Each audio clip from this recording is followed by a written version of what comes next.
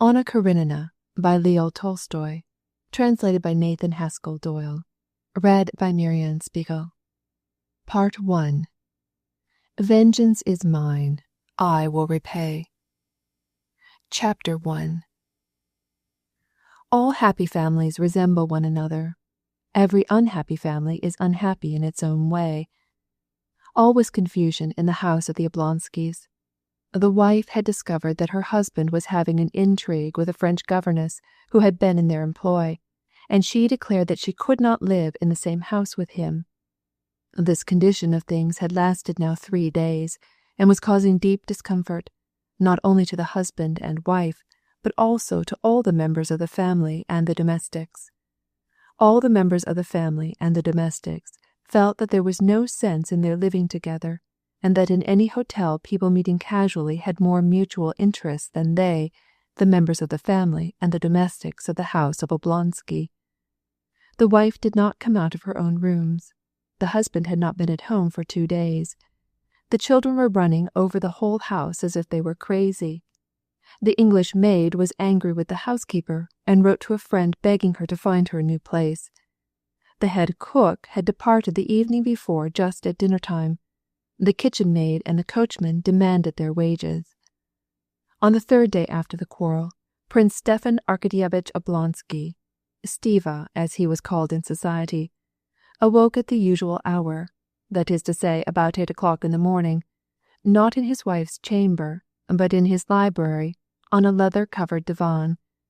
He turned his portly, pampered body on the springs of the divan as if intending to go to sleep again, and as he did so he threw his arm round the cushion and pressed his cheek to it. But suddenly he sat up and opened his eyes. Well, well, how was it? He mused, recalling a dream. Yes, how was it? Yes, Alban was giving a dinner at Darmstadt. No, not at Darmstadt, but it was something American.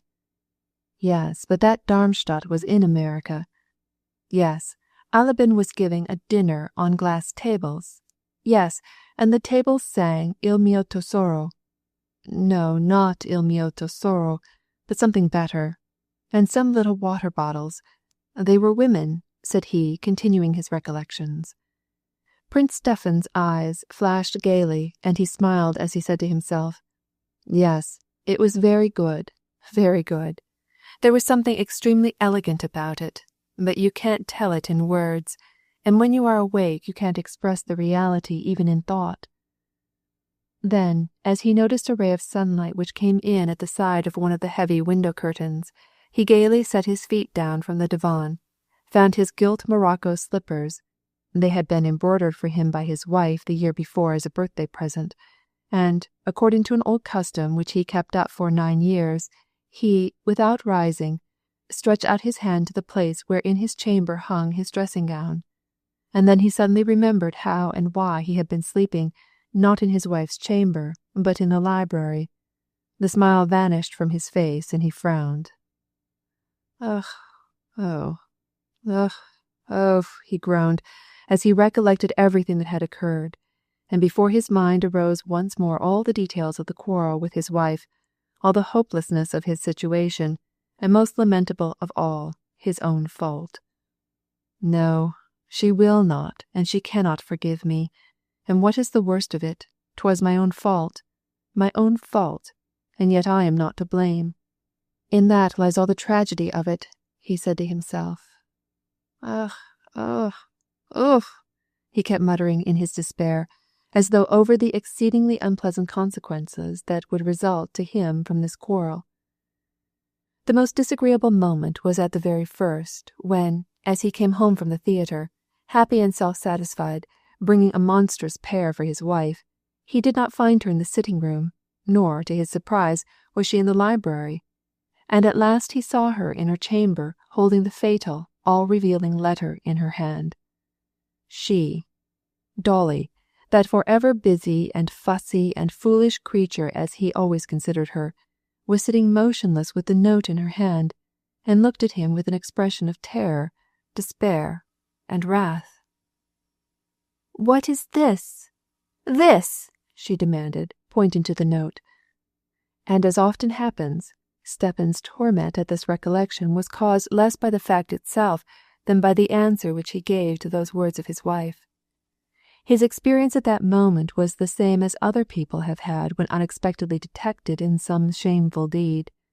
He was unable to prepare his face for the situation caused by his wife's discovery of his sin. Instead of getting offended, denying it, justifying himself, asking forgiveness, or even showing indifference, anything would have been better than what he really did. In spite of himself, by a reflex action of the brain, as Stepan Arkadyevitch explained it, for he loved physiology. Absolutely in spite of himself, he suddenly smiled with his ordinary, good-humored, and therefore stupid smile. He could not forgive himself for that stupid smile. When Dolly saw that smile, she trembled as with physical pain, poured forth a torrent of bitter words, quite in accordance with her natural temper, and fled from the room. Since that time she had not been willing to see her husband. That stupid smile caused the whole trouble, thought Stepan Arkadyevitch. But what is to be done about it? What is to be done? He asked himself in despair, and found no answer. Chapter 2.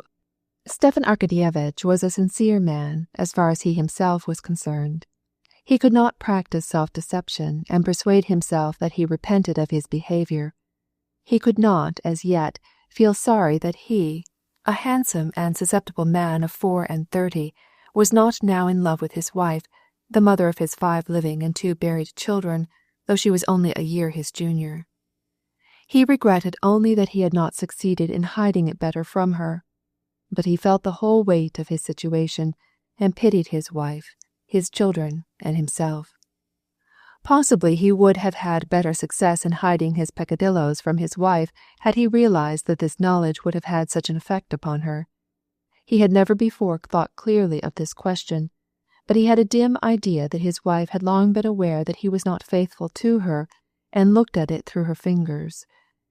As she had lost her freshness, was beginning to look old, was no longer pretty, and far from distinguished and entirely commonplace, though she was an excellent mother of a family, he had thought that she would allow her innate sense of justice to plead for him, but it had proved to be quite the contrary. "Ugh, how wretched! How wretched!" said Prince Stepan to himself over and over, and could not find any way out of the difficulty. And how well everything was going until this happened! How delightfully we lived! She was content, happy with the children. I never interfered with her in any way. I allowed her to do as she pleased with the children and the household. To be sure it was bad that she had been the governess in our own house. That was bad. There is something trivial and common in playing the gallant to one's own governess. But what a governess! He vividly recalled Mademoiselle Roland's black roguish eyes and her smile. But then, while she was here in the house with us, I did not permit myself any liberties, and the worst of all is that she is already, and this must needs happen just to spite me. But what is to be done? There was no answer except that common answer which life gives to all the most complicated and unsolvable questions. This answer: you must live according to circumstances. In other words, forget yourself. But as you cannot forget yourself in sleep, at least till night, as you cannot return to that music which the water-bottle woman sang, therefore you must forget yourself in the dream of life. We shall see by and by, said Stepan Arkadyevitch to himself, and rising he put on his grey dressing-gown with blue silk lining, tied the tassels into a knot, and took a full breath into his ample lungs. Then, with his usual firm step, his legs spread somewhat apart, and easily bearing the solid weight of his body, he went over to the window, lifted the curtain, and loudly rang the bell. It was instantly answered by his old friend and valet, Matva, who came in bringing his clothes, boots, and a telegram. Behind Matva came the barber with the shaving utensils. "Are there any papers from the courthouse?" asked Stepan Arkadyevitch, taking the telegram and taking his seat in front of the mirror. "On the breakfast table," replied Matva, looking inquiringly and with sympathy at his master, and after an instant's pause, added with a sly smile, "They have come from the boss of the livery stable." Stepan Arkadyevitch made no reply, and only looked at Matvey in the mirror. By the look which they interchanged, it could be seen how they understood each other. The look of Stepan Arkadyevitch seemed to ask, "Why did you say that? Don't you know?" Matvey thrust his hands in his jacket pockets, kicked out his leg, and silently, good-naturedly, almost smiling, looked back to his master. "I ordered them to come on Sunday, until then that you and I should not be annoyed without reason," said he, with a phrase evidently ready on his tongue. Stepan Arkadyevitch perceived that Matvey wanted to make some jesting reply and attract attention to himself. Tearing open the telegram, he read it, using his wits to make out the words, that were as usual blindly written, and his face brightened.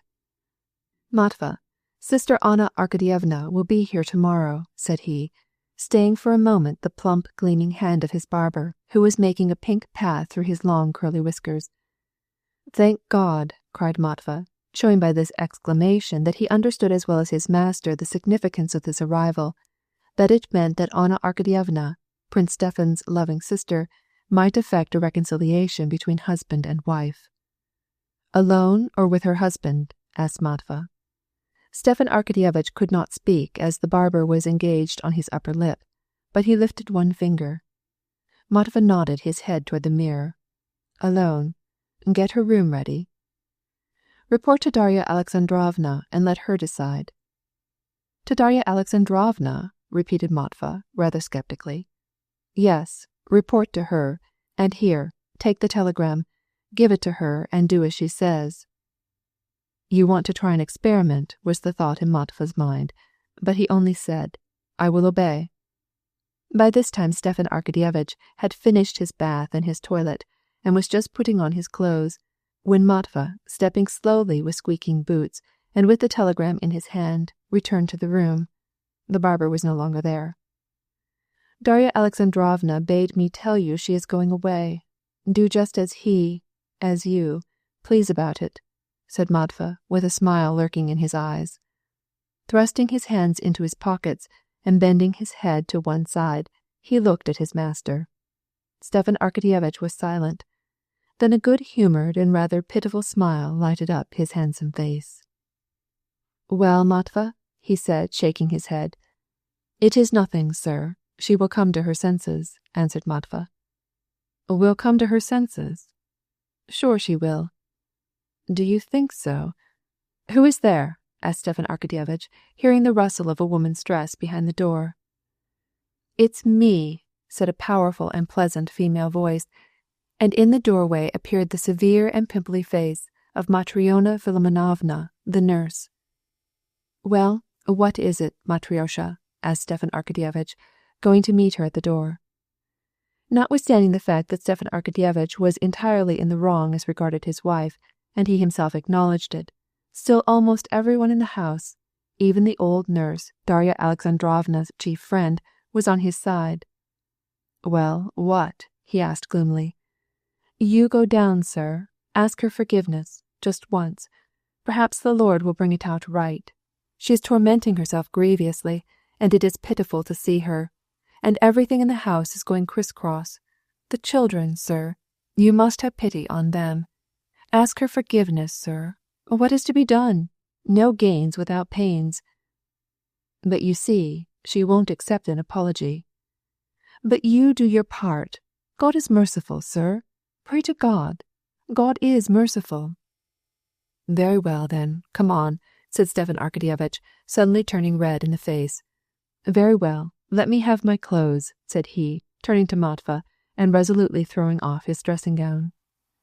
Matvey had everything all ready for him, and stood blowing off something invisible from the shirt, stiff as a horse collar, and with evident satisfaction he put it over his master's well-groomed body. Chapter 3. Having dressed, Stepan Arkadyevitch sprinkled himself with perfume, straightened the sleeves of his shirt, according to his usual routine, put into his various pockets cigarettes, his letter-case, matches, his watch with its double chain and locket, and shaking out his handkerchief, feeling clean, well-perfumed, healthy, and physically happy in spite of his unhappiness, he went out somewhat unsteadily into the dining room, where his coffee was already waiting for him, and next the coffee his letters and the papers from the courthouse. He read the letters.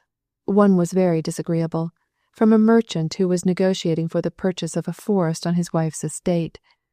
It was necessary to sell this forest, but now nothing could be done about it until a reconciliation was effected with his wife. Most unpleasant it was to think that his pecuniary interests in this approaching transaction were complicated with his reconciliation to his wife. And the thought that he might be influenced by this interest, that his desire for a reconciliation with his wife was on account of the sale of the forest, this thought mortified him. Having finished his letters, Stepan Arkadyevitch took up the papers from the courthouse, rapidly turned over the leaves of 2 deeds, made several notes with a big pencil, and then, pushing them away, took his coffee. While he was drinking, he opened a morning journal still damp and began to read. Stepan Arkadyevitch subscribed to a liberal paper and read it. It was not extreme in its views, but advocated those principles which the majority held. And though he was not really interested in science, or art, or politics, he strongly adhered to such views on all these subjects as the majority, including his paper, advocated, and he changed them only when the majority changed them, or more correctly, he did not change them, but they themselves imperceptibly changed in him. Stepan Arkadyevitch never chose principles or opinions, but these principles and opinions came to him, just as he never chose the shape of a hat or coat, but took those that others wore. And, living as he did in fashionable society, through the necessity of some mental activity, developing generally in a man's best years, it was as indispensable for him to have views as to have a hat. If there was any reason why he preferred liberal views rather than the conservative direction which many of his circle followed, it was not because he found a liberal tendency more rational, but because he found it better suited to his mode of life. The Liberal party declared that everything in Russia was wretched, and the fact was that Stepan Arkadyevitch had a good many debts and was decidedly short of money. The Liberal party said that marriage was a defunct institution and that it needed to be remodeled, and in fact domestic life afforded Stepan Arkadyevitch very little pleasure and compelled him to lie and to pretend what was contrary to his nature. The Liberal party said, or rather took it for granted, that religion is only a curb on the barbarous portion of the community, and in fact Stepan Arkadyevitch could not bear the shortest prayer without pain in his knees, and he could not comprehend the necessity of all these awful and high-sounding words about the other world when it was so pleasant to live in this. Moreover, Stepan Arkadyevitch, who liked a merry jest, was sometimes fond of scandalizing a quiet man by saying that anyone who was proud of his origin ought not to stop at Rurik and deny his earliest ancestor, the monkey. Thus the liberal tendency had become a habit with Stepan Arkadyevitch, and he liked his paper, just as he liked his cigar after dinner, because of the slight haziness which it caused in his brain. He was now reading the leading editorial, which proved that in our day a cry is raised, without reason, over the danger that radicalism may swallow up all the conservative elements, and that government ought to take measures to crush the hydra of revolution, and that, on the contrary, according to our opinion, the danger lies not in this imaginary hydra of revolution, but in the inertia of traditions which block progress, and so on. He read through another article on finance which made mention of Bretham and Mill, and dropped some sharp hints for the ministry. With his peculiar quickness of comprehension he appreciated each point, from whom and against whom and on what occasion it was directed, and this as usual afforded him some amusement. But his satisfaction was poisoned by the remembrance of Matryona's advice and on the unfortunate state of his domestic affairs.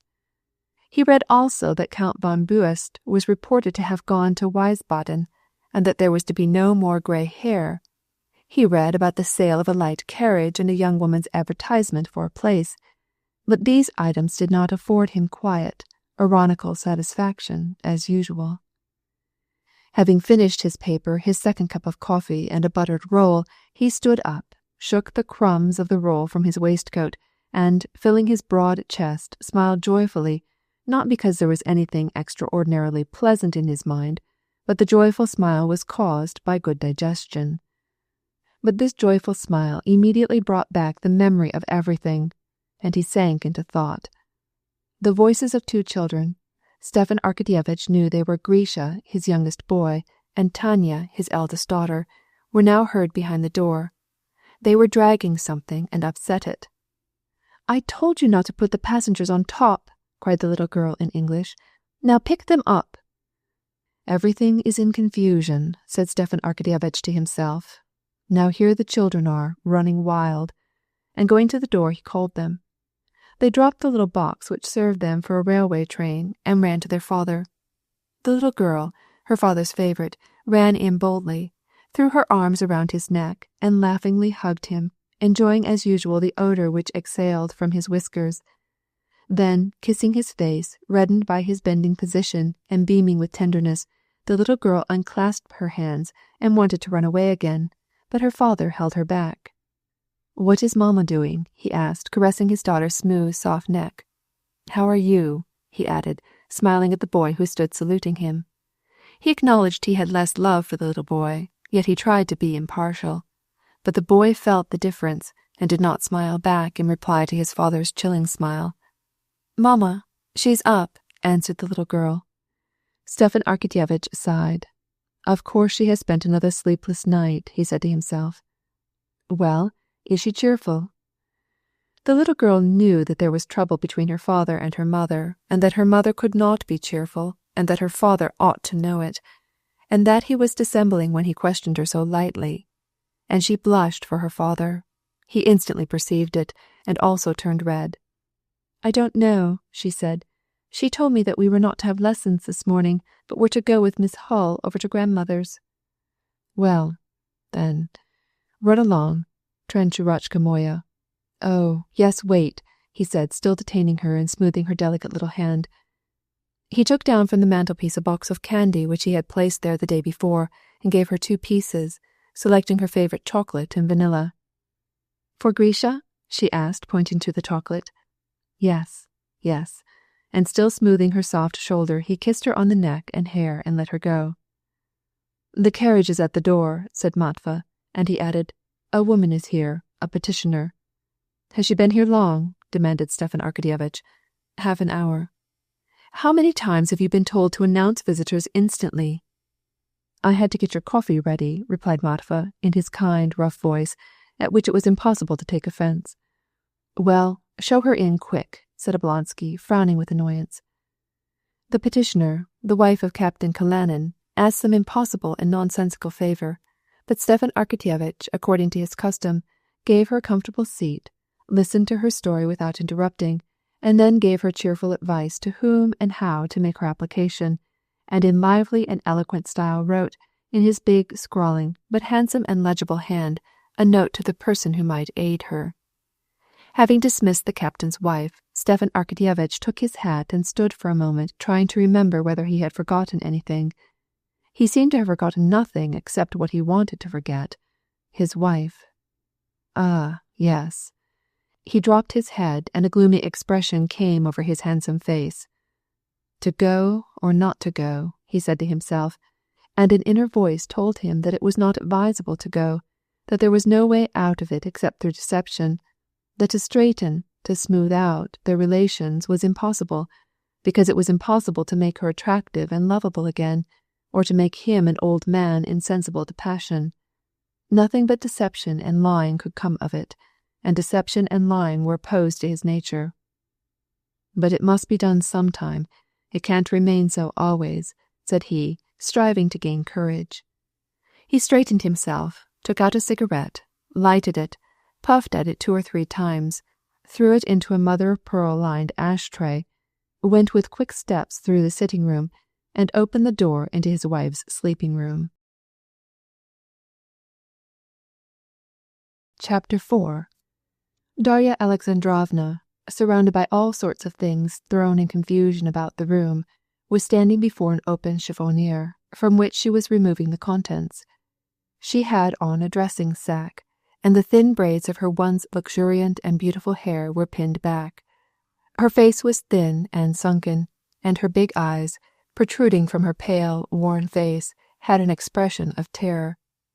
When she heard her husband's steps, she stopped in her work and, gazing at the door, vainly tried to give her face a stern and forbidding expression. She was conscious that she feared him and that she dreaded the coming interview. She was in the act of doing what she had attempted to do a dozen times during those 3 days, gathering up her own effects and those of her children to carry to her mother's house, and again she could not bring herself to do it. Yet now, as before, she said to herself that things could not remain as they were, that she must take some measure to punish him, to put him to shame, to have some revenge on him, if only for a small part of the anguish that he had caused her. She still kept saying that she should leave him, but she felt that it was impossible. It was impossible because she could not cease to consider him her husband and to love him. Moreover, she confessed that if here in her own home she had barely succeeded in looking after her 5 children, it would be far worse where she was going with them.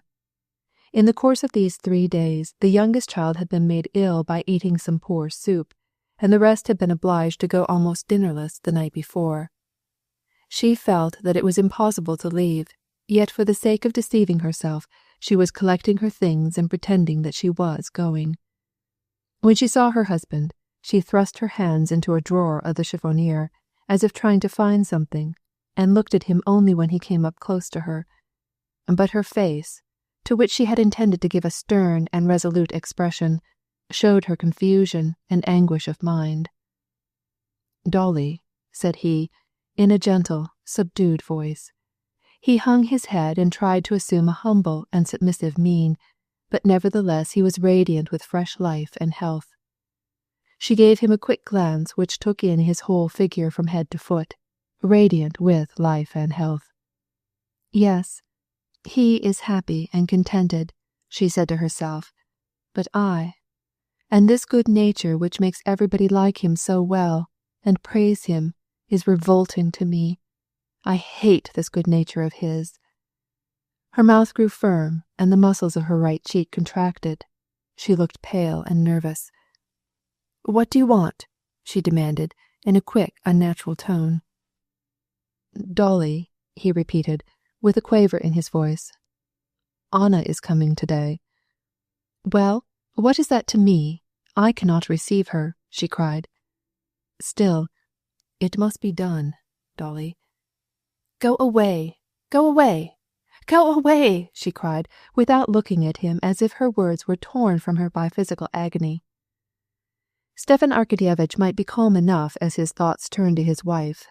He might have some hope that it would all straighten itself out according to Matva's prediction, and he might be able tranquilly to read his morning paper and drink his coffee.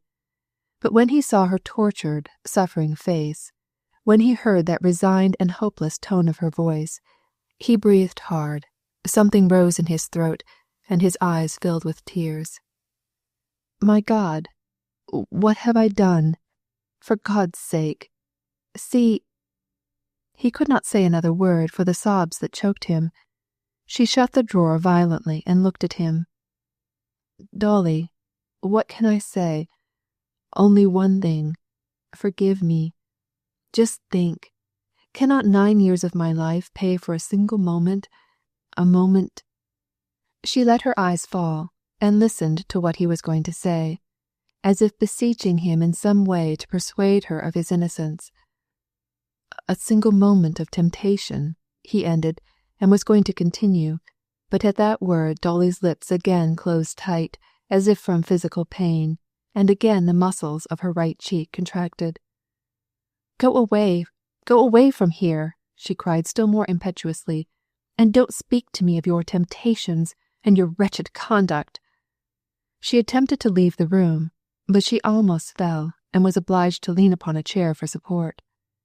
Oblonsky's face grew melancholy, his lips trembled, and his eyes filled with tears. "Dolly," said he, almost sobbing, "for God's sake, think of the children. They are not to blame.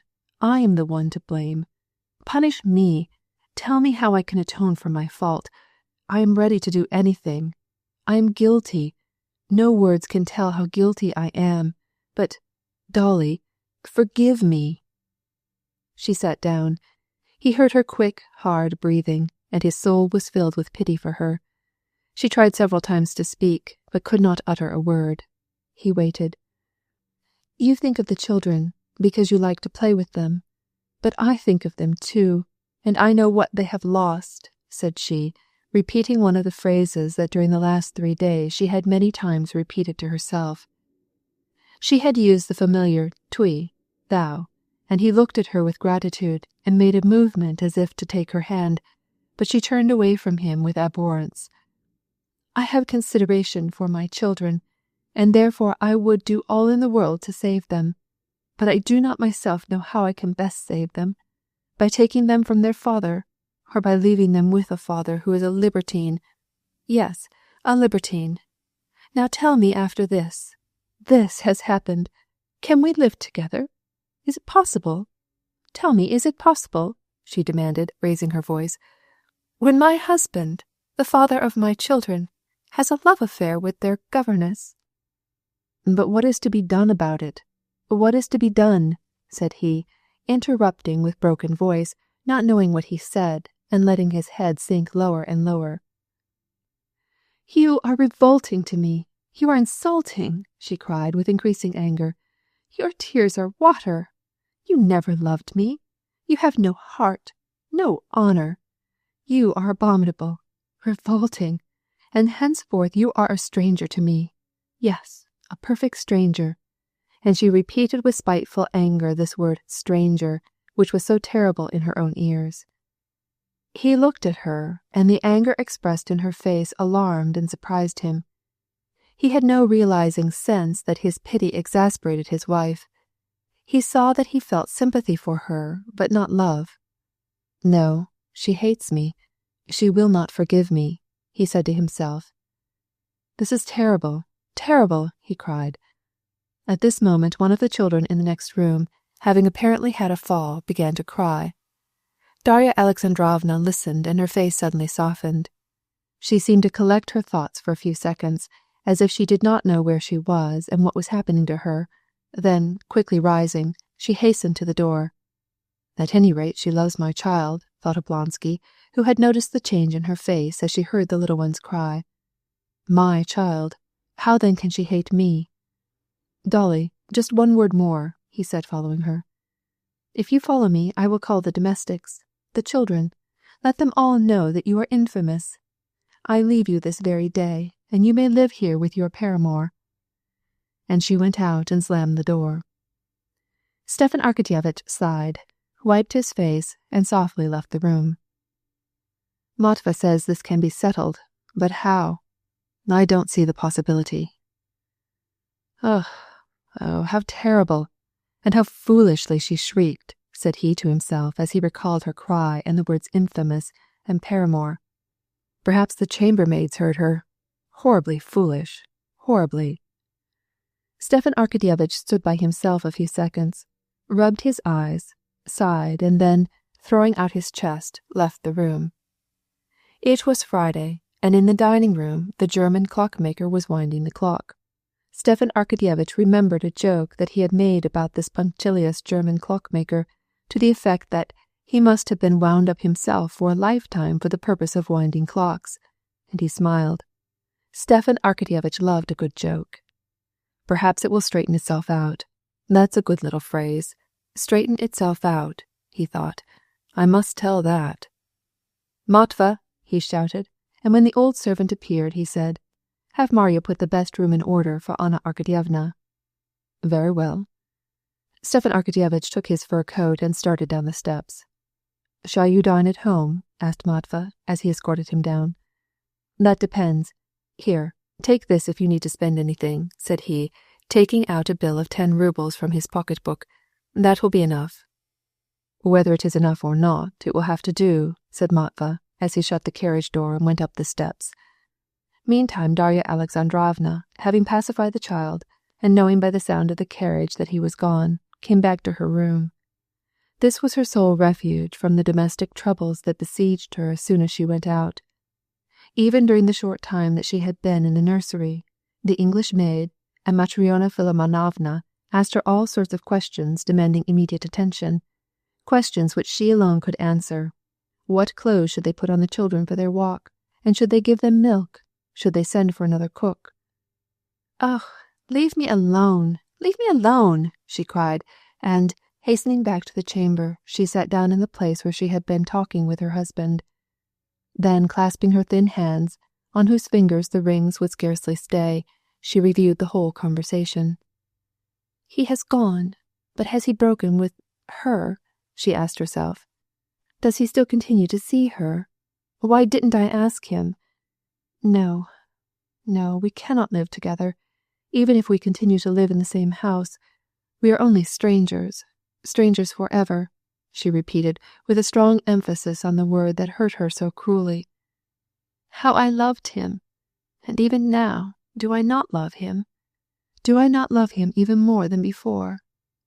That is the most terrible thing," she was beginning to say, but she did not finish out her thought, because Matryona Filimonovna put her head in at the door. "Give orders to send for my brother," said she. "He will get dinner. If you don't, it will be like yesterday, when the children did not have anything to eat for 6 hours." "Very good. I will come and give the order. Have you sent for some fresh milk?" And Darya Alexandrovna entered into her daily tasks, and in them forgot her sorrow for the time being. Chapter 5. Stepan Arkadyevitch had done well at school, by reason of his excellent natural gifts, but he was lazy and mischievous, and consequently had been at the foot of his class. But, in spite of his irregular habits, his low rank in the service, and his youth, he, nevertheless, held an important salaried position as nachalnik, or president of one of the courts in Moscow. This place he had secured through the good offices of his sister Anna's husband, Alexei Alexandrovitch Karenin, who occupied one of the most influential positions in the ministry of which he was a member. But even if Karenin had not been able to get this place for his brother-in-law, 100 other people, brothers, sisters, cousins, second cousins, uncles, aunts, would have got it for Stiva Oblonsky, or some place as good, together with the 6,000 rubles salary which he needed for his establishment, his affairs being somewhat out of order in spite of his wife's considerable fortune. Half the people of Moscow and St. Petersburg were relatives or friends of Stepan Arkadyevitch. He was born into the society of the rich and powerful of this world. A third of the older officials attached to the court and in the government employ had been friends of his father, and had known him from the time when he wore petticoats. A second third addressed him familiarly in the second person singular. The others were hail fellows well met. He had, therefore, as his friends, all those whose function it is to dispense earthly blessings in the shape of places, leases, concessions, and the like, and who could not neglect their own. And so Oblonsky had no special difficulty in obtaining an excellent place. All he had to do was not to shirk, not to be jealous, not to be quarrelsome, not to be thin-skinned, and he never gave way to these faults because of his natural good temper. It would have seemed ridiculous to him if he had been told that he could not have any salaried place that he wanted, because it did not seem to him that he demanded anything extraordinary. He asked only for what his companions were obtaining, and he felt that he was as capable as any of them of performing the duties of such a position. Stepan Arkadyevitch was liked by everyone for his good and amiable character, and his unimpeachable honesty. There was, moreover, something in his brilliant and attractive personality, in his bright, sparkling eyes, his black brows, his hair, his vivid coloring, which exercised a strong physical influence as a friendliness and gaiety on those who came in touch with him. "Ah, Stiva, Oblonsky, here he is," people would generally say, with a smile of pleasure. Even if it happened that the results of meeting him were not particularly gratifying, nevertheless people were just as glad to meet him the second day and the third.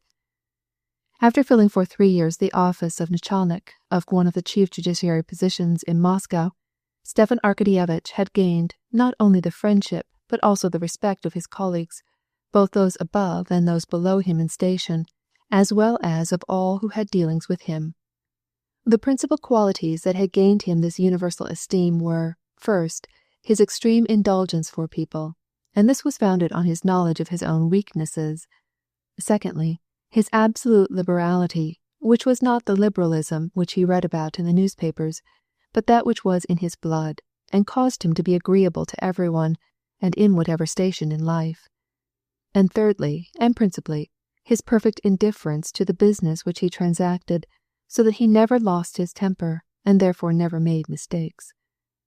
As soon as he reached his tribunal, Stepan Arkadyevitch, escorted by the solemn Swiss who bore his portfolio, went to his little private office, put on his uniform, and proceeded to the courtroom. The clerks and other employees all stood up, bowing eagerly and respectfully. Stepan Arkadyevitch, as usual, hastened to his place, shook hands with his colleagues, and took his seat. He got off some pleasantry and made some remark suitable to the occasion, and then opened the session. No one better than he understood how far to go within the limits of freedom, frankness, and that official dignity which is so useful in the expression of official business.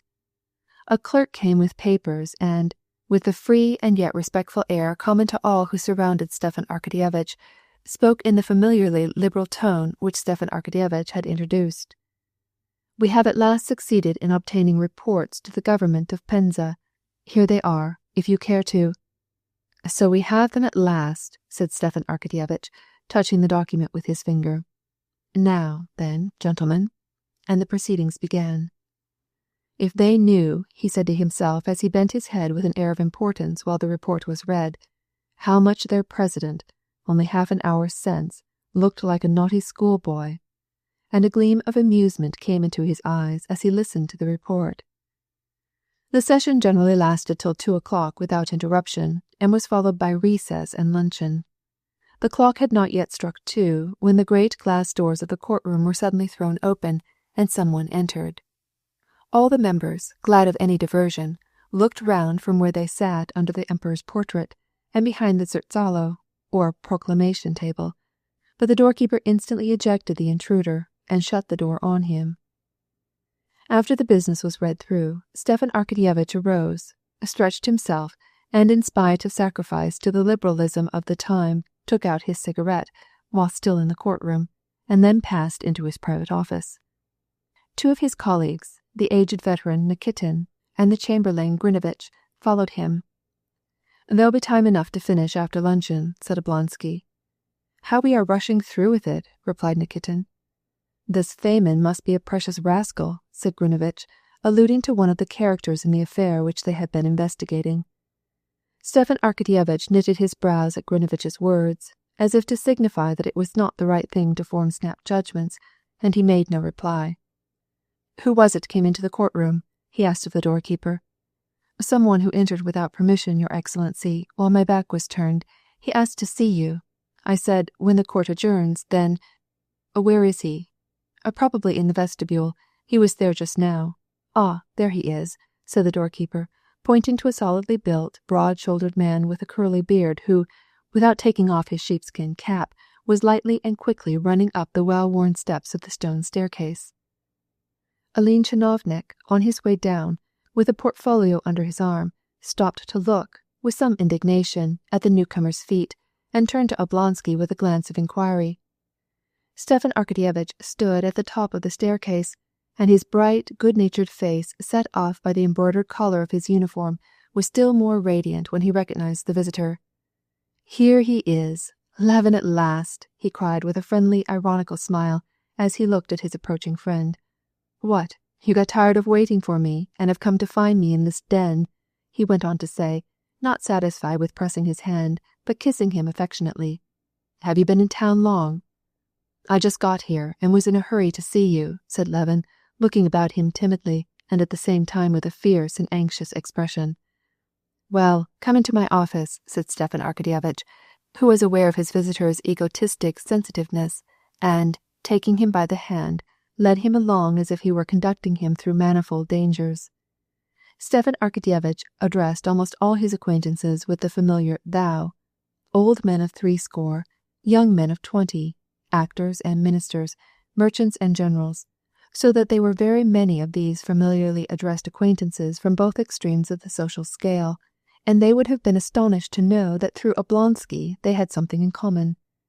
He thus addressed all with whom he had drunk champagne, and he had drunk champagne with everyone, and so when in the presence of his subordinates he met with any of his shameful intimates, as he jestingly called some of his acquaintances, his characteristic tact was sufficient to diminish the disagreeable impressions that they might have. Levin was not one of his shameful intimates, but Oblonsky instinctively felt that Levin might think he would not like to make a display of their intimacy before his subordinates, and so he hastened to take him into his private office. Levin was about the same age as Oblonsky, and their intimacy was not based on champagne alone. Levin was a friend and companion from early boyhood. In spite of the difference in their characters and their tastes, they were fond of each other as friends are who have grown up together. And yet, as often happens among men who have chosen different spheres of activity, each, while approving the work of the other, really despised it. Each believed his own mode of life to be the only rational way of living, while that led by his friend was only an illusion. At the sight of Levin, Oblonsky could not repress a slight ironical smile. How many times had he seen him in Moscow just in from the country, where he had been doing something, though Oblonsky did not know exactly what, and scarcely took any interest in it. Levin always came to Moscow anxious, hurried, a trifle annoyed, and vexed because he was annoyed, and generally bringing with him entirely new and unexpected views of things.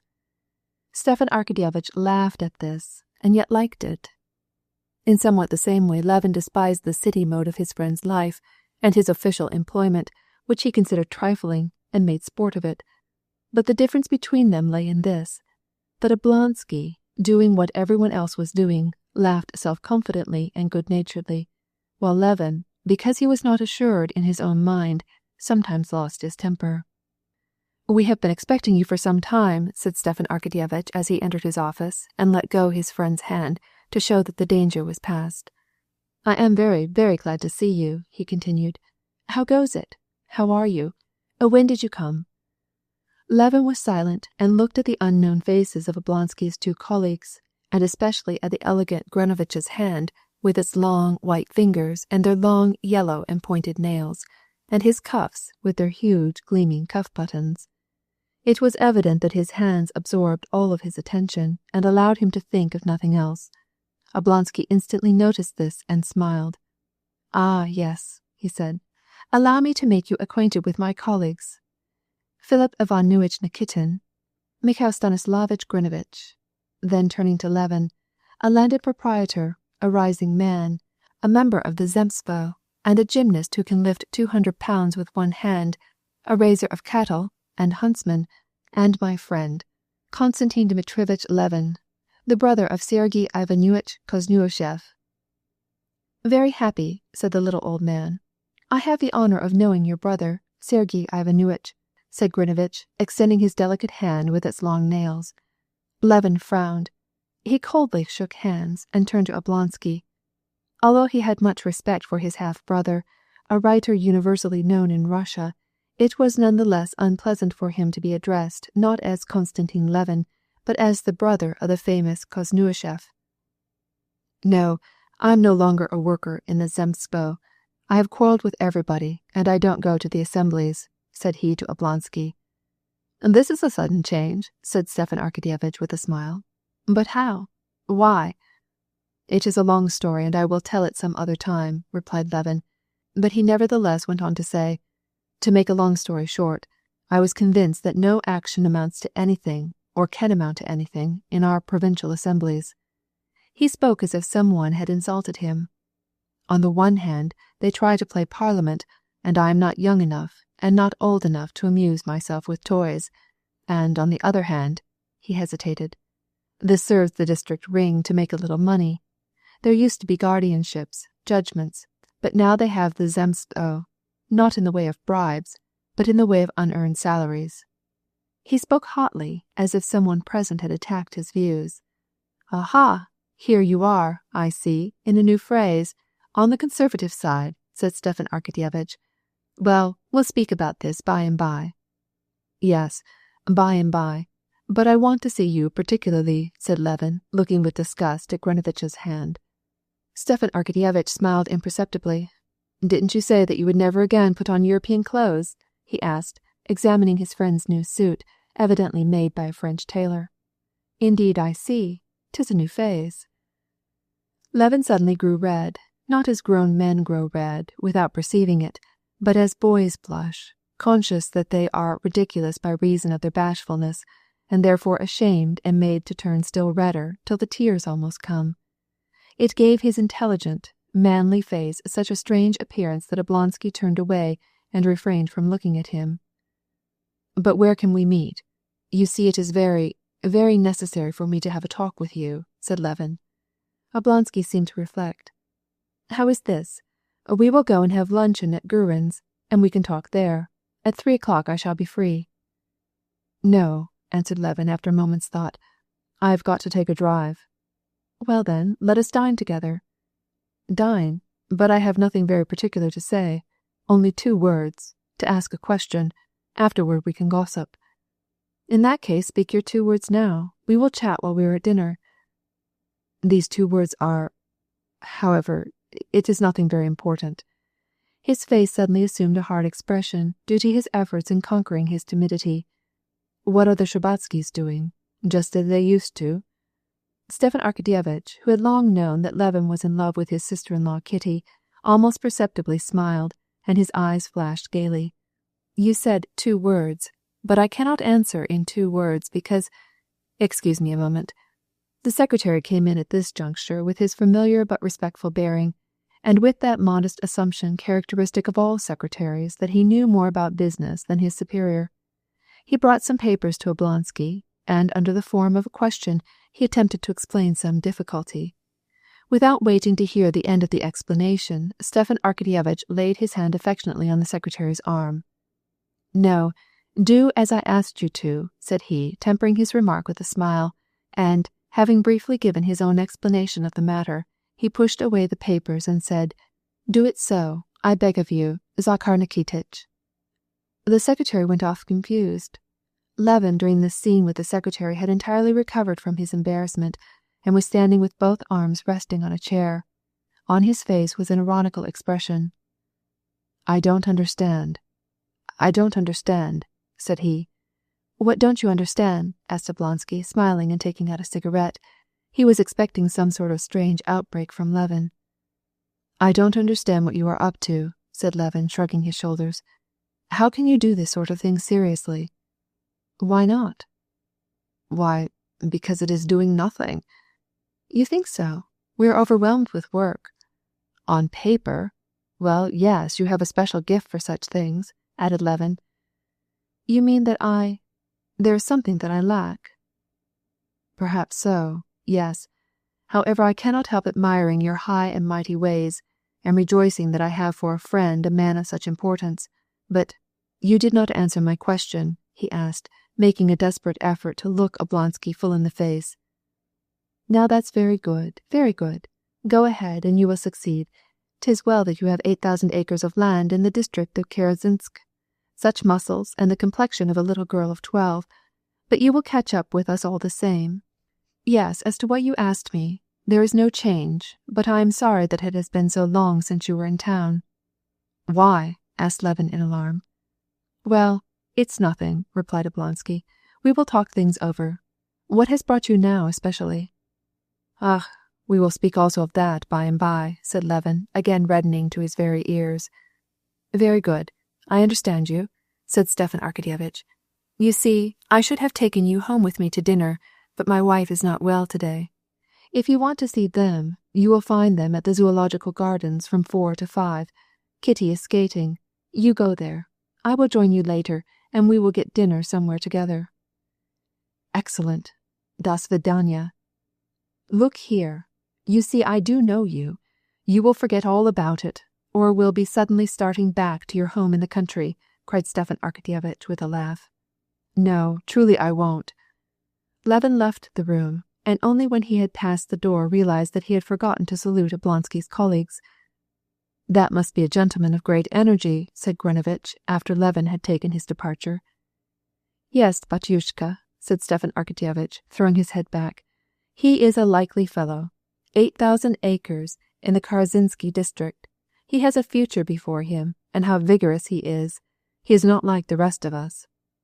"What have you to complain about, Stepan Arkadyevitch?" "Well, things are bad." "Bad," replied Stepan Arkadyevitch, sighing heavily. Chapter 6. When Oblonsky asked Levin for what special reason he had come, Levin grew red in the face, and he was angry with himself because he grew red. But how could he have replied, "I have come to ask the hand of your sister-in-law"? Yet he had come for that single purpose. The Levin and the Shtcherbatsky families, belonging to the old nobility of Moscow, had always been on intimate and friendly terms. During Levin's student life the bond had grown stronger.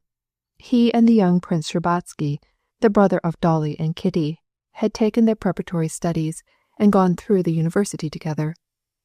At that time Levin was a frequent visitor at the Shtcherbatskys and was in love with the house. Strange as it may seem, he was in love with the house itself, with the family, especially with the feminine portion.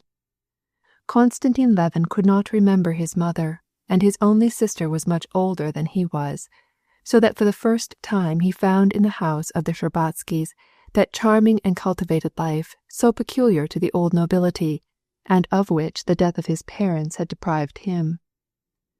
All the members of this family, but especially the ladies, seemed to him to be surrounded with a mysterious and poetic halo.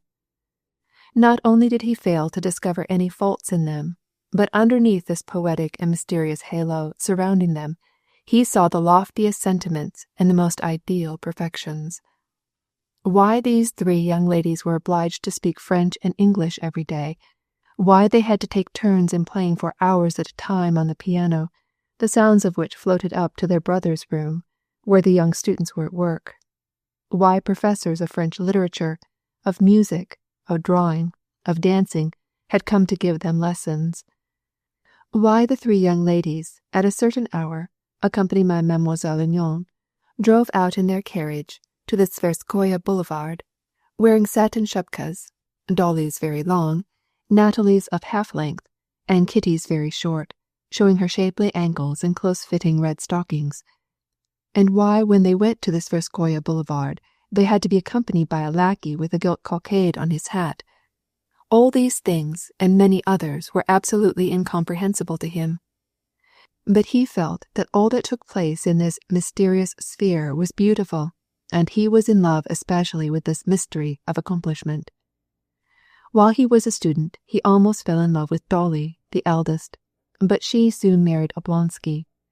Then he began to be in love with the second. It was as if he felt it to be a necessity to love one of the three, only he could not decide which one he liked the best.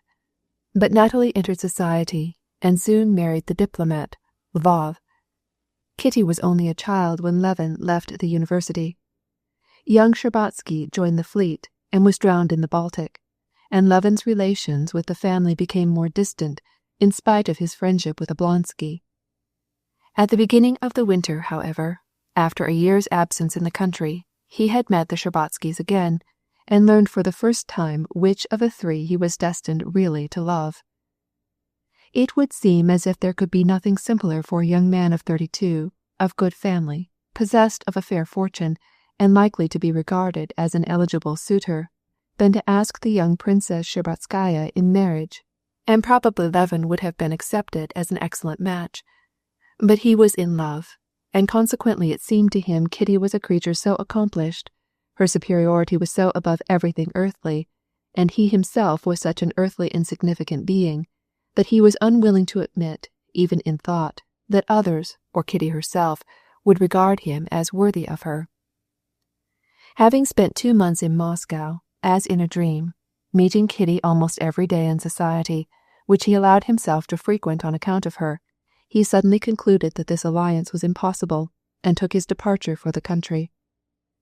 Levin's conclusion that it was impossible was reached by reasoning that in her parents' eyes he was not a suitor sufficiently advantageous or suitable for the beautiful Kitty, and that Kitty herself could not love him.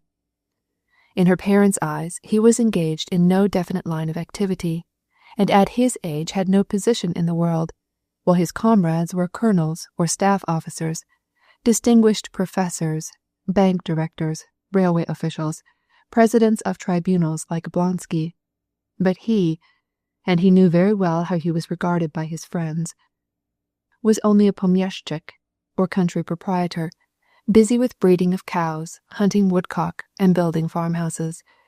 In other words, he was an incapable youth who had accomplished nothing, and who, in the eyes of society, was doing just what men do who have made a failure.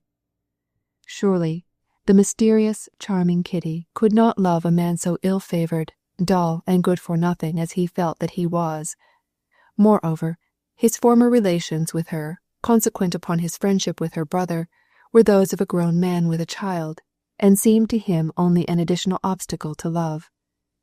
It was possible, he thought, for a girl to have a friendship for a good, homely man, such as he considered himself to be.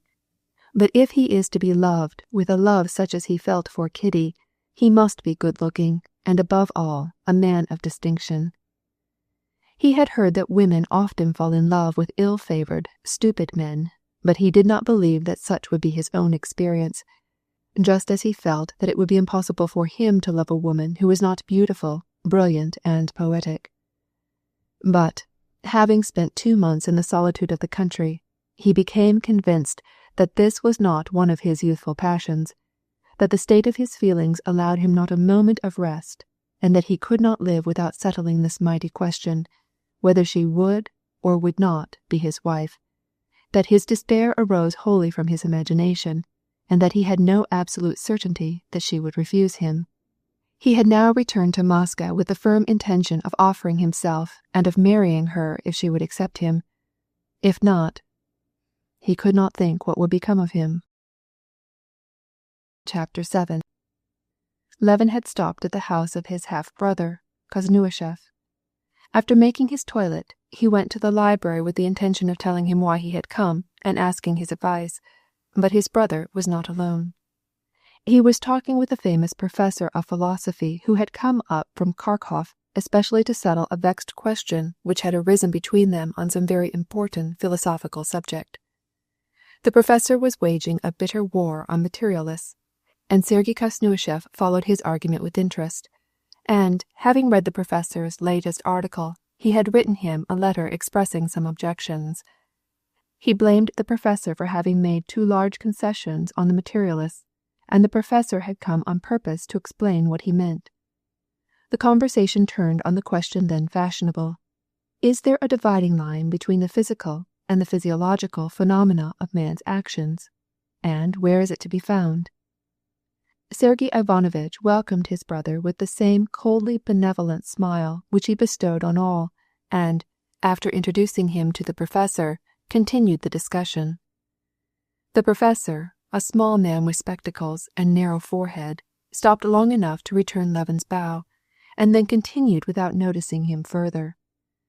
Levin sat down to wait till the professor should go, but soon began to feel interested in the discussion. He had read in the reviews articles on this subject, but he had read them with only that general interest which a man who has studied the natural sciences at the university is likely to take in their development.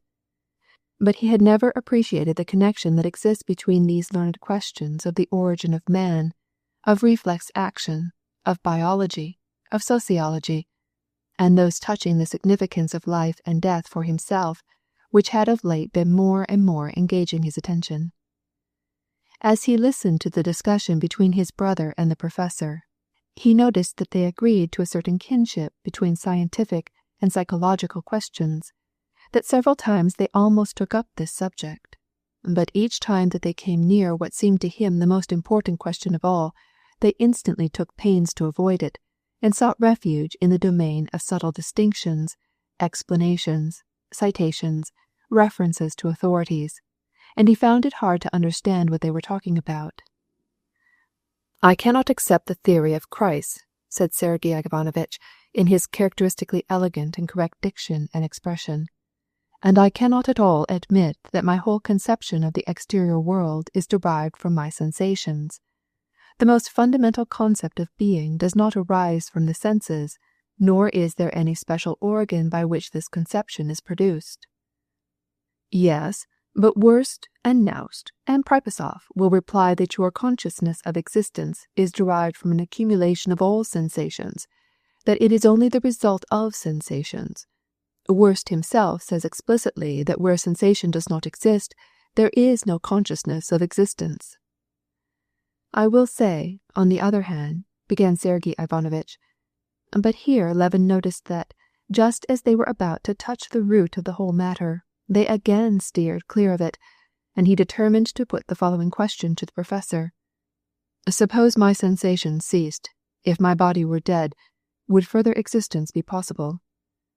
The professor, with some vexation and, as it were, intellectual anger at this interruption, looked at the strange questioner as if he took him for a clown rather than a philosopher, and turned his eyes to Sergei Ivanovitch as if to ask, "What does this man mean?"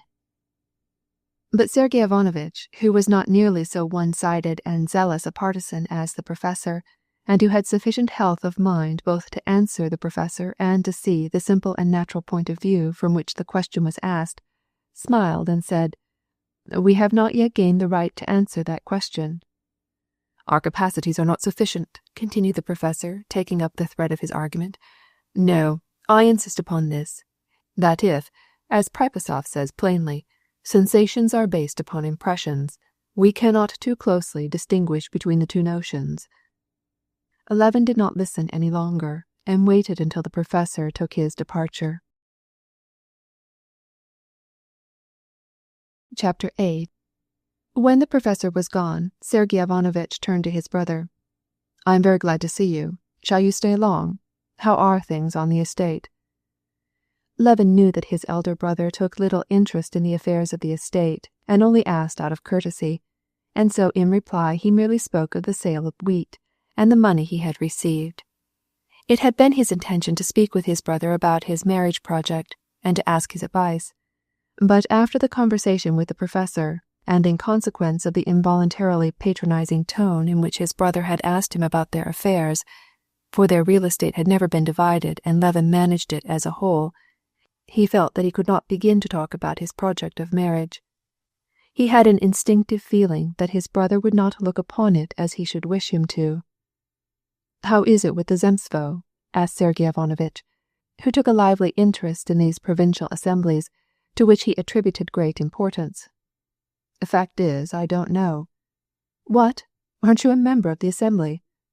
"No, I am no longer a member. I have not been going, and don't intend to go any more," said Levin. "It's too bad," murmured Sergei Ivanovitch, frowning. Levin, in justification, described what had taken place at the meetings of his district assembly. "But it is forever thus," exclaimed Sergei Ivanovitch, interrupting. "We Russians are always like this. Possibly it is one of our good traits that we are willing to see our faults, but we exaggerate them. We take delight in irony, which comes natural to our language. If such rights as we have, if our provincial institutions were given to any other people in Europe, Germans or English, I tell you, they would derive liberty from them, but we only turn them into sport." "But what is to be done?" asked Levin, penitently. "It was my last attempt. I tried with all my heart. I cannot do it. I am helpless." "Not helpless," said Sergei Ivanovitch. "You did not look at the matter in the right light." "Perhaps not," replied Levin in a melancholy tone. "Do you know, Brother Nikolai has been in town again?" Nikolai was Konstantin Levin's own brother, and Sergei Ivanovitch's half-brother, standing between them in age.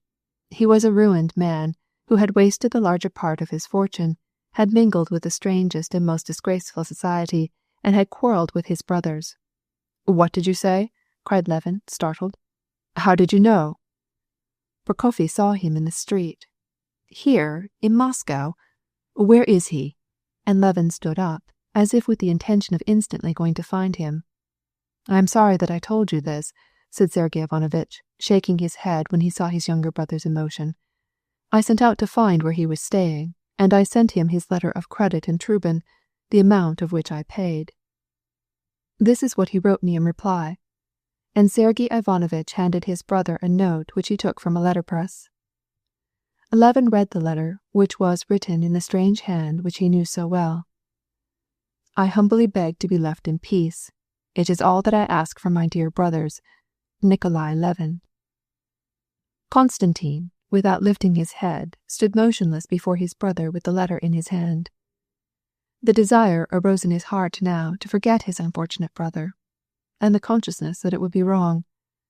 He evidently wants to insult me, continued Sergei Ivanovitch, but it is impossible. I wish with all my soul that I might help him, and yet I know that I shall not succeed. Yes, replied Levin. I understand, and I appreciate your treatment of him, but I am going to him. Go, by all means, if it will give you pleasure, said Sergei Ivanovitch, but I would not advise it. Not on my account, because I fear that he might make a quarrel between us, but on your own account, I advise you not to go. He can't be helped. However, do as you think best. Perhaps he can't be helped, but I feel especially at this moment. This is quite another reason. I feel that I could not be contented. Well, I don't understand you, said Sergei Ivanovitch, but one thing I do understand, he added. This is a lesson in humility. Since Brother Nikolai has become the man he is, I look with greater indulgence on what people call abjectness. Do you know what he has done? Oh, it is terrible, terrible, replied Levin. Having obtained from his brother's servant Nikolai's address, Levin set out to find him, but on second thought changed his mind and postponed his visit till evening. Before all, he must decide the question that had brought him to Moscow, in order that his mind might be free. He had therefore gone directly to Oblonsky, and having learned where he could find the Shtcherbatskys, he went where he was told that he would meet Kitty. Chapter 9. About 4 o'clock Levin dismissed his izvoshchik at the entrance of the zoological garden, and with beating heart followed the path that led to the ice mountains and the skating pond, for he knew that he should find Kitty there, having seen the Shtcherbatskys' carriage at the gate. It was a clear, frosty day. At the entrance of the garden were drawn up rows of carriages and sleighs. Hired drivers and policemen stood on the watch.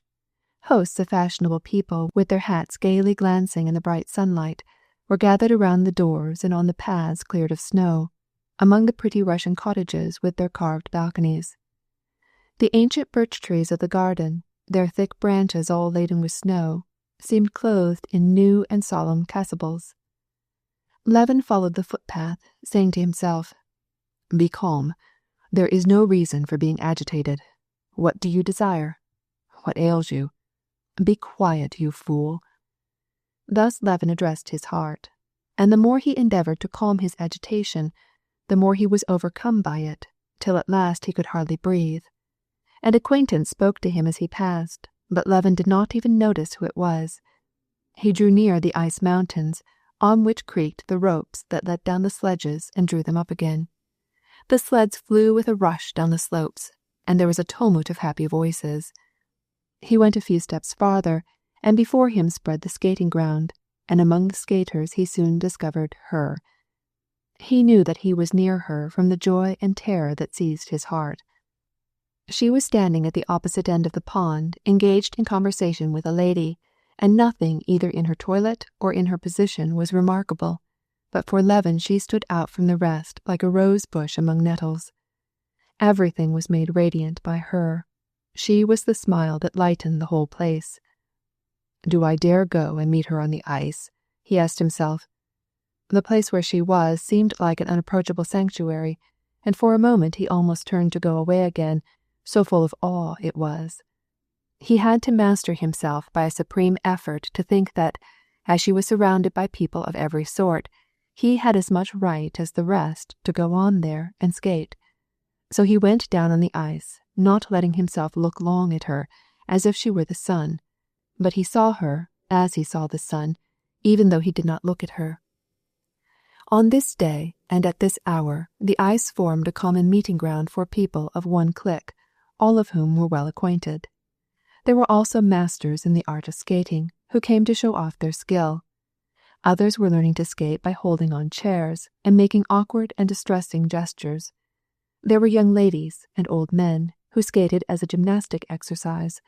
All seemed to Levin to be the happy children of fortune because they were near Kitty.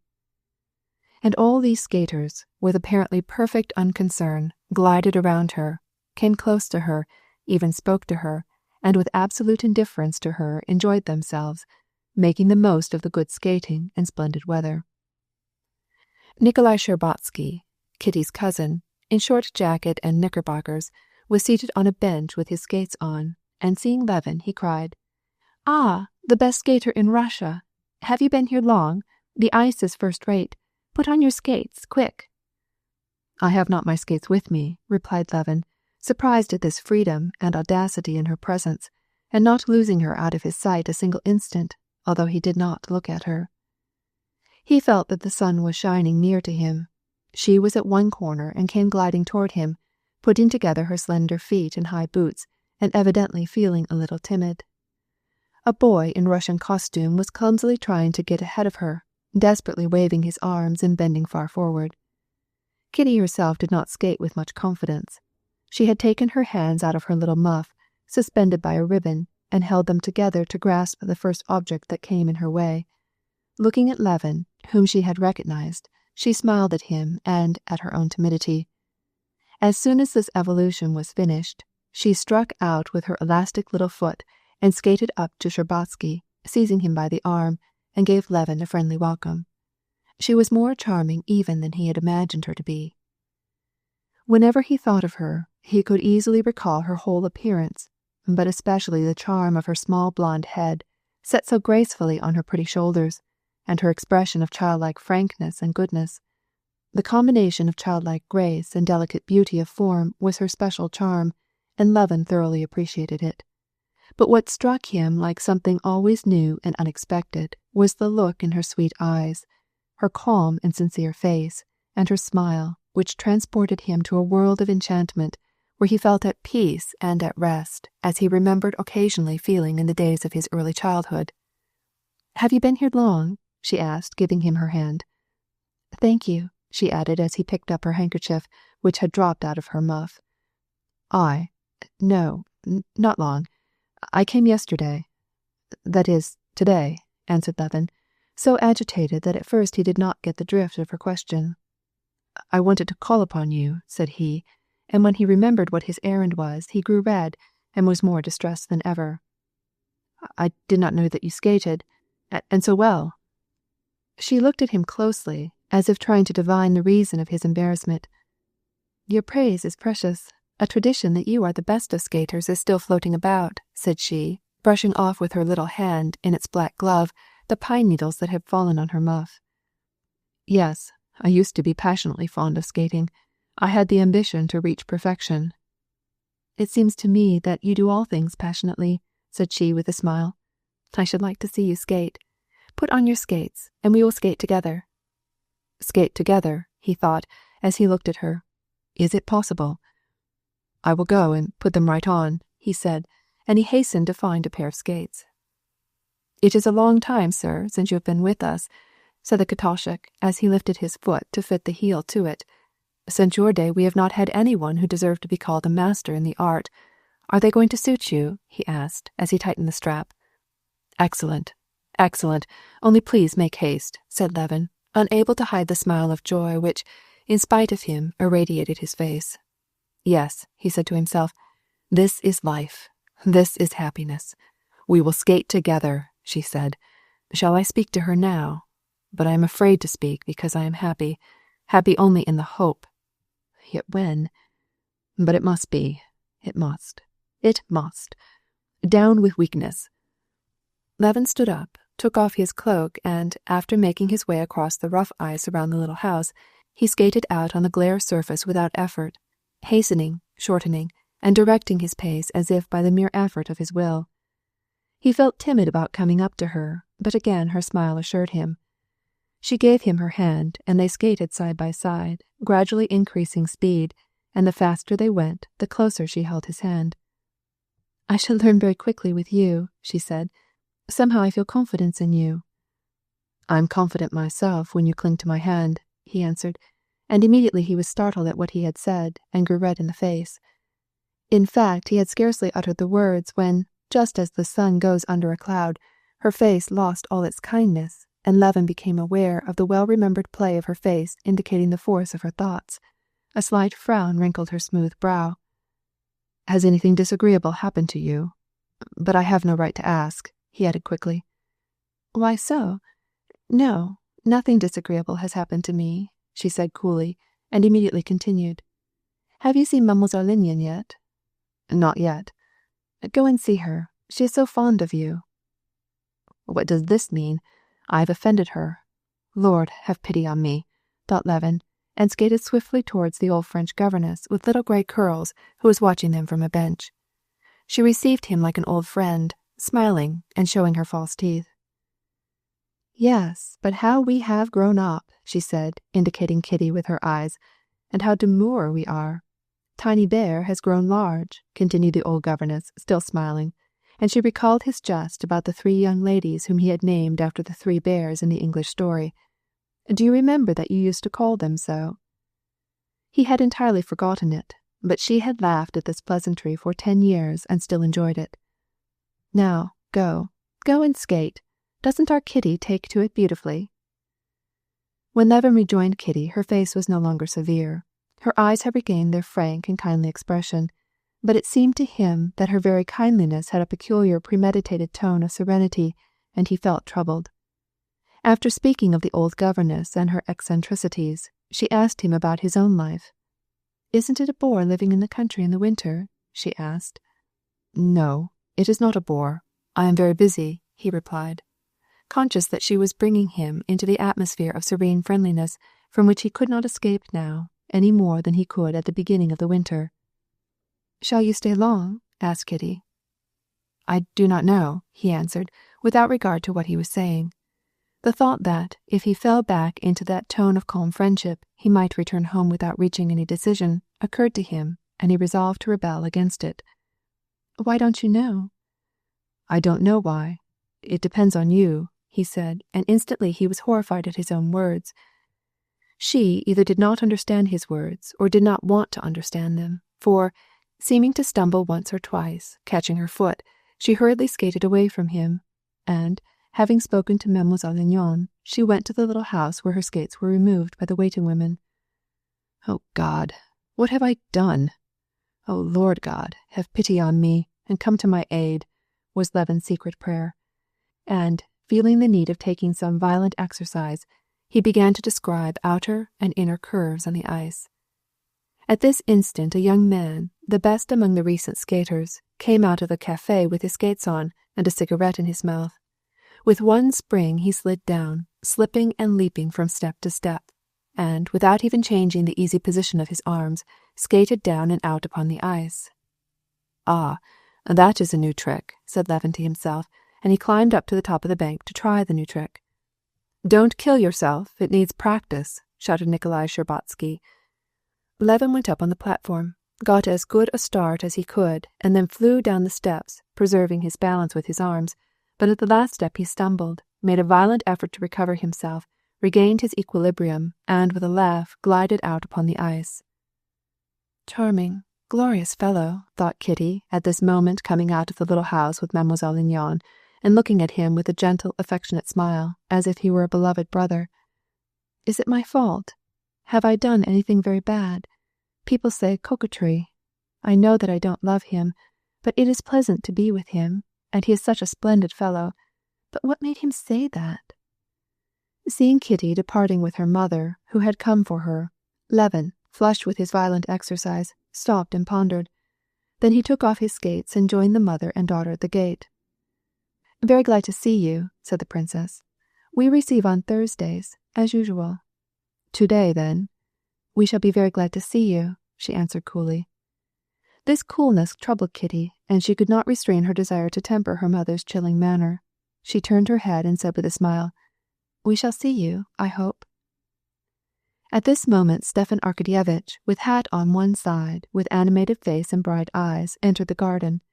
But as he came up to his wife's mother, he assumed a melancholy and humiliated expression, and replied to the questions which she asked about Dolly's health. When he had finished speaking in a low and broken voice with his mother-in-law, he straightened himself up and took Levin's arm. "Now then, shall we go? I've been thinking of you all the time, and I am very glad that you came," he said, with a significant look into his eyes. Come on," replied the happy Levin, who did not cease to hear the sound of a voice saying, "We shall see you, I hope," or to recall the smile that accompanied the words. "At the Angela or at the Hermitage?" "It's all the same to me." "At the Angela, then," said Stepan Arkadyevitch, making this choice because he owed more there than at the Hermitage, and it seemed unworthy of him, so to speak, to avoid this restaurant. "You have an izvoshchik? So much the better, for I sent off my carriage." While they were on the way, the friends did not exchange a word. Levin was pondering on the meaning of the change in the expression of Kitty's face, and at one moment persuaded himself that there was hope, and at the next plunged into despair. And he saw clearly that his hope was unreasonable. Nevertheless, he felt that he was another man since he had heard those words, "We shall see you, I hope," and seen her smile. Stepan Arkadyevitch was in the meantime making out the menu for their dinner. "You like turbot, don't you?" were his first words on entering the restaurant. "What?" exclaimed Levin. "Turbot. Yes, I am excessively fond of turbot." Chapter 10. Levin could not help noticing, as they entered the restaurant, how Stepan Arkadyevitch's face and whole person seemed to shine with restrained happiness. Oblonsky took off his overcoat, and, with hat over one ear, marched toward the dining room, giving, as he went, his orders to the Tartars who in swallow-tails with napkins came hurrying to meet him. Bowing right and left to his acquaintances, who here, as everywhere, seemed delighted to see him, he went directly to the bar and took some vodka and a little fish, and said something comical to the barmaid, a pretty, curly-haired French girl, painted and covered with ribbons and lace, so that she burst into a peal of laughter. But Levin would not drink any vodka simply because the sight of this French creature, all made up, apparently, of false hair, rice powder, and vinegar de toilette, was revolting to him. He turned away from her quickly, with disgust, as from some horrid place. His whole soul was filled with memories of Kitty, and his eyes shone with triumph and happiness. "This way, Your Excellency. Come this way, and Your Excellency will not be disturbed," said a specially obsequious old Tartar, whose monstrous hips made the tails of his coat stick out behind. "Will you come this way, Your Excellency?" he said to Levin, as a sign of respect for Stepan Arkadyevitch, whose guest he was. In a twinkling he had spread a fresh cloth on the round table, which, already covered, stood under the bronze chandelier. Then, bringing two velvet chairs, he stood waiting for Stepan Arkadyevitch's orders, holding in one hand his napkin and his order card in the other. "If Your Excellency would like to have a private room, one will be at your service in a few moments. Prince Galitzin and a lady. We have just received fresh oysters." "Ah, oysters." Stepan Arkadyevitch reflected. "Supposing we change our plan, Levin," said he, with his finger on the bill of fare. His face showed serious hesitation. "But are the oysters good? Pay attention." "They are from Flensburg, Your Excellency. There are none from Ostend." "Flensburg oysters are well enough, but are they fresh?" "They came yesterday." "Very good. What do you say? To begin with oysters, and then make a complete change in our menu. What say you?" "It's all the same to me. I'd like best of all some shki and kashka, but you can't get them here." "Kasha a la Russa, if you would like to order it," said the Tartar, bending over toward Levin as a nurse bends toward a child. "No, jesting aside, whatever you wish is good. I've been skating and should like something to eat. Don't imagine," he added, as he saw an expression of disappointment on Oblonsky's face, "that I do not appreciate your selection. I can eat a good dinner with pleasure." "It should be more than that. You should say that it is one of the pleasures of life," said Stepan Arkadyevitch. "In this case, little brother mine, give us 2 or... No, that's not enough. 3 dozen oysters, vegetable soup." "Printanière," suggested the Tartar. But Stepan Arkadyevitch did not allow him the pleasure of enumerating the dishes in French, and continued, "Vegetable soup, you understand. Then turbot with thick sauce. Then roast beef, but see to it that it's all right. Yes, some capon, and lastly, some preserve." The Tartar, remembering Stepan Arkadyevitch's caprice of not calling the dishes by their French names, instead of repeating them after him, waited till he had finished, then gave himself the pleasure of repeating the order according to the bill of fare. Potage printanière, tout beau, sauce beaumarchais, poulard à l'estran, macédoine de froid. Then instantly, as if moved by a spring, he substituted for the bill of fare the wine list, which he presented to Stepan Arkadyevitch. What shall we drink? Whatever you please, only not much. Champagne, suggested Levin. What? At the very beginning? But you may be right. Why not? Do you like the white seal? Cachet blanc, replied the Tartar. Well, then, give us that brand with the oysters. Then we'll see. It shall be done, sir. And what table wine shall I bring you? Some Nuits. No, hold on. Give us some classic Chablis. It shall be done, sir. And will you order some of your cheese?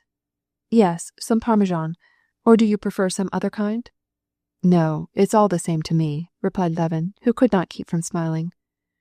The Tartar disappeared on the trot, with his coat-tails flying out behind him. 5 minutes later he came with a platter of oysters opened and on the shell, and with a bottle in his hand. Stepan Arkadyevitch crumpled up his well-starched napkin, tucked it into his waistcoat, calmly stretched out his hands, and began to attack the oysters. Not bad at all, he said, as he lifted the succulent oysters from their shells with a silver fork, and swallowed them one by one. Not bad at all, he repeated, looking from Levin to the Tartar, his eyes gleaming with satisfaction. Levin also ate his oysters, although he would have preferred white bread and cheese, but he could not help admiring Oblonsky. Even the Tartar, after uncorking the bottle and pouring the sparkling wine into wide, delicate glass cups, looked at Stepan Arkadyevitch with a noticeable smile of satisfaction while he adjusted his white necktie. You are not very fond of oysters, are you? Asked Stepan Arkadyevitch, draining his glass. Or are you preoccupied? Hey? He wanted Levin to be in good spirits, but Levin was anxious if he was not downcast. His heart being so full, he found himself out of his element in this restaurant, amid the confusion of guests coming and going, surrounded by the private rooms where men and women were dining together. Everything was repugnant to his feelings, the whole outfit of bronzes and mirrors, the gas and the Tartars. He felt that the sentiment that occupied his soul would be defiled. Yes, I am a little absent-minded, but besides, everything here confuses me. You can't imagine, he said, how strange all these surroundings seem to a countryman like myself. It's like the fingernails of that gentleman whom I met at your office. Yes, I noticed that poor Grinovich's fingernails interested you greatly, said Stepan Arkadyevitch, laughing. It is of no use, said Levin. Suppose you come to me and try the standpoint of a man accustomed to living in the country. We in the country try to have hands suitable to work with, therefore we cut off our fingernails, and oftentimes we even turn back our sleeves. But here men let their nails grow as long as possible, and so as to be sure of not being able to do any work with their hands, they fasten their sleeves with plates for buttons. Stepan Arkadyevitch smiled gaily. That is a sign that he has no need of manual labor. It is brain work. Perhaps so. Yet it seems strange to me. No less than this that we are doing here. In the country we make haste to get through our meals so as to be at work again. But here you and I are doing our best to eat as long as possible without getting satisfied, and so we are eating oysters. Well, there's something in that, replied Stepan Arkadyevitch. But the aim of civilization is to translate everything into enjoyment.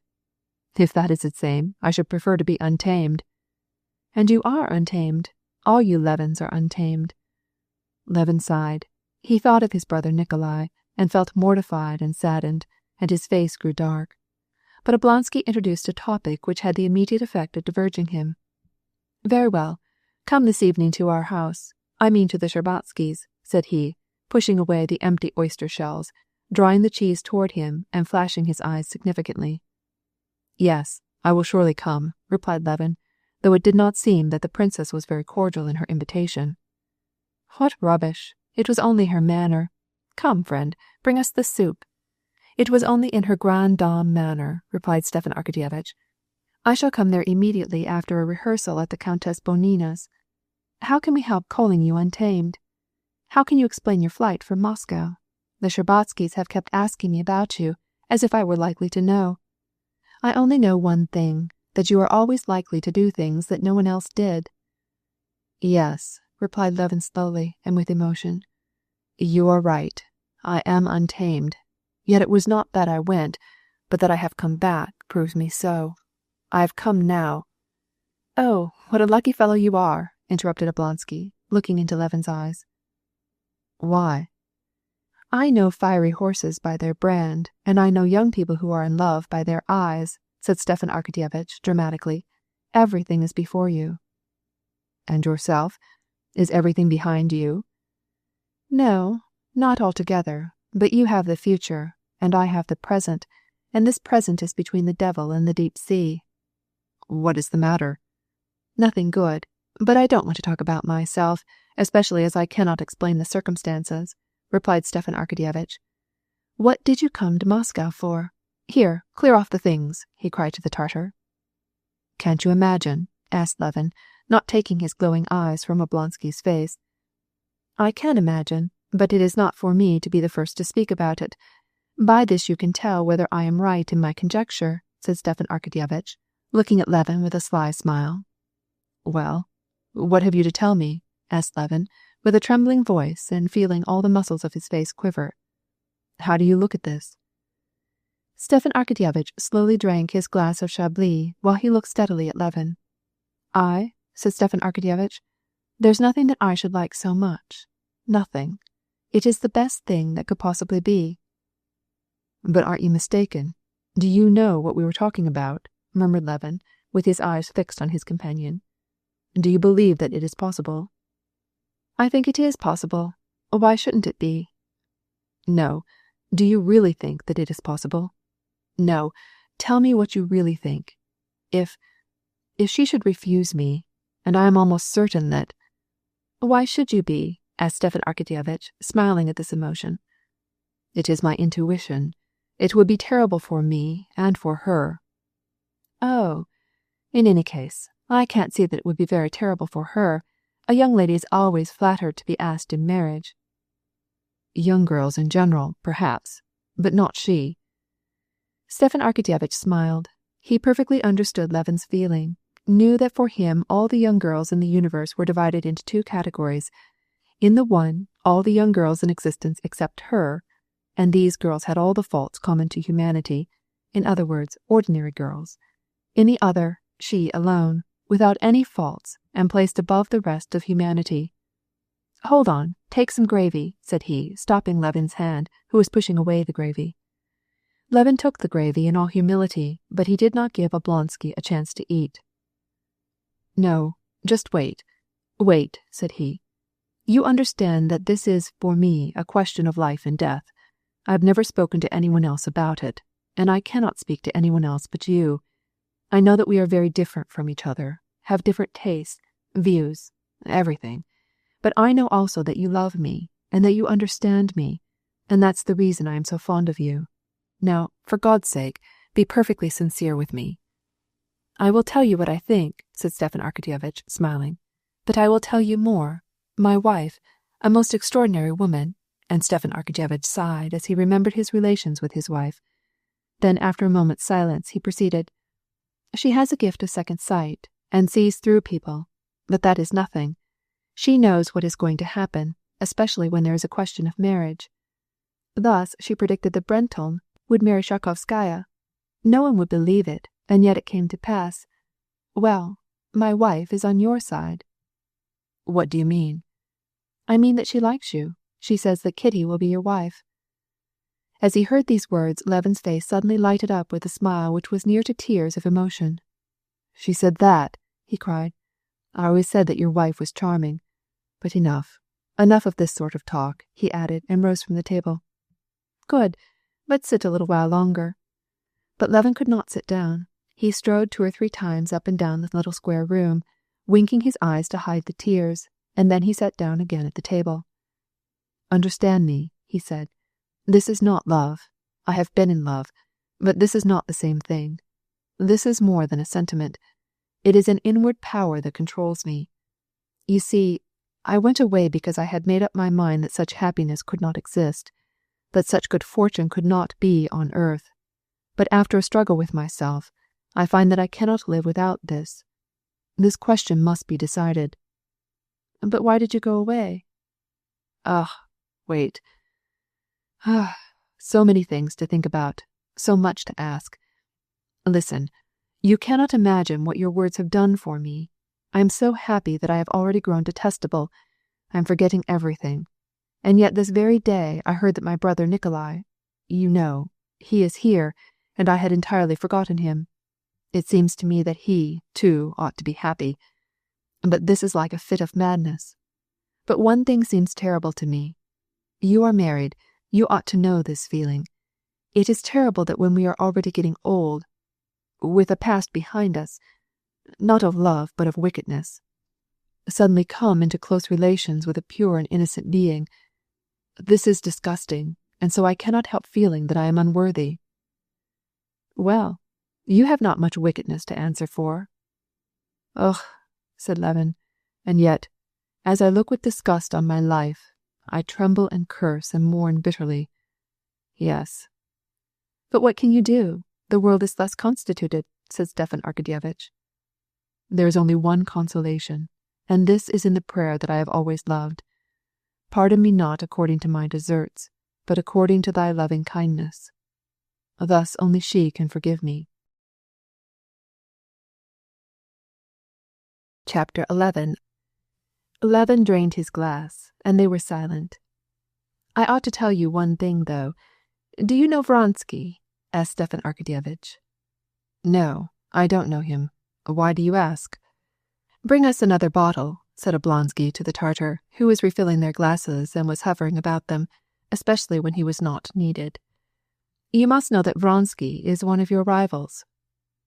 Who is this Vronsky? Asked Levin, and his face, a moment since beaming with the youthful enthusiasm which Oblonsky so much admired, suddenly took on a disagreeable expression of anger. Vronsky. He is one of Count Kirill Ivanovitch Vronsky's sons, and one of the finest examples of the gilded youth of Petersburg. I used to know him at Tver when I was on duty there. He came there for recruiting service. He is immensely rich, handsome, with excellent connections, one of the Emperor's aides, and, moreover, a capital good fellow. From what I have seen of him, he is more than a good fellow. He is well educated and bright. He is a rising man. Levin scowled and said nothing. Well, then, he put in an appearance soon after you left, and, as I understand, he fell over ears in love with Kitty. You understand that her mother— Excuse me, but I don't understand at all, interrupted Levin, scowling still more fiercely. And suddenly he remembered his brother Nikolai, and how ugly it was in him to forget him. Just wait, said Stepan Arkadyevitch, laying his hand on Levin's arm with a smile. I have told you all I know, but I repeat that, in my humble opinion, the chances in this delicate affair are on your side. Levin leaned back in his chair. His face was pale. But I advise you to settle the matter as quickly as possible, suggested Oblonsky, filling up his glass. No, thank you. I cannot drink any more, said Levin, pushing away the glass. I shall be tipsy. Well, how are you feeling? He added, desiring to change the conversation. One word more. In any case, I advise you to settle the question quickly. I advise you to speak immediately, said Stepan Arkadyevitch. Go tomorrow morning. Make your proposal in classic style, and God bless you. Why haven't you ever come to hunt with me as you promised to do? Come this spring, said Levin. He now repented with all his heart that he had entered upon this conversation with Stepan Arkadyevitch. His deepest feelings were wounded by what he had just learned of all the pretensions of his rival, the young officer from Petersburg, as well as by the advice and insinuations of Stepan Arkadyevitch. Stepan Arkadyevitch smiled. He perceived what was taking place in Levin's heart. I will come some day, he said. Yes, brother, woman's the spring that moves everything. My own trouble is bad, very bad, and all on account of women. Give me your advice, he said, taking a cigar, and still holding his glass in his hand. Tell me frankly what you think. But about what? Listen. Suppose you were married, that you loved your wife, but had been drawn away by another woman. Excuse me, I really can't imagine any such thing. As it looks to me, it would be as if in coming out from dinner I should steal a loaf of bread from a bakery. Stepan Arkadyevitch's eyes sparkled more than usual. Why not? Bread sometimes smells so good that one cannot resist the temptation. Himmlisch ist, wenn ich besungen meine irdische Begier, aber doch wenn's nicht gelungen, hat ich auch recht hübsch Plaisir. It was heaven when I gained what my heart desired on earth, yet if not all were attained, still I had my share of mirth. As he repeated these lines, Oblonsky smiled. Levin could not refrain from smiling also. But a truce to pleasantries, continued Oblonsky. Imagine a woman, a charming, modest, loving creature, poor and alone in the world, who had sacrificed everything for you. Now, imagine, after the thing is done, is it necessary to give her up? We'll allow that it is necessary to break with her, so as not to disturb the peace of the family. But ought we not to pity her, to make provision for her, to soften the blow? Pardon me, but you know that for me all women are divided into two classes. No, that is, there are women, and there are... But I never yet have seen or expect to see beautiful fallen women, beautiful repentant Magdalens, and such women as that painted French creature at the bar, with her false curls, fill me with disgust, and all fallen women are the same. But the women of the New Testament? Ugh, hold your peace. Never would Christ have said those words if he had known to what bad use they would be put. Out of the whole gospel only those words are taken. However, I don't say what I think, but what I feel. You feel a disgust for spiders, and I for these reptiles. You see, you did not have to study spiders, and you know nothing about their natures. So it is with me. It is well for you to say so. It is a very convenient way to do as the character in Dickens did, and throw all embarrassing questions over his right shoulder with his left hand. But to deny a fact is not to answer it. Now, what is to be done? Tell me, what is to be done? Your wife grows old, and you are full of life. Before you are aware of it, you realize that you do not love your wife, however much you may respect her. And then, suddenly you fall in love with someone, and you fall. You fall, said Stepan Arkadyevitch with a melancholy despair. Levin laughed. Yes, you fall, repeated Oblonsky. Then what is to be done? Don't steal fresh bread. Stepan Arkadyevitch burst out laughing. Oh, moralist! But please appreciate the situation. Here are two women. One insists only on her rights, and her rights mean your love which you cannot give. The other has sacrificed everything for you and demands nothing. What can one do? How can one proceed? Here is a terrible tragedy. If you wish my judgment concerning this tragedy, I will tell you that I don't believe in this tragedy, and this is why. In my opinion, love, the two loves which Plato describes in his Symposium, you remember, serve as the touchstone for men. Some people understand only one of them. Others understand the other. Those who comprehend only the Platonic love have no right to speak of this tragedy now. In this sort of love there can be no tragedy. I thank you humbly for the pleasure, and therein consists the whole drama. But for Platonic love there can be no tragedy, because it is bright and pure, and because... At this moment Levin remembered his own shortcomings, and the inward struggles which he had undergone, and he unexpectedly added, However, you may be right. It is quite possible. I know nothing, absolutely nothing, about it. Do you see, said Stepan Arkadyevitch, you are a very perfect man. Your great virtue is your only fault. You are a very perfect character, and you desire that all the factors of life should also be perfect. But this cannot be. Here you scorn the service of the state, because, according to your idea, every action should correspond to an exact end. But this cannot be. You require also that the activity of every man should always have an object, that conjugal life and love be one and the same. But this cannot be. All the variety, all the charm, all the beauty of life consists in lights and shades. Levin sighed and did not answer. He was absorbed in his own thoughts and did not even listen. And suddenly both of them felt that, though they were good friends, though they had been dining together and drinking wine, yet each was thinking only of his own affairs and cared nothing for the affairs of the other.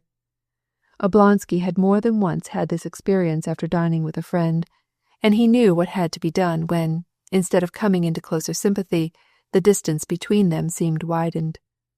"The account!" he cried, and went into the next room, where he met an aide whom he knew, and with whom he began to talk about an actress and her lover. This conversation amused and rested Oblonsky after his conversation with Levin, who always kept his mind on too great an intellectual and moral strain. When the Tartar brought the account, accounting to 26 rubles and odd kopecks, and something more for his fee, Levin, who at any other time, as a countryman, would have been shocked at the size of the bill, paid the 14 rubles of his share without noticing, and went to his lodgings to dress for a reception at the Shtcherbatskys', where his fate would be decided. Chapter 12. The Princess Kitty Shtcherbatskaya was 18 years old. She was making her first appearance in society this winter, and her triumphs had been more brilliant than her elder sisters, more than even her mother had expected. Not only were almost all the young men who danced at balls in Moscow in love with Kitty, but, moreover, there were two who, during this first winter, were serious aspirants to her hand, Levin and, soon after his departure, Count Vronsky. Levin's appearance at the beginning of the winter, his frequent calls, and his unconcealed love for Kitty were the first subjects that gave cause for serious conversation between her father and mother in regard to her future, and for disputes between the prince and princess. The prince was on Levin's side, and declared that he could not desire a better match for Kitty. But the princess, with the skill which women have for avoiding a question, insisted that Kitty was too young, that Levin did not seem to be serious in his attentions, and that she did not show great partiality for him, but she did not express what was in the bottom of her heart, that she was ambitious for a more brilliant marriage, that Levin did not appeal to her sympathies, and that she did not understand him. And when Levin took a sudden leave, she was glad and said, with an air of triumph to her husband, "You see, I was right." When Vronsky appeared on the scene, she was still more glad, being confirmed in her opinion that Kitty ought to make not merely a good, but a brilliant match. For the princess there was no comparison between Vronsky and Levin as suitors. The mother disliked Levin and his strange and harsh judgments, his awkwardness in society, which she attributed to his pride and what she called his savage life in the country, occupied with his cattle and peasants. Nor did she like it at all that Levin, though he was in love with her daughter and had been a frequent visitor at their house for 6 weeks, had appeared like a man who was hesitating, watching, and questioning whether, if he should offer himself, the honor which he conferred on them would not be too great, and that he did not seem to understand that when a man comes assiduously to a house where there is a marriageable daughter, it is proper for him to declare his intentions. And then he suddenly departed without any explanation. It is fortunate, the mother thought, that he is so unattractive, and that Kitty has not fallen in love with him. Vronsky satisfied all her requirements. He was very rich, intelligent, of good birth, with a brilliant career at court or in the army before him, and, moreover, he was charming. Nothing better could be desired. Vronsky was devoted to Kitty at the balls, danced with her, and called upon her parents. There could be no doubt that his intentions were serious, but, notwithstanding this, the mother had passed this whole winter full of doubts and perplexities. The princess herself had been married 30 years before, through the matchmaking of an aunt. Her suitor, who was well known by reputation, came, saw the young lady, and was seen by the family. The aunt, who served as intermediary, gave and received the report of the impression produced on both sides. The impression was favorable. Then, on a designated day, the expected proposal was made on the parents, and granted. Everything had passed off very easily and simply. At least, so it seemed to the princess. But in the case of her own daughters, she learned by experience how difficult and complicated this apparently simple matter of getting girls married really was. How many fears she had to go through, how many things had to be thought over, how much money had to be lavished, how many collisions with her husband, when the time came for Darya and Natalie to be married.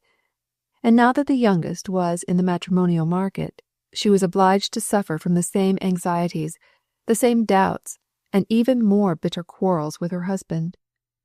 The old prince, like all fathers, was excessively punctilious about everything concerning the honor and purity of his daughters. He was distressingly jealous regarding them, especially Kitty, who was his favorite, and at every step he accused his wife of compromising his daughter.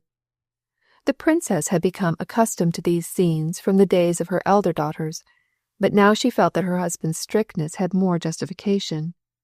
She saw that in these latter days many of the practices of society had undergone a change, so that the duties of mothers were becoming more and more difficult. She saw how Kitty's young girl friends formed a sort of clique, went to races, freely mingled with men, went out driving alone, that many of them no longer made courtesies, and what was more serious, all of them were firmly convinced that the choice of husbands was their affair and not their parents'. Marriages aren't made as they used to be, thought and said all these young ladies, even some of the older people. But how are marriages made nowadays? This question the princess could not get anyone to answer. The French custom, where the parents decide the fate of their children, was not accepted, and even bitterly criticized. The English custom, which allows the girls absolute liberty, was also not accepted, and was not possible in Russian society. The Russian custom of employing a matchmaker was regarded as bad form. Everyone ridiculed it, even the princess herself. But no one seemed to know what course to take in regard to courtship. Every one with whom the princess talked said the same thing. For goodness' sake, it is time for us to renounce those exploded notions. It is the young folks, and not their parents, who get married, and, therefore, it is for young folks to make their arrangements in accordance with their own ideas.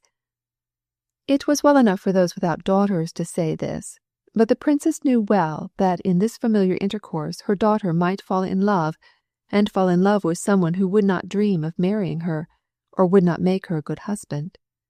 However earnestly they suggested to the princess that in our time young people ought to settle their own destinies, she found it impossible to agree with them any more than she could believe in the advisability of allowing the 4-year-old children of our time to have loaded pistols as their favorite toys. And so the princess felt much more solicitude about Kitty than she had felt about either of her other daughters. She feared now that Vronsky would content himself with playing the gallant. She saw that Kitty was already in love with him, but she consoled herself with the thought that he was a man of honor and would not do so. But, at the same time, she knew how easy it was, with the new freedom allowed in society, to turn a young girl's head, and how lightly men as a general thing regarded this. The week before, Kitty had told her mother of a conversation which she had held with Vronsky during a mazurka. This conversation had partially relieved the princess's mind, though it did not absolutely satisfy her. Vronsky told Kitty that he and his brother were both so used to letting their mother decide things for them that they never undertook anything of importance without consulting her. "And now I am looking for my mother's arrival from Petersburg as such a great piece of good fortune," he had said. Kitty reported these words without attaching any importance to them, but her mother understood them very differently. She knew that the old countess was expected from day to day. She knew that the old countess would be satisfied with her son's choice, and it was strange to her that he had not offered himself, as if he feared to offend his mother. However, she herself was so anxious for this match, and above all for relief from her anxieties, that she gave a favorable interpretation to these words. Bitterly, as she felt the unhappiness of her oldest daughter, Dolly, who was thinking of leaving her husband, agitation regarding the decision of her youngest daughter's fate completely absorbed her thoughts. Levin's arrival today gave her a new anxiety. She feared lest her daughter, who, as she thought, had at one time felt drawn toward Levin, might, out of excessive delicacy, refuse Vronsky, and she feared more than anything else that his arrival would complicate everything and postpone a long-desired consummation. "Has he been here long?" asked the princess of her daughter when they reached home after their meeting with Levin. "Since yesterday, maman." "I have one thing that I want to say to you," the princess began, and, at the sight of her serious and agitated face, Kitty knew what was coming. "Mamma," she said, blushing and turning quickly to her, "please, please don't speak about this. I know all." She wished the same thing that her mother wished, but the motives of her mother's desires were repugnant to her. "I only wish to say that as you have given hope to one—" "Mamma, Golubchik, don't speak. It is so terrible to speak about this." "I will not," replied her mother, seeing the tears in her daughter's eyes. "Only one word, moya dusha. You have promised to have no secrets from me. Have you any?" "Never, mamma, not one," replied Kitty, looking at her mother full in the face and blushing.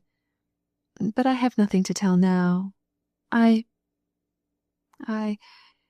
even if I wanted to, I don't know what to say and how. I don't know." The princess smiled to think how momentous appeared to the poor girl what was passing in her heart. Chapter 13. After dinner, and during the first part of the evening, Kitty felt as a young man feels before battle. Her heart beat violently, and she could not concentrate her thoughts. She felt that this evening, when they two should meet for the first time, would decide her fate. She kept seeing them in her imagination, sometimes together, sometimes separately. When she thought of the past, pleasure, almost tenderness, filled her heart at the remembrance of her relations with Levin. The recollections of her childhood and of his friendship with her departed brother imparted a certain poetic charm to her relations with him. His love for her, of which she was certain, was flattering and agreeable to her, and she found it easy to think about Levin. In her thoughts about Vronsky, there was something that made her uneasy. Though he was a man to the highest degree polished and self-possessed, there seemed to be something false, not in him, for he was very simple and good, but in herself, while all was clear and simple in her relations with Levin.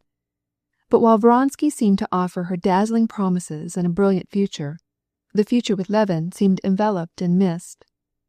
When she went upstairs to dress for the evening and looked into the mirror, she noticed with delight that she was looking her loveliest, and that she was in full possession of all her powers, and what was most important on this occasion, that she felt at ease and entirely self-possessed.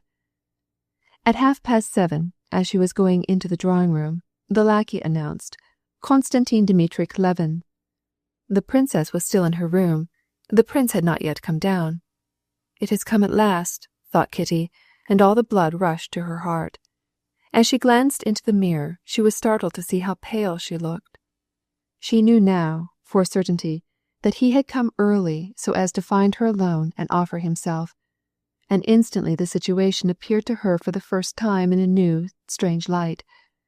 Then only she realized that the question did not concern herself alone, nor who would make her happy, nor whom she loved, but that she should have to wound a man whom she liked, and to wound him cruelly. Why? Why was it that such a charming man loved her? Why had he fallen in love with her? But it was too late to mend matters. It was fated to be so. Merciful heaven! Is it possible that I myself must tell him, she thought. I must tell him that I don't love him? That is not true. But what can I say? That I love another? No, that is impossible. I will run away. I will run away. She had already reached the door when she heard his step. No, it is not honorable. What have I to fear? I have done nothing wrong. Let come what will, I will tell the truth. I shall not be ill at ease with him. Ah, here he is, she said to herself as she saw his strong but timid countenance, with his brilliant eyes fixed upon her. She looked him full in the face, with an air which seemed to implore his protection, and extended her hand.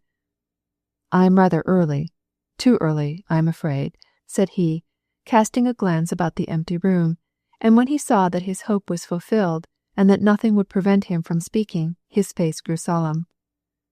"Oh, no," said Kitty, sitting down near a table. "But it is exactly what I wanted, so that I might find you alone," he began, without sitting, and without looking at her, lest he should lose his courage.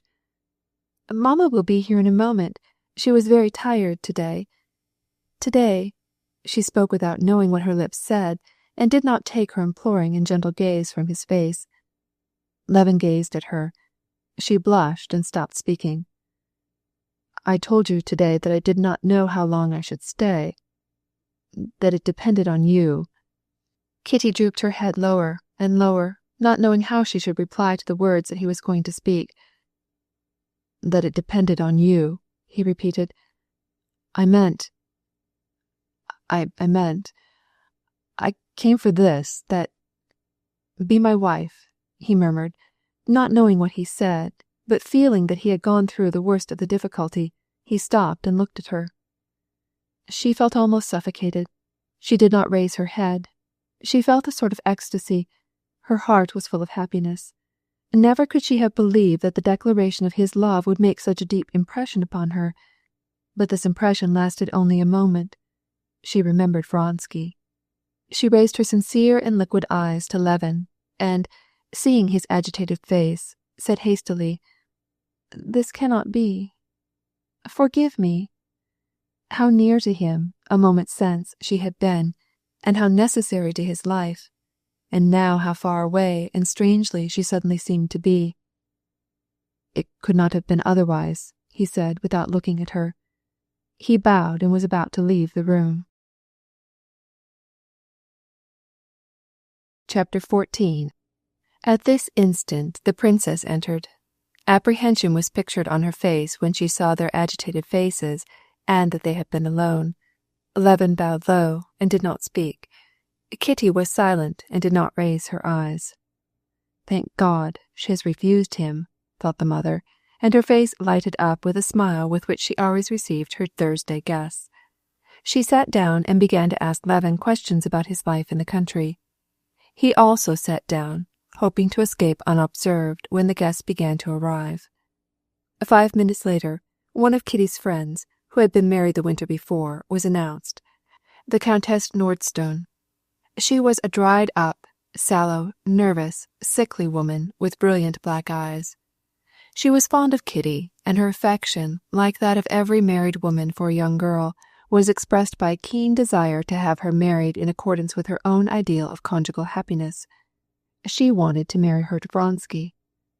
Levin, whom she had often met at the Shtcherbatskys' the first of the winter, was always distasteful to her, and her favourite occupation, after she had met him in society, was to make sport of him.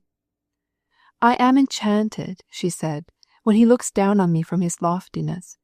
Either he fails to honour me with his learned conversation because I am too silly for him, or else he treats me condescendingly.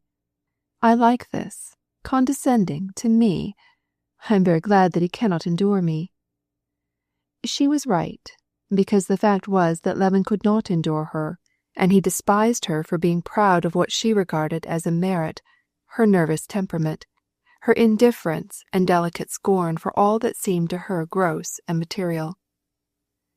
The relationship between Levin and the Countess Nordstone was such as is often met with in society where two persons, friends in outward appearance, despise each other to such a degree that they cannot hold a serious conversation, or even clash with each other. The Countess Nordstone instantly addressed herself to Levin. "Ah, Konstantin Dmitrievitch, are you back again in our abominable Babylon?" said she, giving him her little yellow hand, and recalling his own words at the beginning of the winter, when he said Moscow was a Babylon. "Is Babylon converted, or have you been corrupted?" she added with a mocking smile in Kitty's direction. "I am greatly flattered, Countess, that you remember my words so well," replied Levin, who, having had time to collect his thoughts, instantly entered into the facetiously hostile tone peculiar to his relations with the Countess Nordstone. "It seems that they have made a very deep impression on you." "Ah, how so? But I always make notes. Well, how is it, Kitty? Have you been skating today?" and she began to talk with her young friend. Awkward as it was in him to take his departure now, Levin preferred to commit this breach of etiquette rather than remain through the evening and to see Kitty, who occasionally looked at him, though she avoided his eyes. He attempted to get up, but the princess, noticing that he had nothing to say, addressed him directly. "Do you intend to remain long in Moscow? You are justice of the peace in your district, are you not? And I suppose that will prevent you from making a long stay." "No, Princess, I have resigned that office," he said. "I have come to stay several days." Something has happened to him, thought the Countess Nordstone, as she saw Levin's stern and serious face, because he does not launch out into his usual tirades, but I'll soon draw him out. Nothing amuses me more than to make him ridiculous before Kitty, and I'll do it. "Konstantin Dmitrich," she said to him, "explain to me, please, what this means, for you know all about it. At our estate in Kaluga, all the muzhiks and their wives have drunk up everything they had, and don't pay what they owe us. You are always praising the muzhiks. What does this mean?" At this moment another lady came in, and Levin arose. "Excuse me, Countess, I know nothing at all about it, and I cannot answer your question," said he, looking at an officer who entered at the same time with the lady. That must be Vronsky, he thought, and to confirm his surmise he glanced at Kitty. She had already had time to perceive Vronsky, and she was looking at Levin. When he saw the young girl's involuntarily brightening eyes, Levin saw that she loved that man. He saw it as clearly as if she herself had confessed it to him. But what sort of man was he? Now, whether it was wise or foolish, Levin could not help remaining. He must find out for himself what sort of man it was that she loved. There are men who, on meeting a fortunate rival, are immediately disposed to deny that there is any good in him, or see only evil in him. Others, on the contrary, endeavor to discover nothing but the merits that have won him his success, and with sore hearts to attribute to him nothing but good. Levin belonged to the latter class. It was not hard for him to discover what amiable and attractive qualities Vronsky possessed. They were apparent at a glance. He was dark, of medium stature, and well proportioned. His face was handsome, calm, and friendly. Everything about his person, from his black, short-cut hair and his freshly shaven chin to his new, well-fitting uniform, was simple and perfectly elegant. Vronsky allowed the lady to pass before him. Then he approached the princess and finally came to Kitty. As he drew near her, his beautiful eyes shone with deeper tenderness and with a smile expressive of joy mixed with triumph. So it seemed to Levin. He bowed respectfully and with dignity and offered her his small, wide hand. After greeting them all and speaking a few words, he sat down without having seen Levin, who never once took his eyes from him. "Allow me to make you acquainted," said the princess, turning to Levin. "Konstantin Dmitrievich Levin, Count Alexei Kirillovich Vronsky." Vronsky arose and, with a friendly look into Levin's eyes, shook hands with him. "It seems," said he, with his frank and pleasant smile, "that I was to have had the honor of dining with you this winter, but you went off unexpectedly to the country." "Konstantin Dmitrich despises and shuns the city, and us, its denizens," said the Countess Nordstone. "It must be that my words impress you deeply, since you remember them so well," said Levin. And perceiving that he had already made this remark, he grew red in the face. Vronsky looked at Levin and the Countess and smiled. "So, then, you always live in the country?" he asked. "I should think it would be tiresome in winter." "Not if one has enough to do. Besides, one does not get tired of himself," said Levin sharply. "I like the country," said Vronsky, noticing Levin's tone and appearing not to notice it. "But, Count, I hope you would not consent to live always in the country," said the Countess Nordstone. "I don't know. I never made a long stay, but I once felt a strange sensation," he added. "Never have I so eagerly longed for the country, the real Russian country with its bast shoes and its muzhiks, as during the winter that I spent at Nice with my mother. Nice, you know, is melancholy anyway, and Naples, Sorrento, are pleasant only for a short time. There it is that one remembers Russia most tenderly, and especially the country. They are almost as—" He spoke, now addressing Kitty, now Levin, turning his calm and friendly eyes from one to the other, and he evidently said whatever came into his head. Noticing that the Countess Nordstone wanted to say something, he stopped, without finishing his phrase, and began to listen to her attentively.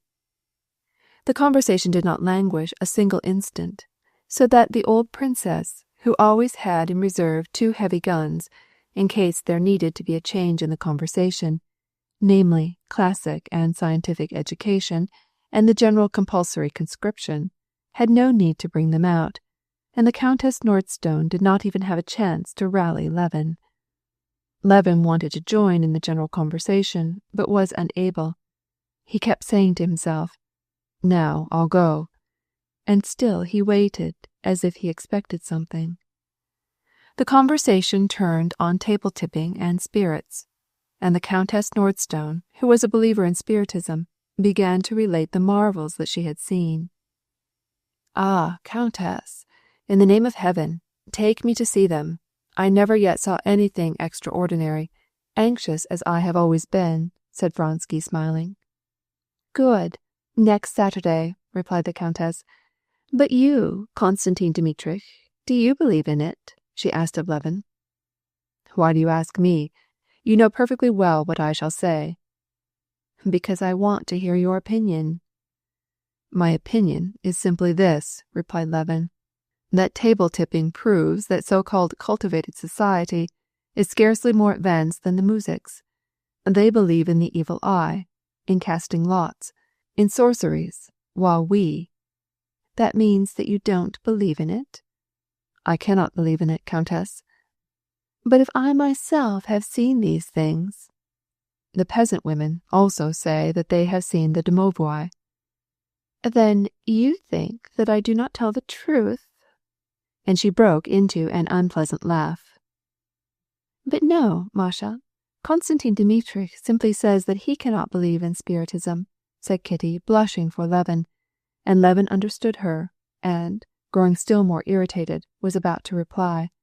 But Vronsky instantly came to the rescue, and with a gentle smile brought back the conversation, which threatened to go beyond the bounds of politeness. "Do you not admit at all the possibility of it being true?" he asked. "Why not? We willingly admit the existence of electricity, which we do not understand. Why should there not exist a new force, as yet unknown, which—" "When electricity was discovered," interrupted Levin eagerly, "only its phenomena had been seen, and it was not known what produced them, or whence they arose, and centuries passed before people dreamed of making application of it. Spiritualists, on the other hand, have begun by making tables right, and by summoning spirits to them, and it is only afterward they begin to say it is an unknown force." Vronsky listened attentively, as he always listened, and was evidently interested in Levin's words. "Yes, but the spiritualists say, we do not yet know what this force is, but it is a force and acts under certain conditions. Let the scientists find out what it is. I don't see why it may not be a new force if it—" "Because," interrupted Levin again, "every time you rub resin with wool, you produce a certain and invariable electrical phenomenon, where spiritualism brings no such invariable result, and so it cannot be a natural phenomenon." Vronsky, evidently perceiving that the conversation was growing too serious for a reception, made no reply, and, in order to make a diversion, smiled gaily, and addressing the ladies, said, "Countess, let us make an experiment now." But Levin wanted to finish saying what was in his mind. "I think," he continued, "that the attempts made by spiritual mediums to explain their miracles by a new force is most abortive. They claim that it is a supernatural force, and yet they want to submit it to a material test." All were waiting for him to come to an end, and he felt it. "And I think that you would be a capital medium," said the Countess Nordstone. "There is something so enthusiastic about you." Levin opened his mouth to speak, but he said nothing and turned red. "Come, let us give the tables a trial," said Vronsky. "With your permission, Princess." And Vronsky rose and looked for a small table. Kitty was standing by a table, and her eyes met Levin's. Her whole soul pitied him because she felt that she was the cause of his pain. Her look said, "Forgive me, if you can. I am so happy." And his look replied, "I hate the whole world, you and myself." And he took up his hat. But it was not his fate to go. The guests were just taking their places around the table, and he was on the point of starting, when the old prince entered and, after greeting the ladies, went straight to Levin. "Ah," he cried joyfully, "what a stranger! I did not know that you were here. Very glad to see you." In speaking to Levin, the prince sometimes used the familiar tu, thou, and sometimes the formal we, you. He took him by the arm, and, while conversing with him, gave no notice to Vronsky, who stood waiting patiently for the prince to speak to him. Kitty felt that her father's friendliness must be hard for Levin after what had happened. She also noticed how coldly her father at last acknowledged Vronsky's bow, and how Vronsky looked at her father, with good-humored perplexity, striving in vain to make out what this icy reception meant, and she blushed. "Prince, let us have Konstantin Dmitrich," said the Countess Nordstone. "We want to try an experiment." "What sort of an experiment? Table-tipping? Well, excuse me, ladies and gentlemen, but, in my opinion, grace hoops would be a better game," said the prince, looking at Vronsky, whom he took to be the originator of this sport. "At least there's some sense in grace hoops."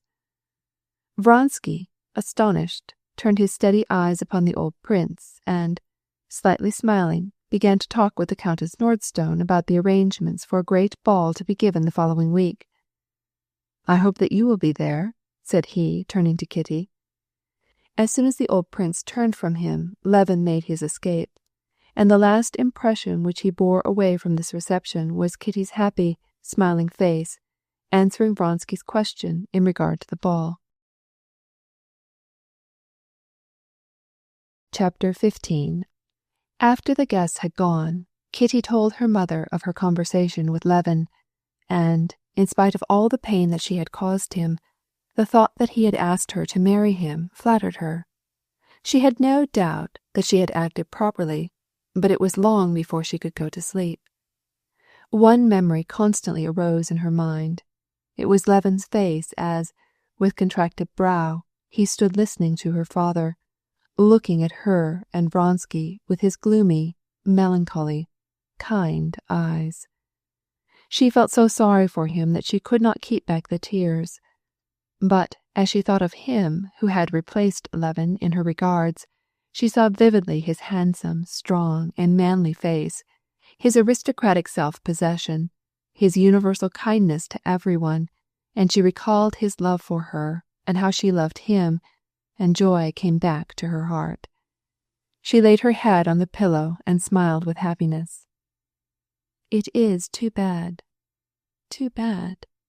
But what can I do? It is not my fault," she said to herself, although an inward voice whispered the contrary. She did not know whether she ought to reproach herself for having been attracted to Levin or for having refused him, but her happiness was not alloyed with doubts. "Lord, have mercy upon me. Lord, have mercy upon me. Lord, have mercy upon me," she repeated until she went to sleep. Meantime, downstairs, in the prince's little library, there was going on one of those scenes which frequently occurred between the parents in regard to their favorite daughter. "What? This is what?"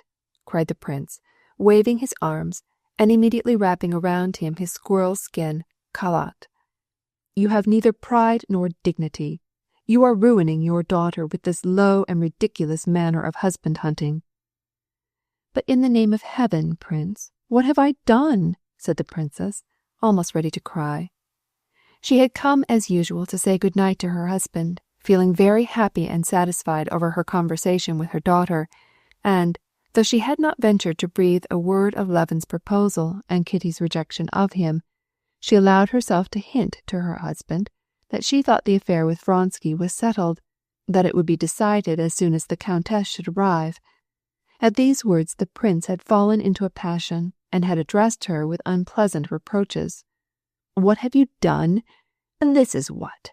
In the first place, you have decoyed a husband for her, and all Moscow will say so, and with justice. If you want to give receptions, give them by all means, but invite everyone, and not suitors of your own choice. Invite all these mashers," thus the prince called the young men of Moscow. "Have somebody to play, and let 'em dance, and not like tonight, inviting only suitors. It seems to me shameful, the way you've pushed. You have turned the girl's head. Levin is 1,000 times the better man, and as to this Petersburg dandy, he's one of those turned out by machinery. They're all on one pattern, and all trash. My daughter has no need of going out of her way, even for a prince of the blood." "But what have I done?" "Why, this," cried the prince angrily.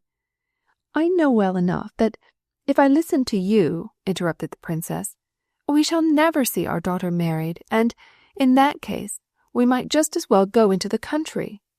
"We'd better go." "Now wait. Have I made any advances? No, I have not.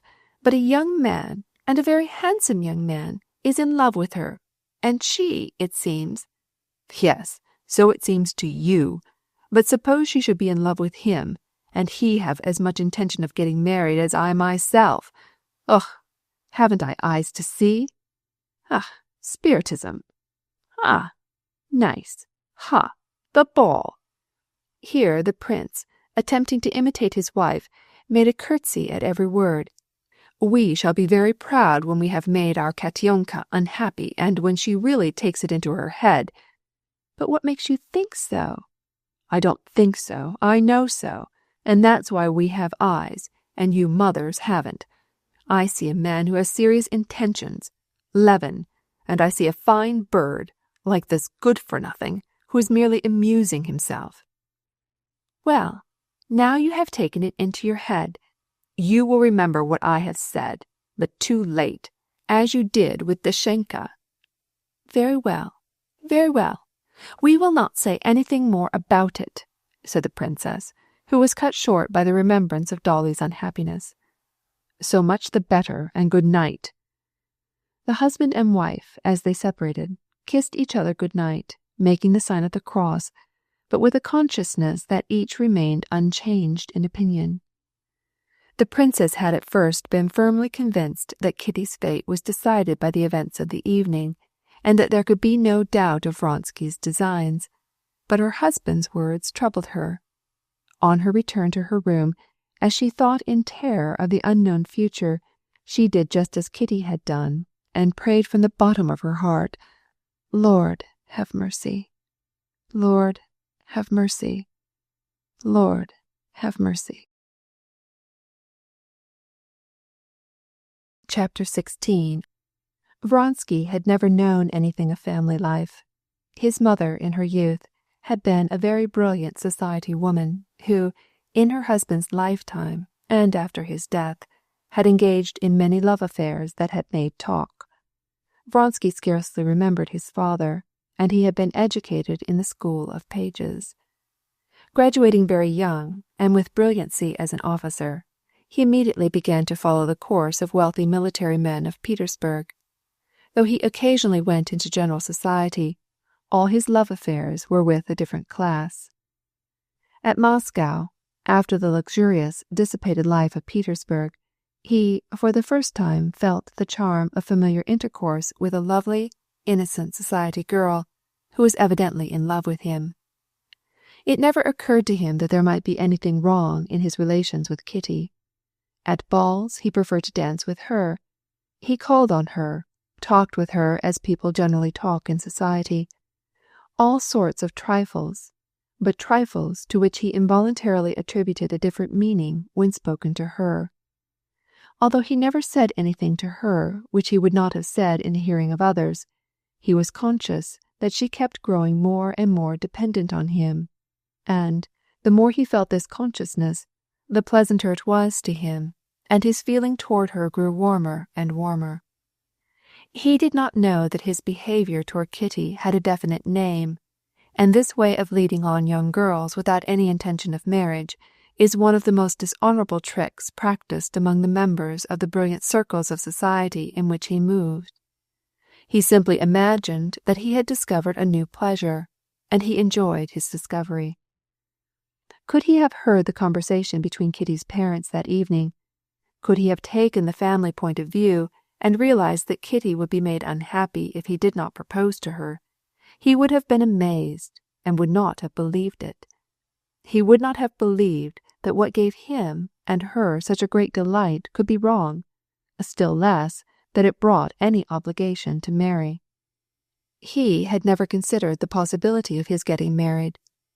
Not only was family life distasteful to him, but, from his view as a bachelor, the family, and especially the husband, belonged to a strange, hostile, and, worst of all, a ridiculous world.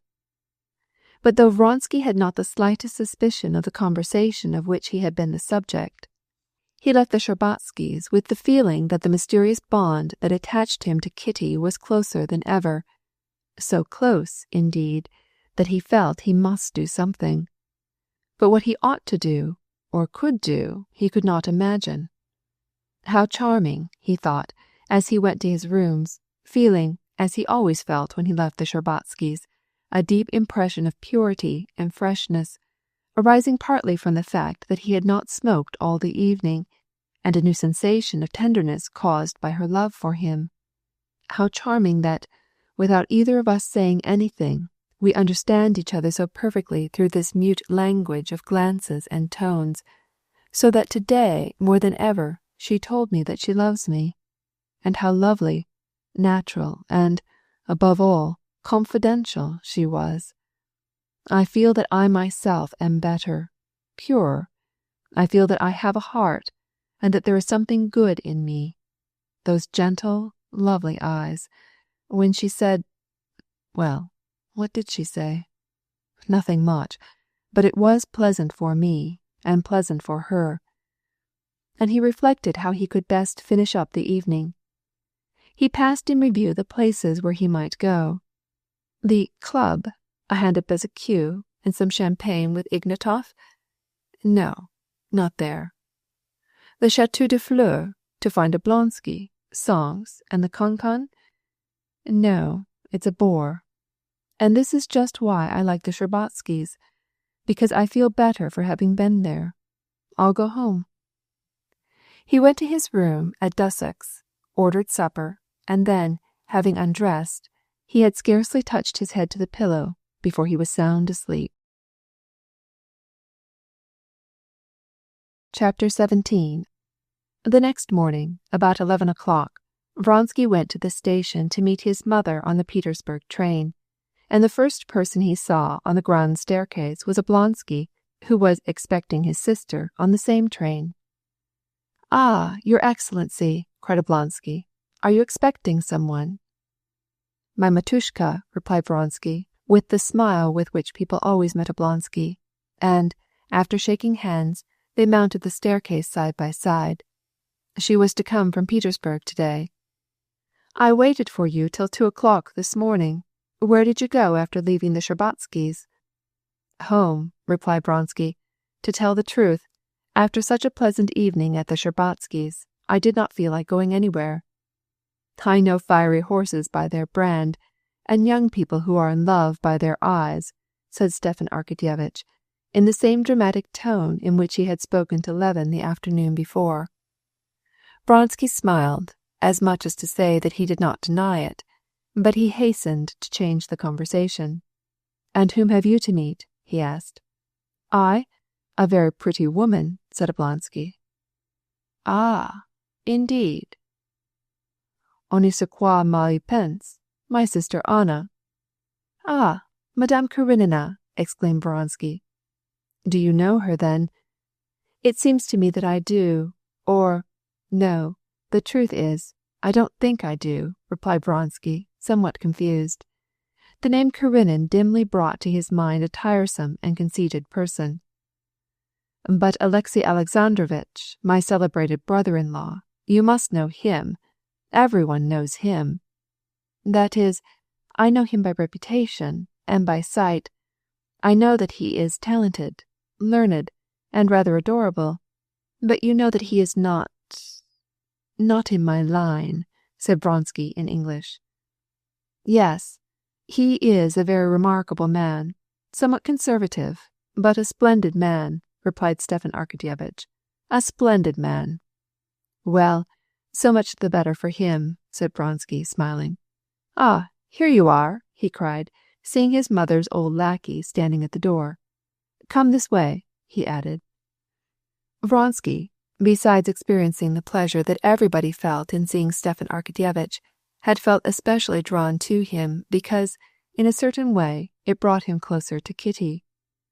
"Well, now, what do you say to giving the diva a supper Sunday?" said he, with a smile, taking him by the arm. "Certainly, I will pay my share. Oh, tell me, did you meet my friend Levin last evening?" asked Stepan Arkadyevitch. "Yes, but he went away very early." "He is a glorious young fellow," said Oblonsky, "isn't he?" "I don't know why it is," replied Vronsky, "but all the Muscovites, present company excepted," he added jestingly, "have something sharp about them. They all seem to be high-strung, fiery-tempered, as if they all wanted to make you understand." "That is true enough. There is," replied Stepan Arkadyevitch, smiling pleasantly. "Is the train on time?" asked Vronsky of an employee. "It will be here directly," replied the employee.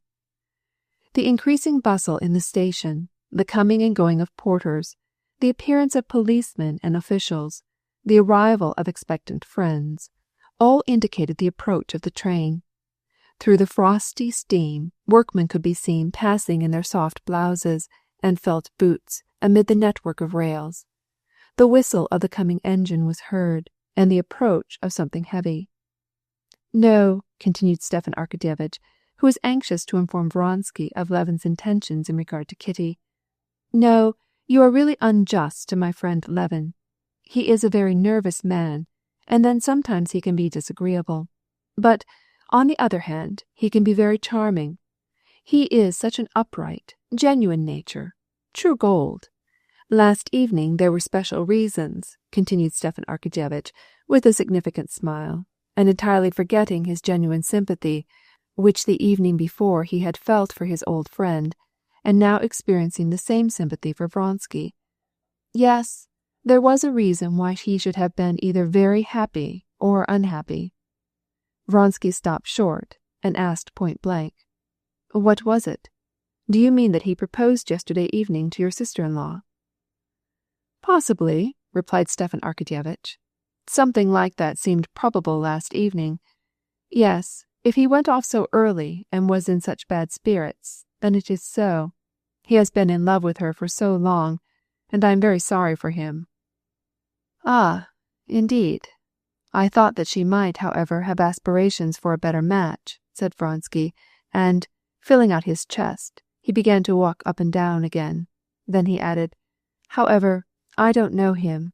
Yes, this promises to be a painful situation. That is why the majority of men prefer to consort with their Claras.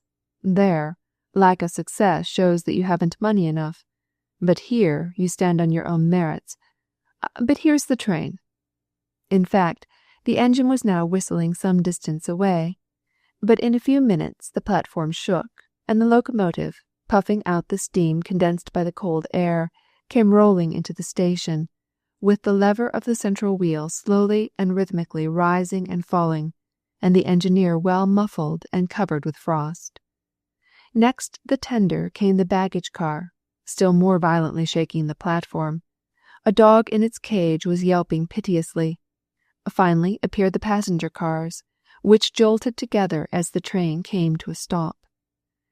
The vigorous-looking conductor sprang down from the car and whistled, and behind him came the more impatient of the travellers, an officer of the guard, straight and imperious, a nimble little merchant, gaily smiling, with his gripsack, and a muzhik with his bundle over his shoulder. Vronsky, standing near Oblonsky, watched the cars and the passengers and completely forgot his mother. What he had just heard about Kitty caused him emotion and joy. He involuntarily straightened himself. His eyes glistened, and he felt that he had won a victory. "The Countess Vronskaya is in that compartment," said the vigorous conductor, approaching him. These words awoke him from his reverie, and brought his thoughts back to his mother and their approaching meeting. In his soul he did not respect his mother, and, without ever having confessed as much to himself, he did not love her. But his education and the usages of society in which he lived did not allow him to admit that there could not be in his relations with her the slightest want of consideration. But the more he exaggerated the bare outward forms, the less he felt in his heart that he respected or loved her. Chapter 18. Vronsky followed the conductor, and, as he was about to enter the railway carriage, he stood aside to allow a lady to pass him. With the instant intuition of a man of the world, he saw, by a single glance at this lady's exterior, that she belonged to the very best society. Begging her pardon, he was about to enter the door, but involuntarily he turned to give another look at the lady, not because she was very beautiful, not because of that elegance and that unassuming grace which were expressed in her whole person, but because the expression of her lovely face, as she passed, seemed to him so gentle and sweet. Just as he looked back at her, she also turned her head. Her brilliant grey eyes, looking almost black under the long lashes, rested on his face with a friendly, attentive look, as if she recognized him, and instantly she turned to seek someone in the throng. Quick as his glance was, Vronsky had time to perceive the dignified vivacity which played in her face and fluttered between her shining eyes and the scarcely perceptible smile parting her rosy lips. There seemed to be in her whole person such a superfluity of life that, in spite of her will, it expressed itself now in the lightening of her eyes, now in her smile. She demurely veiled the light in her eyes, but it shone against her will in her scarcely perceptible smile. Vronsky went into the carriage. His mother, a dried-up old lady with black eyes and little curls, screwed up her face as she looked at him with a slight smile on her thin lips. Getting up from her chair and handing her bag to her maid, she extended her thin little hand to her son, and, pushing his head from her, kissed him on the brow. "You received my telegram? You are well? Thank the Lord." "Did you have a comfortable journey?" said the son, sitting down near her, and yet involuntarily listening to a woman's voice just outside the door. He knew that it was the voice of the lady whom he had met. "However, I don't agree with you," said the lady's voice. "It is the Petersburg way of looking at it, madame." "Not at all, but simply a woman's," was her reply. "Well, allow me to kiss your hand." "Goodbye, Ivan Petrovitch. Now look and see if my brother is here, and send him to me," said the lady at the very door, and re-entering the compartment. "Have you found your brother?" asked the Countess Vronskaya, addressing the lady. Vronsky now knew it was Karenin's wife. "Your brother is here," he said, rising. "Excuse me, I did not recognize you, but our acquaintance was so short," he added with a bow, "that you naturally did not remember me either." "Oh, yes, I did," she said. "I should have known you because your Matushka and I have been talking about you all the way." And at last she permitted the animation which had been striving to break forth to express itself in a smile. "But my brother has not come yet." "Go and call him, Aloysia," said the old countess. Vronsky went out on the platform and called, "Oblonsky, here!" But Karenin's wife did not wait for her brother. As soon as she saw him, she ran lightly out of the carriage, went straight to him, and, with a gesture which struck Vronsky by its grace and energy, threw her left arm around his neck and kissed him affectionately. Vronsky could not keep his eyes from her face, and smiled, without knowing why. But, remembering that his mother was waiting for him, he went back into the carriage. "Very charming, isn't she?" said the countess, referring to Madame Karenina. "Her husband put her in my charge, and I was very glad. She and I talked together all the way. Well, and you? They say you are desperately in love. So much the better, my dear, so much the better." "I don't know what you allude to, maman," replied the son coldly. "Come, maman, let us go." At this moment Madame Karenina came back to take leave of the Countess. "Well, Countess, you have found your son, and I my brother," she said gaily, "and I have exhausted my whole fund of stories. I shouldn't have had anything more to talk about." "Ah, not so," said the Countess, taking her hand. "I should not object to travel round the world with you. You are one of those agreeable women with whom either speech or silence is pleasant. As to your son, I beg of you, don't think about him. We must have separations in this world." Madame Karenina stood motionless, holding herself very erect, and her eyes smiled. "Anna Arkadyevna has a little boy about 8 years old," said the Countess, in explanation to her son. "She has never been separated from him before, and it troubles her to leave him."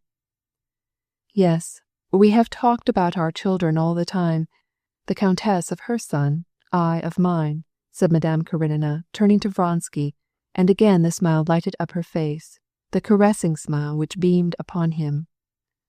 "That must have been very tiresome to you," said he, instantly catching on the rebound the ball of coquetry which she had tossed him. But she evidently did not care to continue her conversation in the same tone, but turned to the old Countess. "Thank you very much. I don't see where the time has gone. Good-bye, Countess." "Farewell, my dear," replied the Countess. "Let me kiss your pretty little face. I tell you frankly, as it is permitted an old lady, that I am in love with you." Hackneyed as this expression was, Madame Karenina evidently believed thoroughly in its sincerity, and was pleased with it. She blushed, bowed slightly, and bent her face down to the old Countess's lips. Then straightening herself up, she gave her hand to Vronsky with a smile that seemed to belong as much to her eyes as to her lips. He pressed her little hand, and, as if it were something unusual, was delighted with the energetic firmness with which she frankly and fearlessly shook his hand. Madame Karenina went out with light and rapid step, carrying her rather plump person with remarkable elasticity. "Very charming," said the old lady again. Her son was of the same opinion, and again his eyes followed her graceful figure till she was out of sight, and a smile rested on his face. Through the window he saw her join her brother, take his arm, and engage him in lively conversation, evidently some subject with which Vronsky had no connection, and this seemed to him annoying. "Well, are you enjoying perfectly good health, maman?" he asked, turning to his mother.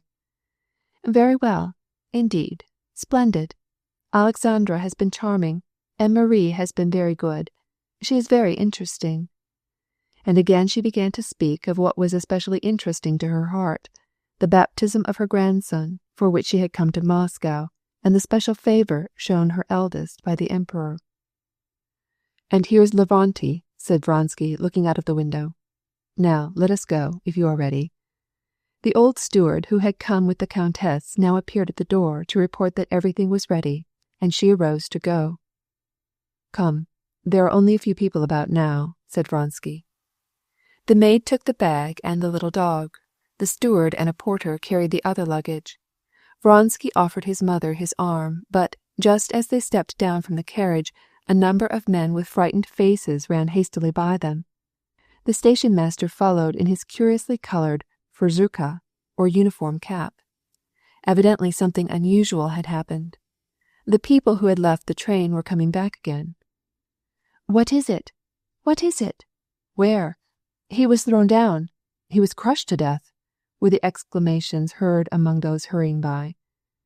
Stepan Arkadyevitch, with his sister on his arm, had returned with the others, and were standing with frightened faces near the train to avoid the crush.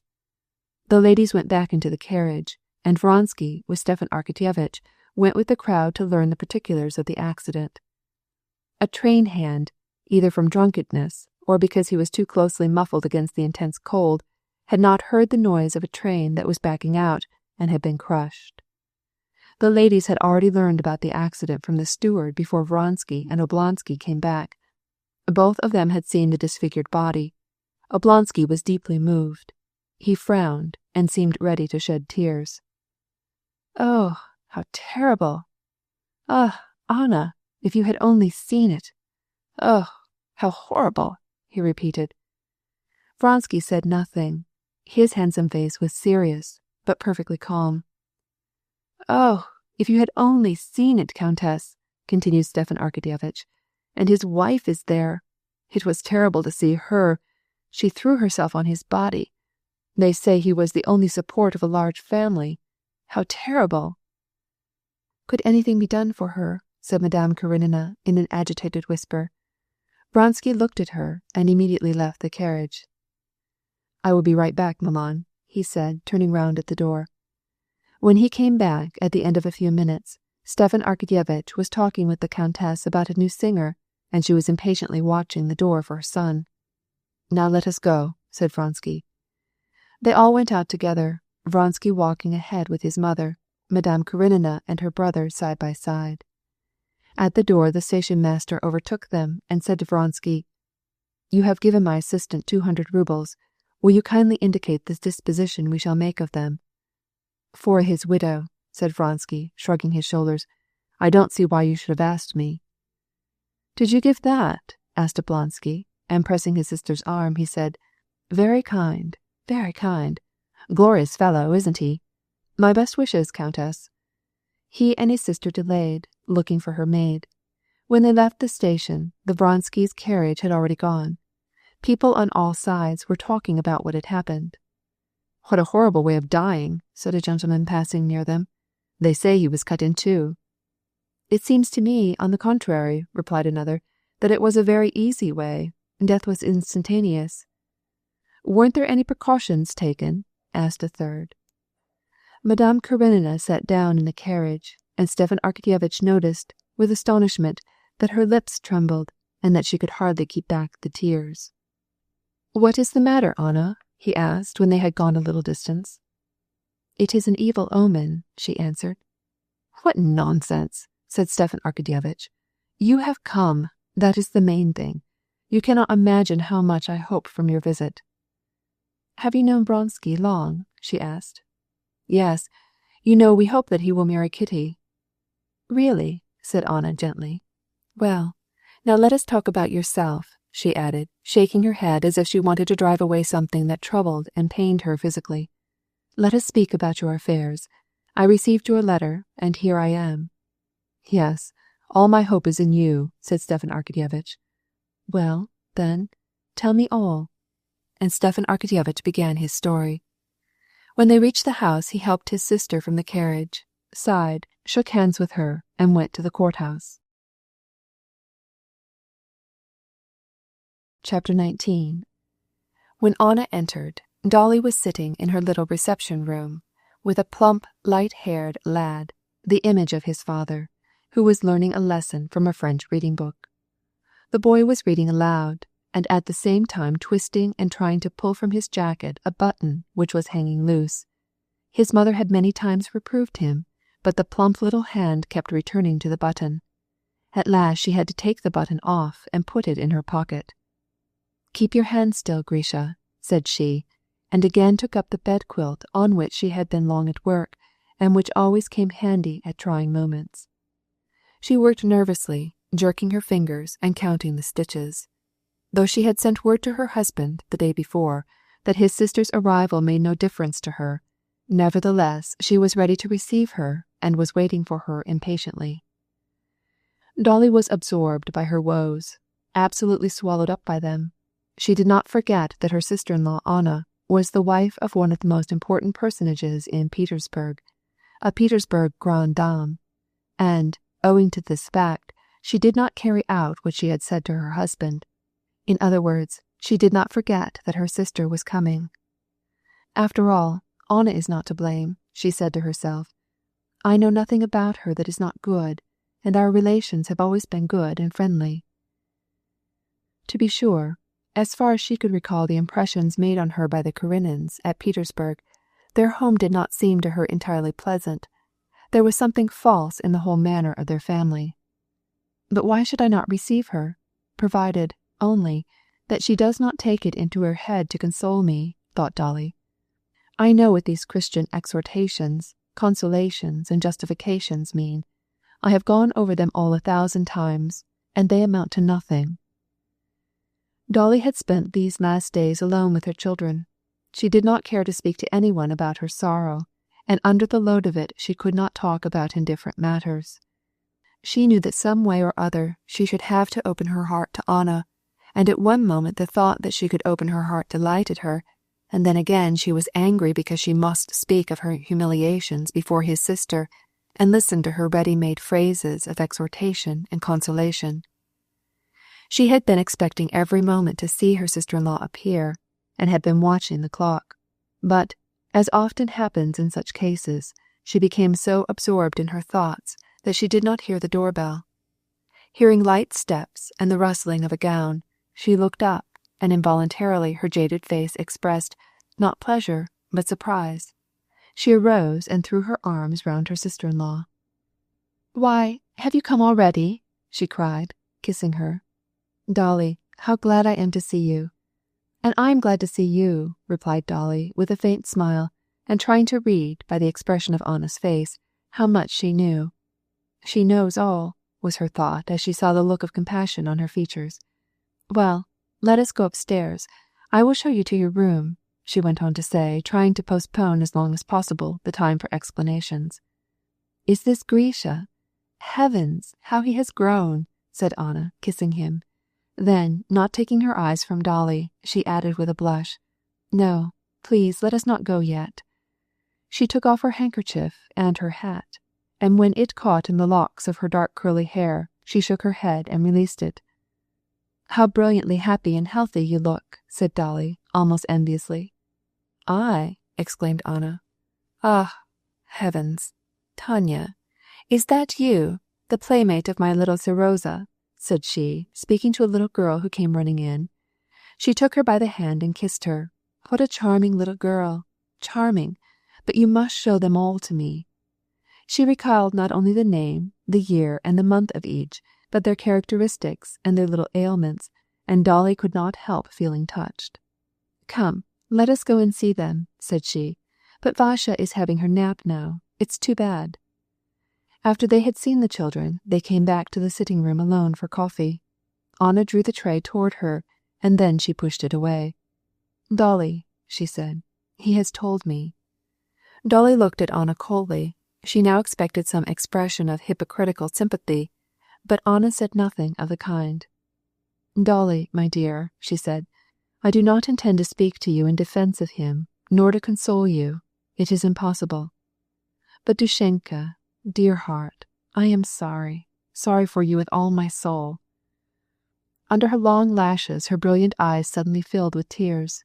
She drew closer, and with her energetic little hand seized the hand of her sister-in-law. Dolly did not repulse her, but her face still preserved its forlorn expression. "It is impossible to console me.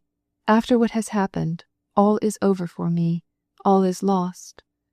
And she had hardly said these words ere her face suddenly softened a little. Anna lifted to her lips the thin, dry hand that she held and kissed it. "But Dolly, what is to be done? What is to be done? What is the best way to act in this frightful condition of things? We must think about it." "All is over. Nothing can be done," Dolly replied. "And, what is worse than all, you must understand it, is that I cannot leave him. The children. I am chained to him, and I cannot live with him. It is torture to see him." "Dolly, Golubchik, he has told me, but I should like to hear your side of the story. Tell me all." Dolly looked at her with a questioning expression. Sympathy and the sincerest affection were depicted in Anna's face. "I should like to," she suddenly said, "but I shall tell you everything from the very beginning. You know how I was married. With the education that Mamma gave me, I was not only innocent, I was stupid. I did not know anything. I know they said husbands told their wives about their past lives, but Stiva," she corrected herself, "Stefan Arkadyevitch never told me anything. You would not believe it, but Up to the present time, I supposed that I was the only woman with whom he was acquainted. Thus I lived 8 years. You see, I not only never suspected him of being unfaithful to me, but I believed such a thing to be impossible, and with such ideas, imagine how I suffered when I suddenly learned all this horror, all this dastardliness. Understand me, to believe absolutely in his honor, continued Dolly, struggling to keep back her sobs, and suddenly to find a letter from him to his mistress, to the governess of my children. No, this is too cruel. She hastily took out her handkerchief and hid her face in it. I might have been able to admit a moment of temptation, she continued after a moment's pause, but this hypocrisy, this continual attempt to deceive me, and for whom? To continue to be my husband, and yet have her. It is frightful. You cannot comprehend. Oh, yes, I comprehend. I comprehend, my dear Dolly, said Anna, squeezing her hand. And do you imagine that he appreciates all the horror of my situation? Continued Dolly. Certainly not. He is happy and contented. Oh, no, interrupted Anna warmly. He is thoroughly repentant. He is overwhelmed with remorse. Is he capable of remorse? Demanded Dolly, scrutinizing her sister-in-law's face. Yes, I know him. I could not look at him without feeling sorry for him. We both of us know him. He is kind, but he is proud, and now he is so humiliated. What touched me most, Anna knew well enough that this would touch Dolly also, are the 2 things that pained him. In the first place, he was ashamed for the children, and secondly, because loving you, yes, loving you more than anyone else in the world, she added vehemently, to prevent Dolly from interrupting her, he has wounded you grievously, has almost killed me. No, she will never forgive me, he keeps saying all the time. Dolly looked straight beyond her sister as she listened. Yes, I understand that his position is terrible. The guilty suffers more than the innocent, if he knows that he is the cause of all the unhappiness. But how can I forgive him? How can I be his wife again, after she has... For me to live with him henceforth would be torment all the more because I still love what I used to love in him. And the sobs prevented her from speaking. But as if on purpose, each time, after she had become a little calmer, she began again to speak of what hurt her most cruelly. She is young, you see. She is pretty, she went on to say. Do you realize, Anna, for whom I have sacrificed my youth, my beauty? For him and his children. I have worn myself out in his service. I have given him the best that I had. And now, of course, someone younger and fresher than I am is more pleasing to him. They have, certainly, discussed me between them, or, worse, have insulted me with their silence. Do you understand? And again her jealousy flamed up in her eyes. And after all this he will tell me. What? Could I believe it? No, never. It is all over. All that gave me recompense for my sufferings, for my sorrows. Would you believe it? Just now I was teaching Grisha. It used to be a pleasure to me. Now it is a torment. Why should I take the trouble? Why have I children? It is terrible because my whole soul is in revolt. Instead of love, tenderness, I am filled with nothing but hate. Yes, hate. I could kill him and... Dushenka, Dolly, I understand you, but don't torment yourself so. You are too excited, too angry, to see things in their right light. Dolly grew calmer, and for a few moments neither spoke. What is to be done, Anna? Consider and help me. I have thought of everything, but I cannot see any way out of it. Anna herself did not see any, but her heart responded to every word, to every expression in her sister-in-law's face. I will tell you one thing, said she at last. I am his sister. I know his character, his peculiarity of forgetting everything. She touched her forehead. This peculiarity of his which is so conducive to sudden temptation, but also to repentance. At the present moment, he does not understand how it was possible for him to have done what he did. Not so. He understands, and he did understand," interrupted Dolly. "But you forget me. Does that make the pain less for me?" "Wait. When he made his confession to me, I acknowledged that I did not appreciate the whole horror of your position. I saw only him and the fact that the family was broken up. I was sorry for him. But now that I have been talking with you, I, as a woman, look on it in a different light. I see your suffering, and I cannot tell you how sorry I am. But Dolly, Dushenka, while I fully appreciate your misfortune, there is one thing which I do not know. I do not know to what degree you still love him. You alone can tell whether you love him enough to forgive him. If you do, then forgive him." "No," began Dolly, but Anna interrupted her, kissing her hand again. "I know the world better than you do," she said. "I know how men such as Stiva look on these things. You say they have discussed you between them. Don't you believe it. These men can be unfaithful to their marriage vows, but their homes and their wives remain no less sacred in their eyes. Between these women and their families, they draw a line of demarcation which is never crossed. I cannot understand how it can be, but it is so." "Yes, but he has kissed her." "Wait, Dolly, Dushenka. I saw Stiva when he was in love with you. I remember the time when he used to come to me and talk about you with tears in his eyes. I know to what a poetic height he raised you, and I know that the longer he lived with you, the more he admired you. We always have smiled at his habit of saying, at every opportunity, 'Dolly is an extraordinary woman.' You have been, and you always will be, an object of adoration in his eyes, and this passion is not a defection of his heart. But supposing this defection should be repeated?" "It is impossible, as I think." "Yes, but would you have forgiven him?" "I don't know. I can't say. Yes, I could," said Anna, after a moment's thought, apprehending the gravity of the situation and weighing it in her mental scales. I could. Yes, I could forgive him, but I should not be the same. But I should forgive him, and I should forgive him in such a way as to show that the past was forgotten, absolutely forgotten." "Well, of course," interrupted Dolly, impetuously, as if she was saying what she had said many times to herself. "Otherwise it would not be forgiveness. If you forgive, it must be absolutely, absolutely. Well, let me show you to your room," said she, rising and throwing her arm around her sister-in-law. "My dear, how glad I am that you came. My heart is already lighter, much lighter." Chapter 20.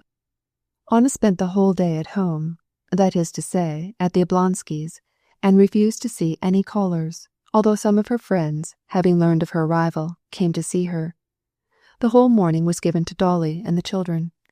She sent a note to her brother that he must dine at home. "Come, God is merciful," she wrote. Oblonsky accordingly dined at home. The conversation was general, and his wife, when she spoke to him, called him "tui," thou, which had not been the case before. The relations between husband and wife remained cool, but nothing more was said about a separation, and Stepan Arkadyevitch saw the possibility of a reconciliation. Kitty came in soon after dinner. Her acquaintance with Anna Arkadyevna was very slight, and she was not without solicitude as to the welcome which she would receive from this great Petersburg lady, whose praise was in everybody's mouth. But she made a pleasing impression on Anna Arkadyevna. This she immediately realized. Anna evidently admired her youth and beauty, and Kitty was not slow in realizing a sense of being not only under her influence, but of being in love with her, and immediately fell in love with her, as young girls often fall in love with married women older than themselves.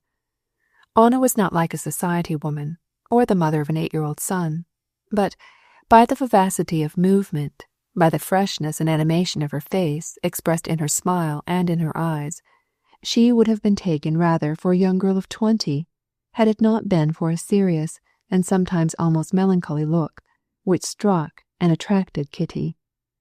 Kitty felt that she was perfectly natural and sincere, but that there was something about her that suggested a whole world of complicated and poetic interests far beyond her comprehension.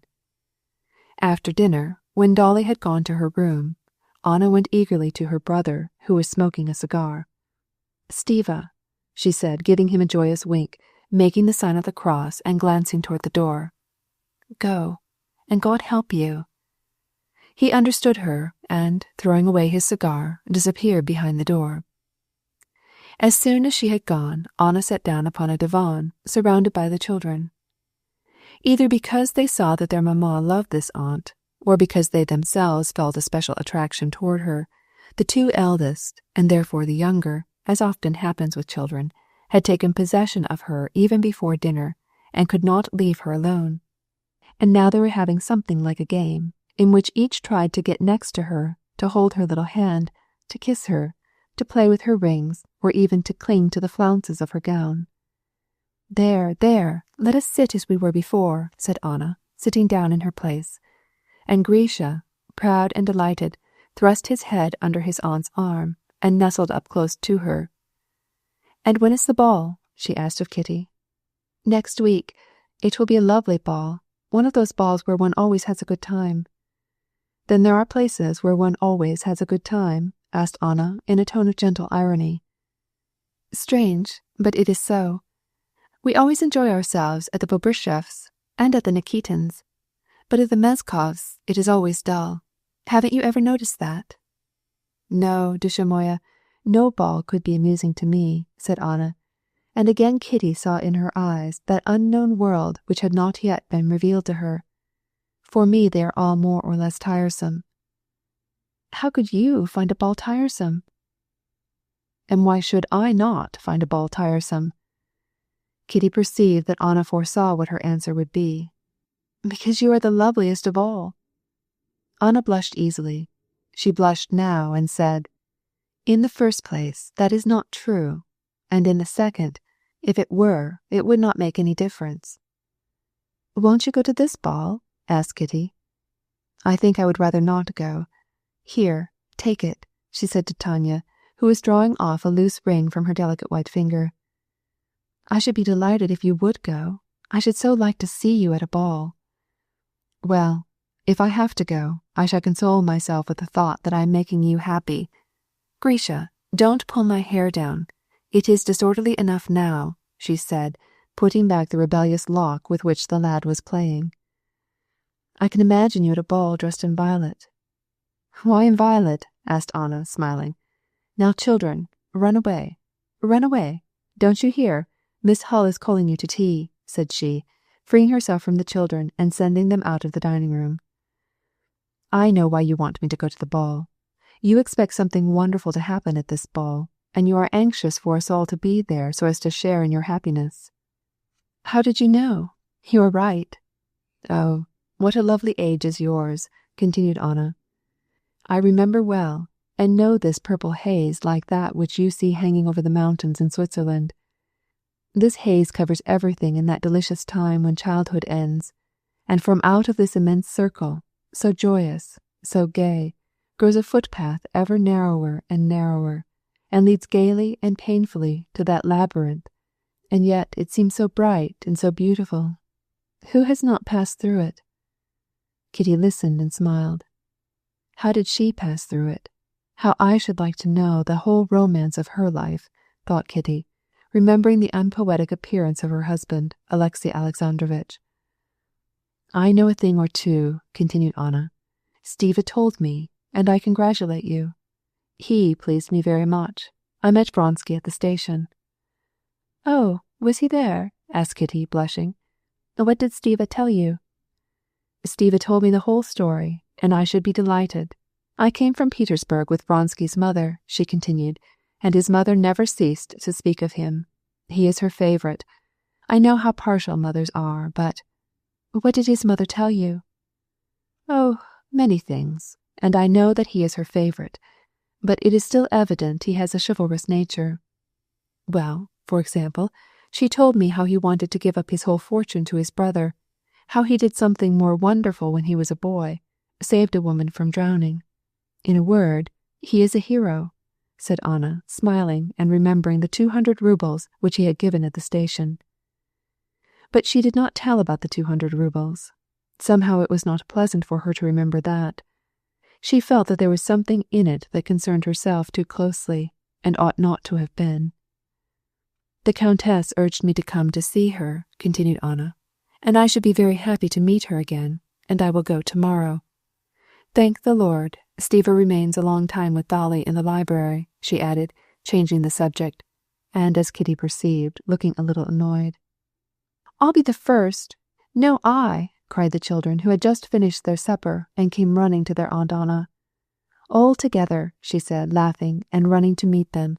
She seized them and piled them in a heap, struggling and screaming with delight. Chapter 21. At tea-time, Dolly came out of her room. Stepan Arkadyevitch was not with her. He had left his wife's chamber by the rear door. "I'm afraid you will be cold upstairs," remarked Dolly, addressing Anna. "I should like to have you come down and be near me." "Oh, please don't worry about me," replied Anna, trying to divine by Dolly's face if there had been a reconciliation. "Perhaps it would be too light for you here," said her sister-in-law. "I assure you, I sleep anywhere and everywhere as sound as a woodchuck." "What is it?" asked Stepan Arkadyevitch, coming in from his library and addressing his wife. By the tone of his voice, both Kitty and Anna knew that the reconciliation had taken place. "I wanted to install Anna downstairs, but we should have to put up some curtains. No one knows how to do it, and so I must," said Dolly, in reply to her husband's question. "God knows if they have wholly made it up," thought Anna, as she noticed Dolly's cold and even tone. "Ugh, don't. Dolly, don't make difficulties. Well, if you like, I will fix everything." Yes, thought Anna, they must have had a reconciliation. "I know how you do everything," said Dolly. "You give Matvey an order which it is impossible to carry out, and then you go away and he gets everything into a tangle." And her customary mocking smile wrinkled the corners of Dolly's lips as she said that. Complete reconciliation. Complete, thought Anna. Thank God. And rejoicing that she had been the cause of it, she went to Dolly and kissed her. "Not by any means.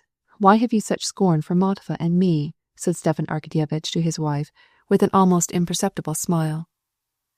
Throughout the evening, Dolly, as usual, was lightly ironical toward her husband, and Stepan Arkadyevitch was happy and gay, but within bounds, as if he wanted to make it evident that though he had obtained pardon, he had not forgotten his offence.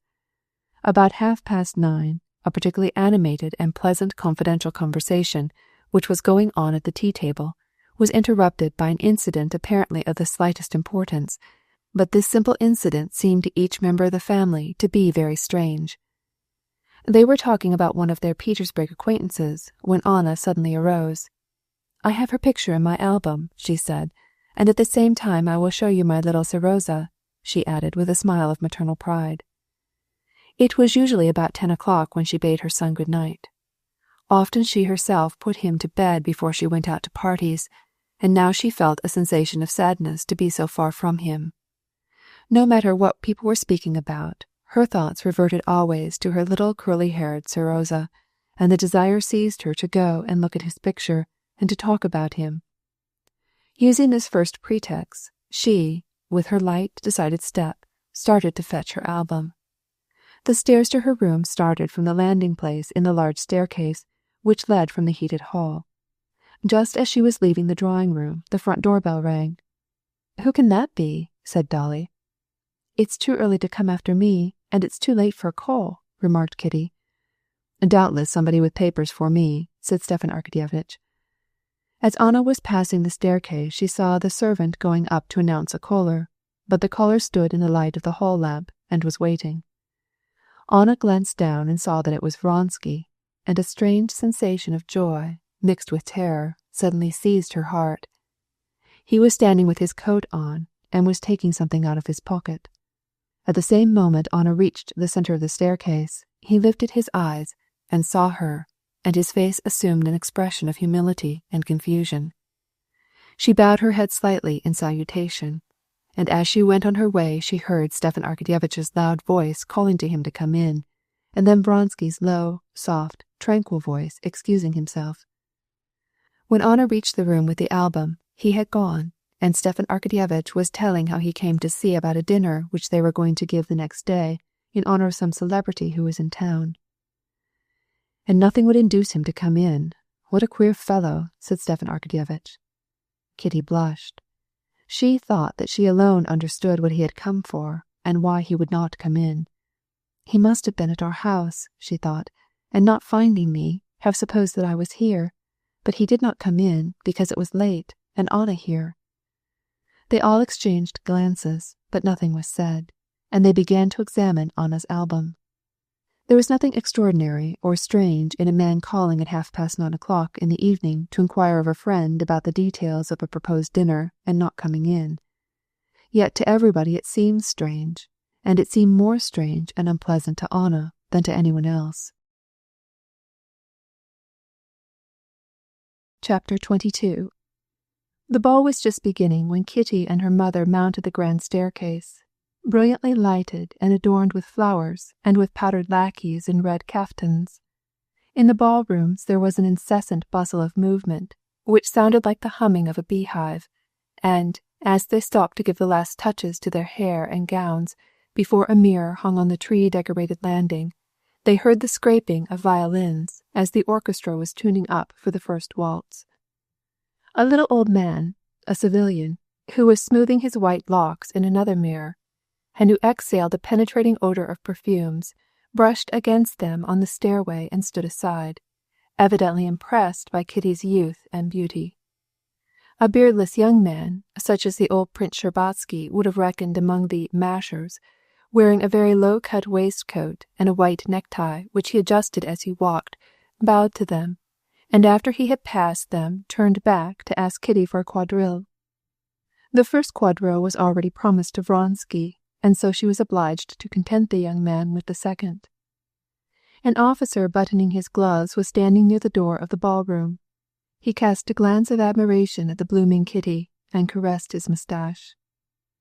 Although Kitty had taken great pains and spent much labor on her toilet, her gown, and all her preparations for this ball, yet now she entered the ballroom in her complicated robe of tulle with its rose-colored overdress, as easily and naturally as if all these rosettes and laces, all the requirements of her toilette, had not caused her or her people a moment's attention, as if she had been born in this lace-trimmed ball dress, and with a rose and 2 ribbons placed on the top of her graceful head. When the old princess, her mother, just before they entered the ballroom, was about to readjust her broad sash ribbon, Kitty gently declined. She felt that everything about her must surely be right and graceful, and that to readjust anything about her was unnecessary. Kitty was looking her prettiest. Her gown was not too tight anywhere. Her lace fichu did not slip down. Her rosettes did not crush, and did not pull off. Her rose-colored slippers with their high heels did not pinch her, but were agreeable to her feet. The thick braids of her hair kept perfectly in place on her graceful little head. All 3 buttons on her long gloves, which enveloped, without changing, the pretty shape of her hands, fastened easily and did not tear. The black velvet ribbon, attached to a medallion, was thrown daintily about her neck. This ribbon was charming, and at home, as she saw it in her mirror, adorning her neck, Kitty felt that this ribbon spoke. Everything else might be dubious, but this ribbon was charming. Kitty smiled, even there at the ball, as she saw it in the mirror. In her bare shoulders and arms Kitty felt a sensation of marble coolness, a sensation which she especially enjoyed. Her eyes shone, and her rosy lips could not refrain from smiling with the consciousness of how fascinating she was. She had scarcely entered the ballroom and joined a group of tulle, ribbon, lace, and flower-decorated ladies who were waiting for partners. Kitty never remained long in that category, when she was invited to waltz with the best dancer, the principal cavalier in the whole hierarchy of the ballroom, the celebrated leader of the mazurka, the master of ceremonies, the handsome, elegant Yegorushka Korsunsky, a married man and a civilian. He had just left the Countess Bonina, with whom he had been taking the first turns of the waltz, and, while looking round over his domain, In other words, over the few couples who were venturing out on the floor, he perceived Kitty, made his way to her in that easy manner peculiar to leaders of the mazurka, bowed, and without even asking her permission, put his arm around the young girl's slender waist. She looked for someone to whom to confide her fan, and the mistress of the mansion, smiling on her, took charge of it. "How good of you to come early," said Korsunsky, as he put his arm around her waist. "I don't like the fashion of being late." Kitty placed her left hand on her partner's shoulder, and her little feet, shod in rose-colored bashmaks, glided swiftly, lightly, and rhythmically over the polished floor. "It is restful to dance with you," said he, as he fell into the slow measures of the waltz. "Charming, such lightness, such precision." That was what he said to almost all his dancing acquaintances. She smiled at his flattery, and continued to study the ballroom across her partner's shoulder. She was not such a novice in society as to find all faces blending in one magic sensation. She had not been so assiduous in her attendance at balls as to know everyone present and be tired of seeing them. But she was in that happy condition between these two extremes. She was exhilarated, and at the same time she was sufficiently self-possessed to be able to look around and observe. She noticed a group that had gathered in the left-hand corner of the ballroom, composed of the very flower of society. Korsunsky's wife, Liddy, a beauty in an extremely low-cut corsage, was there. The mistress of the mansion was there. There shone Kriven's bald head, always to be seen where the flower society was gathered. Young men were looking at this group, and not venturing to join it. Then her eyes fell on Stiva, who was also there, and then she saw Anna's elegant figure dressed in black velvet, and he was there. Kitty had not seen him since the evening when she refused Levin. Kitty's eyes instantly recognized him across the room, and saw that he was looking at her. "Shall we take one more turn? You are not fatigued?" asked Korsunsky, slightly out of breath. "No, thank you." "Where shall I leave you?" "I think Madame Karenina is here. Take me to her." "Anywhere that you please." And Korsunsky, still waltzing with Kitty but with a slower step, made his way toward the group on the left, saying as he went, "Pardon, mesdames. Pardon, pardon, mesdames."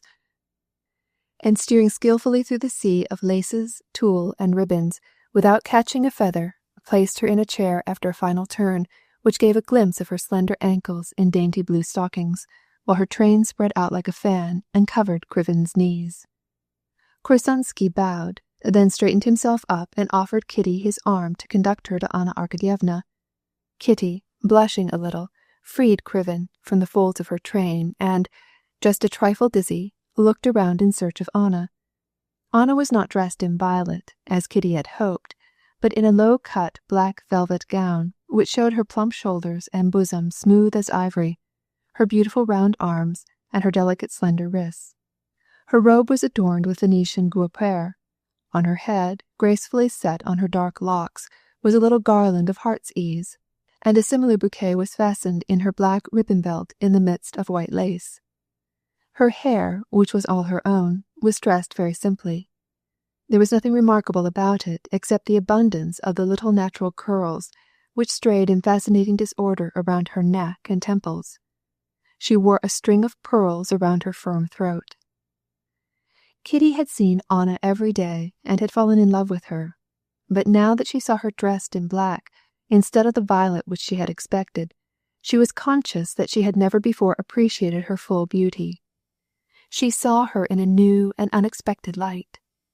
Now she realized that violet would not have been becoming to her, and that her charm consisted entirely of her independence of toilette. That her toilette was only an accessory, and her black gown with the magnificent laces was only an accessory, was only a frame for her, and nothing else was to be thought of but herself in all her simplicity, naturalness, elegance, and at the same time her gaiety and animation. When Kitty joined her, she was standing in her usual erect attitude, talking with the master of the house, her head slightly bent toward him. "No, I would not cast the first stone, though I don't understand about it," she was saying to him, slightly shrugging her shoulders, and then perceiving Kitty, she turned to her with an affectionate and reassuring smile. With a woman's quick intuition, she saw all the beauty of the young girl's toilette, and gave her an appreciative nod, which Kitty understood. "You even dance into the ballroom," she said. "She is the most faithful of my aides," said Korsunsky, addressing Anna Arkadyevna, whom he had not as yet seen. "The princess helps to make any ballroom gay and delightful. Anna Arkadyevna, will you take a turn?" he asked with a bow. "Ah, you are acquainted," said the host. "Who is it we don't know? My wife and I are like white wolves. Everybody knows us," replied Korsunsky. "A little waltz, Anna Arkadyevna?" "I don't dance when I can help it," she replied. "But you can't help it tonight," said Korsunsky. At this moment Vronsky joined them. "Well, if I can't help dancing, let us dance," said she, placing her hand on Korsunsky's shoulder and not replying to Vronsky's salutation. "Why is she vexed with him?" thought Kitty, noticing that Anna purposefully paid no attention to Vronsky's bow. Vronsky joined Kitty, reminded her that she was engaged to him for the first quadrille, and expressed regret that he had not seen her for so long. Kitty, while she was looking with admiration at Anna as she waltzed, listened to Vronsky. She expected that he would invite her, but he did nothing of the sort, and she looked at him with astonishment. A flush came into his face, and he hastily suggested that they should waltz, but he had scarcely put his arm around her slender waist and taken the first step, when suddenly the music stopped. Kitty looked into his face, which was close to her own, and for many a long day, even after years had passed, the loving look which she gave him, and which he did not return, tore her heart with cruel shame. "Pardon, pardon, a waltz, cried Korsunsky at the other end of the ballroom, and, seizing the first young lady at hand, he began once more to dance. Chapter 23. Vronsky took a few turns with Kitty, and then she joined her mother, but she had time for only a few words with the Countess Nordstone, ere Vronsky came back to get her for the first quadrille. During the quadrille nothing of importance was said. Their conversation was first on Korsunsky and his wife, whom Vronsky described very amusingly as amiable children of 40 years, then on some private theatricals, and only once did his words give her a keen pang, when he asked if Levin were there, and added that he liked him very much. But Kitty counted little on the quadrille. She waited for the mazurka with a violent beating of the heart. She had a feeling that during the mazurka all would surely be settled. The fact that Vronsky did not ask her during the quadrille did not disturb her. She felt sure that she should be selected as his partner for the mazurka, as in all preceding balls, and she refused 5 invitations, saying that she was engaged. This whole ball, even to the last quadrille, seemed to Kitty like a magical dream, full of flowers, of joyous sounds, of movement. She did not cease to dance until her strength began to fail, and then she begged to rest a moment. But in dancing the last quadrille with one of those tiresome men whom she found it impossible to refuse, she found herself in the same set with Vronsky and Anna. Kitty had not fallen in with Anna since the beginning of the ball, and now again she suddenly saw her in another new and unexpected light. She seemed laboring under an excitement such as Kitty herself had experienced, that of success. She saw that Anna was excited and intoxicated with the wine of admiration. Kitty knew the sensation, knew the symptoms, and recognized them in Anna.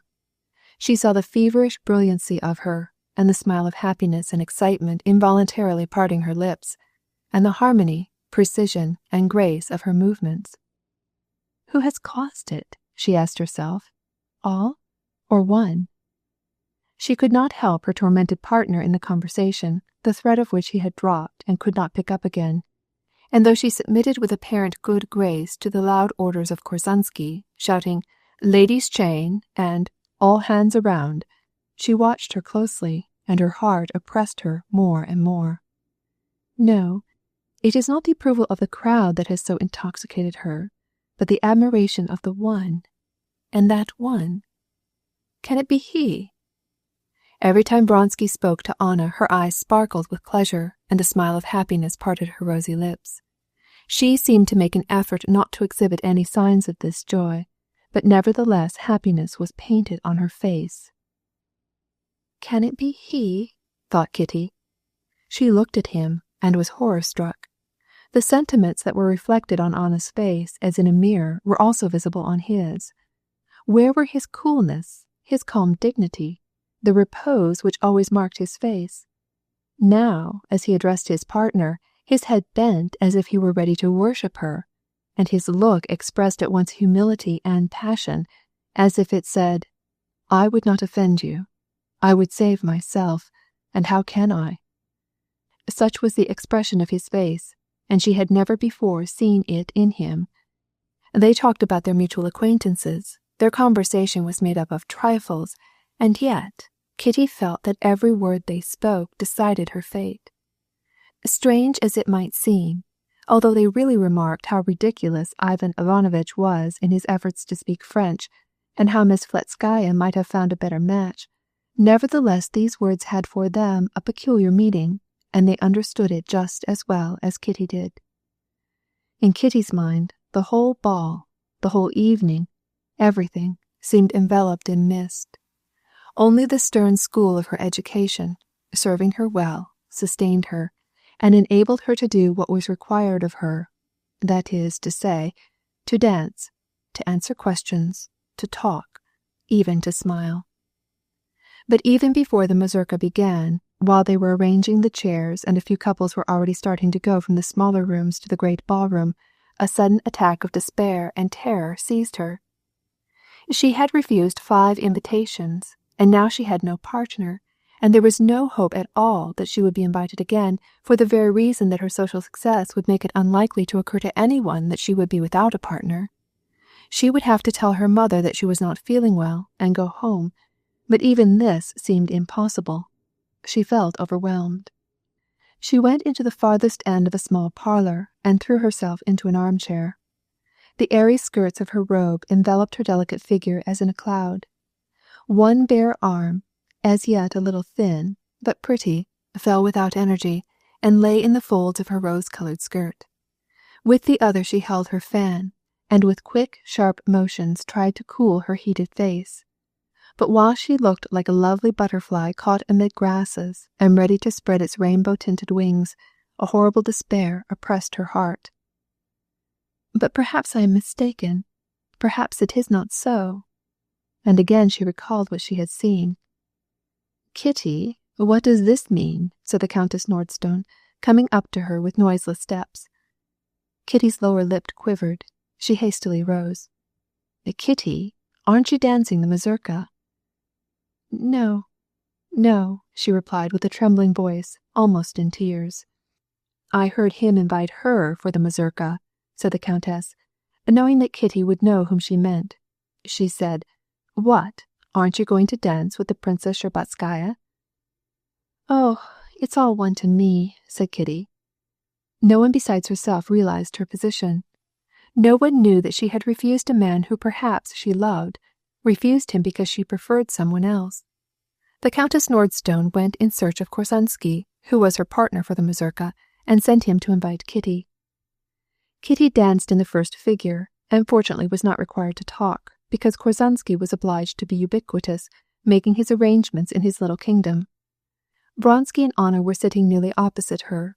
She saw them sometimes near, sometimes at a distance, as their turn brought them into the figures.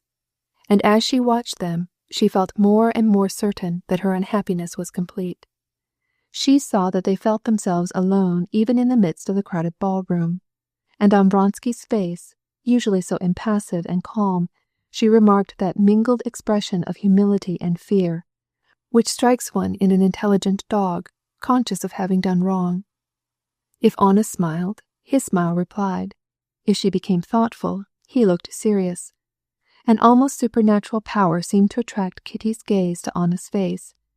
She was charming in her simple black velvet. Charming were her round arms, clasped by bracelets. Charming her firm neck, encircled with pearls. Charming her dark, curly locks breaking from restraint. Charming the slow and graceful movements of her small feet and hands. Charming her lovely face, full of animation.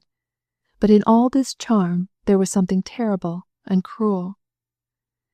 Kitty admired her more than ever, and ever more and more her pain increased. She felt crushed and her face told the story. When Vronsky passed her in some figure of the mazurka, he hardly knew her, so much had she changed. "Lovely ball," he said, so as to say something. "Yes," was her reply. Toward the middle of the mazurka, and going through a complicated figure recently invented by Korsunsky, Anna went to the center of the circle and called out 2 gentlemen and 2 ladies. Kitty was one. As she approached Anna, she looked at her in dismay. Anna, half shutting her eyes, looked at her with a smile and pressed her hand. Then, noticing that Kitty's face, replying to her smile, wore an expression of despair and amazement, she turned from her and began to talk to the other lady in animated tones. "Yes, there is some terrible, almost infernal attraction about her," said Kitty to herself. Anna did not wish to remain to supper, but the host insisted. "Do stay, Anna Arkadyevna," said Korsunsky, as she stood with her bare arm resting on the sleeve of his coat. "Such a cotillion I have in mind, un beau jeu." And the master of the house, looking on with a smile, encouraged his efforts to detain her. "No, I cannot stay," said Anna, also smiling, but in spite of her smile, the 2 men understood by the determination in her voice that she would not stay. "No, for I have danced here in Moscow at this single ball more than all winter in Petersburg," said she, looking at Vronsky, who was standing near. "One must rest before a journey." "And so you are really going back tomorrow?" he asked. "Yes, I think so," replied Anna, as if surprised at the boldness of his question. But as she said this to him, the brilliancy of her eyes and of her smile set his heart on fire. Anna Arkadyevna did not stay for supper, but took her departure. Chapter 24. "Yes, there must be something repellent, even repulsive, about me," thought Levin, as he left the Shtcherbatskys and went on foot in search of his brother. "I'm not popular with men. They say it is pride. No, I am not proud. If I had been proud, I should not have put myself in my present situation." And he imagined himself Vronsky, happy, popular, calm, witty, who had apparently never put himself in such a terrible position as he was in that evening. Yes, she naturally chose him, and I have no right to complain about any one or anything. I myself am to blame. What right had I to think that she would ever unite her life with mine? Who am I, and what am I? A man useful to no one, a good-for-nothing. Then the memory of his brother Nikolai came back to him. Was he not right in saying that everything in the world was miserable and wretched? Have we been, and are we, just in our judgment of our brother Nikolai? Of course, from the point of view of Prokofy, who saw him drunk and in ragged clothes, he is a miserable creature, but I judge him differently. I know his heart, and I know that we are alike, and I, instead of going to find him, have been out dining, and to this reception. Levin went to a street lamp and read his brother's address, which was written on a slip of paper, and called an izvozchik. All the long way he vividly recalled one by one the well-known incidents of his brother Nikolai's life. He remembered how at the university, and for a year after his graduation, he had lived like a monk, notwithstanding the ridicule of his comrades, strictly devoted to all forms of religion, services, fasts, turning his back on all pleasures, and especially women. And then how he had suddenly turned around and fallen into the company of people of the lowest lives, and entered upon a course of dissipation and debauchery. He remembered his conduct toward a lad whom he had taken from the country to bring up, and whom he whipped so severely in a fit of anger that he narrowly escaped being transported for mayhem.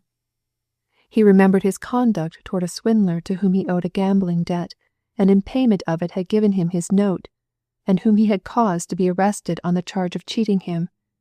This was, in fact, money that Sergei Ivanovitch had just paid. Then he remembered the night spent by Nikolai at the station house on account of a spree. He remembered the scandalous lawsuit against his brother, Sergei Ivanovitch, because Sergei had refused to pay his share of their mother's estate. And finally he recalled his last adventure, when after he had gone to take a position at the western frontier, he was dismissed for assaulting a superior. All this was detestable, but it did not seem nearly so odious to Levin as it would have been to those who did not know Nikolai, did not know his history, did not know his heart. Levin remembered how, at the time when Nikolai was occupied with his devotions, his fastings, his priests, his ecclesiastical observances, when he was seeking to curb his passionate nature by religion, no one had aided him, but on the contrary, everyone, even himself, had made sport of him. They had mocked him, nicknamed him Noah, the monk. Then, when he had fallen, no one had helped him, but all had turned from him with horror and disgust. Levin felt that his brother Nikolai, at the bottom of his heart, in spite of all the deformity of his life, was not so very much worse than those who despised him. He was not to blame for having been born with his unrestrainable character and his peculiarities of intellect. He had always had good impulses. "I will tell him everything, and I will make him tell me everything, and show him that I love him, and therefore understand him," said Levin to himself, and about 11 o'clock in the evening he bade the driver take him to the hotel indicated in the address. "Upstairs, numbers 12 and 13, said the Swiss, in reply to Levin's question. "Is he at home?" "Probably." The door of number 12 was half open, and from the room came the dense fumes of cheap, poor tobacco, and a voice unknown to Levin was heard speaking. But Levin instantly knew his brother was there. He recognized his cough. When he reached the door, the unknown voice was saying, "All depends on whether the affair is conducted in a proper and rational manner." Konstantin Levin glanced through the doorway and saw that the speaker was a young man in a peasant's sleeveless coat and with an enormous mop of hair on his head. On the divan was sitting a young woman with pock-marked face and dressed in a woolen gown without collar or cuffs. His brother was not to be seen. A pain shot through Konstantin's heart to think of the strange people with whom his brother associated. No one heard him, and, while he was removing his galoshes, he listened to what the man in the sleeveless coat was saying. He was speaking of some enterprise. "Well, the devil take the privileged classes," said his brother's voice after a fit of coughing. "Masha, see if you can get us something to eat and bring some wine if there's any left. If not, go for some." The woman arose, and as she came out from behind the screen, she saw Konstantin. "A gentleman here, Nikolai Dmitrich," she cried. "What is wanted?" said the voice of Nikolai Levin, angrily. "It's I," replied Konstantin, appearing at the door. "Who's I?" repeated Nikolai's voice, still more angrily. Then he was heard quickly rising and stumbling against something, and Konstantin saw before him at the door his brother's well-known figure, still remarkable by reason of his shyness and ill health, infirm, tall, thin, and bent, with great startled eyes. He was still thinner than when Konstantin had last seen him 3 years before. He wore a short overcoat. His hands and his bony frame seemed to him more colossal than ever. His hair was grown thinner, but the same stiff moustaches hid his lips, the same eyes glared at his visitor uncannily and naively. "Ah, Kostya!" he cried suddenly, recognizing his brother, and his eyes shone with joy. But the same instant he fixed his eyes on the younger man and made a quick, convulsive motion of his head and neck, as if his cravat choked him, a gesture well known to Konstantin, and an entirely different expression, wild and bitter, and expressive of martyrdom, came into his sunken face. "I wrote to both you and Sergei Ivanovitch that I do not know you, nor wish to know you. What do you want? What does either of you want?" He was not at all as Konstantin had imagined him. The hardest and vilest elements of his character, which had made any relations with him difficult, had faded from Konstantin Levin's memory whenever he thought about him. And now, when he saw his face and the characteristic convulsive motions of his head, he remembered it all. "But I wanted nothing of you except to see you," he replied timidly. "I only came to see you." His brother's diffidence apparently disarmed Nikolai. His lips relaxed. "Ah, did you?" said he. "Well, come in. Sit down. Do you want some supper? Masha, bring enough for 3. No, hold on. Do you know who this is?" he asked his brother, pointing to the young man in the peasant coat. "This gentleman is Mr. Kritsky, a friend of mine from Kiev. A very remarkable man. It seems the police are after him because he is not a coward." And he looked, as his habit was, at all who were in the room. Then, seeing that the woman, who stood at the door, was about to leave, he shouted, "Wait, I tell you!" Then, in his extravagant, incoherent manner of speech, which Constantine knew so well, he began to tell his brother the whole story of Vronsky's life, how he had been driven from the university because he had tried to found an aid society and Sunday schools among the students, how afterwards he had been appointed teacher in one of the public schools, only to be dismissed, and how finally he had been tried for something or other. "Were you at the University of Kiev?" asked Constantine of Vronsky, in order to break the awkward silence that followed. "Yes, I was at Kiev," replied Vronsky curtly, with a frown. "And this woman," cried Nikolai Levin, pointing to the girl, "is the companion of my life, Marya Nikolaevna. I took her from a house," he said, stretching out his neck, "but I love her, and I esteem her. And all who want to know me," he added, raising his voice and scowling, "must love her and esteem her. She is just the same as my wife, just the same.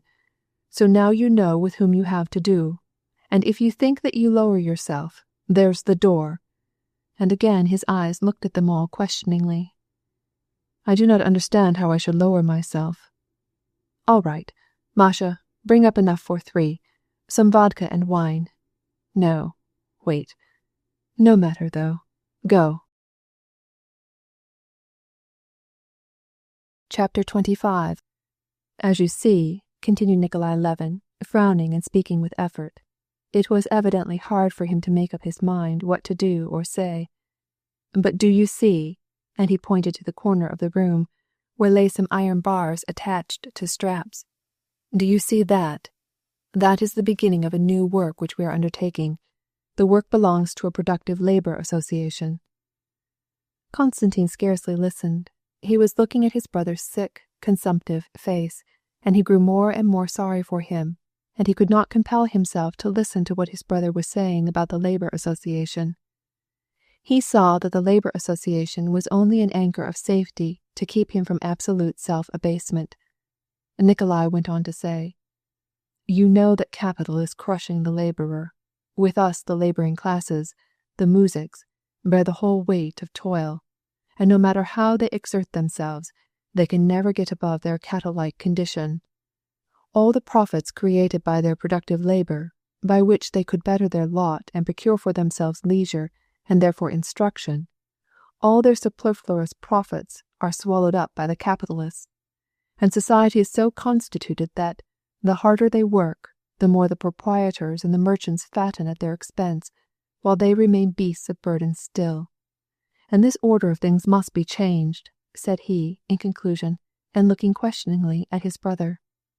"Yes, of course," replied Constantine, looking at the pink spots which burned in his brother's hallowed cheeks.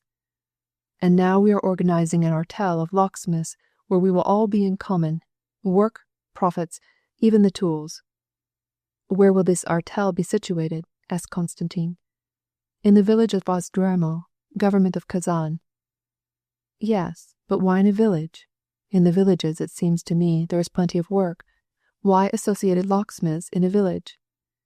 "Because the muzhiks are serfs, just as much as they ever were, and you and Sergei Ivanovitch don't like it because we want to free them from this slavery," replied Nikolai, vexed by his brother's question.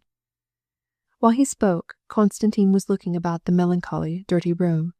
He sighed, and his sighs seemed to make Nikolai still more angry. "I know the aristocratic prejudices of such men as you and Sergei Ivanovitch. I know that he is spending all the strength of his mind in defense of the evils that crush us." "No, but why do you speak of Sergei Ivanovitch?" asked Levin, smiling. "Sergei Ivanovitch. This is why," cried Nikolai, at the mention of Sergei Ivanovitch. "This is why. Yet, what is the good? Tell me this.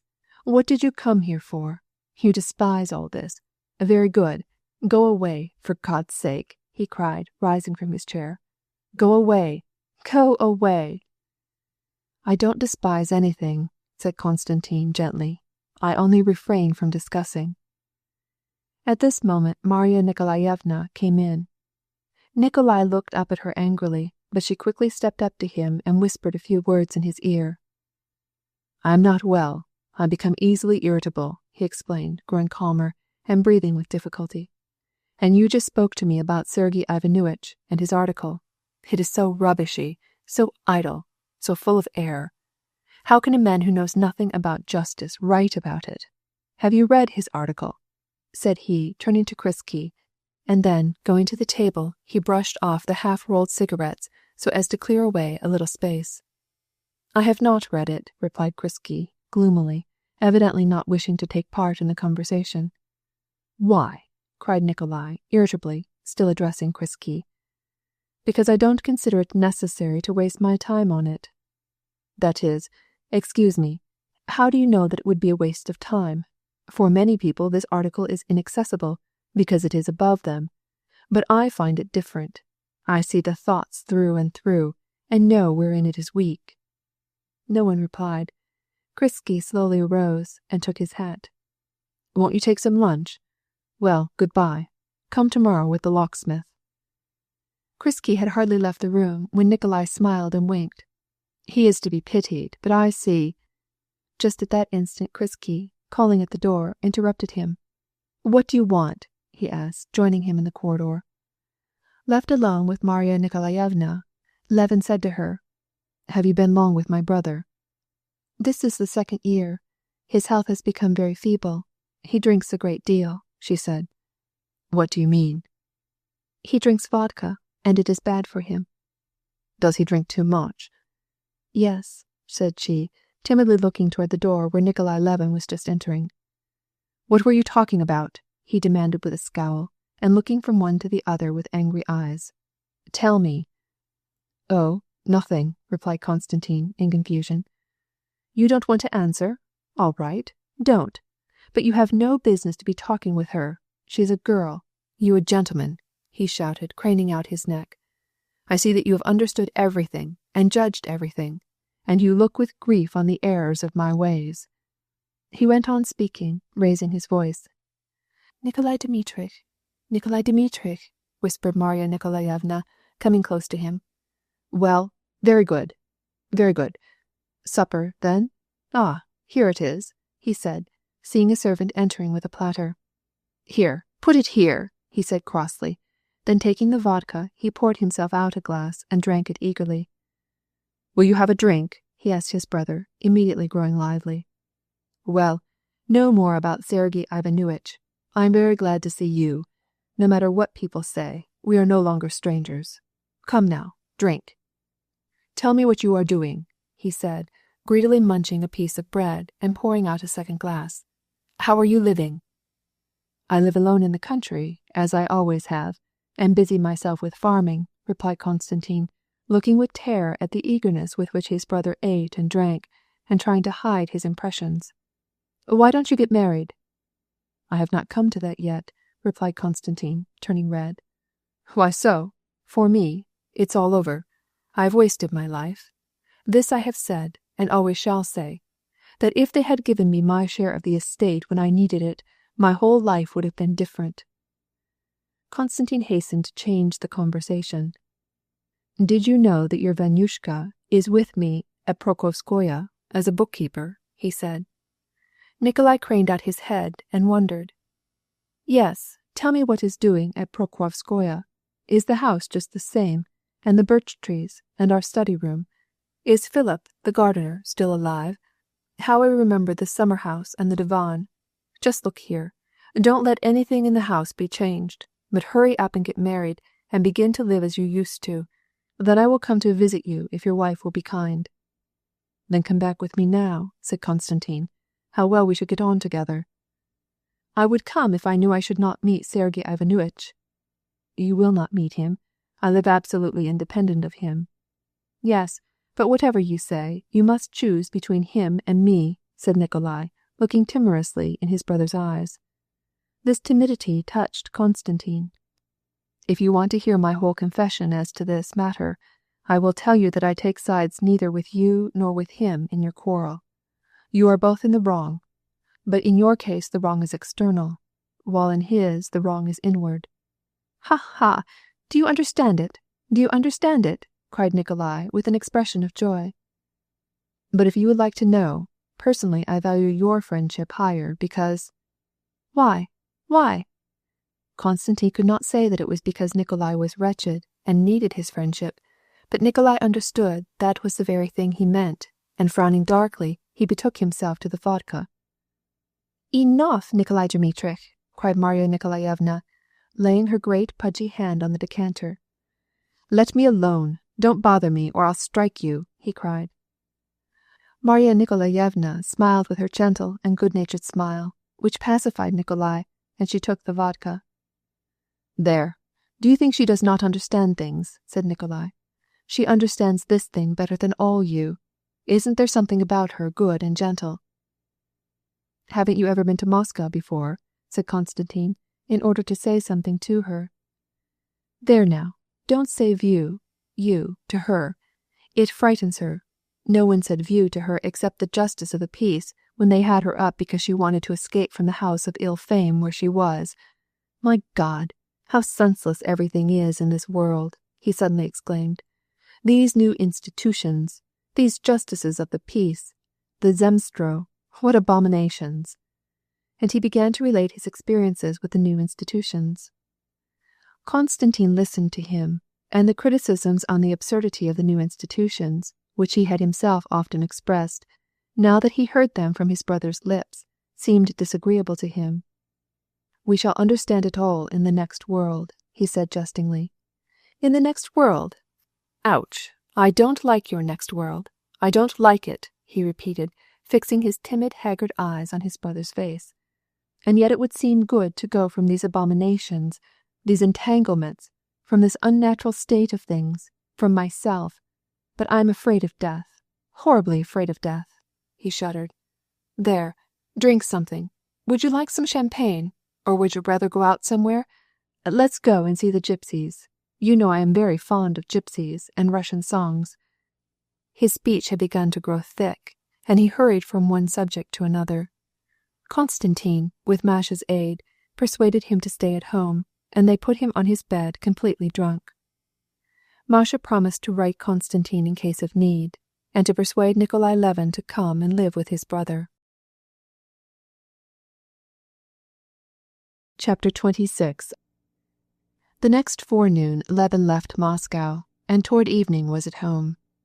On the journey he talked with those near him in the train about politics, about the new railroads, and, just as in Moscow, he was overcome by the chaos of conflicting opinions, self-dissatisfaction, and a sense of shame.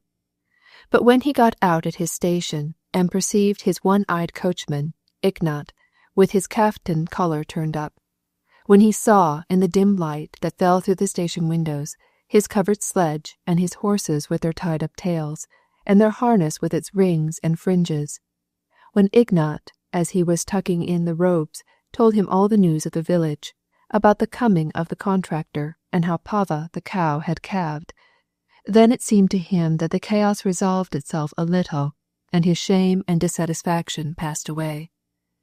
This he felt at the very sight of Ignat and his horses. But as soon as he had put on his sheepskin tulip, which he found in the sleigh, and took his seat in the sleigh comfortably wrapped up, and drove off thinking what arrangements he should have to make in the village, and at the same time examining off the horse, Donskaya, which used to be his saddle-horse, a jaded but mettlesome steed, he began to view his experiences in an absolutely different light. He felt himself again, and no longer wished to be a different person. He only wished to be better than he had ever been before. In the first place, he resolved from that day forth that he would never expect extraordinary joys, such as marriage had promised to bring to him, and therefore he would never again despise the present.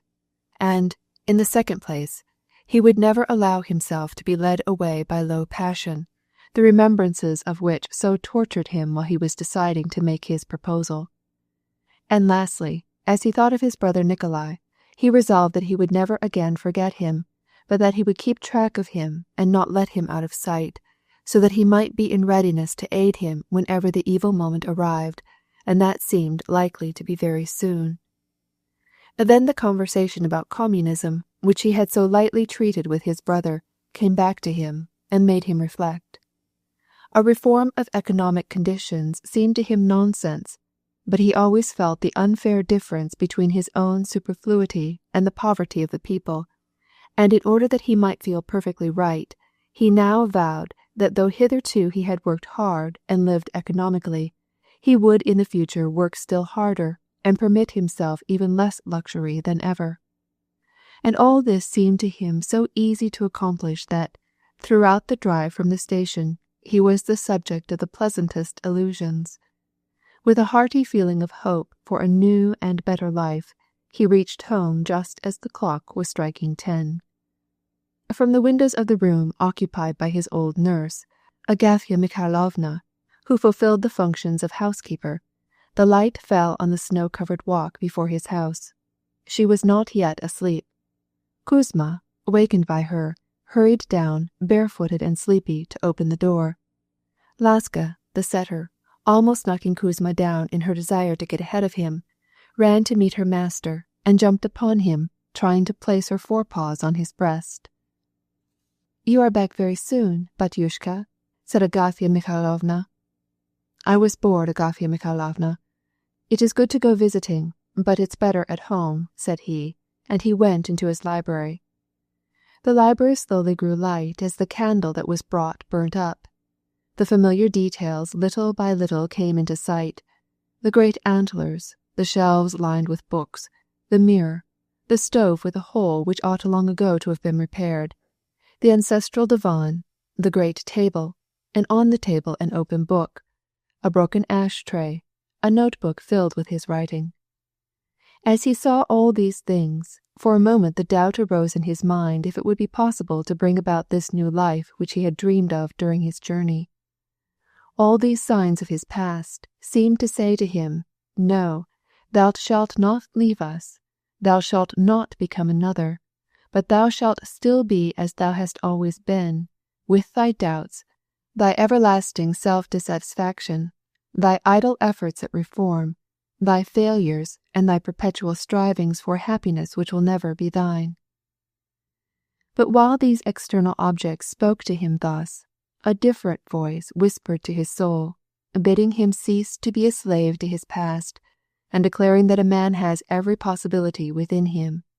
And, listening to this voice, he went to one side of the room, where he found 2 40-pound dumbbells, and he began to practice his gymnastic exercises with them, endeavoring to bring himself into a condition of vigor. At the door there was a noise of steps. He hastily put down the dumbbells. The intendant came in and said that, thanks to God, everything was all right, but he confessed that the buckwheat in the new drawing-room had got burnt. This provoked Levin. This new drawing-room he had himself built and partially invented, but the intendant had been entirely opposed to it, and now he announced with ill-concealed triumph that the buckwheat was burnt. Levin was sure that it was because he had neglected the precautions 100 times suggested. He grew angry and reprimanded the intendant. But there was one fortunate and important event.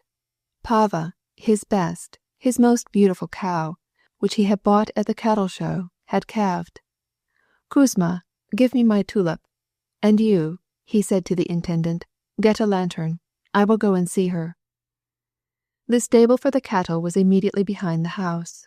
Crossing the courtyard, where the snow was heaped under the lilac bushes, he stepped up to the stable. As he opened the frosty door, he was met by the warm fumes of manure, and the cows, astonished at the untaught light of the lantern, stirred on their fresh straw. The light fell upon the broad, black back of his piebald Holland cow. Berkut, the bull, with a ring in his nose, tried to get to his feet, but changed his mind and only snorted as they passed by. The beautiful Pava, huge as a hippopotamus, was lying near her calf, snuffing at it and protecting it against those who would come too close. Levin entered the stall, examined Pava, and lifted the calf, spotted with red and white, on its long, awkward legs. Pava began to low with anxiety, but was reassured when the calf was restored to her, and began to lick it with her rough tongue, The calf hid its nose under its mother's side and frisked its tail. "Bring the light this way, Fyodor, this way," said Levin, examining the calf. "Like its mother, but its color is like the sire's. Very pretty. Long hair and prettily spotted." "Vasily Fyodorovitch, isn't it a beauty?" he said, turning to his intendant, forgetting, in his joy over the newborn calf, the grief caused by the burning of his wheat. "But why should it be homely? But Semyon, the contractor, was here the day after you left. It will be necessary to come to terms with him, Konstantin Dmitrich," replied the intendant. "I have already spoken to you about the machine." This single phrase brought Levin back to all the details of his enterprise, which was great and complicated, and from the stable he went directly to the office, and after a long conversation with the intendant and Semyon, the contractor, he went back to the house and marched straight up to the drawing-room. Chapter 27. Levin's house was old and large, but, though he lived there alone, he occupied and warmed the whole of it. He knew that this was ridiculous. He knew that it was bad and contrary to his new plans, but this house was a world in itself to him. It was a world where his father and mother had lived and died. They had lived a life which, for Levin, seemed the ideal of all perfection, and which he dreamed of renewing with his own wife, with his own family. Levin scarcely remembered his mother, but this remembrance was sacred, and his future wife, as he imagined her, was to be the counterpart of the ideally charming and adorable woman, his mother. For him, the love of a woman could not exist outside of marriage, but he imagined the family relationship first, and only afterwards the woman who would be the center of the family. His ideas about marriage were therefore essentially different from those held by the majority of his friends, for whom it was only one of innumerable social affairs. For Levin, it was the most important act of his life, whereon all his happiness depended, and now he must renounce it. When he entered the little parlor where he always took tea, and threw himself into his armchair with a book, while Agafya Mikhailovna brought him his cup, and sat near the window, saying as usual, "Well, I'll sit down, Batyushka," then he felt, strangely enough, that he had not renounced his daydreams, and that he could not live without them. Were it Kitty or another, still it would be. He read his book, had his mind on what he was reading, pausing occasionally to listen to Agafya Mikhailovna's unceasing prattle, but his imagination was all the time filled with those varied pictures of family happiness which hovered before him. He felt that in the depths of his soul some change, some modification, some crystallization was taking place. He listened while Agafya Mikhailovna told how Prokhor had forgotten God and, instead of buying a horse with the money which Levin had given him, had taken it and gone on a spree, and beaten his wife almost to death. And while he listened, he read his book, and again caught the thread of his thoughts, awakened by his reading. It was a book by Tyndall on heat. He remembered his criticisms on Tyndall's self-satisfaction in the cleverness of his management of his experiments and on his lack of philosophical views, and suddenly a happy thought crossed his mind. In 2 years I shall have 2 Holland cows, perhaps Pava herself will still be alive, and possibly a dozen of Berkut's daughters will have been added to the herd, just from these 3. Splendid. And again he picked up his book. Well, very good. Electricity and heat are one and the same thing. But could one quantity take the place of the other in the equations used to settle this problem? No. What then? The bond between all forces of nature is felt, like instinct. When Pava's daughter grows into a cow with red and white spots, what a herd I shall have with those 3. Admirable. And my wife and I will go out with our guests to see the herd come in, and my wife will say, "Kostya and I have brought this calf up just like a child." "How can this interest you so?" the guests will say. "All that interests him interests me also." But who will she be? And he began to think of what happened in Moscow. Well, what is to be done about it? I am not to blame, but now everything will be different. It is foolishness to let one's past life dominate the present. One must struggle to live better, much better." He raised his head and sank into thought. Old Alaska, who had not yet got over her delight at her master's return, had been barking up and down the courtyard. She came into the room, wagging her tail and bringing the freshness of the open air, and thrust her head under his hand and begged for a caress, whining plaintively. "She almost talks," said Agafya Mikhailovna. "She is only a dog, but she knows just as well that her master has come home and is sad." "Why sad?" "Da, don't I see it, Batyushka? It's time I knew how to read my masters. Grew up with my masters since they were children. No matter, Batyushka, your health is good and your conscience pure." Levin looked at her earnestly, in astonishment that she so divined his thoughts. "And shall I give you some more tea?" said she, and taking the cup, she went out. Laska continued to nestle her head in her master's hand. He caressed her, and then she curled herself up around his feet, like a ring, laying her head on one of her hind paws, and, as proof that all was arranged to suit her, she opened her mouth a little, let her tongue slip out between her aged teeth, and, with a gentle puffing of her lips, gave herself up to beatific repose. Levin followed all of her movements. "So will I," said he to himself. "So will I. No matter. All will be well." Chapter 28. Early on the morning after the ball, Anna Arkadyevna sent her husband a telegram announcing that she was going to leave Moscow that day. "No, I must go," she said to her sister-in-law, in explanation of her change of plan, and her tone signified that she had just remembered something that demanded her instant attention. "No, it would be much better if I could go this morning." Stepan Arkadyevitch did not dine at home, but he agreed to be back at 7 o'clock to escort his sister to the train. Kitty did not put in an appearance, but sent word that she had a headache. Dolly and Anna dined alone with the children and the English governess.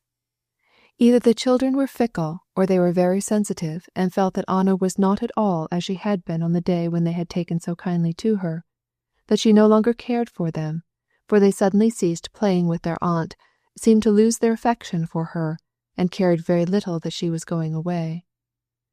Anna spent the whole morning in making the preparations for her departure.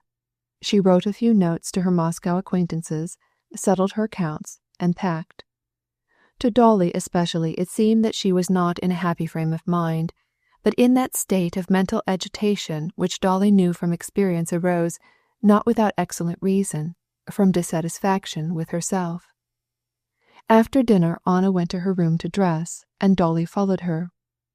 "How strange you are today," said Dolly. "I? Do you think so?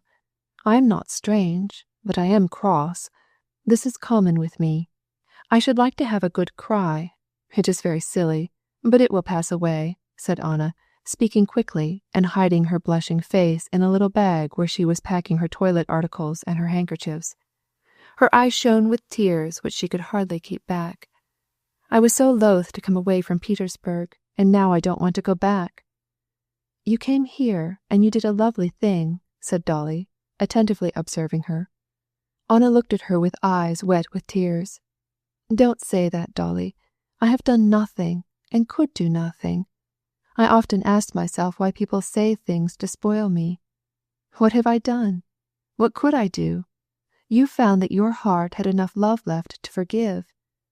Without you, God knows what would have been. How fortunate you are, Anna," said Dolly. "All is serene and pure in your soul. Everyone has a skeleton in his closet, as the English say." "What skeleton have you, pray? In you everything is so serene."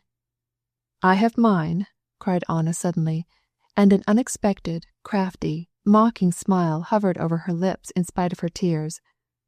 "Well, in your case the skeleton must be a droll one and not grievous," replied Dolly with a smile. "No, it is grievous. Do you know why I go today and not tomorrow? This is a confession which weighs me down, but I wish to make it, said Anna decidedly, sitting down in an armchair and looking Dolly straight in the eyes. And to her astonishment she saw that Anna was blushing, even to her ears, even to the dark curls that played around the back of her neck. Yes, Anna proceeded. Do you know why Kitty did not come to dinner? She is jealous of me. I spoiled. It was through me that the ball last night was a torment and not a joy to her.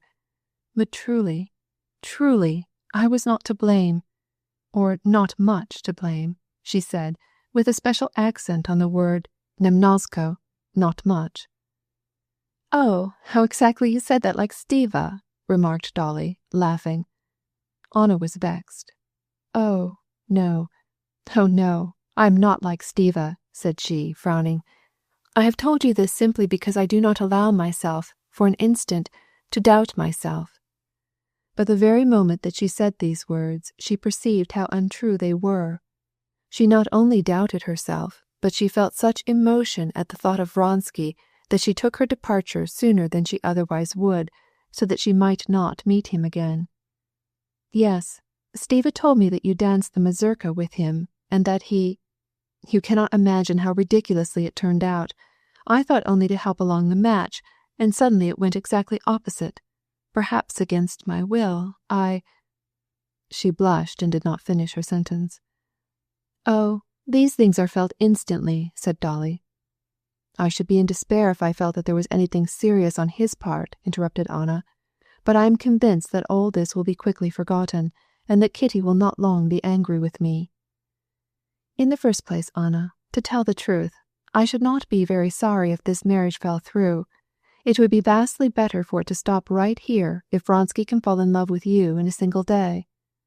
Oh, heavens, that would be so idiotic, said Anna, and again an intense blush of satisfaction overspread her face at hearing the thought that occupied her expressed in words. And that is why I go away, after making an enemy of Kitty, whom I love so dearly. Oh, how sweet she is! But you will arrange that, Dolly, won't you? Dolly could hardly refrain from smiling. She loved Anna, but it was pleasant to her to discover that she also had her weaknesses. An enemy? That cannot be. And I should have been so glad to have you all love me as I love you. But now I love you all the more than ever, said Anna, with tears in her eyes. Oh, how absurd I am today! She passed her handkerchief over her eyes and began to get ready. At the very moment of her departure came Stepan Arkadyevitch with rosy, happy face and an odor of wine and cigars. Anna's tender-heartedness had communicated itself to Dolly, and, when she kissed her for the last time, she whispered, Think, Anna, what you have done for me. I shall never forget. And remember that I love you, and always shall love you as my best friend. I don't understand why, replied Anna, kissing her and struggling with her tears. You have understood me, and you do understand me. Farewell, my dearest. Chapter 29. Well, all is over, and thank the Lord, was Anna's first thought after she had said goodbye to her brother, who had blocked up the entrance to the railway carriage even after the third bell had rung. She sat down on the divanchik next Anushka, her maid, and began to examine the feebly lighted compartment. Thank the Lord! Tomorrow I shall see Seroza and Alexey Alexandrovitch, and my good and commonplace life will begin again as of old. With the same mental preoccupation that had possessed her all that day, Anna found a satisfaction in attending minutely to the arrangements for the journey. With her skillful little hands she opened her red bag and took out a cushion, placed it on her knees, wrapped her feet warmly, and composed herself comfortably. A lady, who seemed to be an invalid, had already gone to sleep. 2 other ladies entered into conversation with Anna, and a fat, elderly dame, well wrapped up, expressed her opinion on the temperature. Anna exchanged a few words with the ladies, but, not taking any interest in their conversation, asked Anushka for her travelling lamp, placed it on the back of her seat, and took from her bag a paper cutter and an English novel. At first she could not read. The going and coming and the general bustle disturbed her. When once the train had started, she could not help listening to the noises, the snow striking against the window and sticking to the glass, the conductor, as he passed, with the snowflakes melting on his coat, the remarks about the terrible storm, all distracted her attention. Afterwards it became more monotonous, always the same jolting and jarring, the same snow on the window, the same sudden changes from warmth to cold, and back to warmth again, the same faces in the dim light, and the same voices. And Anna began to read, and to follow what she was reading. Anushka was already asleep, holding the little red bag on her knees with great, clumsy hands clad in gloves, one of which was torn. Anna read, and understood what she read, but it was not pleasant to her to read, in other words, to enter into the lives of other people. She had too keen a desire to live herself. If she read how the heroine of her story took care of the sick, she would have liked to go with noiseless steps into the sick room. If she read how a member of Parliament made a speech, she would have liked to make that speech. If she read how Lady Mary rode after the hounds and made sport of her sister-in-law, and astonished everyone by her audacity, she would have liked to do the same. But she could do nothing, and with her little hands she clutched the paper cutter, and forced herself to read calmly. The hero of her novel had reached the summit of his English ambition, a baronetcy and an estate, and Anna felt a desire to go with him to this estate, when suddenly it seemed to her that he ought to feel a sense of shame, and that she ought to share it. But why should he feel ashamed? Why should I feel ashamed? She asked herself with astonishment and discontent. She closed the book and, leaning back against the chair, held the paper cutter tightly in both hands. There was nothing to be ashamed of. She reviewed all her memories of her visit to Moscow. They were all pleasant and good. She remembered the ball. She remembered Vronsky and his humble and passionate face. She recalled all her relations with him. There was nothing to be ashamed of. But at the same time, in these reminiscences, the sense of shame kept growing stronger and stronger, and it seemed to her that inward voice, whenever she thought of Vronsky, seemed to say, warmly, very warmly, passionately, "Well, what is this?" she asked herself resolutely, as she changed her position in the seat.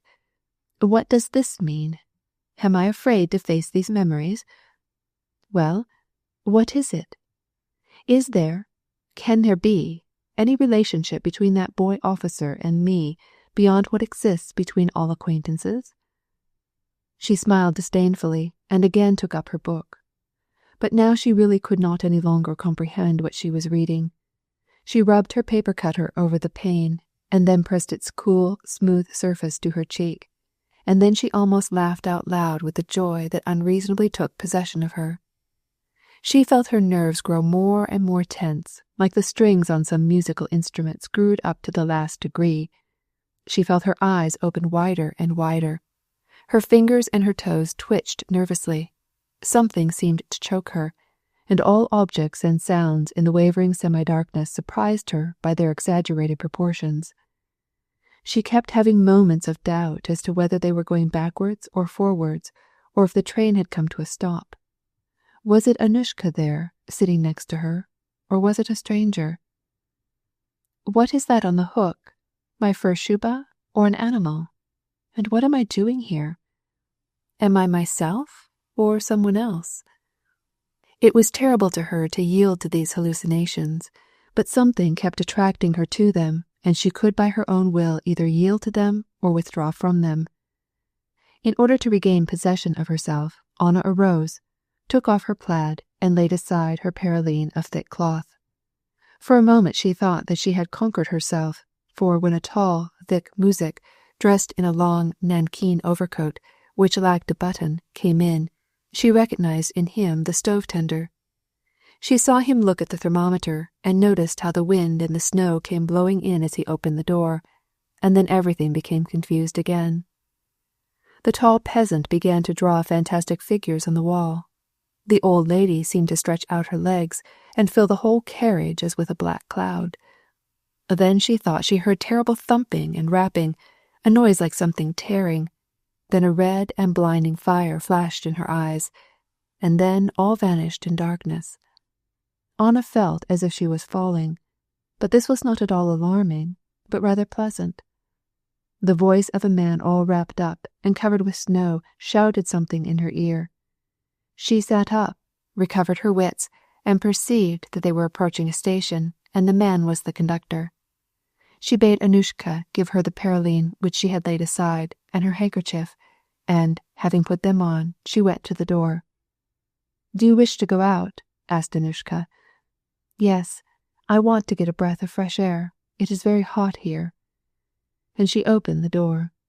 The snowstorm and the wind rushed in to meet her and disputed the door with her. And this seemed to her very jolly. The storm seemed to be waiting for her. It gaily whistled and was eager to carry her away. But she clung to the cold railing with one hand, and, holding her dress, she stepped out on the platform and left the car. The wind was fierce on the steps, but on the platform, under the shelter of the station, it was calmer, and she found a genuine pleasure in filling her lungs with the frosty air. Standing near the car, she watched the platform and the station gleaming with lights. Chapter 30. A furious snowstorm was raging, and whistling among the wheels of the carriages, around the columns, and into the corners of the station. The carriages, the pillars, the people, everything visible, were covered on one side with snow, and it was increasing momently. Once in a while there would be a lull, but then again it blew with such gusts that it seemed impossible to make way against it. Meantime, a few people were running hither and thither, talking gaily, opening and shutting the great doors of the station, and making the platform planks creak under their feet. The flitting shadow of a man passed rapidly by her feet, and she heard the blows of a hammer falling on the iron. "Send off the telegram," cried an angry voice on the other side of the track, in the midst of the drifting storm. "This way, please, number 28, cried other voices, and several people covered with snow hurried by. Two gentlemen, with lighted cigarettes in their mouths, passed near Anna. She was just about to re-enter the carriage, after getting one more breath of fresh air, and had already taken her hand from her muff to lay hold of the railing, when the flickering light from the reflector was cut off by a man in a military coat, who came close to her. She looked up, and that instant recognized Vronsky's face. Raising his hand to his visor, he bowed low, and asked if she needed anything, if he might not be of service to her.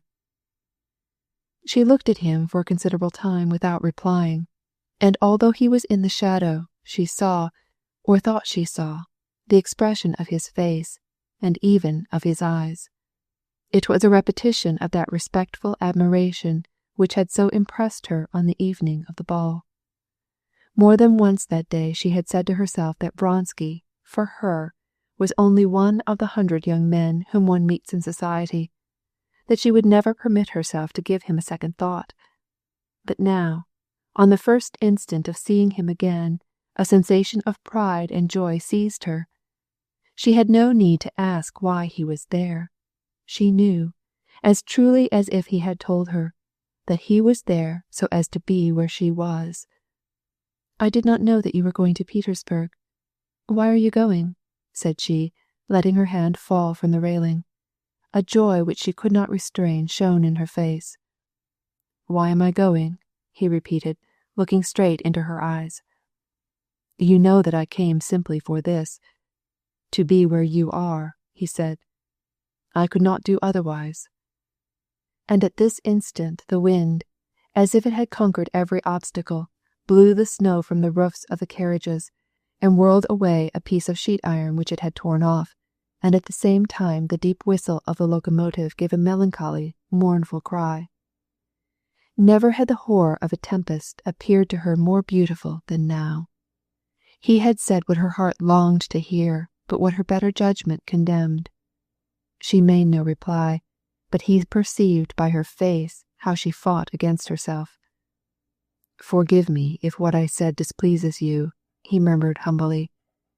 He spoke respectfully, courteously, but in such a resolute, decided tone that for some time she was unable to reply. "What you said was wrong, and I beg of you, if you are a gentleman, to forget it, as I shall forget it," she said at last. "I shall never forget, and I shall never be able to forget any of your words, any of your gestures. Enough, enough!" she cried, vainly endeavoring to give an expression of severity to her face, at which Vronsky was passionately gazing. And grasping the cold railing, she mounted the steps and quickly entered the vestibule of the carriage. But she stopped in the little vestibule and tried to recall to her imagination what had taken place. But though she found it impossible to remember either her own words or his, she instinctively felt that this brief conversation had brought them frightfully close together, and that she was at once alarmed and delighted. After she had stood there a few seconds, she went back into the carriage and sat down in her place. The nervous strain which had been tormenting her not only returned, but became more intense, until she began to fear every moment that something would snap her brain. She did not sleep all night, but in this nervous tension, and in the fantasies which filled her imagination, there was nothing disagreeable or painful. On the contrary, it was joyous, burning excitement. Toward morning, Anna dozed as she sat in her armchair, and when she awoke it was broad daylight, and the train was approaching Petersburg. Instantly the thought of her home, her husband, her son, and all the labors of the day and the coming days filled her mind. The train had hardly reached the station at Petersburg when Anna stepped out on the platform, and the first person that she saw was her husband waiting for her. "Oh, good heavens! Why do his ears stand out so?" she thought, as she looked at his reserved and portly figure, and especially at his stiff cartilaginous ears, which, as they propped out the rim of his round hat, struck her for the first time. When he saw her, he came to meet her at the carriage, compressing his lips into his habitual smile of irony, looking straight at her with his great, weary eyes. A disagreeable thought made her heart sink when she saw his stubborn, weary look. She felt that she had expected to find him different. Especially was she astonished by the feeling of self-dissatisfaction which she experienced on meeting him. This feeling was associated with her home, akin to the state of hypocrisy which she recognized in her relations with her husband. This feeling was not novel. She had felt it before without heeding it, but now she realized it clearly and painfully. "There, you see, I'm a tender husband, tender as the first year of our marriage. I was burning with desire to see you," said he, in his slow, deliberate voice, and with the light tone of raillery that he generally used in speaking to her, a tone of ridicule of anyone who should really say such things. "Is Serosa well?" she asked. "And is this all the reward," he said, "for my ardor?" "He is well, very well." Chapter 31. Vronsky also had not even attempted to sleep all that night. He sat in his armchair, now gazing straight forward, now looking at those who came in and went out, and if before he had impressed strangers and irritated them by his imperturbable dignity, now he would have seemed to them far more haughty and self-contained. He looked at men as if they were things. A nervous young man, employed in the district court, was sitting opposite him in the carriage, and came to hate him on account of this aspect. The young man asked for a light, and spoke to him, and even touched him, in order to make him perceive that he was not a thing but a man. Yet Vronsky looked at him exactly as he looked at the carriage lamp, and the young man made a grimace, feeling that he should lose command of himself to be so scorned by a man. Vronsky saw nothing, saw no one.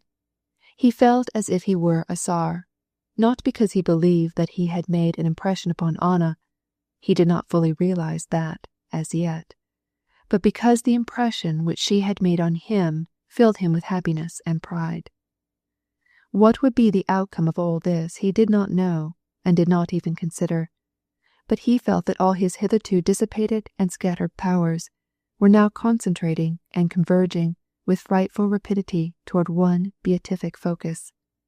and he was happy in this thought.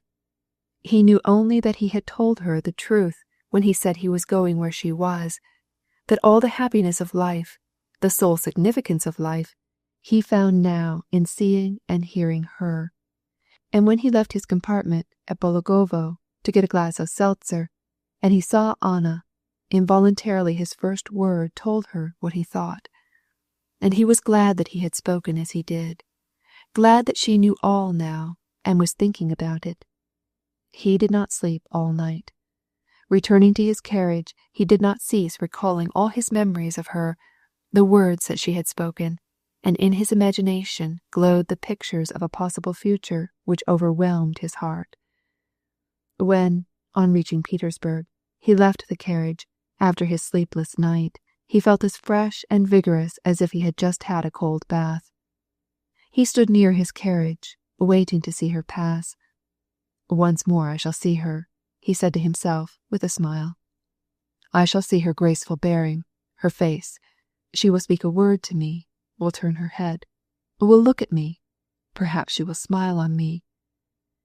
But it was her husband whom first he saw, politely escorted through the crowd by the station master. Oh, yes, the husband. And then Vronsky for the first time clearly realized that the husband was an important factor in Anna's life. He knew that she had a husband, but he had not realized his existence, and he now fully realized it only as he saw his head and shoulders, and his legs clothed in black trousers, and especially when he saw this husband unconcernedly take her hand with an air of proprietorship.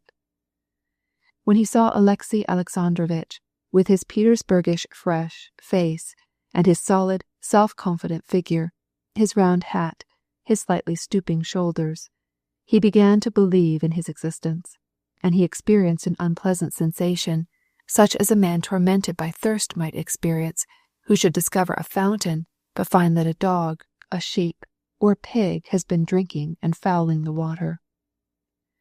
Alexei Alexandrovitch's stiff and heavy gait was exceedingly distasteful to Vronsky. He would not acknowledge that anyone besides himself had the right to love Anna.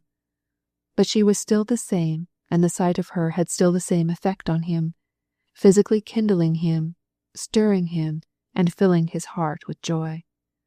He ordered his German body servant, who came hurrying up to him from the second-class carriage, to see to the baggage and to go home, and he himself went to her. Thus he witnessed the first meeting between husband and wife, and with a lover's intuition perceived the shade of constraint with which Anna spoke to her husband.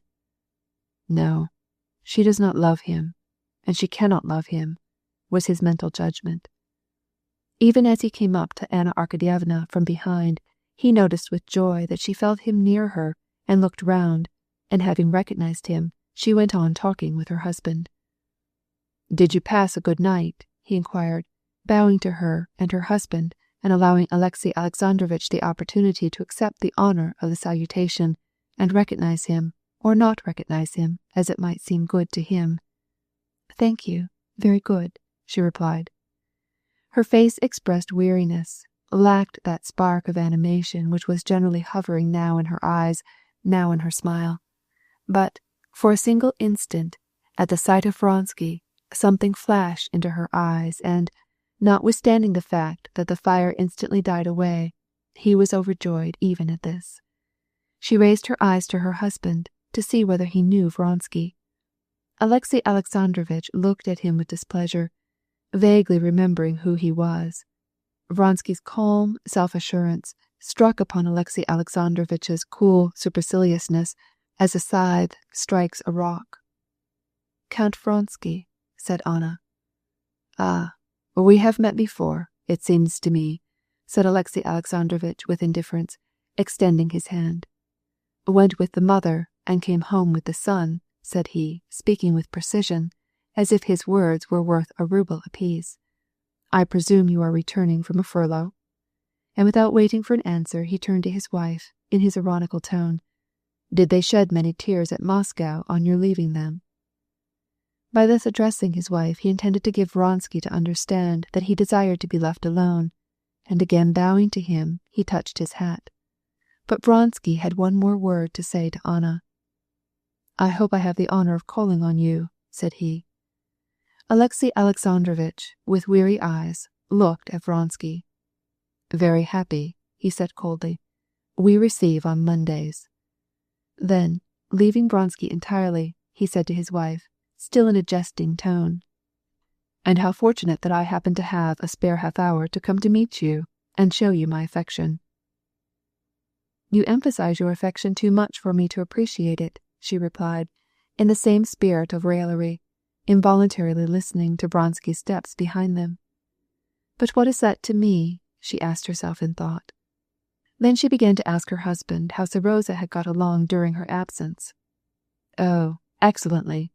Mariette says that he has been very good, and I am sorry to mortify you. He did not seem to miss you, not so much as your husband did. But again, merci, my dear, that you came a day earlier. Our dear Samovar will be delighted." He called the celebrated Countess Lydia Ivanovna by the nickname Samovar, because, like a tea-urn, she was always and everywhere bubbling and boiling.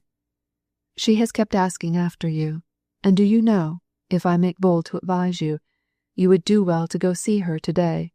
You see, her heart is always sore about something. At present, besides her usual cares, she is greatly concerned about the reconciliation of the Oblonskys."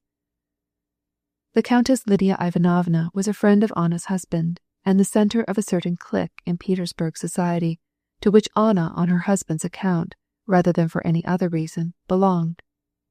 "Yes, but didn't I write her?" "She must have all the details. Go to her, my love, if you are not too tired. Well, Kondratu will call your carriage, and I am going to a committee meeting. I shall not have to dine alone today," continued Alexey Alexandrovitch, not in jest this time. "You cannot imagine how used I am to—" And with a peculiar smile, giving her a long pressure of the hand, he conducted her to the carriage. Chapter 32. The first person to meet Anna when she reached home was her son. He darted downstairs, in spite of his governess's reproof, and with a wild delight called, "Mamma! Mamma!" Rushing up to her, he threw his arms around her neck. "I told you it was Mamma," he shouted to the governess. "I knew it was."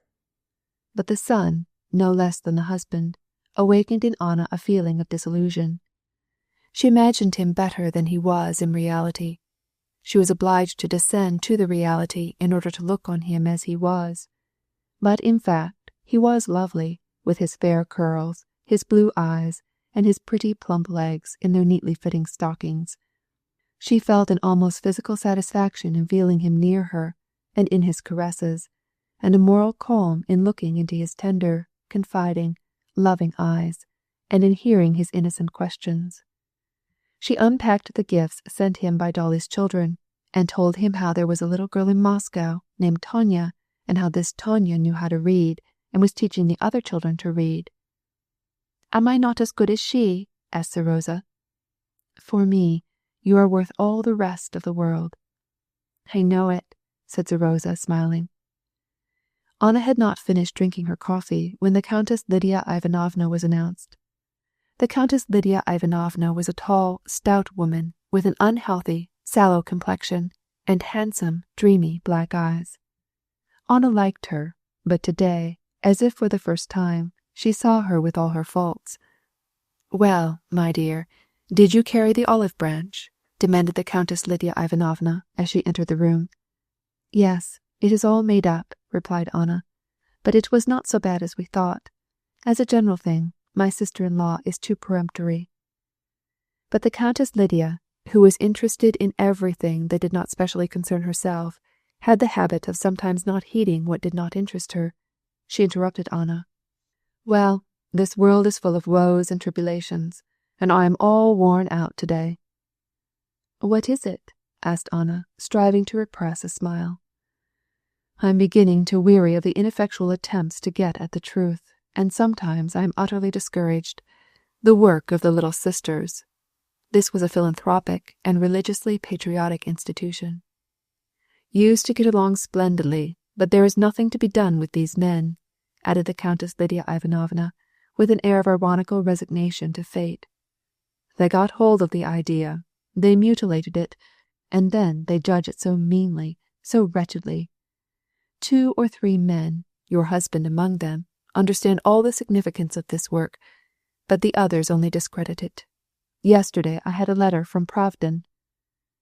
Pravdin was a famous Panslavist who lived abroad, and the Countess Lydia Ivanovna related what he had said in his letter.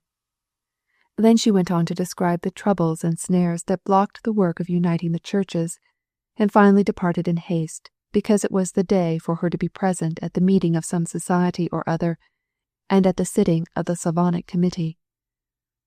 All this is just as it has been, but why did I never notice it before? Said Anna to herself. Was she very irritable today? But at any rate, it is ridiculous. Her aims are charitable. She is a Christian, and yet she is angry with everyone, and everyone is her enemy, and yet all her enemies are working for Christianity and charity. After the departure of the Countess Lydia Ivanovna came a friend, the wife of a director, who told her all the news of the city. At 3 o'clock she went out, promising to be back in time for dinner. Alexey Alexandrovitch was at the meeting of the ministry. The hour before dinner, which Anna spent alone, she employed sitting with her son, who had his dinner by himself, in arranging her things, and in reading and answering the letters and notes heaped up on her writing table. The sense of causeless shame, and the agitation from which she had suffered so strangely during her journey, now completely disappeared. Under the conditions of her ordinary, everyday life, she felt calm and free from reproach, and she was filled with wonder as she recalled her condition of the night before. What was it? Nothing. Vronsky said a foolish thing. It is easy to put an end to such nonsense, and I answered him exactly right. To speak of it to my husband is unnecessary and impossible. To speak about it would seem to attach importance to what has none. And she recalled how, when a young subordinate of her husband's in Petersburg had almost made her a declaration, and she had told him about it, Alexey Alexandrovitch answered that as she went into society, she, like all society women, might expect such experiences, but that he had perfect confidence in her tact, and never would permit himself to humiliate her or him by jealousy. Why tell, then? Besides, thank God, there is nothing to tell. Chapter 33. Alexey Alexandrovitch returned from the ministry about 4 o'clock, but as often happened, he found no time to speak to Anna. He went directly to his private room to give audience to some petitioners who were waiting for him, and to sign some papers brought him by his chief secretary. The Karenins always had at least 3 visitors to dine with them, and that day there came an old lady, a cousin of Alexey Alexandrovitch's, a department director with his wife, and a young man recommended to Alexey Alexandrovitch for employment. Anna came to the drawing-room to receive them at 5 o'clock precisely. The great bronze clock, of the time of Peter the Great, had not yet finished its 5th stroke when Alexey Alexandrovitch, in white cravat and with 2 decorations on his dress coat, left his dressing-room. He had an engagement immediately after dinner. Every moment of Alexey Alexandrovitch's life was counted and occupied, and in order to accomplish what he had to do every day, he was forced to use the strictest punctuality. Without haste and without rest was his motto. He entered the dining-room, bowed to his guests, and, giving his wife a smile, hastily sat down. Yes, my solitude is over. You can't believe how irksome. He laid a special stress on the word nelovko, irksome. It is to dine alone. During the dinner he talked with his wife about matters in Moscow, and, with his mocking smile, inquired especially about Stepan Arkadyevitch. But the conversation dwelt for the most part on common subjects, about official and social matters in Petersburg. After dinner he spent a half-hour with his guests, and then, giving his wife another smile and pressing her hand, he left the room and went to the council. Anna did not go out that evening, either to the Princess Betsy Tverskaya's, who, having heard of her arrival, had sent her an invitation, or to the theatre, where she just now had a box. She did not go out principally because the gown on which she had counted was not finished. After the departure of her guests, Anna took a general survey of her wardrobe and was very angry. She was extremely clever in dressing at small expense, and just before she went to Moscow she had given 3 gowns to her dressmaker to make over. These gowns required to be made over in such a way that no one would recognize them, and they should have been ready 3 days before. 2 of the gowns proved to be absolutely unfinished, and 1 was not made over in a way which Anna liked. The dressmaker sought to explain what she had done, declaring that her way was best, and Anna reprimanded her so severely that afterwards she felt ashamed of herself. To calm her agitation, she went to the nursery and spent the whole evening with her son, put him to bed herself, made the sign of the cross over him, and tucked the quilt about him. She was glad that she had not gone out, and that she had spent such a happy evening. It was so quiet and restful, and now she saw clearly that all that had seemed so important during her railway journey was only one of the ordinary insignificant events of social life, that she had nothing of which to be ashamed, either in her own eyes or in the eyes of others. She sat down in front of the fireplace with her English novel and waited for her husband. About 10:30 exactly his ring was heard at the door, and he came into the room. "Here you are, at last," she said, giving him her hand. He kissed her hand and sat down near her. "Your journey, I see, was on the whole very successful," said he. "Yes, very," she replied, and she began to relate all the details from the beginning, her journey with the Countess Vronsky, her arrival, the accident at the station, the pity which she had felt, first for her brother and afterwards for Dolly. "I do not see how it is possible to pardon such a man, even though he is your brother," said Alexey Alexandrovitch severely. Anna smiled. She appreciated that he said this to show that not even kinship could bend him from the strictness of his honest judgment. She knew this trait in her husband's character, and liked it. "I am glad that it ended so satisfactorily, and that you have come home again," he continued. "Well, what do they say there about the new measures that I introduced in the council?" Anna had heard nothing about this new measure, and she was confused because she had so easily forgotten something which to him was so important.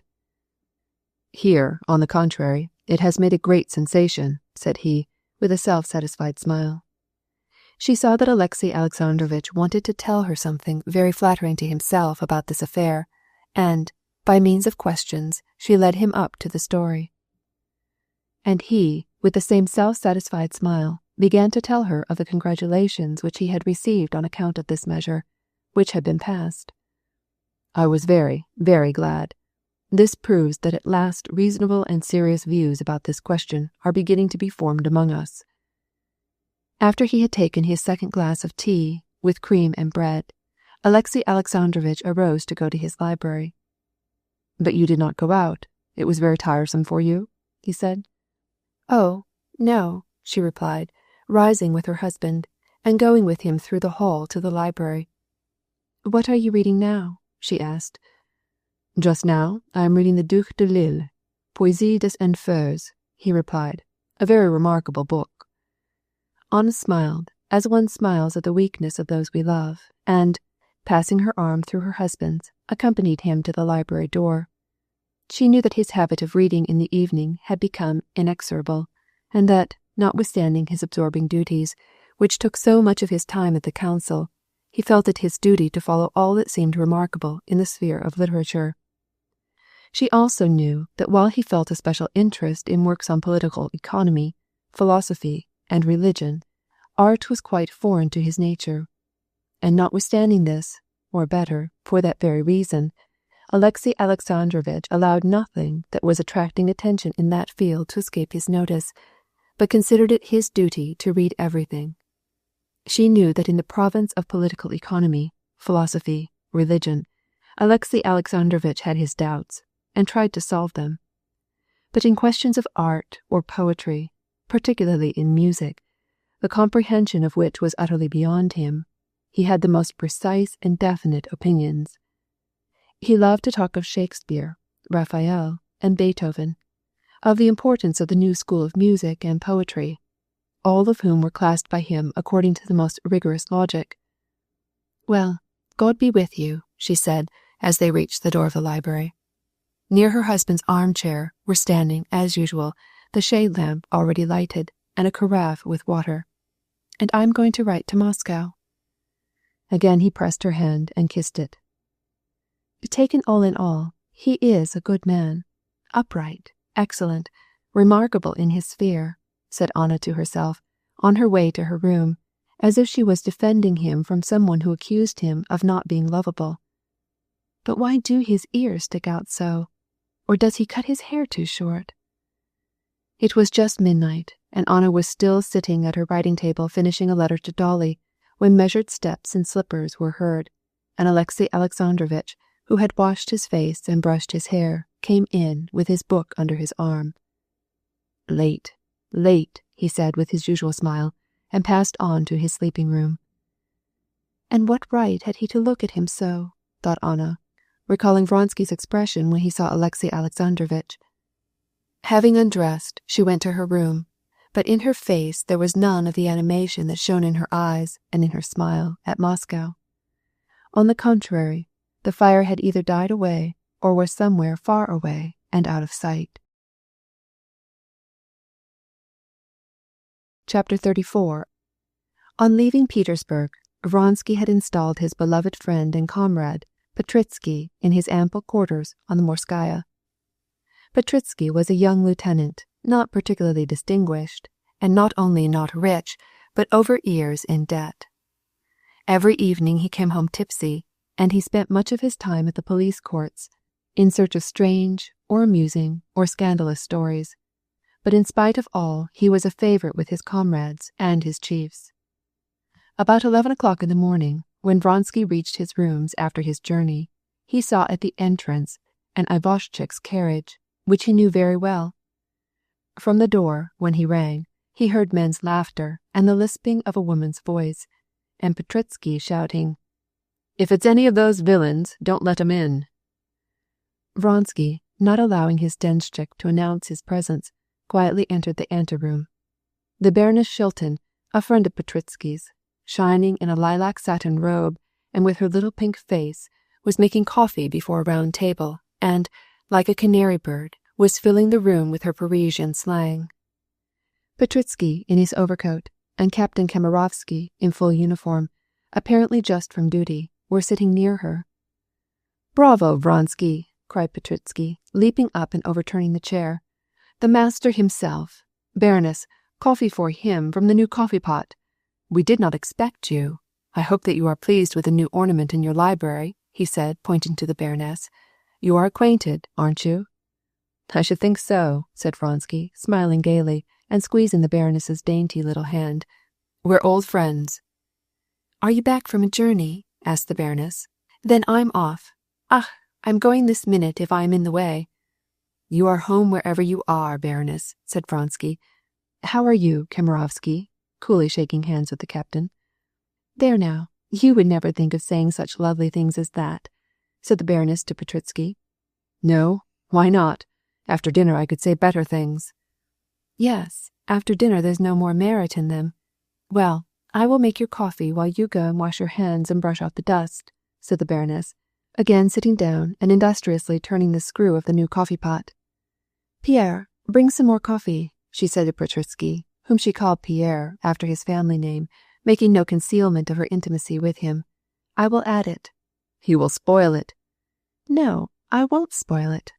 "Well, and your wife?" said the Baroness, suddenly interrupting Vronsky's remarks to his companions.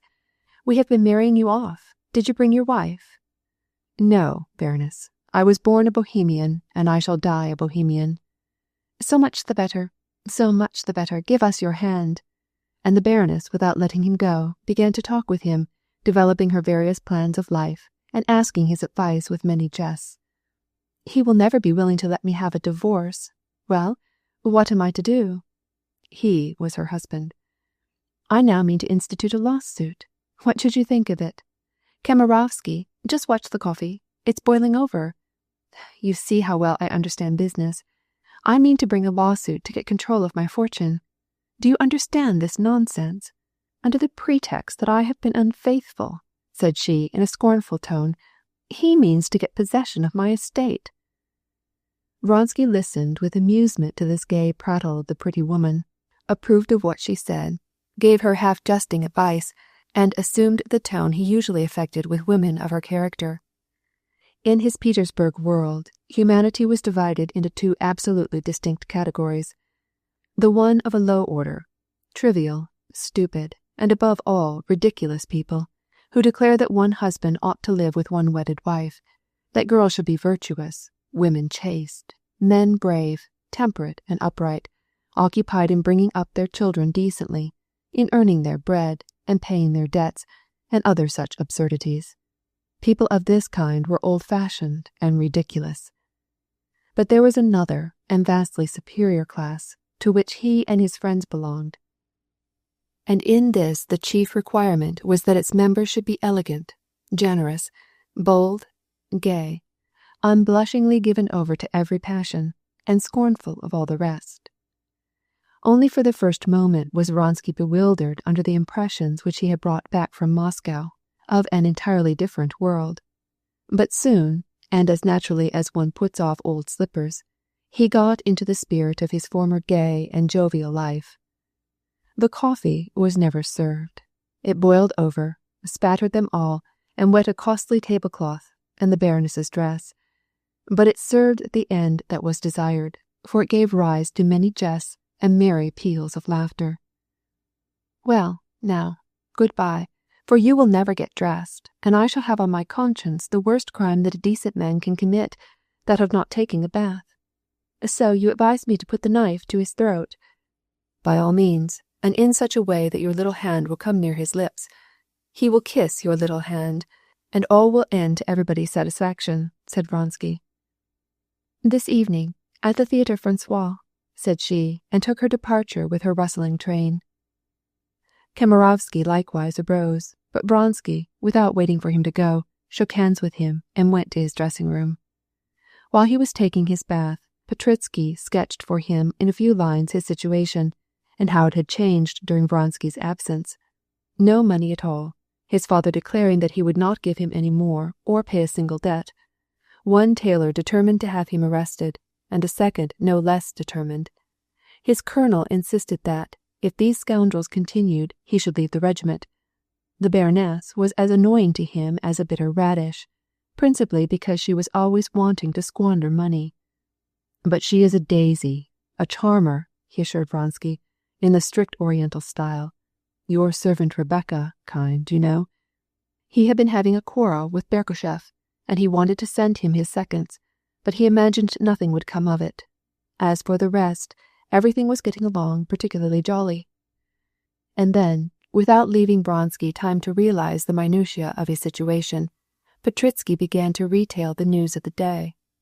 As he listened to Petritsky's well-known gossip in the familiar environment of his quarters where he had lived for 3 years, Vronsky experienced the pleasant sensation of his return to his gay and idle Petersburg life. "It cannot be," he cried, referring to the report that Laura had taken up with Malif and thrown Furtinghoff over. "And is he as stupid and as conceited as ever? Well, and how about Bazulikov?" "Ah, Bazulikov! Here's a good story, fascinating," said Petritsky. "You know his passion, balls, and he never misses one at court. At the last one he went in a new helmet. Have you seen the new helmets? Very handsome, light. Well, he was standing. No, but listen." "Yes, I am listening," replied Vronsky, rubbing his face with a towel.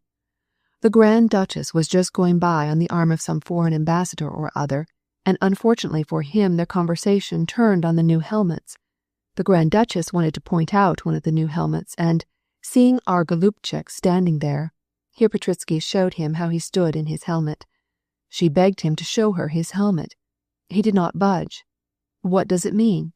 The fellows wink at him, make signs, scowl at him. Give it to her.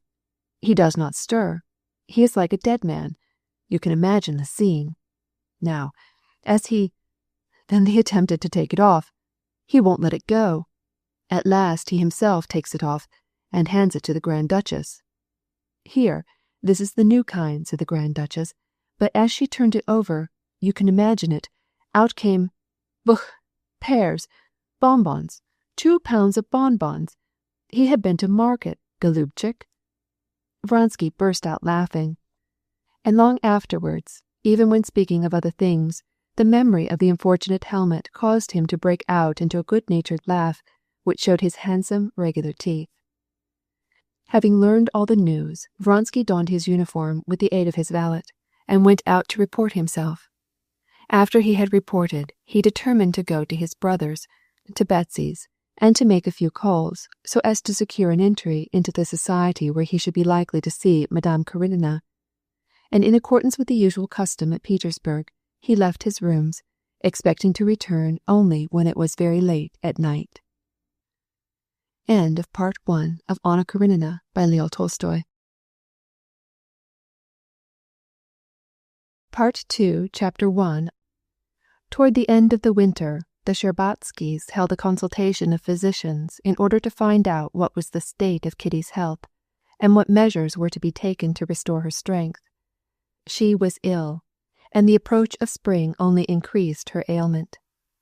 The family doctor had ordered cod liver oil, then iron, and last of all, nitrate of silver, but as none of these remedies did any good, and as he advised them to take her abroad, it was then resolved to consult a celebrated specialist. This celebrated doctor, still a young man and very neat in his appearance, insisted on a careful investigation of the trouble.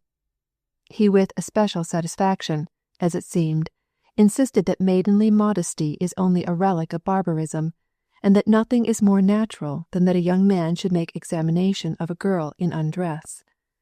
He found this natural because he did it every day, and he was conscious of no impropriety in it, as far as he could see, and, therefore, any sense of shame on the part of the girl he considered not only a relic of barbarism, but also an insult to himself.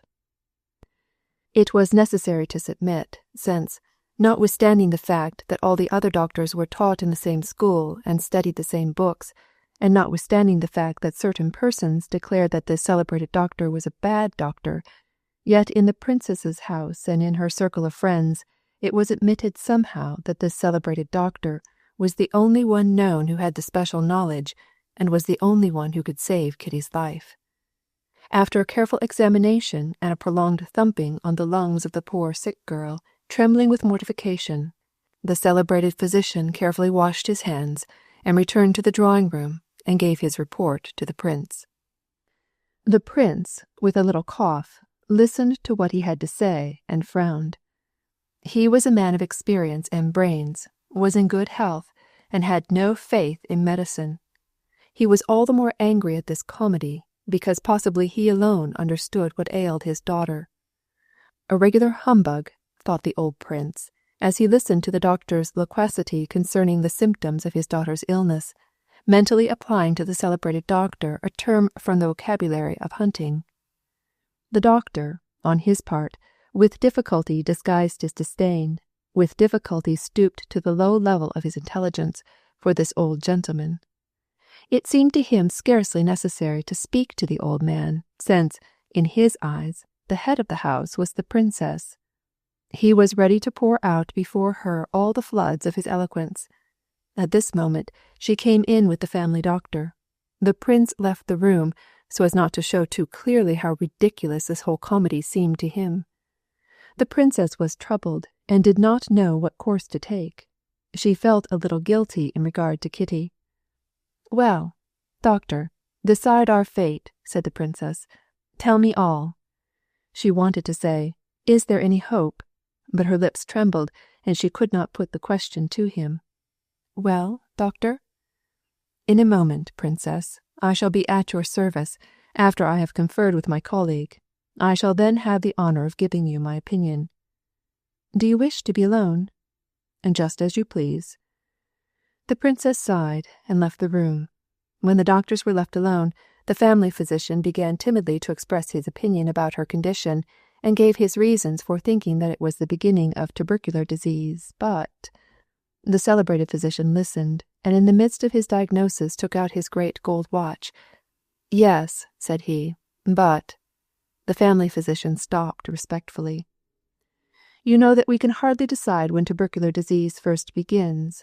In the present case, apparently there is as yet no decided lesion. We can only surmise, and the symptoms are indigestion, nervousness, and others. The question, therefore, stands thus: what is to be done, granting that a tubercular development is to be feared, in order to superinduce improved alimentation? But you know well, in such cases there are always some moral or spiritual causes, said the family doctor, with a cunning smile. Of course, replied the celebrated doctor, looking at his watch again. Excuse me, but do you know whether the bridge over the Usa is finished yet, or whether one has to go around? Oh, it is finished, is it? Well, then I have 20 minutes left. We were just saying that the question remains thus: to improve the digestion and strengthen the nerves. The one is connected with the other, and it is necessary to act on both halves of the circle. But the journey abroad? I am opposed to these journeys abroad. I beg you to follow my reasoning. If tubercular development has already set in, which we are not yet in a condition to prove, then a journey abroad would do no good. The main thing is to discover a means of promoting good digestion. And the celebrated doctor began to develop his plans for a cure by means of soda water, the principal merits of which were, in his eyes, their absolutely inoffensive character. The family doctor listened with attention and respect. But I should urge in favor of a journey abroad the change of her habits and disassociation from the conditions that serve to recall unhappy thoughts, and finally, her mother wants her to go. Ah, well, in that case let them go, provided always that those German charlatans do not aggravate her disease. They must follow. Yes, let them travel. And again he looked at his watch. It is time for me to go, and he started for the door. The celebrated doctor explained to the princess that he wished to see the invalid once more. A sense of propriety dictated this. What? Have another examination? Cried the princess with horror. Oh, no. Only a few minor points, princess. Then come in, I beg of you. And the mother ushered the doctor into the drawing-room where Kitty was. Emaciated and flushed, with a peculiar gleam in her eyes, the result of the mortification she had borne, Kitty was standing in the middle of the room. When the doctor came in, her eyes filled with tears, and she turned crimson. Her whole illness and the medical treatment seemed to her such stupid, even ridiculous nonsense. The medical treatment of her case seemed to her as absurd as to gather up the fragments of a broken vase.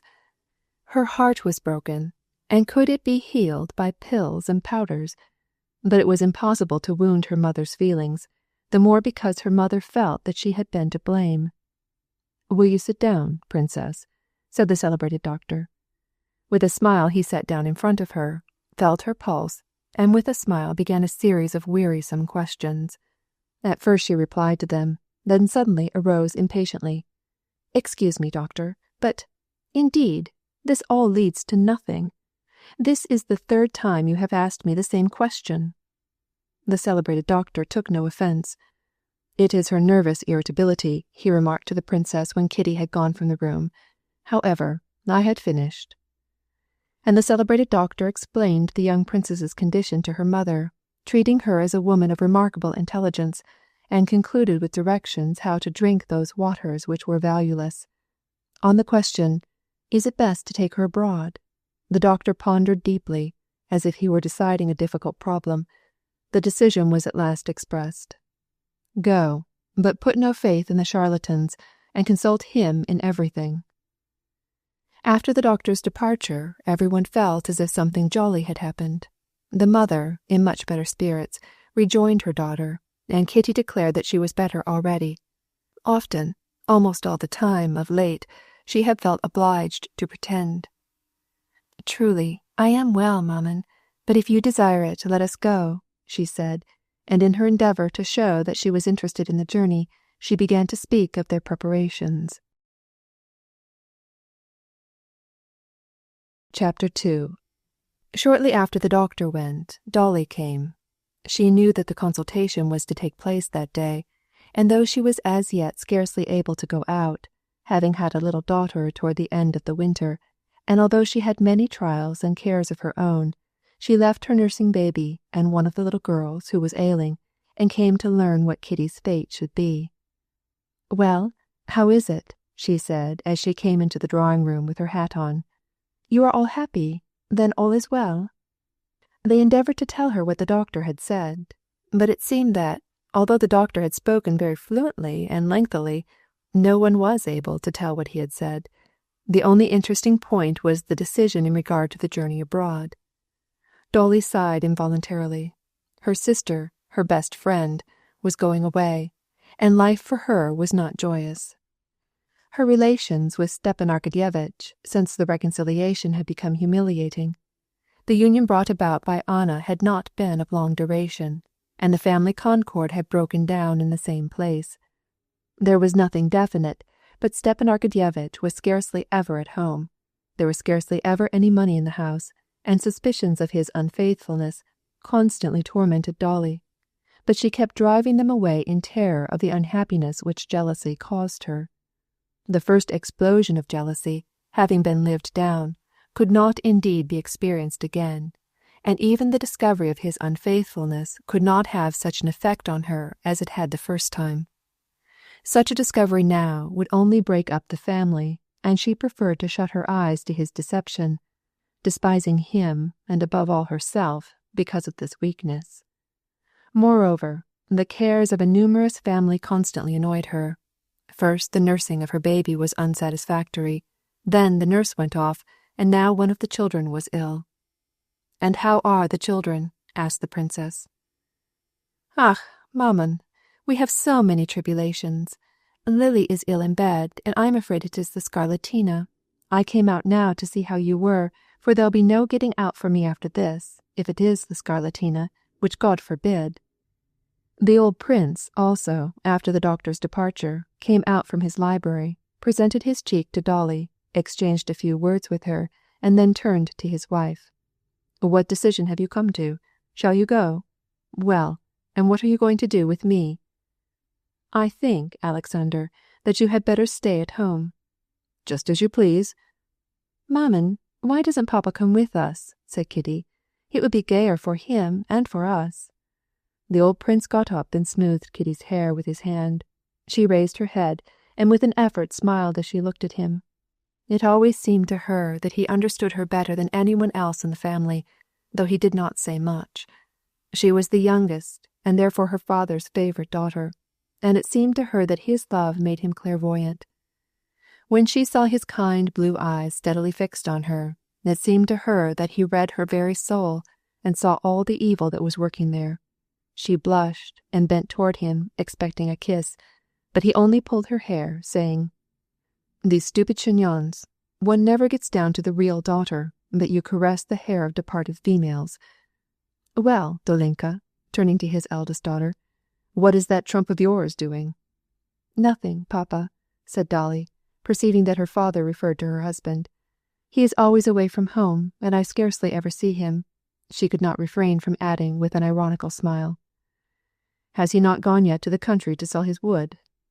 "No, he is always putting it off." "Truly," said the old prince, "is he taking after me?" "I hear you," he said in reply to his wife, and sitting down.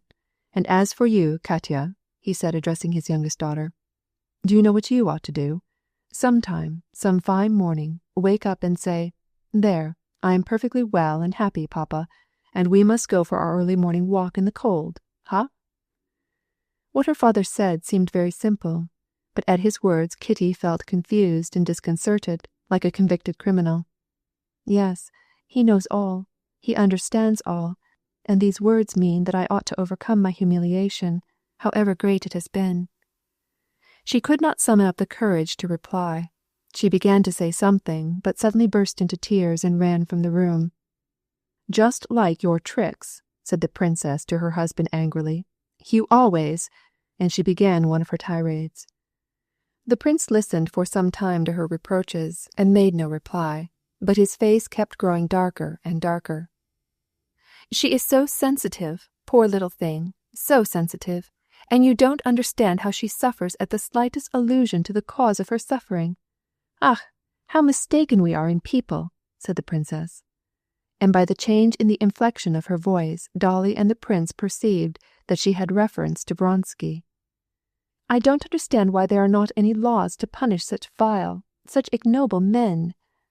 "Ah, do hear her," said the prince with a frown, getting up from his chair and evidently anxious to make his escape, but halting on the threshold.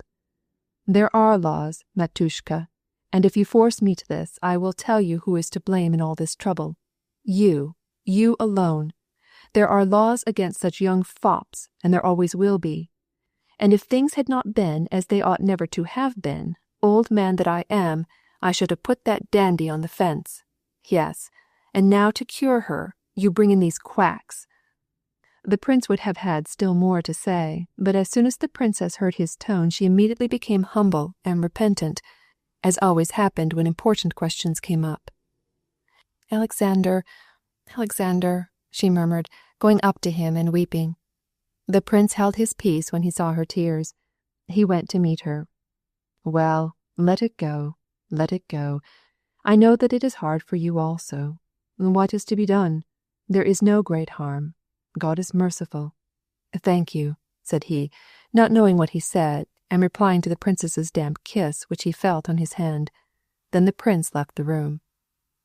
As soon as Kitty, weeping, had left the room, Dolly, with her maternal domestic instinct, perceived that this was an affair which required a woman's management, and she was preparing to follow her. She took her hat, and morally tucking up her sleeves, prepared to act. But when her mother began to attack her father, she tried to restrain her, as far as her filial respect allowed. When the prince's outburst occurred, she said nothing. She was ashamed for her mother, and she felt a deep affection because of the instant return of his good nature. But when he went out, she determined to do the chief thing that was necessary, to go to Kitty and calm her. "I have long wanted to tell you, Maman. Did you know that when Levin was here the last time, he intended to offer himself to Kitty? He told Stiva." "What is that? I do not understand." "Then perhaps Kitty refused him. Didn't she tell you?" "No, she did not say anything to me about either of them. She is too proud. But I know that all of this comes from—" "Yes, but think, if she refused Levin, I know that she would not have done so if it had not been for the other one, and then he deceived her so abominably." It was terrible to the princess to think how blameworthy she had been toward her daughter, and she grew angry. "Ah, I do not know anything about it. Nowadays every girl wants to live as she pleases, and not to say anything to her mother, and so it comes that—" "Maman, I am going to see her." "Go, I will not prevent you," said her mother. Chapter 3. As she entered Kitty's pretty little rosy boudoir, with figurines and Busacks, a room as youthful, as rosy, as gay as Kitty herself had been 2 months before, Dolly remembered with what pleasure and interest the two had decorated it the year before. How happy and gay they were then. She felt a chill at her heart as she saw her sister sitting on a low chair near the door, her motionless eyes fixed on a corner of the carpet. Kitty glanced up at her sister, but the cold and rather stern expression of her face underwent no change. "I am going now, and I may be confined at home, and it will be impossible for you to see me," said Darya Alexandrovna, sitting down near her sister. "I wanted to have a little talk with you." "What about?" asked Kitty, quickly raising her head in alarm. "What else than about your sorrow?" "I have no sorrow." "That'll do, Kitty.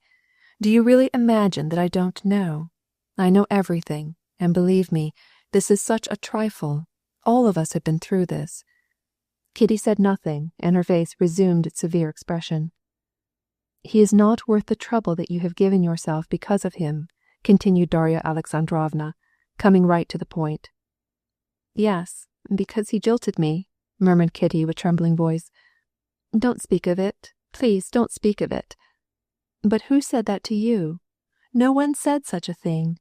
I am sure that he was in love with you, that he is still in love with you, but—" "Ah, nothing exasperates me so as compassion," cried Kitty in a sudden rage. She turned around in her chair, flushed scarlet, and moved her belt buckle back and forth from one hand to the other, clutching it in her fingers. Dolly well knew this habit of her sister when she was provoked. She knew that she was capable of forgetting herself and saying harsh and cruel things in moments of petulance, and she tried to calm her, but it was too late. What do you wish me to understand? What is it?" cried Kitty, talking fast. "That I was in love with a man who did not care for me, and that I am dying of love for him? And it is my sister who says this to me, my sister who thinks that she is showing me her sympathy. I hate such sympathy and such hypocrisy." "Kitty, you are unjust." "Why do you torment me?" "Why, on the contrary, I saw you were sad." Kitty, in her anger, did not heed her. "I have nothing to break my heart over, and need no consolation. I am too proud to ever love a man who does not love me." "Well, I do not say. I say only one thing. Tell me the truth," added Darya Alexandrovna, taking her hand. "Tell me, did Levin speak to you?"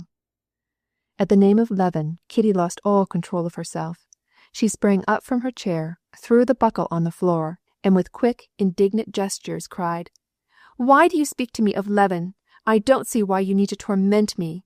I have already said, and I repeat it, that I am proud, and never, never would I do what you have done, go back to a man who had been false to me, who had made love to another woman.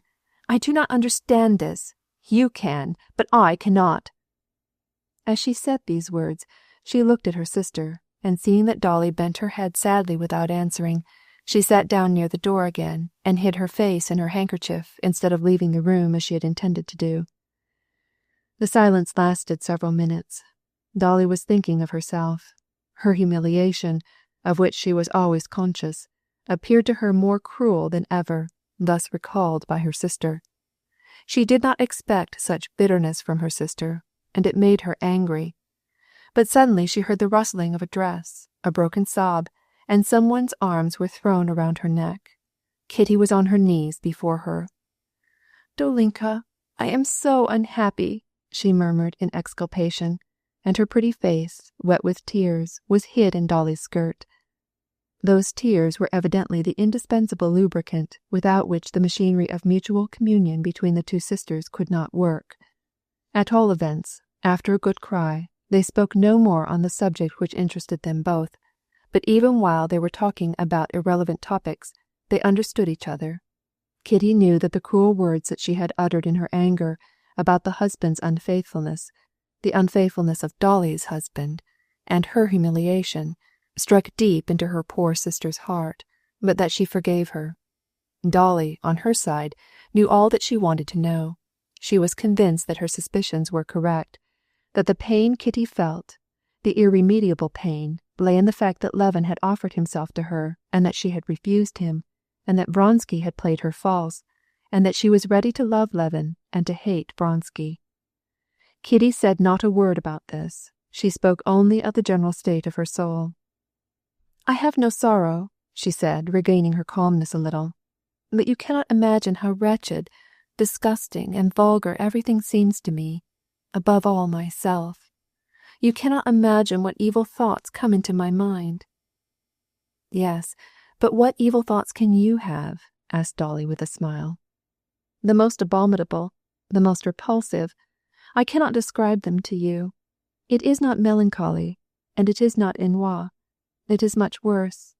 It is as if all the good that was in me had disappeared, and only the evil was left. Now how can that be, I tell you?" she asked, looking in perplexity into her sister's eyes. "Papa began to say something to me a few minutes ago. It seems to me he thinks that all I need is a husband. Mamma takes me to the ball. It seems to me that she takes me there for the sole purpose of getting rid of me, of getting me married as soon as possible. I know that it is not true, and yet I cannot drive away these ideas. So-called marriageable young men are unendurable to me. It always seemed to me that they are taking my measure. A short time ago, to go anywhere in a ball gown was a simple delight to me. I admired myself. I enjoyed it. Now it is a bore to me, and I feel ill at ease. Now, what do you think? The doctor—" "Well—" Kitty stopped. She wanted to say further that, since she had felt this great change in herself, Stepan Arkadyevitch had become unendurably distasteful to her, that she could not see him without the most repulsive and unbecoming conjectures arising in her mind. "Indeed, everything takes the most repulsive, disgusting aspect in my sight," she continued. "It is a disease. Perhaps it will pass away. But don't for a moment think. I cannot help it. I do not feel at ease except with you and the children. What a pity that you can't come home with me now." "Well, I will go. I've had scarlatina. I will persuade Maman."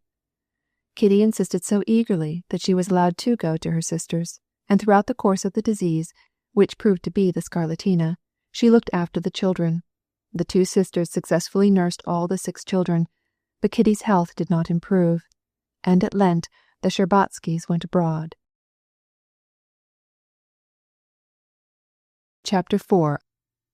The highest Petersburg society is remarkably united. Everyone knows everyone else, and everyone exchanges visits. But in this great circle there are subdivisions. Anna Arkadyevna Karenina had friends and close relations with 3 different circles. One was the official circle, to which her husband belonged, composed of his colleagues and subordinates, bound together, or even further subdivided, by the most varied and often the most capricious social relations. It was now difficult for Anna to call back the sentiment of almost religious respect which at first she felt for all these personages. Now she knew them all, as one knows people in a provincial city. She knew what habits and weaknesses were characteristic of each, and what feet the shoe pinched. She knew what were their relations among themselves and to the official centre. She knew how this one agreed with that and on what grounds, and how another disagreed with still another, and wherefore. But this administrative clique, to which her husband belonged, could never interest her, in spite of the Countess Lydia Ivanovna's suggestions, and she avoided it. The second circle in which Anna moved was that which had helped Alexey Alexandrovitch in his career. The centre of this circle was the Countess Lydia Ivanovna. It was composed of aged, ugly, charitable and devout women, and intelligent, learned and ambitious men. One of the cleverer men who belonged to this circle had called it the conscience of Petersburg society. Karenin was very much devoted to this circle, and Anna, who had the faculty of getting along with all people, had, during the early days of her life in Petersburg, made friends in its number. After her return from Moscow, this set of people seemed to her insupportable. It seemed as if she herself, as well as all the rest of them, were hypocritical, and she felt depressed and ill at ease in this society. She saw the Countess Lydia as infrequently as she possibly could. Finally, the third circle in which Anna had connections was society. Properly speaking, the fashionable society of balls, dinner parties, brilliant toilets, the society with which one hand lays fast hold of the court lest it descend to the level of the demi-mode, which the members of this circle affect to despise, and yet whose tastes are not only similar, but the same. The bond that united her to this society was the Princess Betsy Tverskaya, the wife of one of her cousins, who enjoyed an income of 120,000 rubles, and who had taken a great fancy to Anna as soon as she came to Petersburg, flattered her, introduced her among her friends, and made ridicule of the Countess Lydia's friends. "When I am old and ugly, I will do the same," said Betsy. "But a young and pretty woman like yourself has as yet no place in such an asylum." Anna had at first avoided as far as possible the society to which the Princess Betsy Tverskaya belonged, as it called for expenses beyond her means, and in her heart she preferred the first-mentioned courtier. But after her visit to Moscow all this was changed. She neglected her worthy old friends, and cared to go only into grand society. There she met Vronsky, and experienced tumultuous pleasure in these meetings. They met with a special frequency at the house of Betsy, who was a Vronskaya before her marriage, and was an old cousin of the Count. Vronsky went everywhere that he was likely to meet Anna, and, if possible, spoke to her of his love. She gave him no encouragement, but every time she met him there flamed up in her soul the same sense of animation which had seized her the moment that they met, for the first time, on the train at Moscow. She herself was conscious that at the sight of him this joy shone in her eyes, in her smile, but she had not the power to hide it. Anna at first sincerely believed that she was angry because he persisted in following her, but one evening, not long after her return from Moscow, when she was present at a house where she expected to meet him, and he failed to come, she perceived clearly, by the pang that went through her heart, that she was deceiving herself, that this insistence of his not only was not disagreeable to her, but that it formed the ruling passion of her life. A famous diva was singing for the second time, and all the high society of Petersburg was at the theatre. Vronsky, from his seat in the front row, saw his cousin there, and without waiting for the entr'acte, left to visit her box. "Why didn't you come to dinner?" she asked, and then, with a smile, she added, so as to be heard only by him, "I admire this clairvoyance of lovers. She was not there. But come to my house after the opera." Vronsky looked at her questioningly. She nodded. He thanked her with a smile and sat down by her side. "But how I miss your pleasantries! What has become of them?" continued the Princess Betsy, who followed with keen pleasure the progress of this passion. "You are in the toils, my dear." "That is all that I ask for," he replied with his calm, good-natured smile. "To be in the toils. If I complain, it is not because I am too little in the toils, if the truth must be told. I am beginning to lose hope." "What hope could you have?" asked Betsy, taking the part of her friend. "Let us have a clear understanding." But the fire in her eyes told with sufficient clearness that she understood as well as he did what his hope meant. "None," replied Vronsky, laughing and showing his regular white teeth. "Excuse me," he added, taking the opera glasses from his cousin's hand in order to direct it across her bare shoulder at one of the opposite boxes. "I fear I am becoming ridiculous." He knew very well that in Betsy's eyes, and in those of her world, he ran no risk of being ridiculous. He knew very well that in the eyes of such people, the role of an unsuccessful lover of a young girl or an unmarried woman might be ridiculous, but not so the role of a man who pursues a married woman and at any price makes it his aim to lead her into committing adultery. This role is something beautiful and majestic, and can never be ridiculous, and therefore Vronsky, as he handed back the opera glasses, looked at his cousin with a smile of pride and joy lurking under his moustache. "And why didn't you come to dinner?" she asked again, unable to refrain from admiration of him. "I must tell you, I was busy. And what about? I will give you one guess out of 100, out of 1,000, and you will never hit it. I have been reconciling a husband with his wife's persecutor. Yes, fact." "What? And you reconciled them?" "Pretty nearly." "You must tell me all about it," said Betsy, rising. "Come during the next entr'acte." "Impossible. I am going to the French theatre." "From Nilsson?" said Betsy with horror, though she could not have distinguished Nilsson from the poorest chorus singer. "But what can I do? I have made an appointment in order to finish my act of peacemaking." "Blessed are the peacemakers, for they shall be saved," said Betsy, remembering that she had heard somewhere some such quotation. "Well, then, sit down and tell me all about it." And she resumed her seat. Chapter 5. "It's a little improper, but so amusing, that I wanted awfully to tell you about it," said Vronsky, looking at her with sparkling eyes. "However, I will not mention any names." "But I can guess. So much the better." "Listen, then. 2 gay young men were dining." "Officers of your regiment, of course."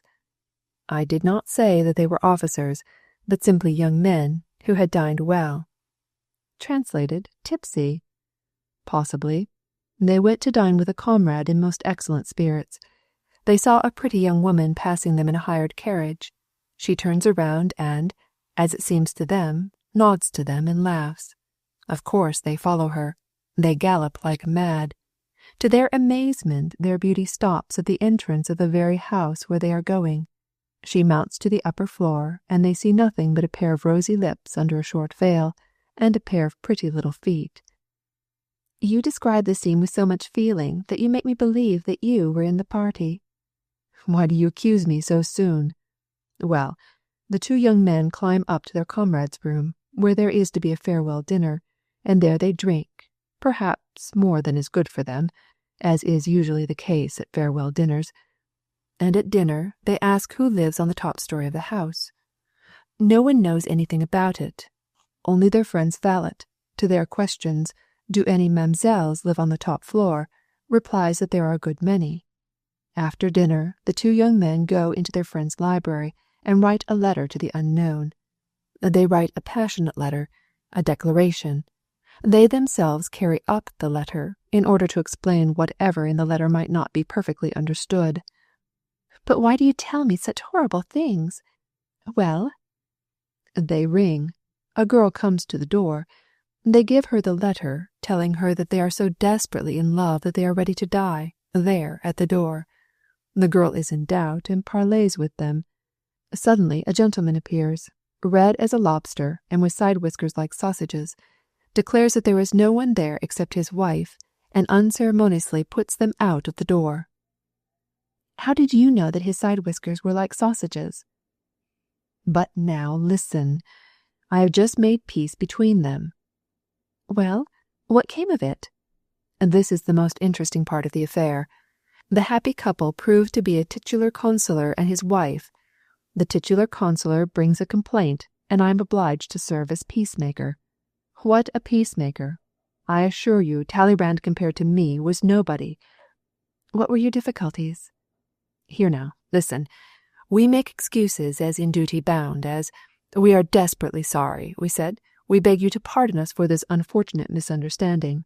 The titular consular with the sausage whiskers seemed to be thawing, but he felt it necessary to express his feelings, and as soon as he began to express his feelings he began to get wrathy and to say harsh things, and again I was obliged to bring all my diplomatic talents into requisition. I agree that their conduct was reprehensible, but please take into consideration that there was a misunderstanding. They were young and had just come from a good dinner. You understand. Now they are sorry from the bottom of their hearts, and beg you to forgive them their fault." The titular consular was softened still more. "I agree with you, Count, and I am ready to pardon them, but you perceive that my wife, a virtuous woman, has been exposed to insult, to persecution, and to the impudence of a good-for-nothing young scoundrel. And the impudent good-for-nothing young fellows being present, I had to exert myself to calm them down. Again I put my diplomacy to work, and every time I seem on the point of success, my titular counselor gets wrathy again, and his face gets red, and his sausages begin to wag up and down, and I find myself drowned in the waves of diplomatic subtleties." "Ah, we must tell you all about this," said Betsy to a lady who at that moment came into her box. "It has amused me so much." "Well, good luck go with you," she added, giving Vronsky one of her fingers as she held her fan, and then, shrugging her shoulders so as to keep the waist of her gown from coming up, so that she might be as naked as possible when she should go to the front of the box and sit down in the full blaze of gas and in the eyes of all. Vronsky went to the French theatre, where he really had to meet his regimental commander, who never failed to be present at a single representation. He wished to speak with him in regard to his business as peacemaker, which had occupied and amused him for 3 days. Petritsky, whom he liked, was involved in this affair, and the other one was a charming, a glorious fellow, young Prince Kurdoff, who had lately joined their regiment. But the principal point was that the affair concerned the interests of his regiment. Both the young men belonged to Vronsky's company. Vendin, the titular councillor, had come to the regimental commander with a complaint that the officers had insulted his wife. His young wife, Vendin said he had been married only half a year, had been to church with her mother and, feeling indisposed, owing to her delicate condition, so that she could not stand any longer, had engaged the first decent isvostchik at hand. The officers had chased her. She was frightened and, feeling still more ill, had run up the stairs.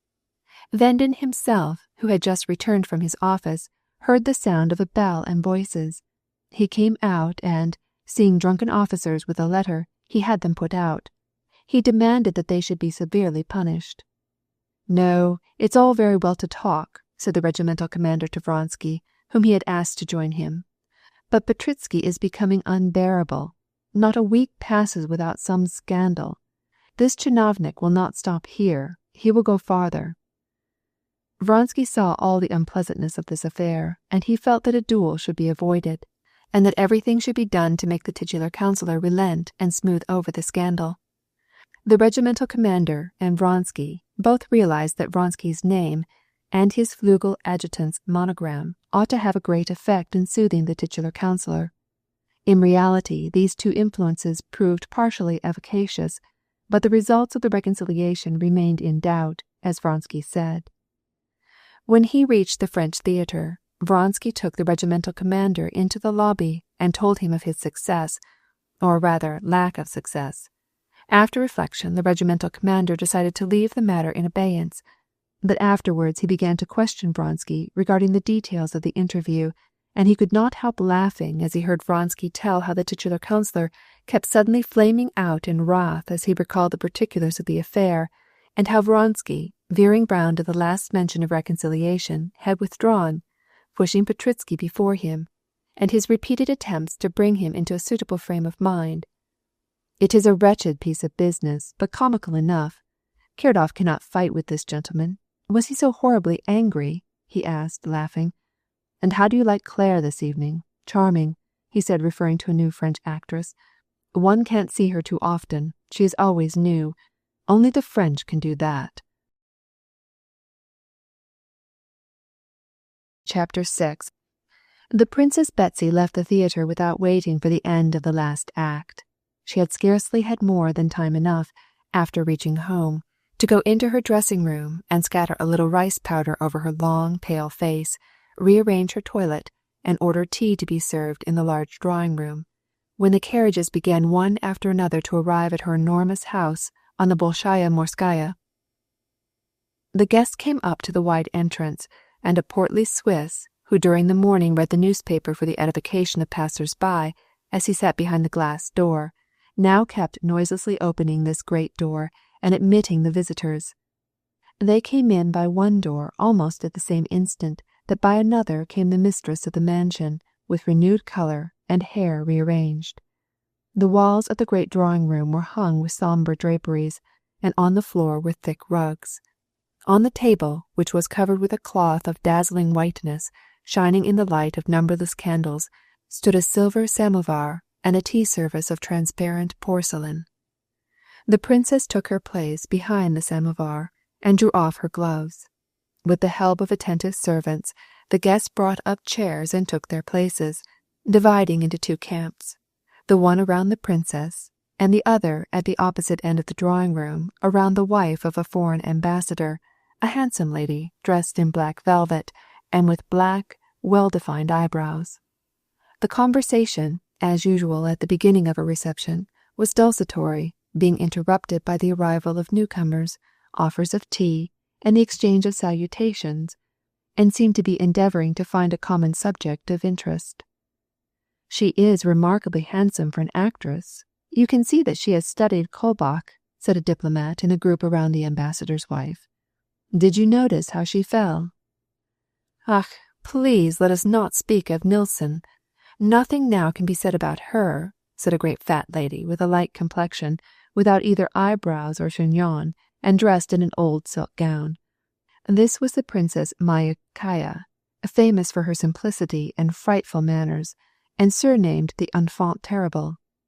Princess Myakaya was seated between the two groups, listening to what was said on both sides of her, and taking impartial interest in both.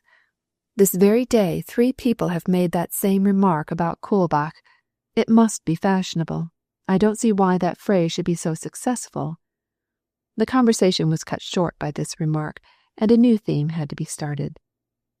"Tell us something amusing, but don't let it be naughty," said the ambassador's wife, who was a mistress of the art of conversation called, by the English, small talk. She was addressing the diplomatist, who was at a loss what topic to start. "They say this is very hard, that only naughty things are amusing," replied the diplomatist, with a smile. "However, I will do my best. Give me a theme. Everything depends upon the theme. When you get that for a background, you can easily fill it in with embroidery. I often think that the celebrated talkers of the past would be exceedingly embarrassed if they were so alive now. Everything intellectual is considered so dull." That was said long ago, remarked the ambassador's wife, interrupting him with a smile. The conversation began amiably, and for the very reason that it was too amiable, it languished again. It was necessary to have recourse to an unfailing, never-changing subject: gossip. "Don't you think that there is something Louis XV about Tushkevich?" asked he, indicating a handsome, light-haired young man who was standing near the table. "Oh, yes. He's quite in the style of the drawing-room, and that's why he is here so often." This subject sustained the conversation, since it consisted wholly of hints regarding something which could not be treated openly in that drawing-room, in other words, Tushkevich's relations with the Princess Betsy. Around the samovar, the conversation hesitated for some time upon three inevitable subjects: the news of the day, the theatre, and a lawsuit which was to be tried the next day. At last, the same subject arose that was occupying the other group: gossip. "Have you heard that Maltishcheva, that is, the mother, not the daughter, has had a costume in Diable Rose?" "Is it possible?" "No. This is delicious." "I am astonished that with her sense, for she is certainly not stupid, she does not perceive how ridiculous she is."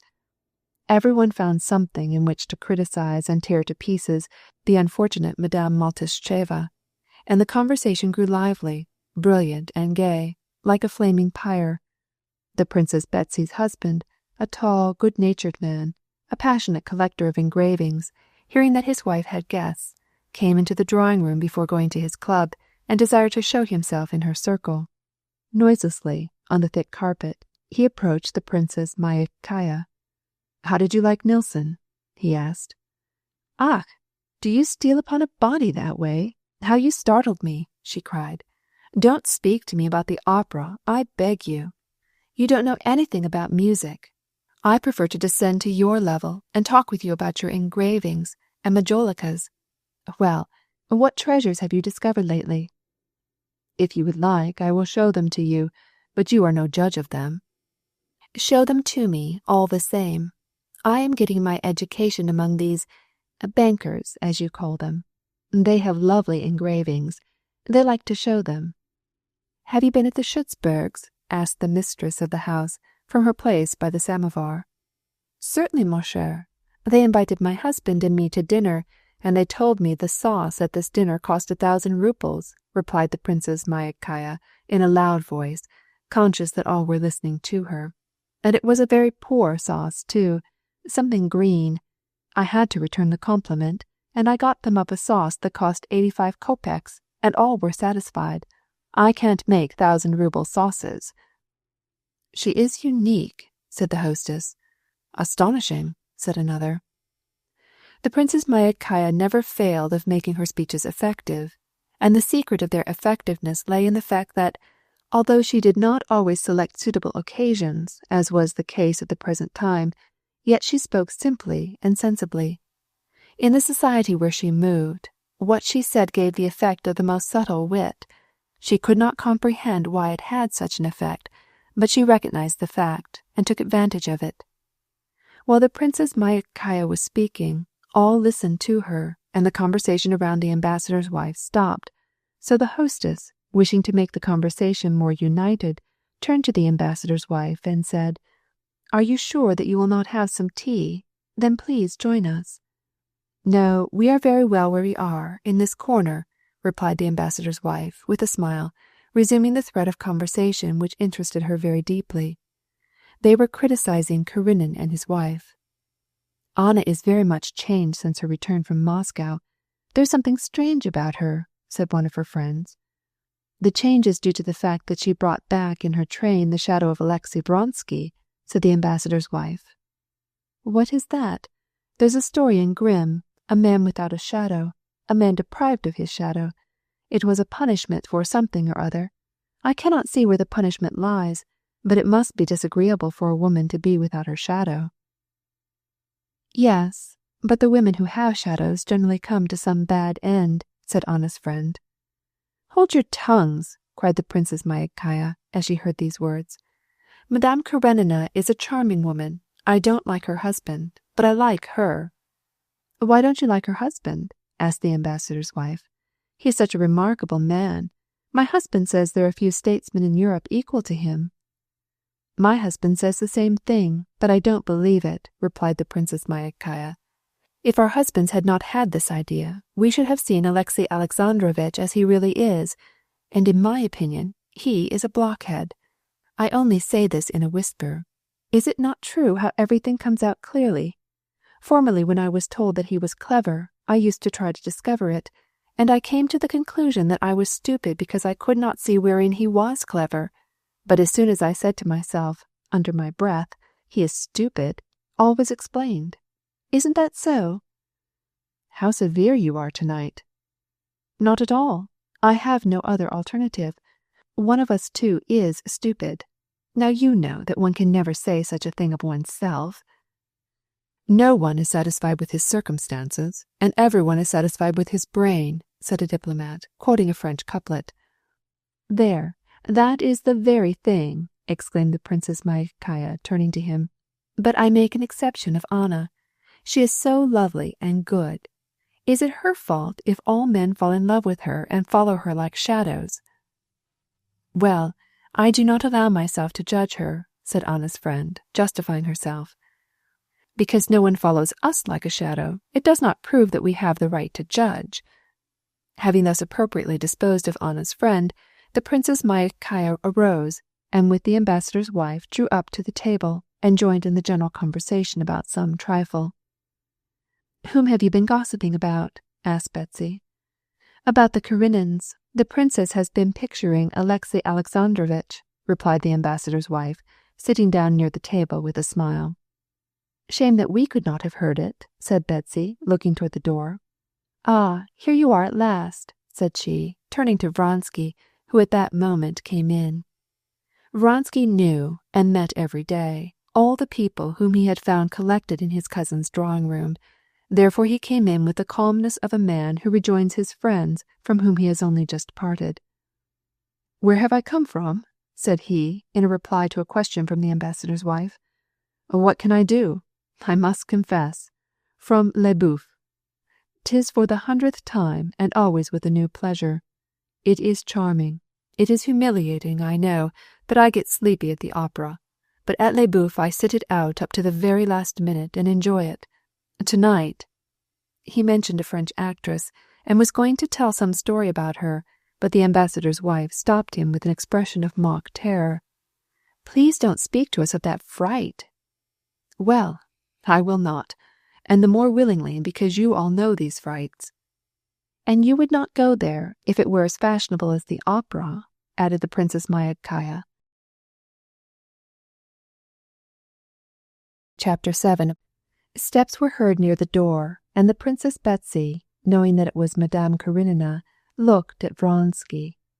He was looking toward the door, and his face had a strange, new expression.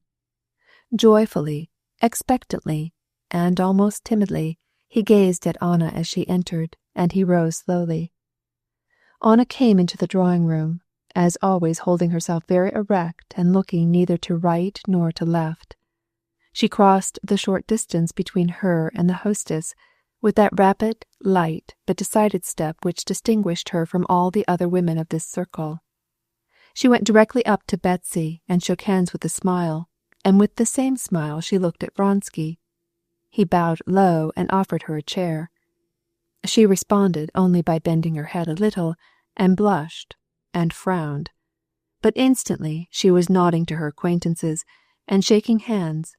Then she turned to Betsy. "I've been at the Countess Lydia's. I wanted to get away earlier, but I was detained. Sir John was there. He was very interesting." "Oh, that missionary?" "Yes. He related many curious things about life in India." The conversation, which Anna's entrance had interrupted, again wavered, like the flame of a lamp in a draught. "Sir John? Yes, Sir John. I have seen him. He speaks well. The Vlasova is actually in love with him." "Is it true that the youngest Vlasova is going to marry Topov?" "Yes, people say that it is fully decided." "I am astonished at her parents. They say it is a love match." "A love match? What antediluvian ideas you have! Who speaks of love in our days? Said the ambassador's wife. What is to be done about it? That foolish old custom is not entirely gone out of date, said Vronsky. So much the worse for those who adhere to it. The only happy marriages that I know about are those of reason. Yes, but how often it happens that these marriages of reason break like ropes of sand, precisely because of this love which you affect to scorn, said Vronsky. But what we call a marriage of reason is where both parties take an equal risk. It is like scarlatina, through which we all must pass. In that case it would be wise to find an artificial means of inoculation for love, as for smallpox. When I was young I fell in love with a sacristan. I should like to know what good that did me, said the Princess Myakaya. No, but jesting aside, I believe that to know what love really is, one must have been deceived once, and then been set right, said the Princess Betsy. Even after marriage, said the ambassador's wife, laughing. It is never too late to mend, said the diplomatist, quoting the English proverb. But really, interrupted Betsy, you must be deceived, so as afterwards to get into the right path. What do you think about this? She said, addressing Anna, who was listening silently to the conversation, with a scarcely perceptible smile on her firm lips. I think, said Anna, playing with her glove, which she had removed, I think, if there are as many opinions as there are heads, then there are as many ways of loving as there are hearts. Vronsky looked at her, and with a violent beating of the heart, waited for her answer. After she had spoken these words, he drew a deep breath, as if he had escaped some danger. She turned suddenly to Vronsky. I have just had a letter from Moscow. They write me that Kitty Shtcherbatskaya is very ill. Really? Said Vronsky with a frown. Anna looked at him with a severe expression. Doesn't that interest you? It certainly does. I am very sorry. Exactly what did they write you, if I may be permitted to inquire? Anna arose and went to Betsy. Will you give me a cup of tea? She said, standing behind her chair. While Betsy was pouring the tea, Vronsky went to Anna. What did they write you? I often think that men do not know what nobility means, though they are all the time talking about it, said Anna, not answering his question. I have been wanting to tell you for a long time, she added, and taking a few steps she sat down at a corner table laden with albums. I don't quite know what your words mean, he said, offering her a cup of tea. She glanced at the divan near her, and he instantly sat down on it. Yes, I've been wanting to tell you, she continued without looking at him. You have acted badly, very badly. Don't I know that I have? But whose fault was it? Why do you say that to me? Said she with a severe look. You know why, he replied boldly and jealously, meeting her gaze and without dropping his eyes. She, not he, felt confused. This simply proves that you have no heart, said she, but her eyes told the story, and she knew that he had a heart, and therefore she feared him. What you were talking about just now was error, not love.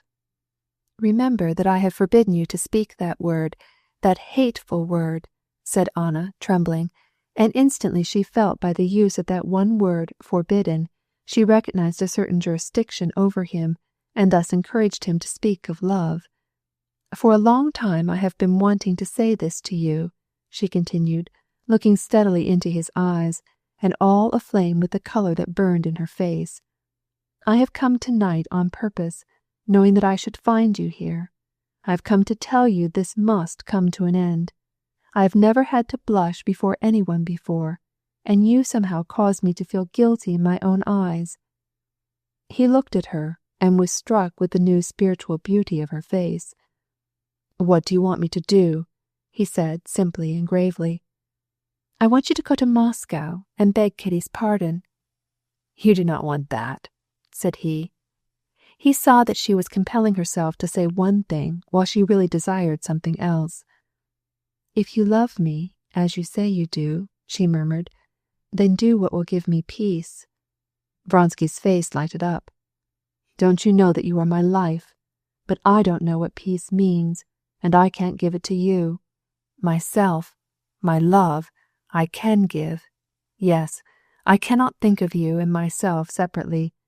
But for me, you and I are one. I see no hope of peace for you or for me in the future. I see the possibility of despair, of misfortune, unless I see the possibility of happiness. And what happiness? Is it really impossible? He murmured, with lips only, but she heard him. She directed all the forces of her mind to say what she ought, but instead of that, she looked at him with love in her eyes and said nothing. Ah, he thought with rapture, at the very moment when I was in despair, when it seemed I should never succeed, it has come. She loves me. She confesses it. Then do this for me, and never speak to me in this way again. Let us be good friends, said her words. Her eyes told a totally different story. We can never be mere friends. You yourself know it. Shall we be the most miserable or the happiest of human beings? It is for you to decide. She began to speak, but he interrupted her. You see, I ask only one thing, the right of hoping and suffering, as I do now. If it is impossible, order me to disappear, and I will disappear. You shall not see me if my presence is painful to you. I do not wish to drive you away. Then change nothing. Let things go on as they are, said he with a trembling voice. Here is your husband. Indeed, Alexey Alexandrovitch at that instant was entering the drawing-room with his calm face and awkward gait. Glancing at his wife and Vronsky, he went first to the hostess, and then he sat down with a cup of tea, and in his slow, well-modulated voice, in his habitual tone of persiflage, which seemed always to deride some one or something, he said, as he glanced around at the assembly, Your Rambouillet is complete, the Graces and the Muses. But the Princess Betsy could not endure this sneering tone of his, as she called it, and, like a clever hostess, quickly brought him round to a serious discussion of the forced conscription. Alexey Alexandrovitch immediately entered into it, and began gravely to defend the new ukase against Betsy's attacks. Vronsky and Anna still sat near their little table.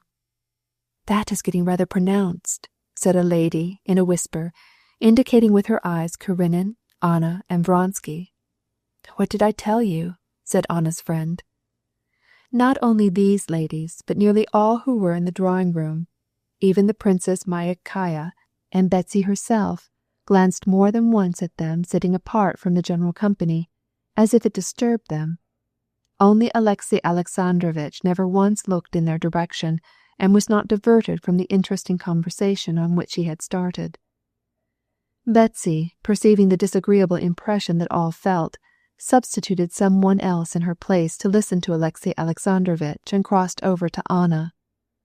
I always admire your husband's clear and explicit language, she said. The most transcendental thoughts seem within my reach when he speaks. Oh, yes, said Anna, with a radiant smile of joy, and not understanding a word that Betsy had said. Then she went over to the large table and joined in the general conversation. After he had stayed half an hour, Alexey Alexandrovitch spoke to his wife and proposed to her that they should go home together, but she answered, without looking at him, that she wished to remain to supper. Alexey Alexandrovitch took leave of the company and departed. Madame Karenina's coachman, the portly old Tartar, in his lacquered leather coat, was having some difficulty in restraining his left hand grey, which was excited with the cold. A lackey stood holding open the carriage door. The Swiss was standing ready to open the outer door. Anna Arkadyevna was listening with ecstasy to what Vronsky whispered, while she was freeing, with nervous fingers, the lace of her sleeve, which had caught on the hook of her fur cloak. You have said nothing, let us admit, and I make no claim, Vronsky was saying as he accompanied her down, that you know that it is not friendship that I ask for. For me, the only possible happiness of my life is contained in that word that you do not like, love. Love, she repeated slowly, as if she had spoken to herself. Then suddenly, as she disentangled her lace, she said, I do not like this word because it means too much, far more than you can imagine." And she looked him full in the face. "Das Vidanya." She reached him with her hand and, with a quick elastic step, passed the Swiss and disappeared in her carriage. Her look, her pressure of his hand, filled Vronsky with passion. He kissed the palm on the place which she had touched and went home with the happy conviction that that evening had brought him nearer to the goal of which he dreamed than all the 2 months past. Chapter 8. Alexey Alexandrovitch found nothing unusual or improper in the fact that his wife and Vronsky had been sitting by themselves and having a rather lively talk together. He noticed that to others in the drawing-room it seemed unusual and improper, and therefore it seemed to him also improper. He decided that he ought to speak about it to his wife. When he reached home, Alexey Alexandrovitch, according to his usual custom, went to his library, threw himself into his armchair, and opened his book at the place marked by a paper cutter in an article on papistry, and read till the clock struck 1, as he usually did. From time to time he passed his hand across his high forehead and shook his head, as if to drive away an importunate thought. At his usual hour he arose, and he prepared to go to bed. Anna Arkadyevna had not yet returned. With his book under his arm, he went upstairs, but that evening, instead of pursuing his usual train of reflections and thinking over his governmental duties, his mind was occupied with his wife and the disagreeable impression which her behavior had caused him. Contrary to his habit, instead of going to bed, he walked up and down the rooms with his arms behind his back. He could not go to bed because he felt that first it was incumbent upon him to ponder anew over the exigency that had arisen. When Alexey Alexandrovitch made up his mind that he must have a talk with his wife, it seemed to him very simple and natural. But now, as he reflected, it occurred to him that the matter was complicated and perplexing. Alexey Alexandrovitch was not jealous. Jealousy, in his opinion, was insulting to a wife, and a husband should trust in her. But he did not ask himself why one should trust her, that is to say, why a man should expect a young wife always to love him. But he had not felt any lack of confidence simply because he trusted her, and said to himself that it was the proper thing to do. But now, although it was his conviction that jealousy is a disgusting state of mind, and that it was his duty to trust his wife, and that his faith was still intact, yet he felt that he was placed in an illogical and ridiculous position, and he knew not what he ought to do. Alexey Alexandrovitch was now standing face to face with life, with the possibility that his wife was in love with someone else besides him, and this seemed to him very senseless and incomprehensible, because it was life itself. All his life he had lived and labored in a round of official duties concerned with the reflections of life, and whenever he came in contact with life itself he was revolted by it. Now he experienced a sensation such as a man feels who, passing calmly over a bridge above a precipice, suddenly discovers that the arch is broken and that the abyss yawns beneath his feet. This abyss was actual life, the bridge, the artificial life which he had been living. The idea that his wife could love another man occurred to him for the first time and filled him with terror. Without undressing, he kept walking back and forth with regular steps over the echoing parquetry floor of the dining-room lighted with a single burner, over the carpet of the dark drawing-room where the light fell on his recently painted full-length portrait, over the divan, and then through his wife's boudoir, where 2 candles were burning, lighting up the portraits of parents and friends and the pretty trinkets upon her writing-table, so long familiar to him. When he reached the door of her bedroom, he turned and went back. At the end of each turn in his pacing back and forth, and especially on the hardwood floor of his brightly lighted dining-room, he would stop and say to himself, "Yes, this must certainly be cut short. It must be decided. I must tell her my way of looking at it." And then he would turn back again. "But what can I say? What decision can I make? He would ask himself by the time he reached the drawing room, and find no answer. But, after all, he would say, as he turned in the library, what has been done? Nothing. She had a long talk with him. What of that? But whom not does a society woman talk with? To be jealous is degrading both to her and me, he would say to himself as he reached her boudoir. But this reasoning, which had hitherto had such weight, had now lost its cogency. From the door of her sleeping room he returned again to the hall, but, as he crossed the dark drawing-room, he thought he heard a voice saying to him, "It is not so.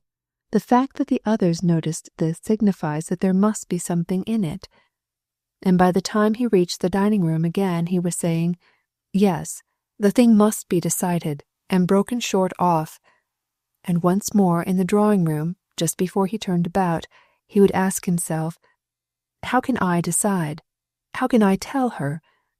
And then he would ask himself, what had happened? And reply, nothing, and remember that jealousy is a feeling degrading to a woman. But again in the drawing-room he would feel persuaded that something had happened. His thoughts, like his steps, followed the same circle, and he struck no new idea. He recognized this, rubbed his forehead, and sat down in her boudoir. There, as he looked at her table, with its malachite writing tablet and a letter unfinished, his thoughts took another direction. He began to think of her and how she would feel. His imagination vividly showed him her personal life, her thoughts and her desires, and the idea that she might, that she must, have her individual life apart from his, seemed to him so terrible that he hastened to put it out of his mind. This was the abyss which it was so dreadful for him to gaze into. To penetrate by thought and feeling into the soul of another was a psychical effort strange to Alexey Alexandrovitch. He considered it a pernicious and dangerous mental habit. "And what is most terrible," he said to himself, "is that this senseless uncertainty comes on me just as I am about to bring my work to completion." He referred to a scheme which he was at that time managing. "And when I need perfect freedom from agitation and all my mental powers, what is to be done? I am not one of those men who can endure agitation and annoyance and have the strength of mind to face them. I must reflect. I must take some stand and get rid of this annoyance," he added aloud. "I do not admit that I have any right to probe into her feelings or to scrutinize what is going on in her heart. That belongs to her conscience and comes into the domain of religion," he said to himself, feeling some consolation that he had found a domain of law applicable to the circumstances that had arisen. "So," he continued, "the questions related to her feelings and the like are questions of conscience, in which I have no concern. My duty lies clearly before me. As head of my family, I am bound to guide her, and therefore, to a certain degree, I am responsible. I must point out the danger which I see. I must watch over her and even use my powers. I must speak to her." And Alexey Alexandrovitch formulated in his mind everything that he should say to his wife. While he was thinking it over, he regretted the necessity of wasting his time and his intellectual powers in family matters. But, in spite of him, his plan assumed, in his thought, the clear, precise, and logical form of a report. "I must make her understand as follows. First, the meaning and importance of public opinion and decorum. Secondly, the religious significance of marriage. Thirdly, if necessary, the unhappiness which it might cause her son. Fourthly, the unhappiness which might befall herself." And Alexey Alexandrovitch twisted his fingers together, palms down, and made the joints crack. This gesture, of joining his hands and stretching his finger joints, a bad habit, calmed him and conduced to the precision of which he now stood in such need. A carriage was heard driving up to the house. Alexey Alexandrovitch stopped in the middle of the hall. He heard his wife's step on the stairway. Alexey Alexandrovitch had his sermon all ready, but still he stood there, squeezing his crossed fingers and trying to make the joints crack. One joint cracked. Even as he heard her light steps on the stairs, he was conscious of her presence, and, though he was satisfied with his sermon, he dreaded the explanation that was imminent. Chapter 9. Anna entered with bent head, playing with the tassels of her bashluik, or Turkish hood. Her face shone with a bright glow, but this bright glow did not betoken joy. It reminded one of the terrible glow of a conflagration against the midnight sky. When she saw her husband, she raised her head and smiled, as if she had awakened from a dream. "You are not abed yet? What a miracle!" she said, taking off her bashluik, and, without pausing, she went into her dressing-room, crying, "It's late, Alexey Alexandrovitch," as she got to the door. "Anna, I must have a talk with you." "With me?" she said in astonishment, coming out into the hall and looking at him. "What is it? What about?" she asked and sat down. "Well, let us talk then, if it is so necessary, but I would much rather go to sleep." Anna said what came to her tongue, and was astonished to hear herself, astonished at her own facility at telling a lie. How perfectly natural her words sounded, and how probable that she wanted to go to sleep. She felt herself clad in an impenetrable armor of falsehood. She felt that some invisible power assisted her and sustained her. "Anna, I must give you a warning." "A warning?" she exclaimed. "Why?" She looked at him so innocently, so gaily, that anyone who did not know her as her husband did would have noticed nothing unnatural either in the tone of her voice or in the meaning of what she said. But for him, who knew her, who knew that when he was 5 minutes later than usual she always remarked on it, and asked the reason, for him, who knew that her first impulse was always to tell him of her pleasures and her sorrows, for him now to see the fact that Anna took special pains not to observe his agitation, that she took special pains not to say a word about herself, all this was very significant. He saw that the depths of her soul, hitherto always opened to his gaze, were now shut away from him. Moreover, by her tone he perceived that she was not confused by this, but as it were she said openly and without dissimulation, "Yes, I am a sealed book, and so it must be, and will be from henceforth." He felt as a man would who should come home and find his house barricaded against him. "Perhaps the key will yet be found," thought Alexey Alexandrovitch. "I want to warn you," said he, in a gentle voice, "lest by your imprudence and your thoughtlessness you give people cause to talk about you. Your rather too lively conversation this evening with Count Vronsky," he pronounced this name slowly and distinctly, "attracted attention." He finished speaking, and looked at Anna's laughing eyes, now terrible to him because they were so impenetrable, and he saw all the idleness and uselessness of his words. "You are always like this," she said, as if she had not understood him, and intentionally had understood only the last part of what he said. "Sometimes you don't like it because I am bored, and sometimes you don't like it because I have a good time. I was not bored this evening. Does that disturb you?" Alexey Alexandrovitch trembled.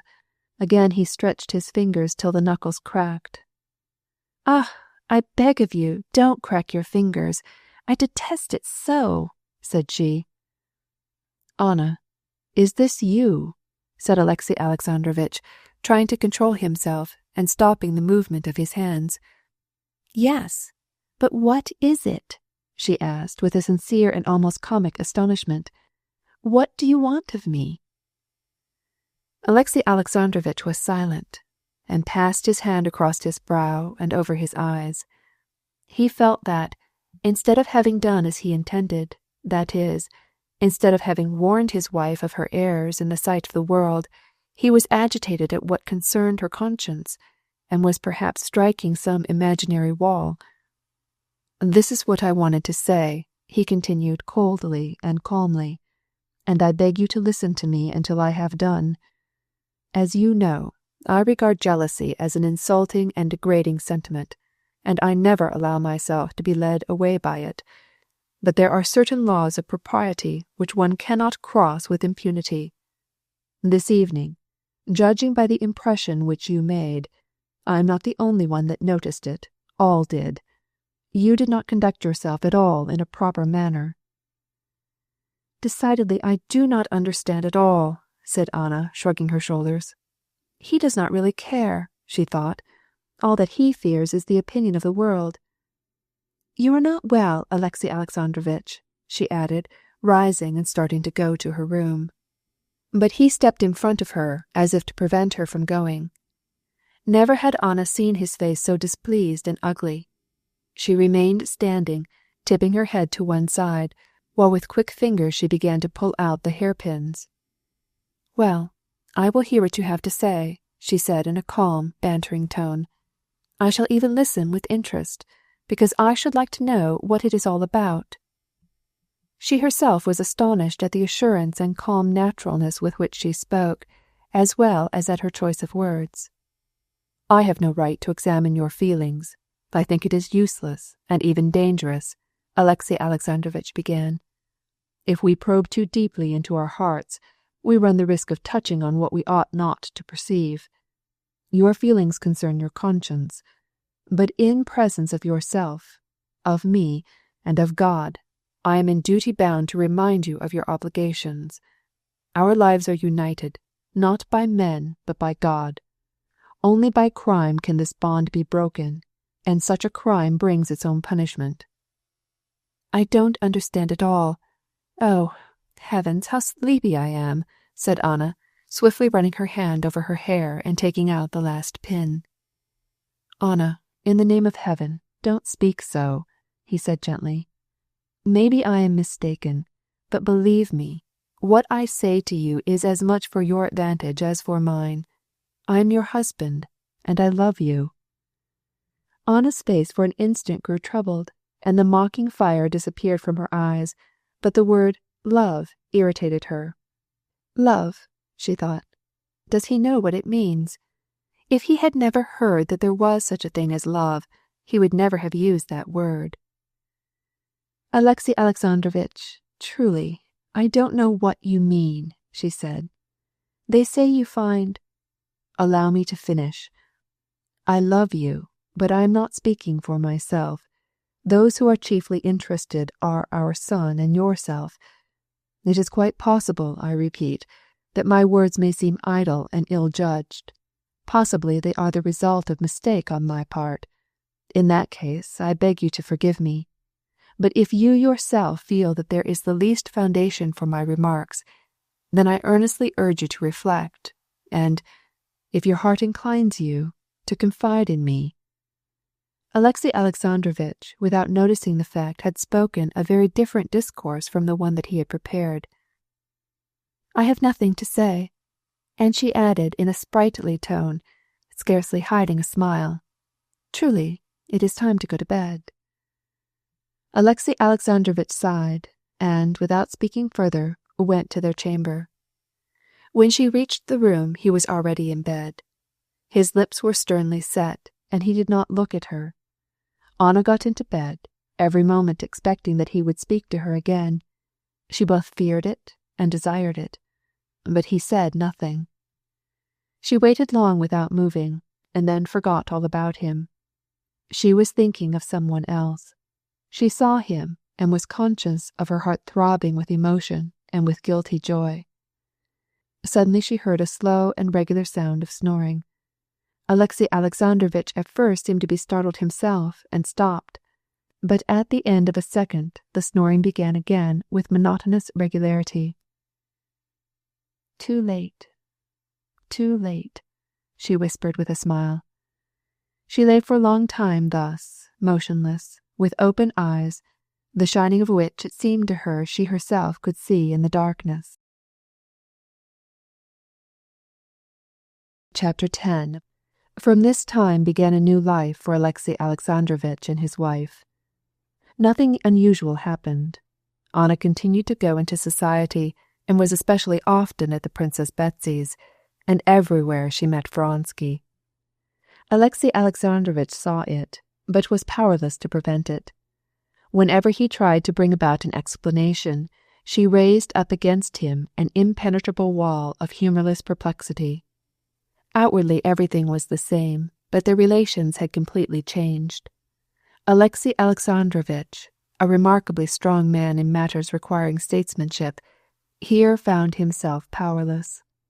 Like an ox, submissively lowering its head, he waited the blow of the axe which he felt was lifted against him. Whenever he began to think about it, he felt that once more he must try by gentleness, tenderness, reason, to save Anna and bring her back to him.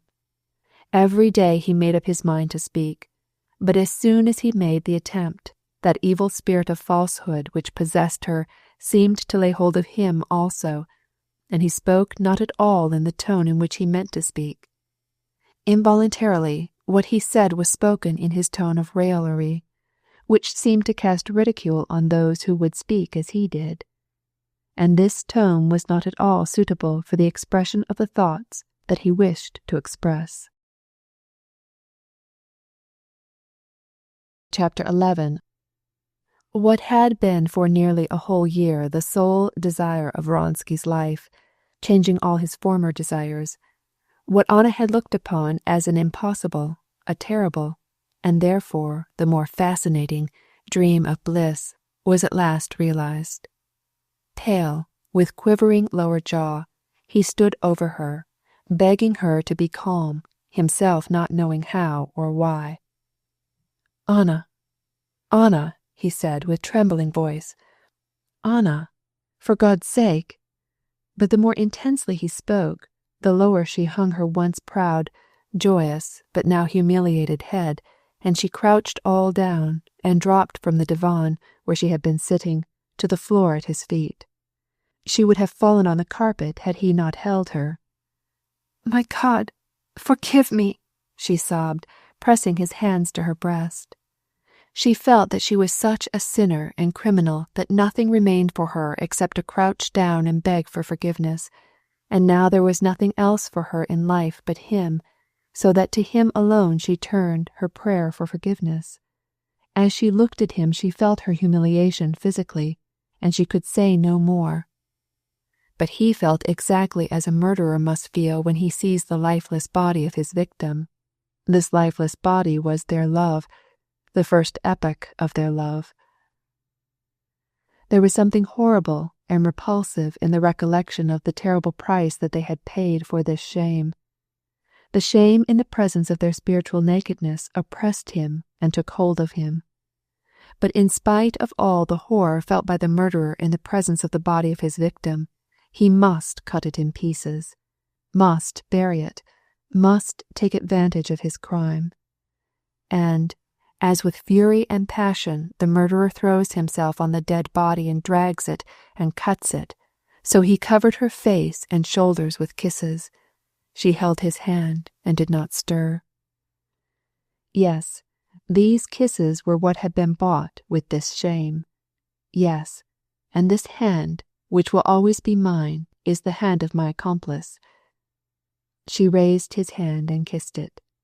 He fell on his knees and tried to look into her face, but she hid it and said nothing. At last, as if trying to control herself, she made an effort to rise and pushed him away. Her face was still as beautiful as ever, even so much more was it pitiful. "All is ended," said she. "I have nothing but thee. Remember that." "I cannot help remembering it, since it is my life. A moment before this happiness—" "What happiness?" she cried, with contempt and horror involuntarily seized him also. "For God's sake, not a word more." She quickly got up and moved away from him, and with a strange expression of hopeless despair, such as he had never seen before, on her face, she stood aloof from him. She felt that at that moment she could not express in words the sense of shame, rapture, and horror at this entrance into a new life, and she did not wish to speak about it or vulgarize the feelings with definite words.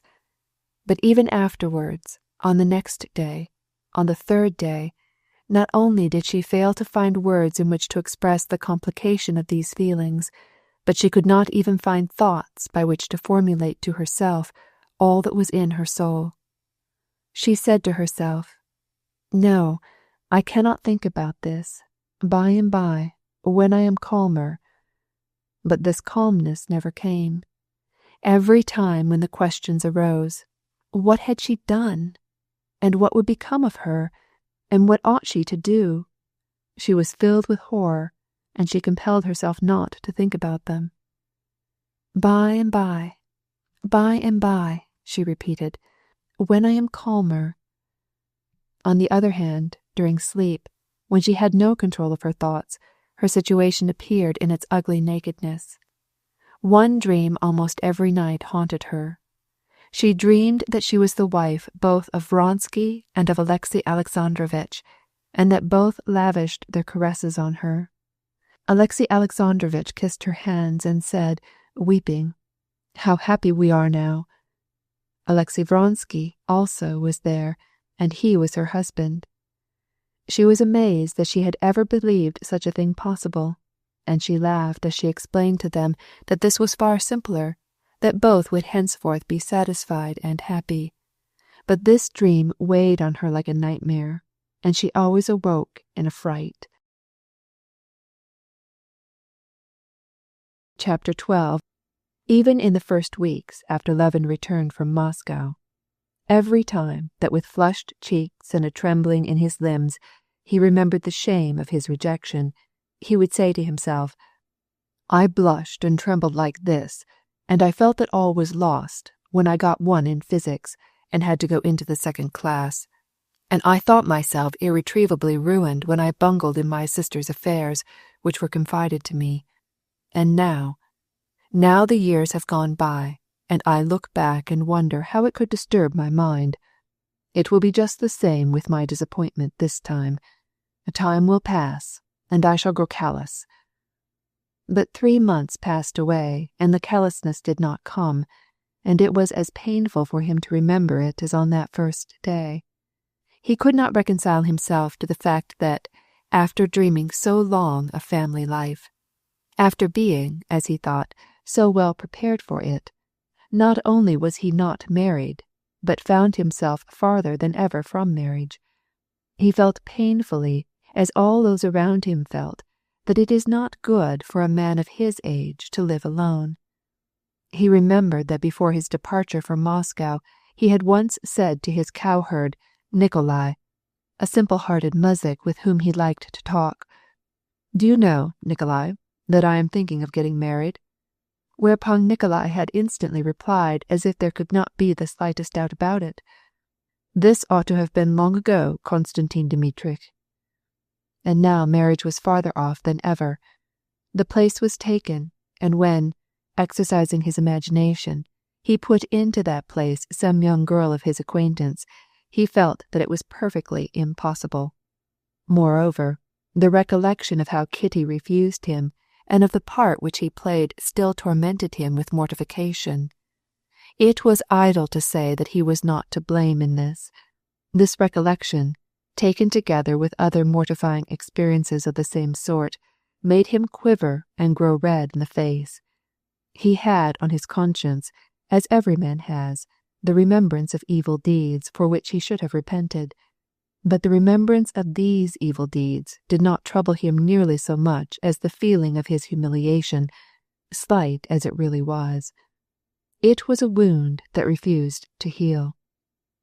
He could not keep out of his mind his rejection, and the miserable position in which he must have been placed in the eyes of others.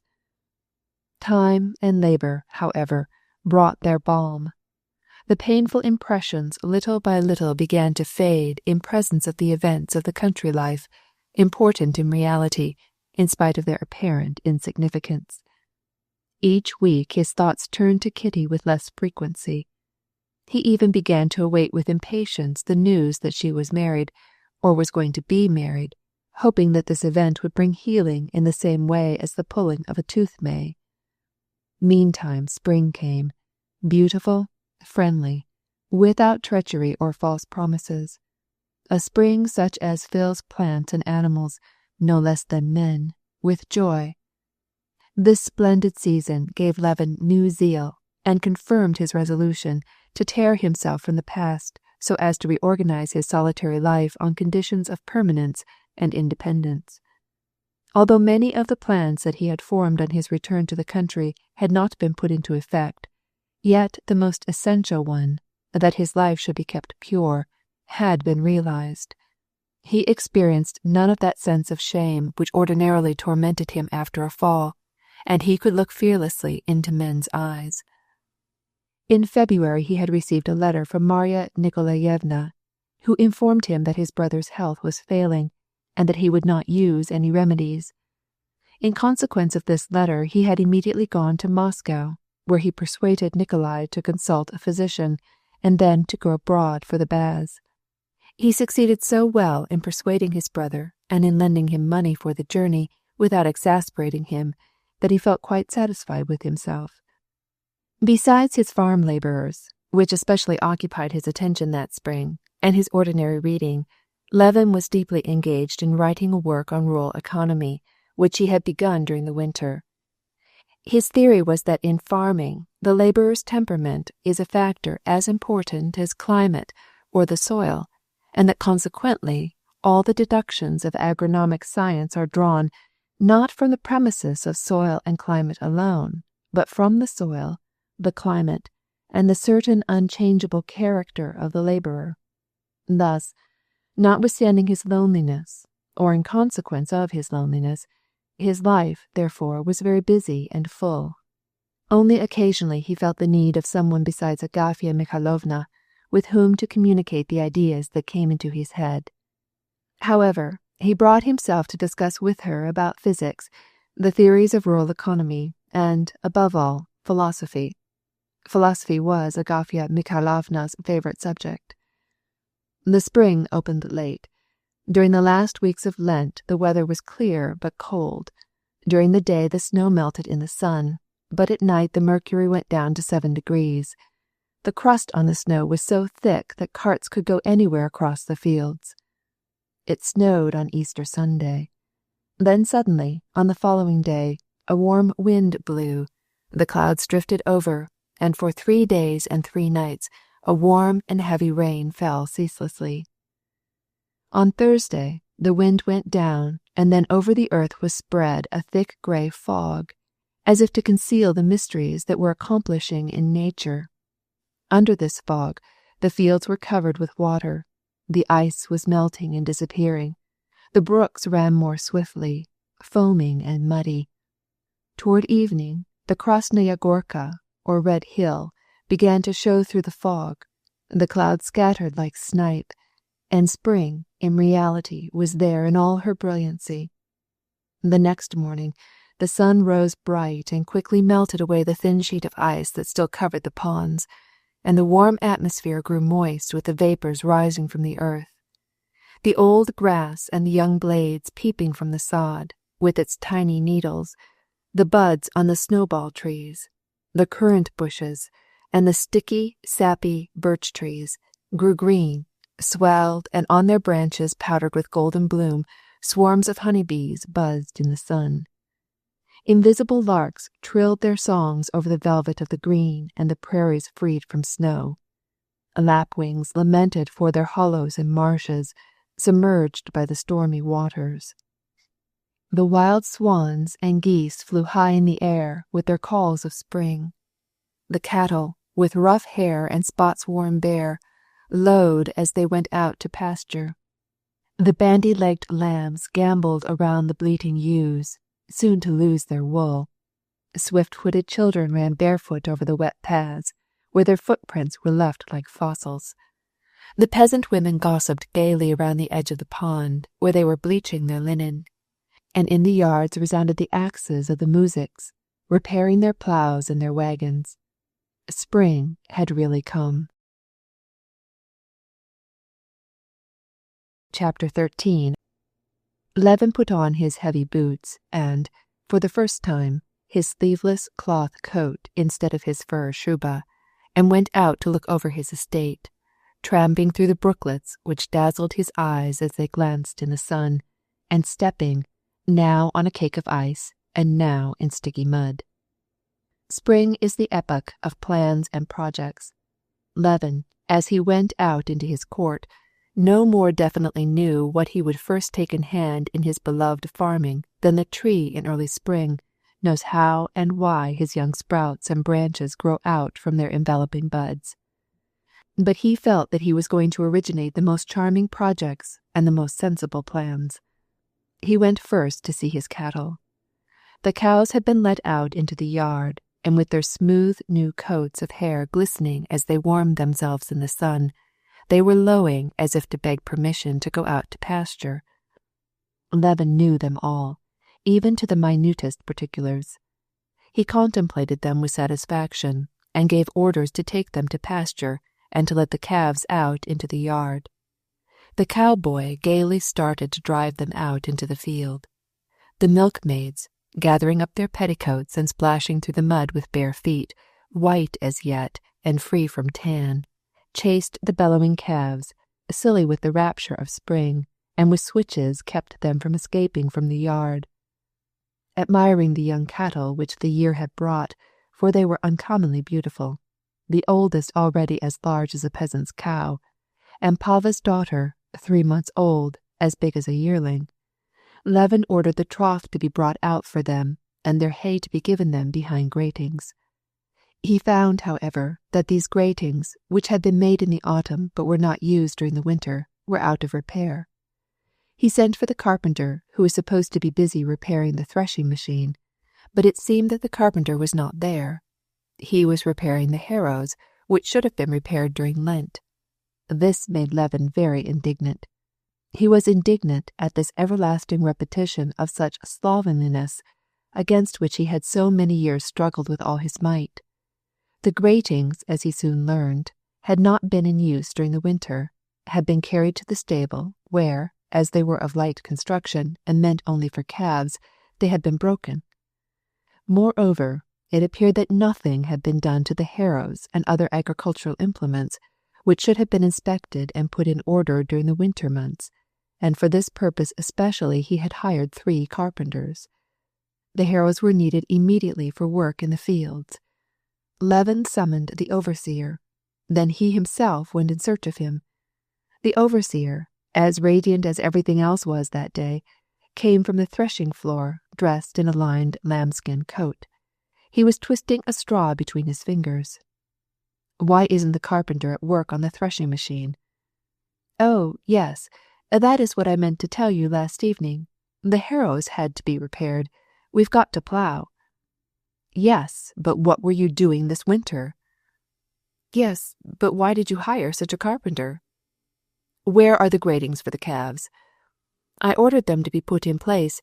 You can't do anything with such people," replied the overseer, waving his hands.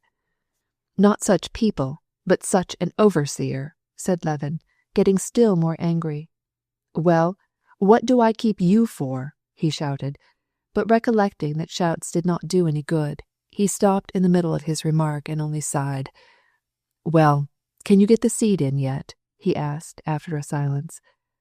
"Back of Turkino we might tomorrow, or the day after." "And the clover?" "I sent Vasily and Mishka to sow it, but I don't know whether they succeeded. It's muddy." "On how many acres?" 16 acres. "Why not the whole?" cried Levin. He was more indignant because they had sowed only 16 acres instead of 54. He knew by his own experience, as well as by theory, the need of sowing the clover seed as early as possible, almost in the snow, and Levin could never get this done.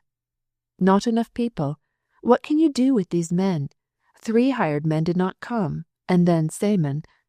Well, you would better have taken them away from the straw. Yes, I did that very thing. Where are all the people? There are 5 at the compote.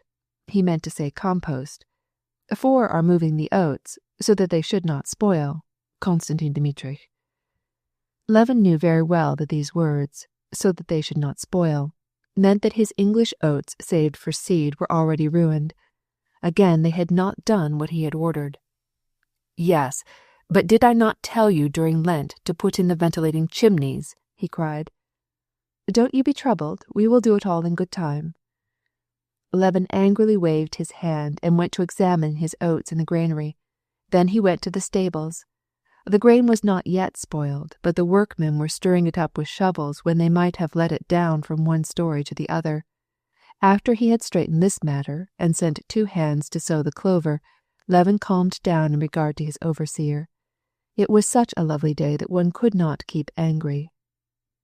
Ignat, he cried to his coachman, who, with upturned sleeves, was washing the carriage near the pump. Saddle me a horse. Which one? Well, Klopek. I will do so. While he was saddling the horse, Levin again called the overseer, who was busying himself in his vicinity, hoping to be restored to favor, and began to speak with him about the work that he wanted done during the spring and about his plans for carrying on the estate. He wanted the compost spread as soon as possible, so as to have this work done before the first mowing. Then he wanted the farthest field plowed so that it might be left fallow. All the fields, not half of them, should be attended to with the laborers. The overseer listened attentively, doing his best evidently to approve of his master's plans, but nevertheless his face wore that vexatiously hopeless and melancholy expression which Levin knew so well. This expression seemed to say, "This is all very well and good, but as God shall give."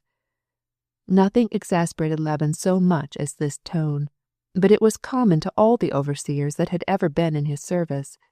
They all received his projects with the same dejected air, and so he now refrained from getting angry, but he was exasperated and felt himself still more stimulated for the struggle against this, as it were elemental, force which he could not help calling, as God shall give, and which constantly opposed him everywhere. "If we have time, Konstantin Dmitrich," said the overseer. "Why shall we not have time? We absolutely ought to hire 15 more workmen, but they can't be had. Some came today who asked 70 rubles for the summer." Levin did not speak. Again the opposing force. He knew that, however he might exert himself, he never could hire more than 40, 37, or 38 laborers at a reasonable price. He had succeeded in getting 40, never more, but nevertheless he could not give up vanquished. "Send to Sury, to Sheferovka. If they don't come, we must go for them." "I'm going to go," said Vasily Fyodorovitch gloomily, "but then the horses are very feeble." "Buy some more, but then I know," he added with a laugh, "that you will do as little and as badly as you can. However, I warn you that I will not let you do as you please this year. I shall take the reins in my own hands." "Yes, but even as it is, you get too little sleep, it seems to me. We are very happy to be under our master's eyes." "Now, have the clover put in on the Berezov bottom, and I shall come myself to inspect it," said he, mounting his little horse, Klopek, which the coachman brought up. "Don't go across the brooks, Konstantin Dmitrich," cried the coachman. "Well, then, by the woods." And on his little, lively, easy-going ambler, which whinnied as it came to the pools and which pulled on the bridle, having been too long in the stable, Levin rode out of the muddy courtyard and across the open fields. Happy as Levin had felt in his cow-yard and cattle-pen, he felt still happier out in the field, rhythmically swaying on his easy-going, gentle pony, drinking in the warm air, freshened by the snow as he rode through the forest where the snow still lay here and there rapidly melting in the tracks. He took keen delight in every one of his trees, with greening moss and swelling buds. As he came out from the forest, before him lay a vast stretch of fields. They seemed like an immense carpet of velvet where there was not a bare spot or a marsh, only here and there in the hollows marked with patches of melting snow. The sight of a peasant's mare and colt treading down his fields did not anger him, but he ordered a passing muzhik to drive them out. With the same gentleness he received the sarcastic and impudent answer of the muzhik Ipet, whom he met and asked, "Ipet, shall we put in the seed before very long?" And Ipet replied, "We must plough first, Konstantin Dmitrich." The further he went, the more his good humor increased, and each of his plans for improving his estate seemed to surpass the other. To protect the fields on the south by lines of trees so as to prevent the snow from staying too long. To divide his arable fields into 9 parts, 6 of which should be well dressed, and the other 3 sown down to grass. To build a cow yard in the farthest corner of one field, and have a pond dug. To have portable enclosures for the cattle, so as to utilize the manure, and thus to cultivate 300 desiatins of wheat, 100 desiatins of potatoes, and 150 of clover, without exhausting the soil. Full of these reflections, he picked his way carefully along so as not to tread down his fields, till, at last, he reached the place where the laborers were sowing the clover. The cart, loaded with seed, instead of being left on the edge of the field, had been driven into the plowed land, and his winter wheat was crushed by the wheels and trampled down by the horse. The 2 laborers were sitting by the edge of the field, evidently smoking a mutual pipe. The earth in the cart, mixed together with the seed, had not been worked over, but was full of hard or frozen lumps. When he saw the master, the laborer Vasily started toward the cart, and Mishka began to sow. This was all wrong, but Levin rarely got angry with his laborers. When Vasily came up to him, Levin ordered him to lead the horse to the side of the field. "It won't do any harm, sir. It will spring up again." "Please do not discuss it," replied Levin, "but do what I say." "I will obey," said Vasily, taking the horse by the head. "What splendid seed, Konstantin Dmitrich," he added to regain favor. "Best kind, but it is frightfully going. You drag a pud on each foot." "But why wasn't the earth sifted?" asked Levin. "Oh, it'll come out all right," replied Vasily, taking up some seed and crushing the lump in his palm. It was not Vasily's fault that they were scattering the unsifted soil, but it was vexatious, nevertheless. Having more than once to his advantage made use of a well-known means of wrecking his vexation, which always seemed to him foolish, Levin now determined to try it and see if he could recover his good temper. He noticed how Mishka strode along dragging huge clods of clay which stuck to each of his feet, so, dismounting, he took the seed cod from Vasily and began to scatter the seed. "Where did you stop?" Vasily touched the spot with his foot, and Levin went on as best as he could, scattering the earth with the seed. But it was hard as wading through a marsh, and after he had gone a row he stopped all in a sweat and returned to the seed cod. "Well, Baron, if that row doesn't come out well next summer, don't blame me for it," said Vasily. "Indeed I won't," replied Levin, gaily, already feeling the efficacy of the means he had employed. "But just look at the summer we're going to have. 'Twill be magnificent. If you'll notice, that's where I sowed last spring. How well I planted it. Why, Konstantin Dmitrich, I work as if I were working for my own father.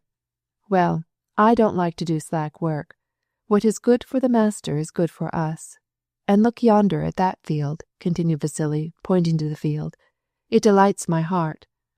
"It is a fine spring, Vasily." "Yes, it is such a spring as our old men can't remember. I was at home, and our elder had already sowed an acre of wheat, as he says he can hardly tell it from rye." "But how long have you been sowing wheat?" "Why, you yourself taught us how to sow it year before last. You spared me 2 measures. It gave 8 bushels, and we sowed an acre with it." "Well, look here. See that you break up the earth well," said Levin, as he started for his ambler. "Look after Mishka, and if the seed comes up well, you shall have 50 kopecks a desiatin." "We thank you humbly. We should be content even without that." Levin mounted his horse and rode off to visit his last year's clover field, and then to the field which was already plowed, ready for the summer wheat. The crop of clover in the stubble field was miraculous. It had all survived and was covering with a mantle of green all the ground where the preceding fall the roots of the wheat had been left. The horse sank up to the fetlock, and each foot made a sucking noise as he pulled it out of the half-thawed soil. It was entirely impossible to cross the plowed land. Only where there was ice would it hold, but in the thawed furrows the horse's legs sank above the fetlock. The plowed field was excellent. In 2 days the harrowing and sowing could be done. Everything was beautiful. Everything was gay. Levin rode back by way of the brooks, hoping to find the water lower. In fact, he found that he could get across, and, as he waded through, he scared up a couple of wild ducks. There ought to be snipe also, he thought, and a forest guard whom he met on his way to the house confirmed his supposition. He immediately spurred up his horse so as to get back in time for dinner, and to prepare his gun for the evening. Chapter 14. Just as Levin reached home, in the best humor in the world, he heard the jingling of bells at the side entrance. There now, someone from the railroad station, was his first thought. It's time for the Moscow train. Who can have come? Brother Nikolai? And did he not say that instead of going abroad he might perhaps come to see me? For a moment it occurred to him disagreeably that his brother Nikolai's presence might spoil his pleasant plans for the spring. But, disgusted at the selfishness of this thought, his mind, so to speak, instantly received his brother with open arms, and he began to hope, with affectionate joy, that it was really he. He hurried his horse, and as he came out from behind the acacia, he saw a hired troika from the railway station and a traveller dressed in a shuba. It was not his brother. Ugh, if it is only some agreeable man to talk with, he thought. Ah, he cried, lifting up both arms as he recognized Stepan Arkadyevitch. Here is the most delectable of guests. Ach, how glad I am to see you. I shall certainly learn from him if she is married, or when she is going to be, he added to himself. This splendid spring morning he felt that the memory of Kitty was not at all painful. You scarcely expected me, I suppose, said Stepan Arkadyevitch, leaping out of the sledge with spots of mud on the bridge of his nose, on his cheeks, and on his forehead, but radiant with health and pleasure. I am come, first, to see you, he cried, throwing his arms around Levin and kissing him. Secondly, to shoot a few birds, and thirdly, to sell the forest at Yergushovo. Perfect, isn't it? What do you think of this spring? But how could you have got here in a sledge? Travelling is far worse with the telyaga, Konstantin Dmitrich, replied the postilion, who was an acquaintance. Well, indeed, I am delighted to see you again, said Levin, with a genuine smile of boyish joy. He conducted his guest to the room kept in readiness for visitors, and had Stepan Arkadyevitch's things brought up, a gripsack, a gun in its case, and a box of cigars, and then, leaving him to wash and dress himself, he went down to his office to speak about the clover and the ploughing. Agafya Mikhailovna, who had very much at heart the honor of the mansion, met him in the vestibule with questions about dinner. Do just as you please, replied Levin, as he went out. Only make haste about it, said he, and went to the overseer. When he returned, Stepan Arkadyevitch, who had washed and combed his hair, was just coming out of his room with a radiant smile, and together they went upstairs. Well, I am very happy to have got out to your house at last. I shall now learn the mystery of your existence here. Truly, I envy you. What a house! How convenient everything is! How bright and delightful, said Stepan Arkadyevitch, forgetting that bright days and the springtime were not always there. And your old nurse, what a charming old soul! All that's lacking is a pretty little chambermaid with an apron on, but that does not suit your severe monastic style. But this is very good. Stepan Arkadyevitch had much interesting news to tell. Especially interesting to Levin was the tidings that his brother, Sergei Ivanovitch, expected to come into the country this summer. But not one word did Stepan Arkadyevitch say about Kitty or any of the Sherbatskys. He simply transmitted his wife's greeting. Levin was grateful to him for this delicacy. As usual, he had stored up during his hours of solitude a throng of ideas and impressions which he could not share with any of his domestics, and now he poured into Oblonsky's ears his poetical spring joys, his failures and plans and farming projects, his thoughts and his observations on the books which he had read, and above all the idea of his treatise, the scheme of which consisted, though he himself had not noticed it, of a critique on all former works on farming.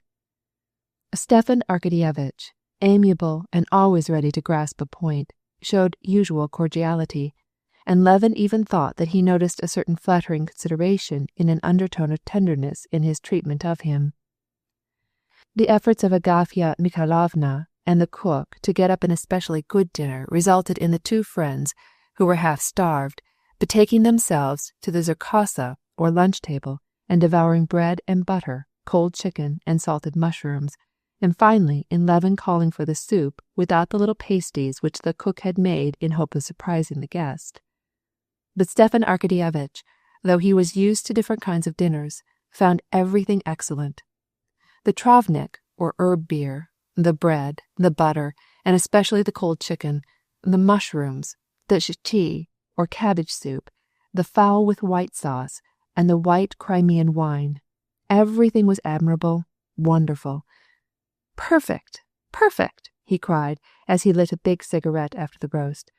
"I feel as if I had escaped the shocks and noise of a ship, and had landed on a peaceful shore. And so you say that the element represented by the working man ought to be studied above all others, and be taken as a guide in the choice of economy expedients. You see, I am a profanus in these questions, but it seems to me that this theory and its applications would have an influence on the working man. Yes, but hold on. I'm not speaking of political economy, but of rural economy considered as a science. You must study the premises, the phenomena, just the same as in the natural sciences, and the working man, from the economical and ethnographical point of view." But here Agafya Mikhailovna entered with the dessert of preserves. "Well, now, accept my compliments, Agafya Mikhailovna," said Stepan Arkadyevitch, kissing the ends of his hairy fingers. "What nice baked chicken! What delicious beer! Well, Kostya, isn't it time to go?" he added. Levin looked out of the window toward the sun, which was sinking behind the tree-tops, still bare and leafless. "It is time. Kuzma, had the horses hitched up," he cried as he went downstairs. Stepan Arkadyevitch followed him and carefully removed the canvas covering from the lacquered case and, having opened it, proceeded to take out his costly gun, which was of the newest pattern. Kuzma, already scenting a generous fee, gave him assiduous attention, and helped him put on his stockings and his hunting boots, and Stepan Arkadyevitch accepted his aid complacently. "If the merchant Rabinin comes while we are gone, Kostya, I told him to be here today. Do me the favor to have him kept till we get back." "Are you going to sell your wood to Rabinin?" "Yes. Why, do you know him?"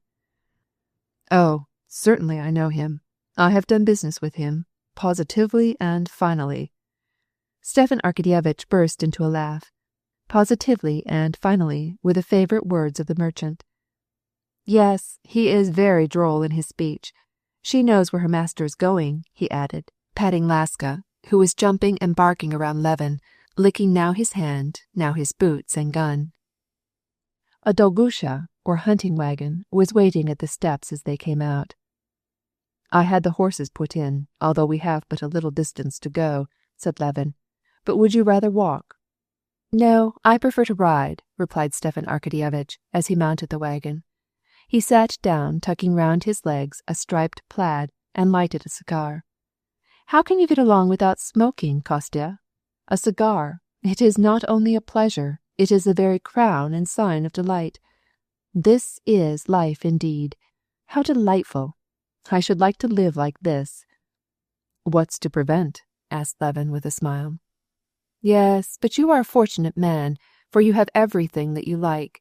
You like horses, you have them. Dogs, you have them. Hunting, here it is. And estate, here it is." "Perhaps it is because I enjoy what I have and don't covet what I have not," replied Levin, with Kitty in his mind. Stepan Arkadyevitch understood and looked at him without speaking. Levin was grateful to Oblonsky because he avoided speaking about the Shtcherbatskys, with his usual tact, perceiving that Levin dreaded to speak about them. But now he felt anxious to find out how matters stood, but he did not dare to inquire.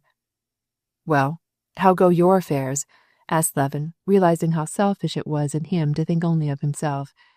Oblonsky's eyes glistened with gaiety.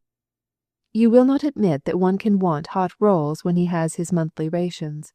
In your eyes it is a crime, but for me, I cannot admit the possibility of living without love, he replied, construing Levin's question in his own fashion. What's to be done about it? I am so constituted. And it is a fact. It does so little harm to anyone else, and gives one so much pleasure. What? There is a new one, is there? Asked Levin. There is, brother. You know the type of the woman in Ossian? These women that you see in dreams. But they really exist, and are terrible. Woman, you see, is an inexhaustible theme. You can never cease studying her. She always presents some new phase. So much the better not to study her, then. Not at all. Some mathematician has said that happiness consisted in searching for truth and never finding it. Levin listened and said no more, and, notwithstanding all the efforts which he made, he could not in the least enter into his friend's soul, and understand his feelings and the charm of studying such women. Chapter 15. The place where the birds collected was not far away, by a small stream flowing through an aspen grove. Levin got out and took Oblonsky to a nook in a mossy, somewhat marshy meadow, where the snow had already melted. He himself went to the opposite side, near a double birch, rested his gun on the fork of a dead branch, took off his kaftan, clasped a belt about his waist, and ensured the free motion of his arms. Old grey Laska, following him step by step, sat down cautiously in front of him and pricked up her ears. The sun was setting behind the great forest, and against the bright sky the young birches and aspens stood out distinctly, with their bending branches and their swelling buds. In the forest, where the snow still lay, the low rippling sound of waters could be heard running in their narrow channels. Little birds were chirping and flying from tree to tree. In the intervals of perfect silence, one could hear the rustling of the last year's leaves, moved by the thawing earth or the pushing herbs. Why, one can really hear and see the grass grow, said Levin to himself, as he saw a moist and slate-colored aspen leaf raised by the blade of a young herb starting from the sod. He stood, listening and looking, now at the damp moss-covered ground, now at the watchful Laska, now at the bare tree-tops of the forest, which swept like a sea to the foot of the hill, and now at the darkening sky, where floated little white bits of cloud. A hawk flew aloft, slowly flapping his broad wings above the distant forest. Another took the same direction and disappeared. In the thicket the birds were chirping louder and more gaily than ever. Not far away, an owl lifted his voice, and Laska pricked up her ears again, took 2 or 3 cautious steps, and bent her head to listen. On the other side of the stream a cuckoo sang. Twice it uttered its customary cry, and then its voice grew hoarse. It flew away and was heard no more. "Why, the cuckoo has come," said Stepan Arkadyevitch, coming out from behind his thicket. "Yes, I hear," said Levin, disgusted that the silence of the forest was broken by the sound even of his own voice. "You won't have to wait long now." Stepan Arkadyevitch returned to his place behind his thicket, and Levin saw only the flash of a match and the red glow of his cigarette and a light bluish smoke. Chick, chick. Stepan Arkadyevitch cocked his gun. "What was that making that noise?" he asked of his companion, attracting his attention to a protracted humming, as if a colt was neighing with a very slender voice. "Don't you know what that is? That is the buck-rabbit. Don't speak any more. Listen, there is a bird," cried Levin, cocking his gun.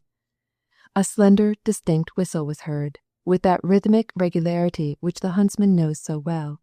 Then, a moment or two later, it was repeated, nearer, and suddenly changed into a hoarse little cry. Levin turned his eyes to the right, to the left, and finally saw just above his head, against the fading blue of the sky, above the gently waving aspens, a bird flying. It flew straight toward him. Its cry, like the noise made by tearing stiff cloth, rang in his ears. Then he distinguished the long bill and the long neck of the bird, but hardly had he caught sight of it when a red flash shone out from behind Oblonsky's bush.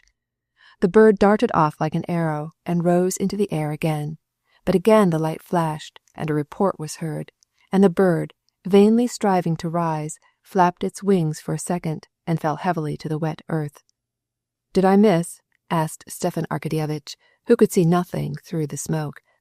"Here she is," cried Levin, pointing to Laska, who, with one ear erect and waving the tip end of her hairy tail, slowly, as if to lengthen out the pleasure, came back with the bird in her mouth, seeming almost to smile as she laid the game down at her master's feet. "Well now, I am glad you succeeded," said Levin, though he felt a slight sensation of envy because he himself had not killed this snipe. "The right barrel missed, curse it," replied Stepan Arkadyevitch, reloading his gun. "Shh, here's another." In fact, the whistles came thicker and thicker, rapid and sharp. 2 snipe flew over the hunters, playing, chasing each other, and only whistling, not clucking. 4 shots rang out, and the snipe, making a sudden turn like swallows, disappeared from sight. The sport was excellent. Stepan Arkadyevitch killed 2 others, and Levin also 2, one of which was lost. It grew darker and darker. Venus, with silvery light, shone out low in the west from behind the birches, and high in the east Arcturus gleamed with his sombre reddish fire. Above his head Levin found and lost the stars of the Great Bear. The snipe had now ceased to fly, but Levin resolved to wait until Venus, which was visible above the birch trees, should stand clear above the lower branches, until all the stars of the Great Bear should be entirely visible. The star had passed beyond the birch trees, and the wane of the Great Bear with its pole was shining out clear in the dark blue sky, and he was still waiting. "Isn't it getting late?" asked Stepan Arkadyevitch.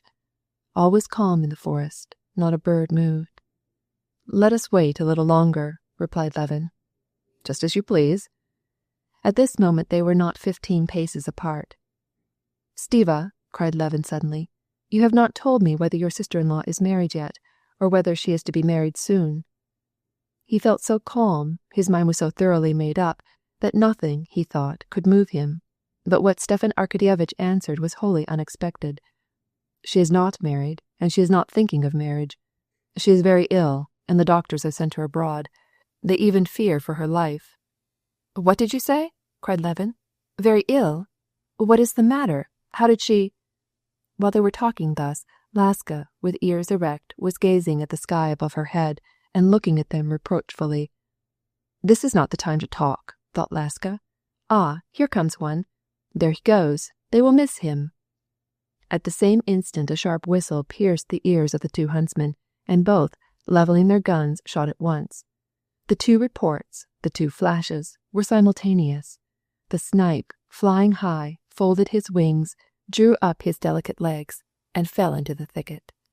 "Excellent, both together!" cried Levin, running with Laska in search of the game. "Oh, yes. What was it that hurt me so much just now? Ah, yes, Kitty was ill," he remembered. "What is to be done about it? It is too bad. Ah, she has found it. Good dog," said he, taking the bird, still warm, from Laska's mouth, and putting it into his overflowing game bag. "Come on, Stiva," he cried. Chapter 16. On their way home, Levin questioned his friend about Kitty's illness and the plans of the Sherbatskys. Though it caused some conscientious scruples, what he heard was pleasant news to him. It was pleasant because it left him with some grounds for hope, and it was still more pleasant to think that she who had caused him so much suffering was suffering herself.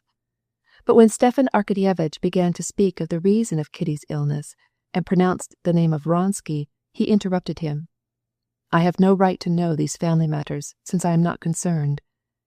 Stepan Arkadyevitch smiled imperceptibly as he noticed the sudden and characteristic change in Levin, who, in an instant, had passed from gaiety to sadness. "Have you succeeded in your transaction with Rabinin about the wood?" he asked. "Yes, I have made the bargain. He gives me an excellent price, 38,000 roubles, 8 in advance and the rest in 6 years. I have been long about it, and no one offered me any more." "That means you are selling your wood for a song," said Levin, frowning. "Why so?" said Stepan Arkadyevitch, with a good-humored smile, knowing that now Levin would totally disapprove of everything. Because your wood is worth at least 500 rubles a desiatin. Oh, you rural economists, replied Stepan Arkadyevitch banteringly. What a tone of scorn to us, your city brother. And yet, when it comes to business matters, we come out of it better than you do. Believe me, I have made a careful calculation.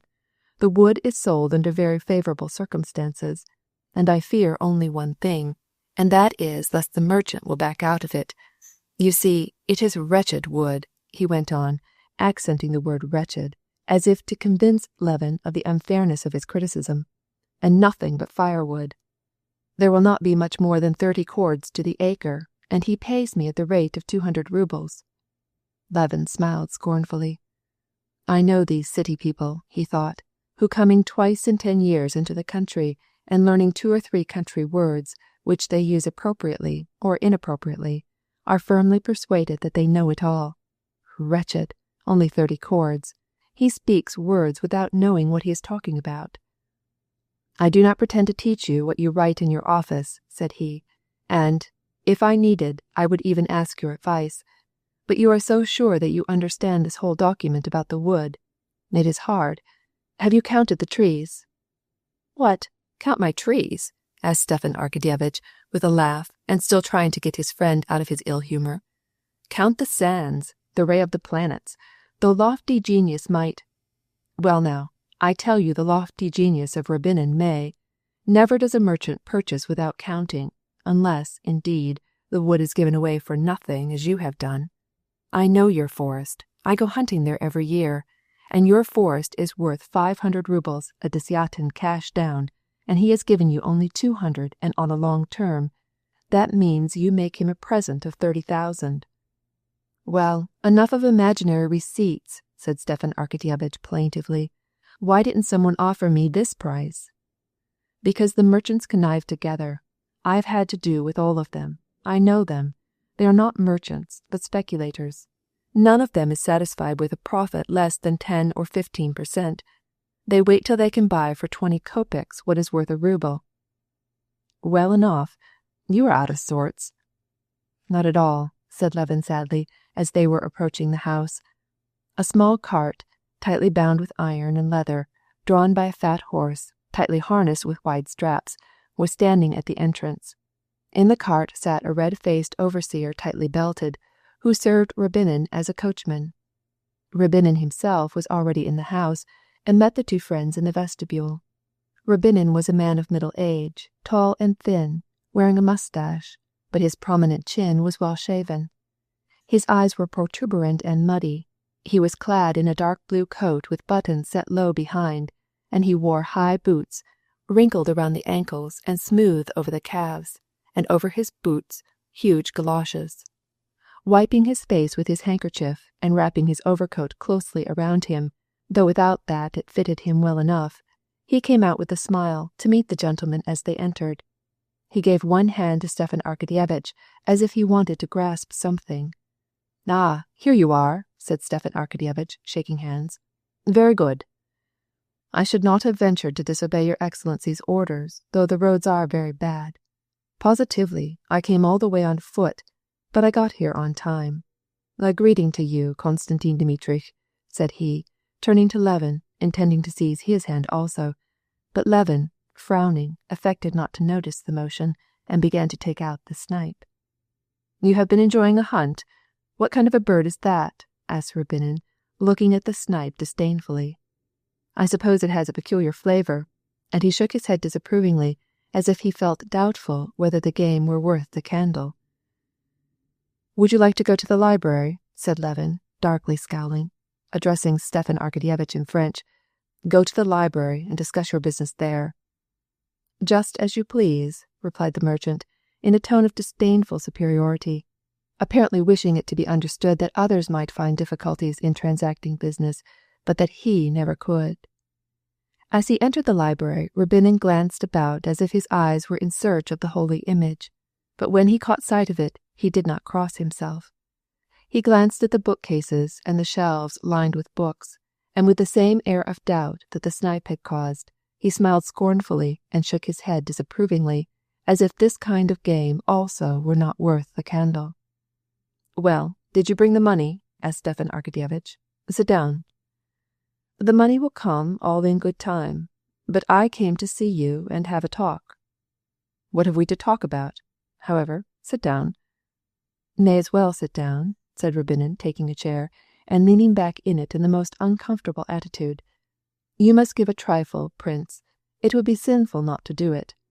As to the money, it is all ready, absolutely and finally even to the last kopeck. As far as the money goes, there will be no delay." Levin, who had been putting his gun away in the armory and was just leaving the room, stopped as he heard the last words. "You bought that wood for a song," said he.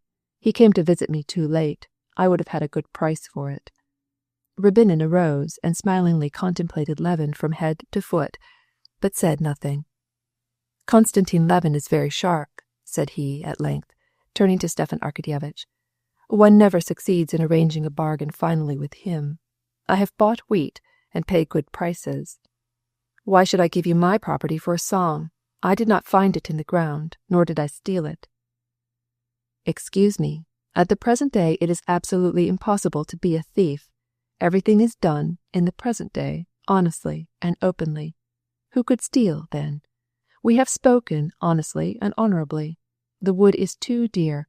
I shall not make the two ends meet. I beg him to yield a little." "But is your bargain made, or is it not? If it is made, there is no need of haggling. If it is not," said Levin, "I am going to buy the wood." The smile suddenly disappeared from Ryabinin's lips. A rapacious and cruel expression, like that of a bird of prey, came in its place. With his bony fingers he tore open his overcoat, bringing into sight his shirt, his waistcoat with its copper buttons, and his watch chain, and from his breast pocket he pulled out a huge, well-worn wallet.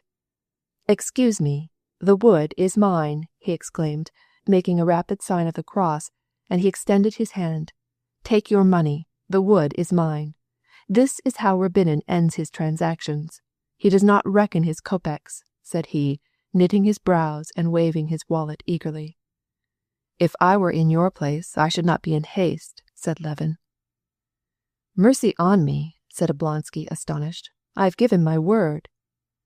Levin dashed out of the room, slamming the door. Rябinin glanced at the door and shook his head. "Merely the effect of youth. Definitely. Pure childishness. Believe me, I buy this, so to speak, for the sake of glory, so that they may say, it's Rябinin, and not someone else, who has bought Oblonsky's forest. And God knows how I shall come out of it. Have faith in God. Please sign." An hour later the merchant, carefully wrapping his khalat around him and buttoning up his overcoat, took his seat in his cart and drove home with the agreement in his pocket. "Oh, these gentlemen," he said to the overseer, "always the same story." "So it is," replied the prikazchik, giving up the reins so as to arrange the leather boot. "And your little purchase, Mikhail Ignatiitch?" "Well, well." Chapter 17. Stepan Arkadyevitch went upstairs, his pockets bulging out with promises to pay due in 3 months, which the merchant had given him. The sale of the forest was concluded. He had money in his pocket. Sport had been good, and Stepan Arkadyevitch was in the happiest frame of mind, and therefore was especially eager to dispel the sadness which had taken possession of Levin. He wanted a good ending for the day that since dinner had shown such promise. In point of fact, Levin was not in good spirits, and in spite of his desire to seem amiable and thoughtful toward his beloved guest, he could not control himself. The intoxication which he felt in learning that Kitty was not married had begun little by little to affect him. Kitty not married, and ill from love for a man who had jilted her. It was almost like a personal insult. Vronsky had slighted her, and she had slighted him. Levin, consequently, had gained the right to despise him. He was therefore his enemy. Levin did not reason this all out.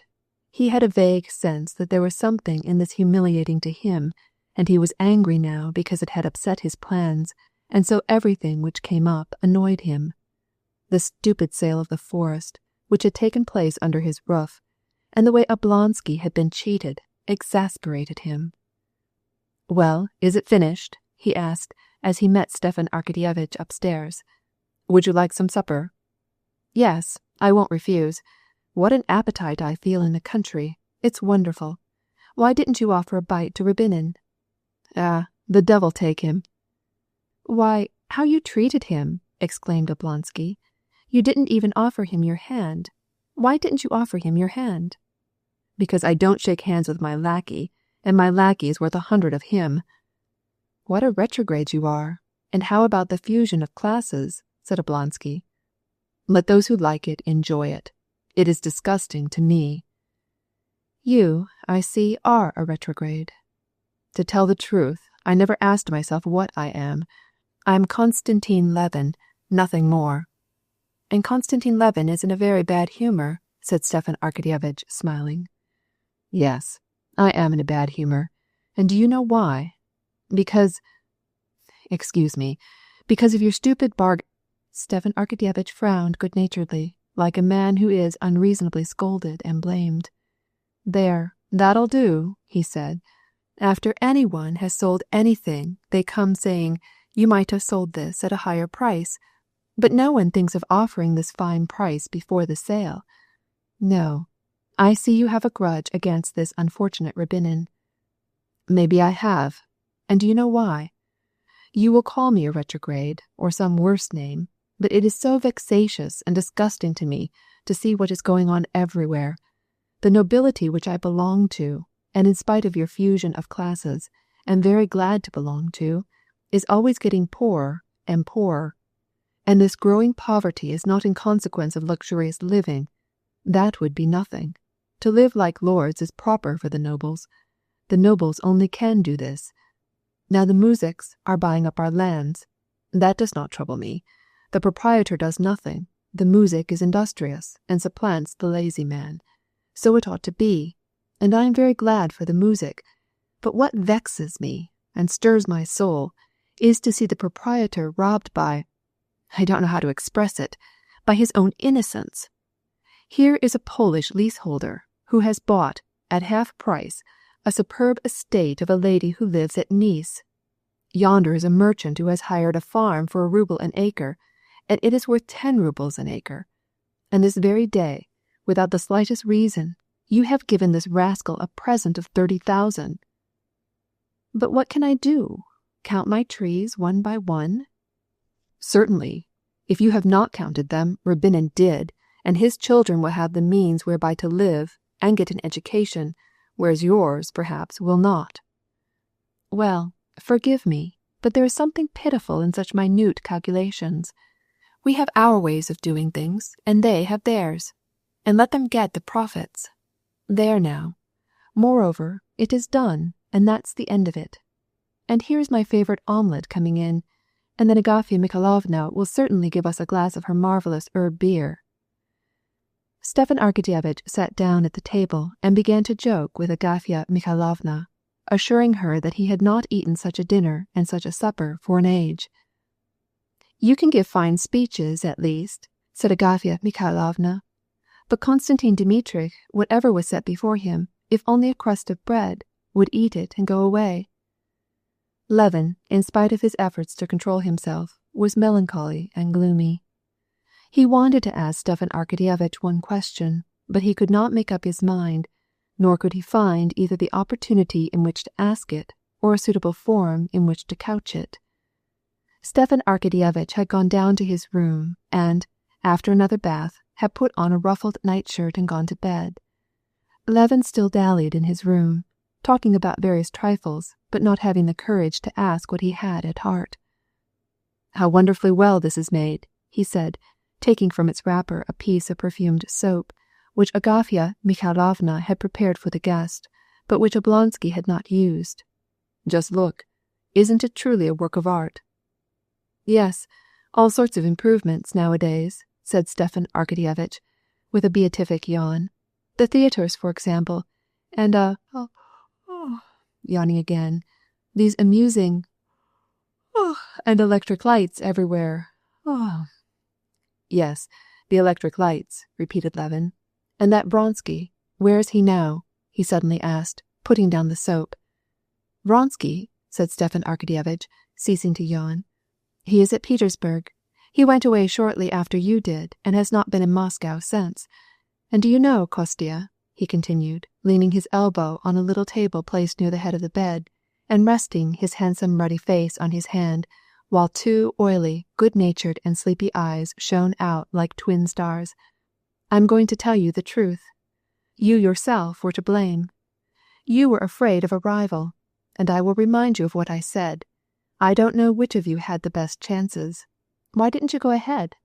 I told you then that—" He yawned again, with his jaws only, trying not to open his mouth. "Does he or doesn't he know that I offered myself?" thought Levin, looking at him. Yes, there's something subtle, something diplomatic in his face. And feeling that he was flushing, he said nothing, but looked straight into Oblonsky's eyes. "If on her part there was any feeling for him, it was merely a slight drawing," continued Oblonsky. "You know, that absolutely high breeding of his and the chances of position in the world had an effect on her mother, but not on her." Levin frowned.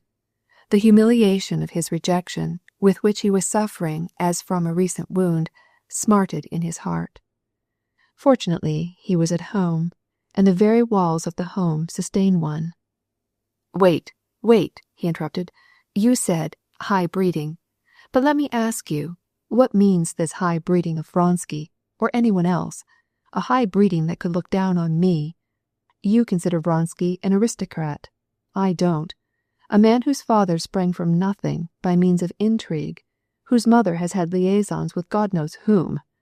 Oh, no, excuse me. Aristocrats, in my opinion, are men like myself, who can show in the past 3 or 4 generations of excellent families belonging to the most cultivated classes, talents and intellect are another matter, who never abased themselves before anybody and were never dependent on others, like my father and grandfather. And I know many such. It seems small business to you that I count my trees, while you give 30,000 rubles to Rabinin. But you receive a salary and other things, and I receive nothing of the sort, and therefore I appreciate what my father left me and what my labor gives me. We are the aristocrats, and not those who live only by means of what the powers of this world dole out to them, who can be bought for a copper." "There, whom are you so angry with? I agree with you," replied Stepan Arkadyevitch, sincerely and gaily, though he knew that when Levin hurled his sarcasms at those who could be bought for a copper, he meant him. But Levin's animation really pleased him. "Whom are you angry with? Though much of what you say about Vronsky is not true, still I won't speak about that. I will tell you frankly that if I were in your place, I would start for Moscow and—" "No! I don't know whether you know or not, but it's over for me. I will tell you. I proposed and was rejected, so that now the memory of Katerina Alexandrovna is painful and humiliating." "Why so? What nonsense! But let us not speak of it. Forgive me if I have been rude to you," said Levin. Now that he had made a clean breast of it, he began once more to feel as he had felt in the morning. "You will not be angry with me, Stiva. I beg of you, don't be angry with me," said he, with a smile, and he took his hand. "Of course not. I will not think anything more about it. I am very glad, though, that we have spoken frankly to each other. And, do you know, sport will be capital tomorrow. We can try it again, can't we? In that case I would not even sleep, but go straight from the Grove to the station." "Capital."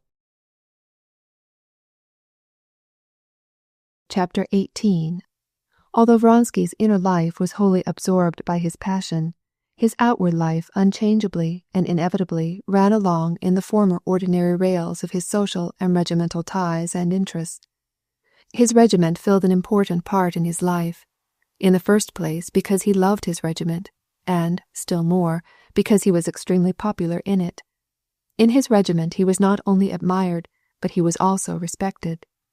They were proud of him, proud that a man enormously rich, with a fine education and with qualities, with a path open before him to every kind of success and ambition and glorification, scorned all that, and placed the interests of his regiment and his comrades above all the interests of life.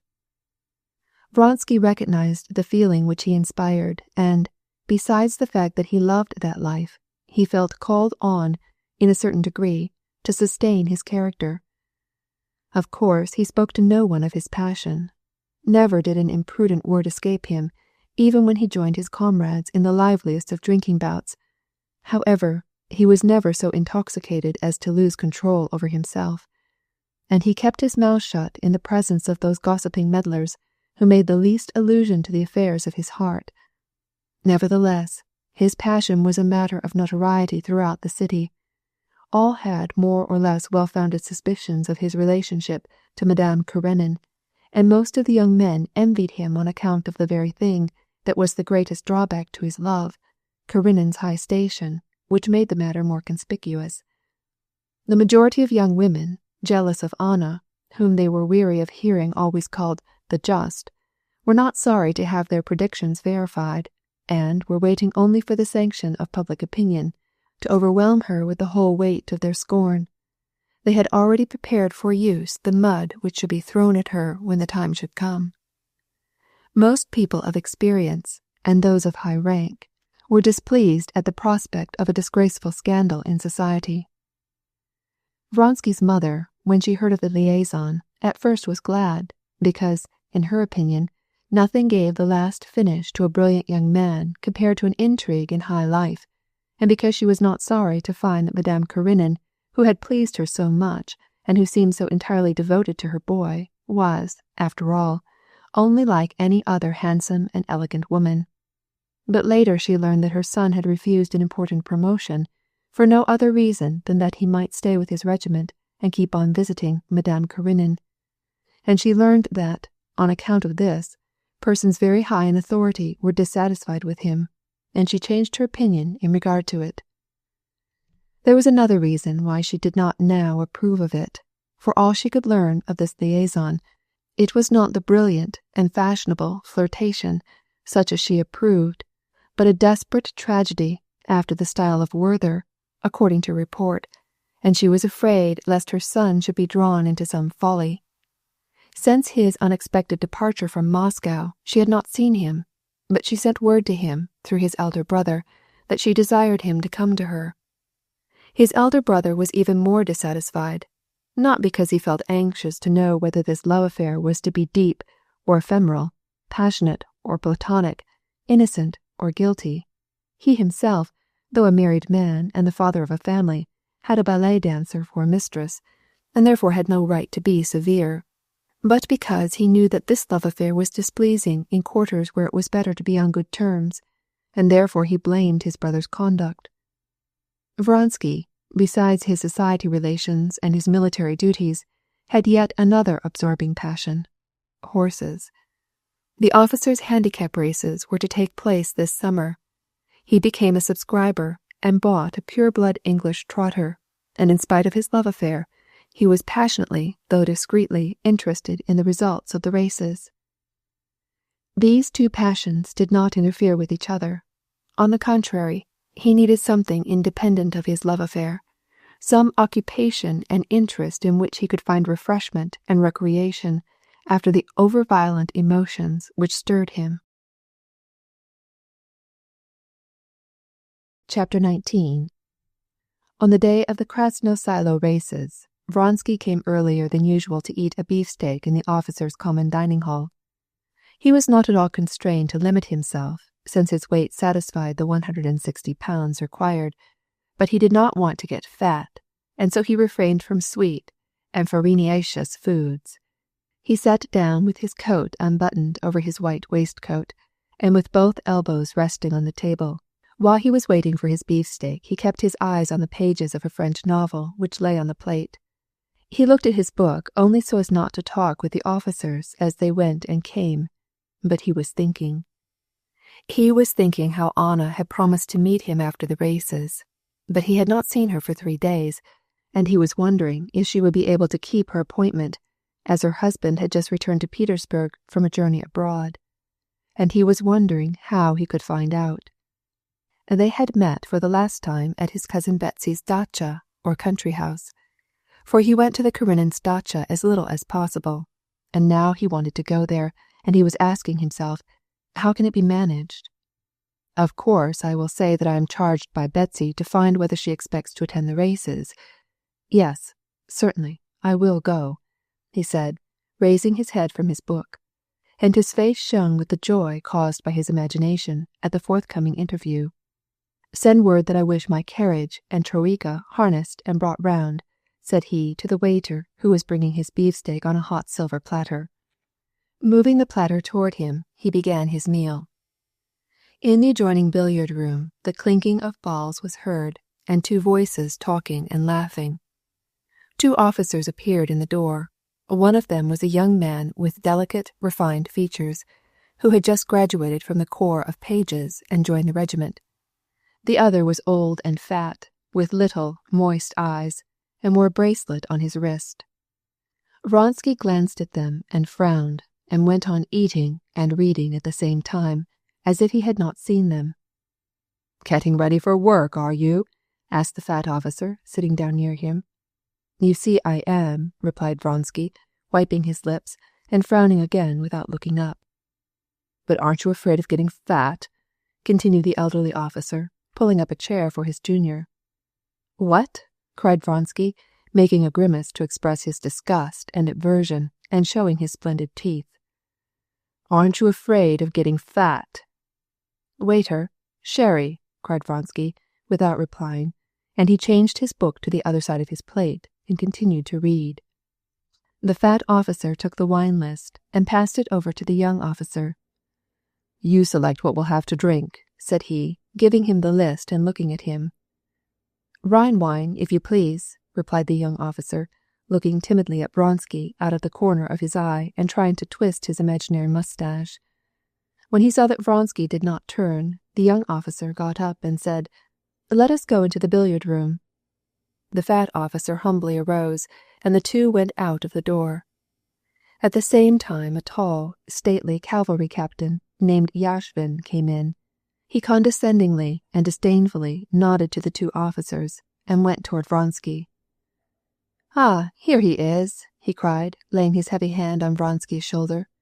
Vronsky turned round angrily, but in an instant a pleasant, friendly expression came into his face.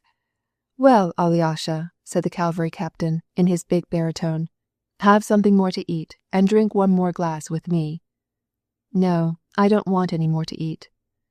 "Those are inseparables," said Yashvin, looking derisively at the two officers as they disappeared. And then he sat down, doubling up under the chair, which was too short for him, his long legs dressed in tight uniform trousers. "Weren't you at the Krosmensky Theatre last evening? Numerovna was not bad at all. Where were you?"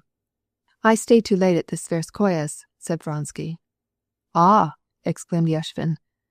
Yashvin, a gambler, a debauch, was Vronsky's best friend in the regiment.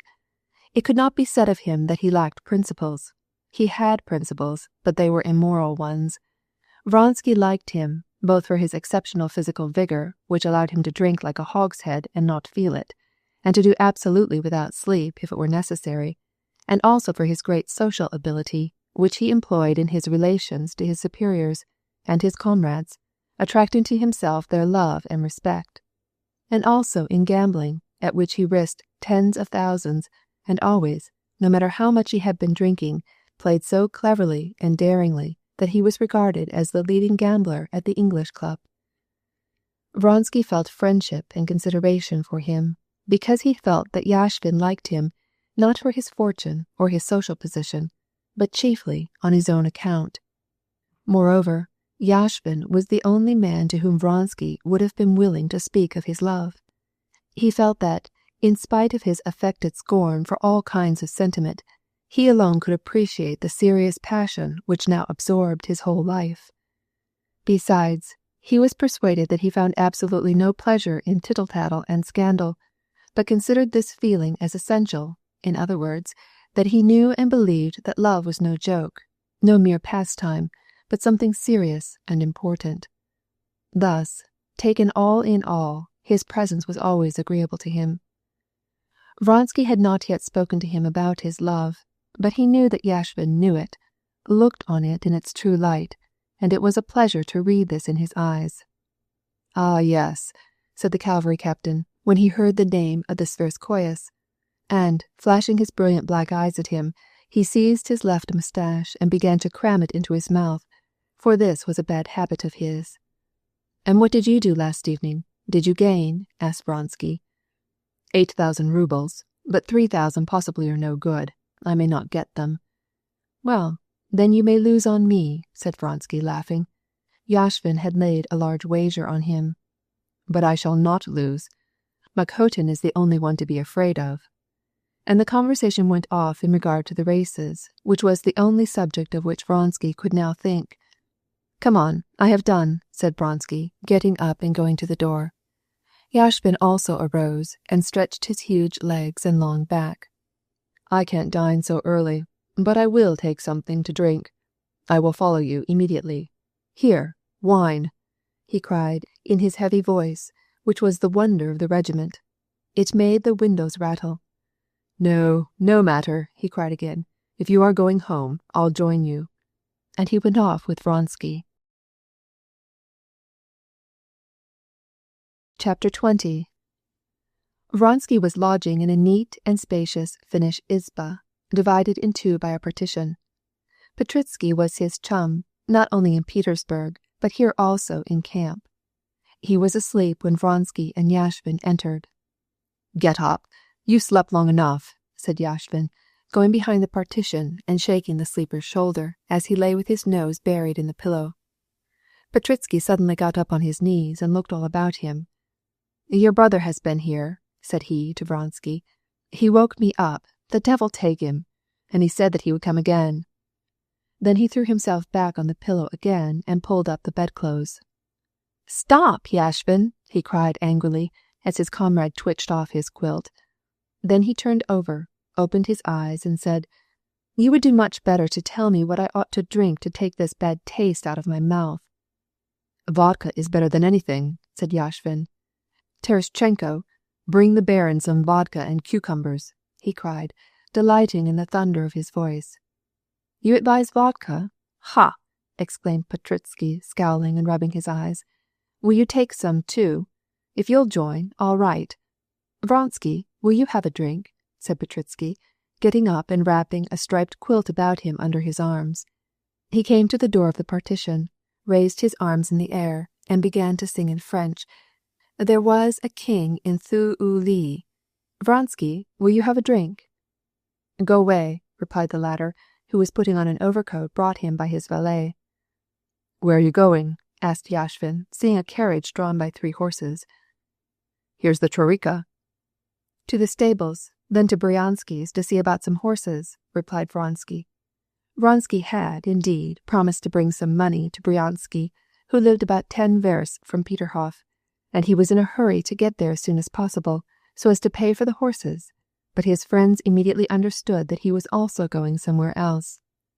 Petritsky, who kept on singing, winked, and pursed his lips as if he would say, "We know who this Bryansky means." "See here, don't be late," said Yashvin, and changing the subject. "And Myron, does she suit you?" he asked, looking out of the window and referring to the middle horse of the team which he had sold. Just as Vronsky left the room, Petritsky called out to him, "Hold on, your brother left a note and a letter. Hold on, where did I put them?" Vronsky waited impatiently. "Well, where are they?" "Where are they indeed? That's the question," declaimed Petritsky, solemnly putting his forefinger above his nose. "Speak quick, no nonsense," said Vronsky, smiling. "I have not had any fire in the fireplace. Where can I have put them?" "Come now, enough talk. Where's the letter?" "I swear I have forgotten, or did I dream about it? Wait, don't get angry. If you had drunk 4 bottles, as I did yesterday, you wouldn't even know where you went to bed. Hold on, I'll think in a minute." Petritsky went behind the screen again and got into bed. "Hold on, I was lying here. He stood there. Here it is!" And he pulled the letter out from under the mattress where he had put it. Vronsky took the letter and his brother's note. It was exactly as he expected. His mother reproached him because he had not been to see her, and his brother said he had something to speak to him about. "What concern is it of theirs?" he muttered. and crumpling up the notes, he thrust them between his coat buttons, intending to read them more carefully on the way. Just as he left the Izba, he met 2 officers, one of whom belonged to a different regiment. Vronsky's quarters were always the headquarters of all the officers. "Whither away?" "Must, to Peterhof." "Has your horse come from Tsarskoye?" "Yes, but I have not seen her yet." "They say Makotin's gladiator is lame." "Rubbish! How can you trot in such mud?" "Here are my saviors!" cried Petritsky, as he saw the newcomers. The denshchik was standing before him with vodka and salted cucumbers on a platter. "Yashvin here ordered me to drink so as to clear my head." "Well, you were too much for us last night," said one of the officers. "You did not let us sleep all night." "I must tell you how we ended it," began Petritsky. "Volkov climbed up on the roof and told us that he was blue. I sung out, 'Give us some music, a funeral march,' and he went to sleep on the roof to the music of the funeral march." Drink your vodka by all means, and then take seltzer and a lot of lemon," said Yashvin, encouraging Petritsky as a mother encourages her child to swallow some medicine. "It is only a little bottle." "Now, this is sense. Hold on, Vronsky, and have a drink with us." "No, good-bye, gentlemen. I am not drinking today." "Vronsky," cried someone after he had gone into the vestibule. "What?" "You had better cut off your hair. It's getting very long, especially on the bald spot." Vronsky, in fact, was beginning to get a little bald. He laughed gaily, showing his splendid teeth, and, pulling his cap over the bald spot, he went out and got into his carriage. "To the stables," he said. He started to take his letters for a second reading, but on second thought deferred them so that he might think of nothing else but his horse. "I'll wait." Chapter 21. A temporary stable, a balagan or hut, made out of planks had been built near the racecourse, and here Vronsky's horse should have been brought the evening before. He had not as yet seen her. During the last few days he himself had not been out to drive, but he had entrusted her to the trainer, and Vronsky did not know in what condition he should find her. He was just getting out of his carriage when his konyak, or groom, a young fellow, saw him from the distance and immediately called the trainer. This was an Englishman with a withered face and tufted chin, and dressed in short jacket and top boots. He came out toward Vronsky in the mincing steps peculiar to jockeys, and with elbows sticking out. "Well, how is Frau?" said Vronsky in English. "All right, sir," said the Englishman in a voice that came out of the bottom of his throat. "Better not go in, sir," he added, taking off his hat. "I've put a muzzle on her, and that excites her. Better not go in. It excites a horse." "No, I'm going in. I want to see her." "Come on, then," replied the Englishman testily, and, without ever opening his mouth and with his dandified step, he led the way.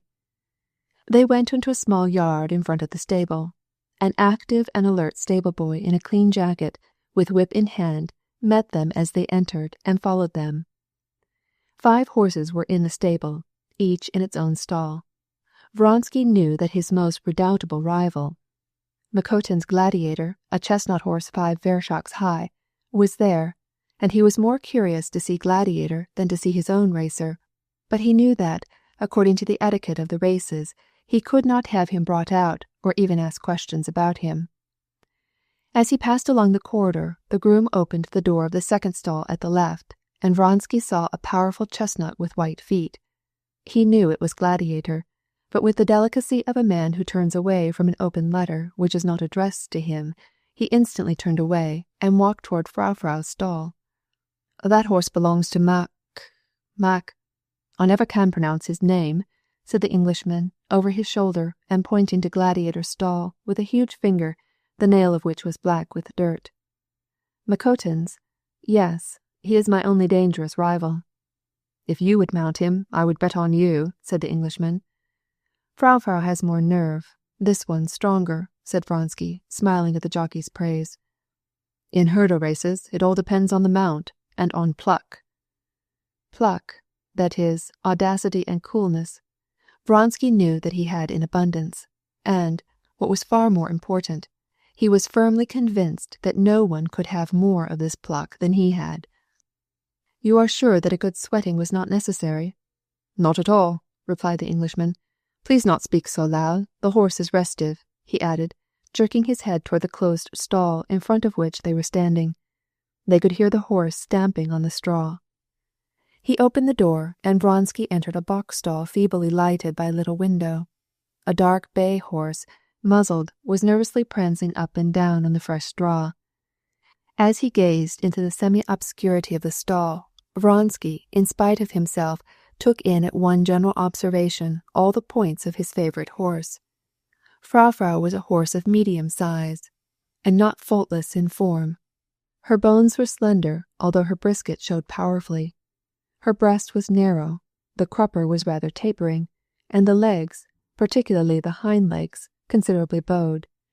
The muscles of the legs were not big, but, on the other hand, where the saddle rested, the horse was extraordinarily wide, and this was particularly striking by reason of the firmness and the smallness of her belly.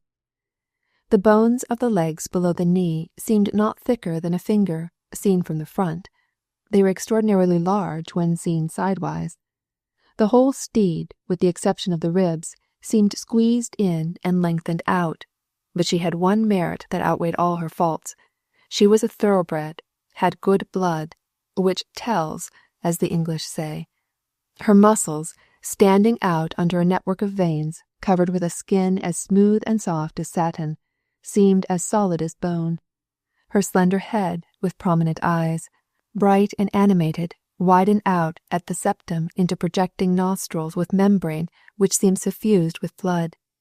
In her whole form, and especially in her head, there was an expression of something energetic and decided, and at the same time good-tempered. It was one of those creatures which do not speak for the single reason that the mechanical construction of their mouths does not permit it.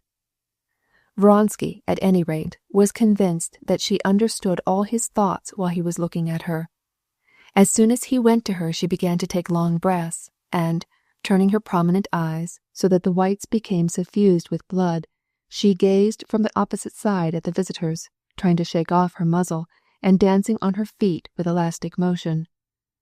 "You see how excited she is," said the Englishman.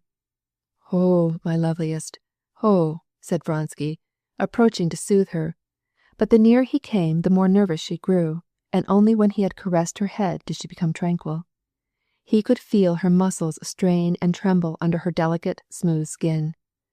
Vronsky smoothed her powerful neck, and put into place a tuft of her mane that she had tossed on the other side, and then he put his face close to her nostrils, which swelled and dilated like the wings of a bat.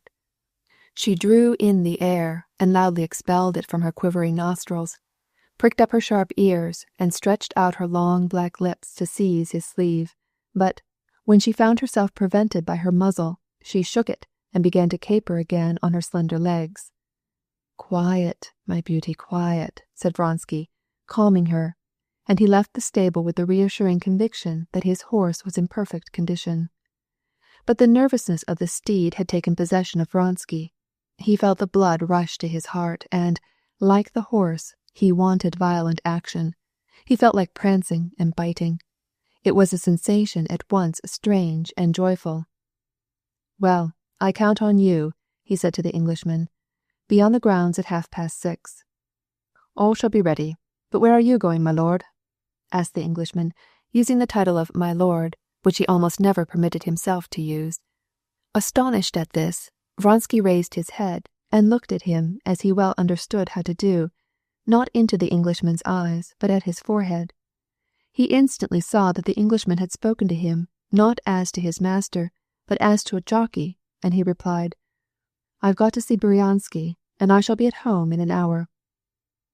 "How many times have I been asked that question today?" he said to himself, and he grew red, which was a rare occurrence with him.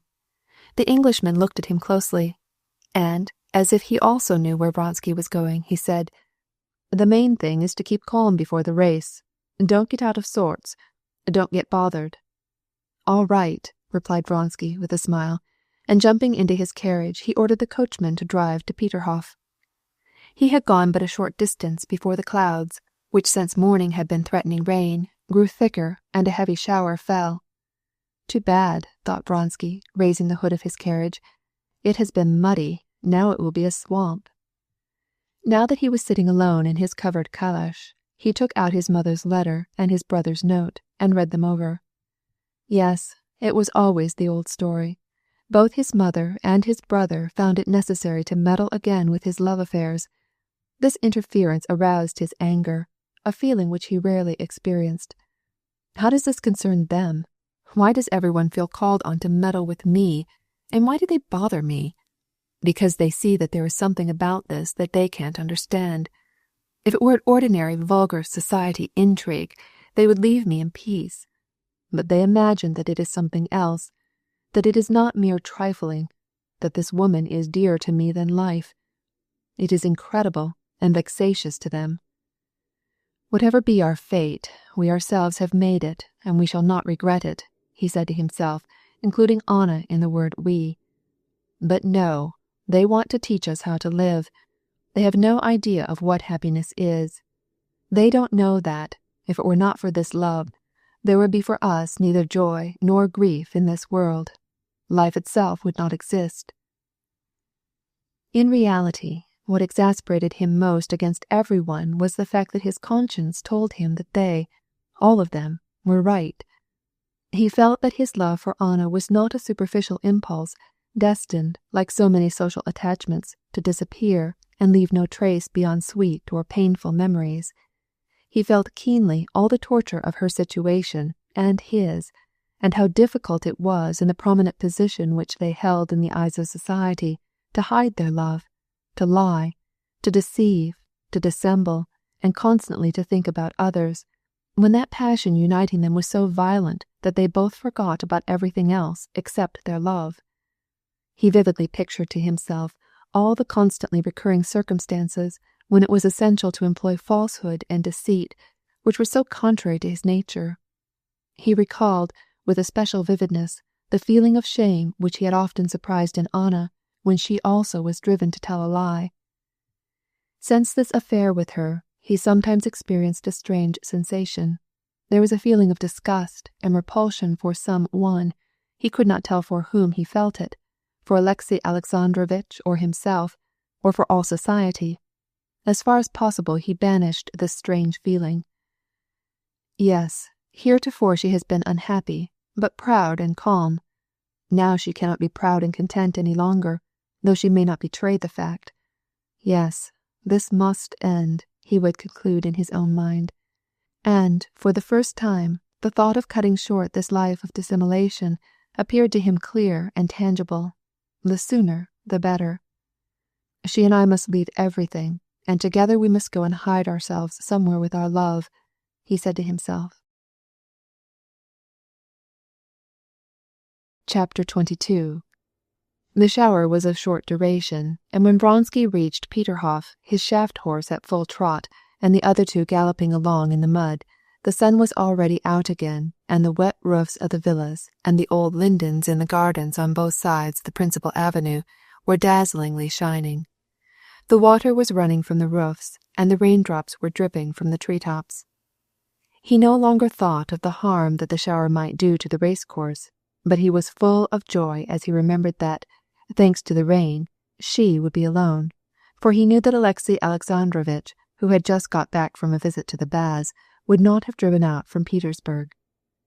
Hoping to find her alone, Vronsky stopped his horses, as he always did, at some little distance from the house, in order to attract as little attention as possible, and, not driving across the little bridge, got out and went to the house on foot. He did not go to the front entrance, but went through the court. "Has the baron come?" he asked of a gardener. "Not yet, but the barunya is at home. Go to the front door, there are servants there. If you ring, they will open the door."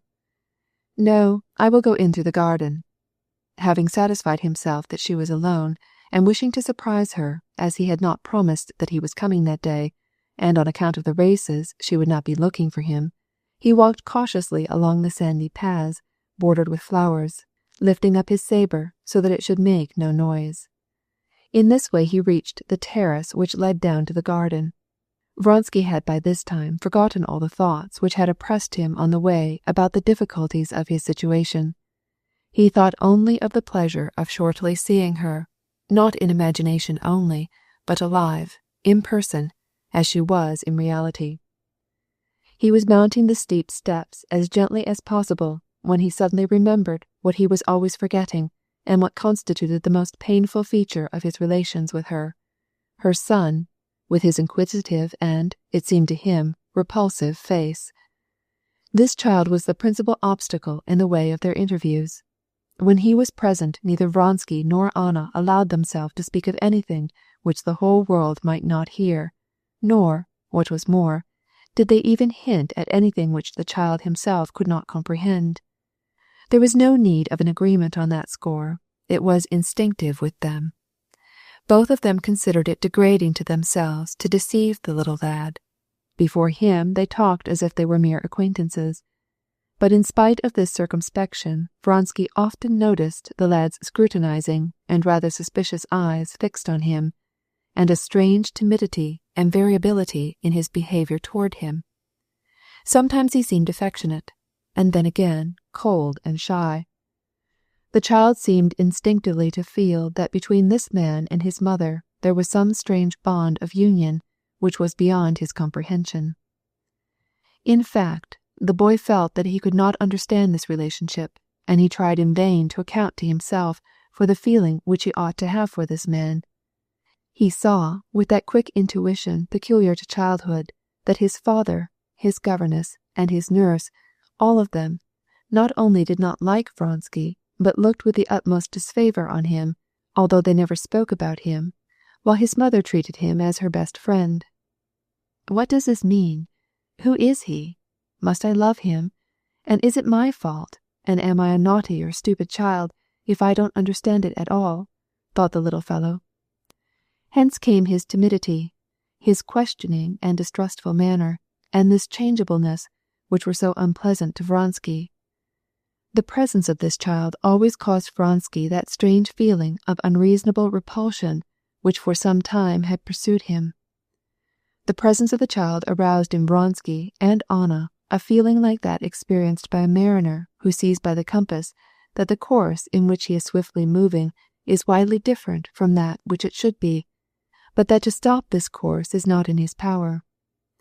That every instant carries him farther and farther in the wrong direction, and the recognition of the movement that carries him from the right course is the recognition of the ruin that impends. This child, with his innocent views of life, was the compass which pointed out to them the degree of their deviation from what they knew but wished not to know. This day Saraza was not at home, and Anna was entirely alone, and sitting on the terrace and waiting for the return of her son, who had gone out to walk and got caught in the rain. She had sent a man and a maid to find him, and was sitting there till he should return. Dressed in a white gown with wide embroidery, she was sitting at one corner of the terrace, concealed by plants and flowers, and she did not hear Vronsky's step. With her dark curly head bent, she was pressing her heated brow against a cool watering pot, standing on the balustrade, and with both her beautiful hands laden with rings, which he knew so well, she was holding the watering pot. The beauty of her figure, her head, her neck, her hands, always caused in Vronsky a new feeling of surprise. He stopped and looked at her in ecstasy. But as soon as he proceeded to take another step and come nearer to her, she felt his approach, pushed away the watering pot, and turned to him her glowing face. "What is the matter? Are you ill?" said he in French as he approached her. He felt a desire to run to her, but, remembering that there might be witnesses, he looked toward the balcony door and turned red, as he always turned red when he felt that he ought to be ashamed of himself and dread to be seen. "No, I am well," said Anna, rising and warmly pressing the hand that he offered her. "I did not expect you." "Beau c'est moi, how cold your hands are!" "You startled me," said she. "I was alone, waiting for Saraza. He went out for a walk. They will come back this way." But though she tried to be calm, her lips trembled. "Forgive me for coming, but I could not let the day go by without seeing you," he continued in French, as he always spoke, thus avoiding the impossible vous, you, and the dangerous tu, thou, of the Russian. What have I to forgive? I am so glad. But are you ill or sad? Said he, bending over her and still holding her hand. What were you thinking about? Always about one thing, she replied with a smile. She told the truth. If at any moment she had been asked what she was thinking about, she could have made the infallible reply that she was thinking about one thing, her happiness and her unhappiness. Just as he had surprised her, she was thinking about this. She was thinking how it was that for some time, for Betsy, for example, for she knew about her love affair with Tushkevitch, though it was a secret from society in general, all this was such a trifle, while for her it was so painful. Today this thought, for various reasons, had been particularly tormenting her. She asked him about the races. He answered her, and, seeing that she was in a very excited state, in order to divert her mind, told her, in the tone most natural, about the preparation that had been made. Shall I, or shall I not, tell him, she thought, as she looked at his calm, affectionate eyes. He seems so happy, he is so interested in these races, that he will not comprehend, probably, the importance of what I must tell him. But you have not told me of what you were thinking when I came, said he, suddenly, interrupting the course of his narration. Tell me, I beg of you. She did not reply, but she lifted her head a little, and looked at him questioningly from her beautiful eyes, shaded by her long lashes. Her fingers, playing with a fallen leaf, trembled. He saw this, and his face immediately showed the expression of humble adoration, of absolute devotion, which had so won her. I see that something has happened. Can I be easy for an instant when I know that you feel a grief that I do not share? In the name of heaven, speak, he insisted, in a caressing tone. I shall never forgive him if he does not appreciate the importance of what I have to tell him. Better be silent than to put him to the proof, she thought, continuing to look at him in the same way, and conscious that her hand, holding the leaf, trembled more and more violently. In the name of heaven, said he, taking her hand again. Shall I tell you? Yes, yes, yes. Je suis enceinte, she said in a low and deliberate voice. The leaf that she held in her fingers trembled still more, but she did not take her eyes from his face, for she wished to see how he would receive what she had said. He grew pale, tried to speak, then stopped short, dropped her hand, and hung his head. Yes, he understands the significance of this, she said to herself, and gratefully pressed his hand. But she was mistaken in thinking that he appreciated the significance of what she had told him, as she, a woman, did. On learning this, he felt that he was attacked with tenfold force by that strange feeling of repulsion and horror which he had already experienced. But at the same time, he realized that the crisis which he had expected was now at hand, that it was impossible longer to keep the secret from the husband, and it was important to extricate themselves as soon as possible from the unnatural situation in which they were placed.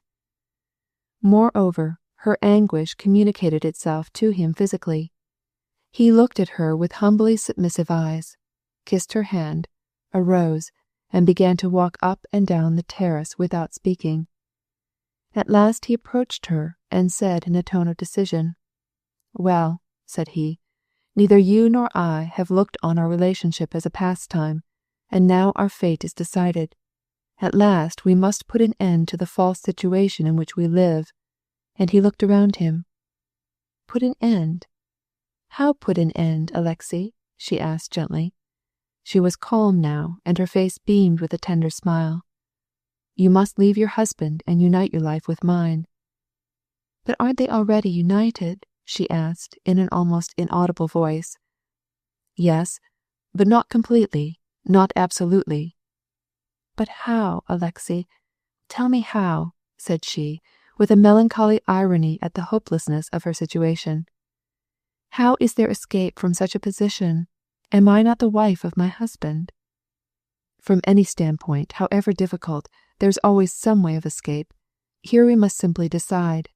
Anything is better than the life you are leading. How well I see how you are tormenting yourself about your husband, your son, society, all." "Ugh, only not my husband," said she with a simple smile. "I don't know him. I don't think about him. He is not." "You speak insincerely. I know you. You torment yourself on his account also." "Not even he knows," said she, and suddenly a bright crimson spread over her face. It colored her cheeks, brow, her neck, and tears of shame came into her eyes. "Let us not speak more of him." Chapter 23. Vronsky had many times tried, though not so decidedly as now, to bring clearly before her mind their position, and always he had met the same superficial and frivolous way of looking at it as she now treated his demand. Apparently, there was something in this which she was unwilling or unable to fathom. Apparently, as soon as she began to speak about it, she, the real Anna, disappeared to give place to a strange and incomprehensible woman whom he did not love but feared, and who was repulsive to him. Today he was bound to have an absolute explanation. "Whether he knows or not," he said in a calm but authoritative voice, "whether he knows or not, it does not concern us. We cannot now continue as we are." "What, in your opinion, must we do about it?" she demanded, in the same bantering tone of irony. Though she had been so keenly apprehensive that he would not receive her confidence with due appreciation, she was now vexed that he had deduced from it the absolute necessity of energetic action. "Tell him all, and leave him." "Very good. Let's suppose I do it," she said. "Do you know what the result would be? I will tell you." And a wicked fire flashed from her eyes, which were just now so gentle. "Oh, you love another, and your course with him has been criminal," said she, imitating her husband and accenting the word criminal in exactly his manner. "I warned you of the consequences which would follow from the point of view of religion, of society, and of the family. You did not listen to me. Now I cannot allow my name to be so dishonored, and my—" she was going to say my son, but stopped, for she could not jest about him. "My name dishonored, and so on in the same style," she added. "In a word, he will tell me with his official manner and with precision and clearness that he cannot set me free, but that he will take measures to avoid a scandal, and he will do exactly as he says. That is what will take place, for he is not a man, he is a machine, and when he is stirred up, an ugly machine," said she, calling to mind the most trifling details in her husband's face and manner of speaking, and charging to him as a crime all the ill that she could find in him, and not pardoning him at all on account of the terrible sin of which she had been guilty before him. "But, Anna," said Vronsky in a persuasive, tender voice, trying to calm her, "you must tell him everything, and act accordingly as he proceeds." "What? Elope?" "Why not elope? I see no possibility of living as we are any longer. It is not on my account, but I see you will suffer." "What? Elope, and become your mistress?" said she bitterly.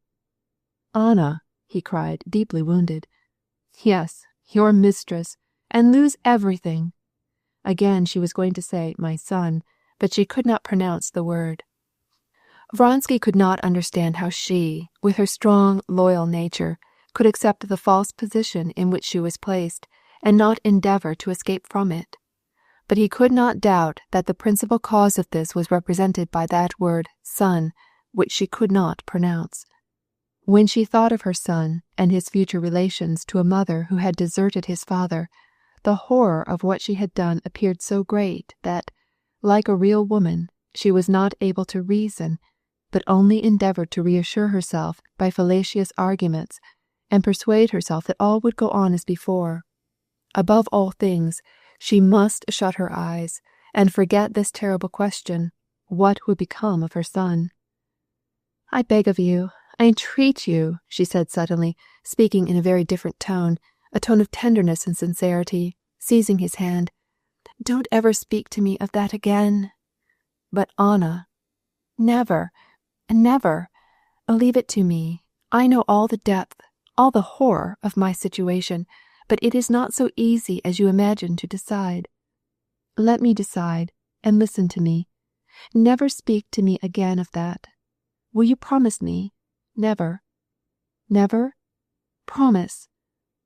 I promise all, but I cannot be calm, especially after what you have told me. I cannot be calm when you cannot be calm.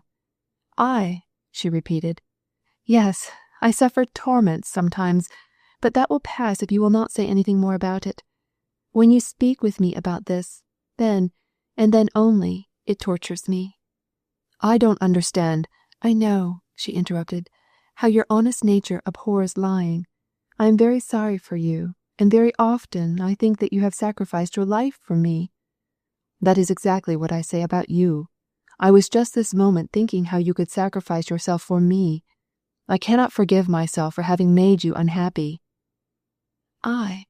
Unhappy? She said, coming up close to him and looking at him with a smile of enthusiastic love.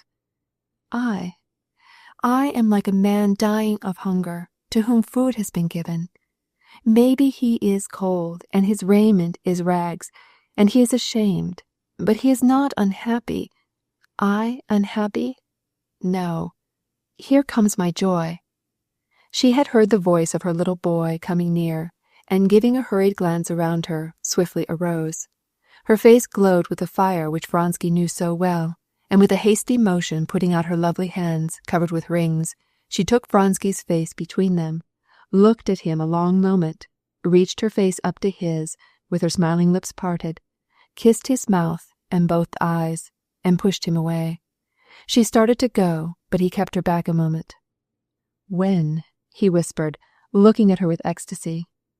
Today, at 1 o'clock, she replied in a low voice, and with a deep sigh she ran, in her light, graceful gait, to meet her son. Sir Rosa had been caught by the rain in the park, and had taken refuge with his nurse in a pavilion. Well, good-bye, do svidaniya, she said to Vronsky. I must get ready for the races. Betsy has promised to come and get me. Vronsky looked at his watch and hurried away. Chapter 24. When Vronsky looked at his watch on the Karenin's terrace, he was so stirred and preoccupied that, though he saw the figures on the face, he did not know what time it was. He hurried along the driveway and, picking his way carefully through the mud, he reached his carriage. He had been so absorbed by his conversation with Anna that he did not notice the hour or ask if he still had time to go to Vronsky's. As it often happens, he had only the external faculty of memory, and it recalled to him only that he had decided to do something. He found his coachman dozing on his box under the already slanting shade of the linden. He noticed the swarms of midgets buzzing around his sweaty horses. Then, waking the coachman, he jumped into his carriage and ordered him to drive to Vronsky's. Only after he had gone 6 or 7 versts did he remember that he had looked at his watch and realized that it was 5:30 and that he was late. On that day there were to be several races, first the draught horses, then the officers' 2-verst dash, then a second of 4, and last that in which he was to take part. He could be in time for his race, but if he went to Vronsky's, he ran the risk of getting to the grounds after the court had arrived. That was not in good form, but he had promised Vronsky to be there. Therefore he kept on, commanding the coachman not to spare the troika. He reached Vronsky's, spent 5 minutes with him, and was off again at full speed. The rapid motion calmed him. All the difficulties that had confronted him in his relations with Anna, all the uncertainty that remained after their conversation, vanished from his mind. He thought with delight and excitement of the race, and how he might after all get there in time, and then again he vividly imagined the brilliant society which would gather today at the course. And he got more and more into the atmosphere of the races as he overtook people coming in their carriages from various villas, and even from Petersburg, on their way to the hippodrome. When he reached his quarters, no one was at home. All had gone to the races, except his valet, who was waiting for him at the entrance. While he was changing his clothes, his valet told him that the second race had already begun, that a number of gentlemen had been to inquire for him. Vronsky dressed without haste, for he never was hurried, and he never lost his self-command, and directed the coachman to take him to the stables. From there he saw a sea of carriages of all sorts, of pedestrians, soldiers, and spectators, surrounding the hippodrome, and the seats boiling with people. Evidently the second course had been run, for just as he reached the stables he heard the sound of a bell. As he reached the stable, he noticed Makotin's white-footed chestnut Gladiator, covered with a blue and orange caparison, and with huge ear protectors trimmed with blue. They were leading him out to the hippodrome. "Where is Cord?" he asked of the groom. "In the stable. He is putting on the saddle." Frau was all saddled in her open box stall. They started to lead her out. "I am not late, am I?" All right," said the Englishman. "Don't get excited." Vronsky once more gave a quick glance at the excellent, favorable shape of his horse, as she stood trembling in every limb, and, finding it hard to tear himself away from such a beautiful sight, he left her at the stable. He approached the benches at a most favorable moment for doing this without attracting observation. The 2-verst dash was just at an end, and all eyes were fixed on a cavalry guardsman who was in the lead, and a hussar just at his heels, whipping their horses furiously and approaching the goal. From the center and both ends all crowded in toward the goal, and a group of officers and guardsmen were hailing with shouts the triumph of their fellow officer and friend. Vronsky, without being noticed, joined the throng just as the bell announced the end of the race. The victor, a tall cavalry guardsman, covered with mud, dropped the reins, slipped off from the saddle, and stood by his roan stallion, which was black with sweat and heavily breathing. The stallion, with a violent effort thrusting out his legs, had stopped the swift course of his big body, and the officer, like a man awakening from a deep sleep, was looking about him, trying hard to smile. A throng of friends and strangers pressed about him. Vronsky, with intention, avoided the elegant people who were circulating about, engaged in gay and animated conversation in front of the seats. He had already caught sight of Anna, Betsy, and his brother's wife, but he did not join them so that he might not be disconcerted. But he kept meeting acquaintances who stopped him, or told him various items about the last race, or asked him why he was late. While they were distributing the prizes at the pavilion, and everyone had gone in this direction, Vronsky was joined by his elder brother. Alexander Vronsky was a colonel and wore epaulets, and, like Alexei, was a man of medium stature and rather thick-set, but he was handsomer and ruddier. His nose was red, and his frank, open face was flushed with wine. "Did you get my note?" he asked of his brother. "You are never to be found." Alexander Vronsky, in spite of his life of dissipation and his love for drink, which was notorious, was a thoroughly courtly man. Knowing that many eyes might be fixed on them, he preserved, while he talked on a very painful subject, a smiling face, as if he were jesting with his brother about some trifling matter. "I got it," said he, "but I really don't understand why you interfere." "I interfere because I noticed you were not to be found this morning, and because you were seen at Peterhof Monday." "There are matters which cannot be judged except by those who are directly interested, and the matter in which you concern yourself is such." "Yes, but when one is not in the service, I beg you to mind your own business, and that is all." Alexei Vronsky's frowning face grew pale, and his rather prominent lower jaw shook. This happened rarely with him. He was a man of kindly heart, and rarely got angry, but when he grew angry, and when his chin trembled, he became dangerous. Alexander Vronsky knew it, and with a gay laugh replied, "I only wanted to give you Matushka's letter. Answer it, and don't get angry before the race. Bonne chance," he added with a smile, and left him. The next moment another friendly greeting surprised Vronsky. "Won't you recognize your friends? How are you, mon cher?" said Stepan Arkadyevitch, with his rosy face and carefully combed and pomaded whiskers. In the midst of the brilliant society of Petersburg, he was no less brilliant than at Moscow. "I came down yesterday, and am very glad to be present at your triumph. When can we meet?" "Come to the mess after the race is over," said Vronsky, and with an apology for leaving him, he squeezed the sleeve of his paletot and went to the middle of the hippodrome where they were bringing the horses for the handicap race. The grooms were leading back the sweaty horses wearied by the race which they had run, and one by one the fresh horses entered for the next course appeared on the ground. They were, for the most part, English horses, in hoods, and well caparisoned, and looked like enormous strange birds. At the right-hand side they were leading in the lean beauty Frau, which came out, stepping high as if on springs, with her elastic and slender pasterns. And not far from her they were removing the trappings from the lop-eared gladiator. The stallion's solid, superb, and perfectly symmetrical form, with his splendid crupper and his extraordinarily short pasterns placed directly over the hooves, attracted Vronsky's admiration. He was just going up to Frau when another acquaintance stopped him again. "Ah, there is Karenina," said the friend with whom he was talking. "He's hunting for his wife. She is in the very centre of the pavilion. Have you seen her?" "No, I have not," replied Vronsky, and without turning his head in the direction where his acquaintance told him that Madame Karenina was, he went to his horse.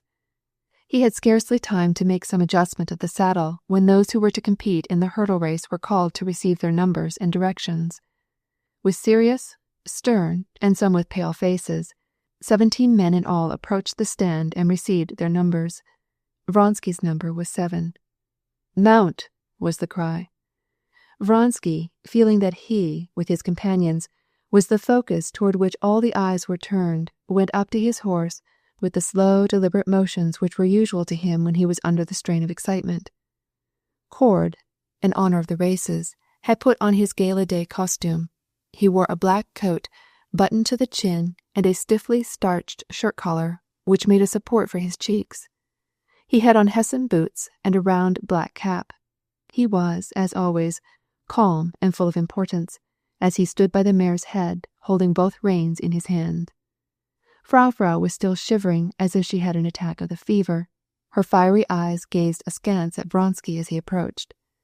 He passed his finger under the girth of the saddle. The mare looked at him still more askance, showed her teeth, and pricked up her ears. The Englishman puckered up his lips with a grin at the idea that there could be any doubt as to his skill in putting on a saddle. "Mount, and you won't be so nervous," said he. Vronsky cast a final glance on his rivals. He knew that he should not see them again until the race was over. 2 of them had already gone through to the starting point. Galston, a friend of his, and one of his dangerous rivals, was turning around and around his bay stallion, which was trying to keep him from mounting. A little Leap hussar, in tight cavalry trousers, was off at a gallop, bent double over his horse, like a cat on the crupper, in imitation of the English fashion. Prince Kuzovlev, white as a sheet, was mounted on a thoroughbred mare, from the Grabovsky stud. An Englishman held it by the bridle. Vronsky and all his comrades knew Kuzovlev's terrible self-conceit and his peculiarity of weak nerves. They knew that he was timid at everything, especially timid of riding horseback, but now, notwithstanding the fact that all this was horrible to him, because he knew that people broke their necks, and that at every hurdle stood a surgeon, an ambulance with its cross and sister of charity, still he made up his mind to ride. They exchanged glances, and Vronsky gave him an encouraging and approving nod. One only now he failed to see. The most redoubtable rival, Makoitin, on Gladiator, was not there. "Don't be in haste," said Cord to Vronsky, "and remember one thing. When you come to a hurdle, don't pull back or spur on your horse. Let her take it her own way." "Very good," replied Vronsky, taking the reins. "If possible, take the lead, but don't be discouraged even to the last if you are behind." The horse did not have time to stir before Vronsky, with supple and powerful movement, put his foot on the notched steel stirrup, and gracefully, firmly took his seat in the squeaking leather saddle. Having put his right foot in the stirrup with his customary care, he then arranged the double reins between his fingers, and Cord let go the animal's head. Frau, as if not knowing which foot to put down first, stretched out her neck and pulled on the reins, and she started off as if on springs, balancing her rider on her supple back. Cord, quickening his pace, followed them. The mare, excited, jumped to the right and left, trying to take her master off his guard, and pulled at the reins, and Vronsky vainly endeavored to calm her with his voice and with his hand. They were approaching the diked bank of the river, where the starting post was placed. Some of the riders had gone on ahead, others were riding behind, when Vronsky suddenly heard on the muddy track the gallop of a horse, and Makotin dashed by on his white-footed, lop-eared gladiator. Makotin smiled, showing his long teeth, but Vronsky looked at him angrily. He did not like Makotin any too well, and now he regarded him as his most dangerous rival, and he was exasperated at the way he galloped up behind him, exciting his mare. Frau kicked up her heels and started off at a gallop, made 2 bounds, and then, angry at the restraint of the curb, changed her gait into a trot, which shook up her rider. Cord was also disgusted, and ran almost as fast as Vronsky. Chapter 25. The number of the officers who were to take part was 17. The race course was a great ellipse of 4 versts, extending before the judges' stand, and 9 obstacles were placed upon it. The river, a great barrier 2 arshins, 4 feet 8 inches, high, in front of the pavilion, a dry ditch, a ditch filled with water, a steep ascent, an Irish benecca, which is the most difficult of all, composed of an embankment set with dry branches, behind which is concealed a ditch, obliging the horseman to leap 2 obstacles at once, at the risk of his life. Then 3 more ditches, 2 filled with water and 1 dry, and finally the goal opposite the pavilion again. The track did not begin in the circle itself, but about 100 sazhens, or 700 feet, to one side, and in this space was the first obstacle, the diked river, about 3 arshins, or 7 feet, wide, which the racers were free to leap or to ford. 3 times the riders got into line, but each time some horse or other started before the signal, and the men had to be called back. Colonel Sestrin, the starter, was beginning to get impatient, but at last, for the 4th time, the signal was given. Pashol, go, and the riders put spurs to their horses. All eyes, or lorgnettes, were directed toward the variegated group of racers as they started off. "There they go! There they come!" was the cry on all sides after the silence of expectation. And in order to follow them, the spectators rushed, singly or in groups, toward the places where they could get a better view. At the first moment the collected group of horsemen scattered a little, and it could be seen how they, in 2s or 3s, and singly, one after another, approached the river. To the spectators it seemed as if they were all moving together, but to the racers themselves there were seconds of separation which had great value. Frau, excited and too nervous at first, lost the first moment, and several of the horses were ahead of her. But Vronsky, not having yet reached the river, and trying with all his might to calm her as she pulled on the bridle, soon easily outstripped 3, and now had as competitors only Makotin's chestnut gladiator, which was easily and smoothly running a whole length ahead, and still more to the fore the pretty Diana, carrying Prince Kuzovlev, not knowing whether he was dead or alive. During these first few seconds, Vronsky had control neither of himself nor of his horse. Up to the first obstacle, the river, he could not control the movements of his horse. Gladiator and Diana reached it at almost one and the same moment. Both at once rose above the Reka, or river, and flew across it to the other side. Frau leaped lightly behind them, as if she had wings. The instant that Vronsky perceived that he was in the air, he caught a glimpse of Kuzovlev, almost under the feet of his horse, wrestling with Diana on the other side of the river. Kuzovlev had loosed the reins after Diana jumped, and the horse had stumbled, throwing him over her head. These details Vronsky learned afterwards, but at this time he only saw that Frau might land on Diana's head or legs. But Frau, like a falling cat, making a desperate effort with back and legs as she leaped, landed beyond the fallen racer. "Oh, you dear," thought Vronsky. After the Reka he got full control of his horse, and even held her back a little, meaning to leap the great hurdle behind Makotin, and do his best to outstrip him when they reached the long stretch of about 200 sazhens, or 1,400 feet, which was free of obstacles. This great hurdle was built exactly in front of the imperial pavilion. The emperor, the court, and an immense throng were watching them, watching him and Makotin on the horse a length ahead of him, as they approached the chort, or devil as the barrier was called.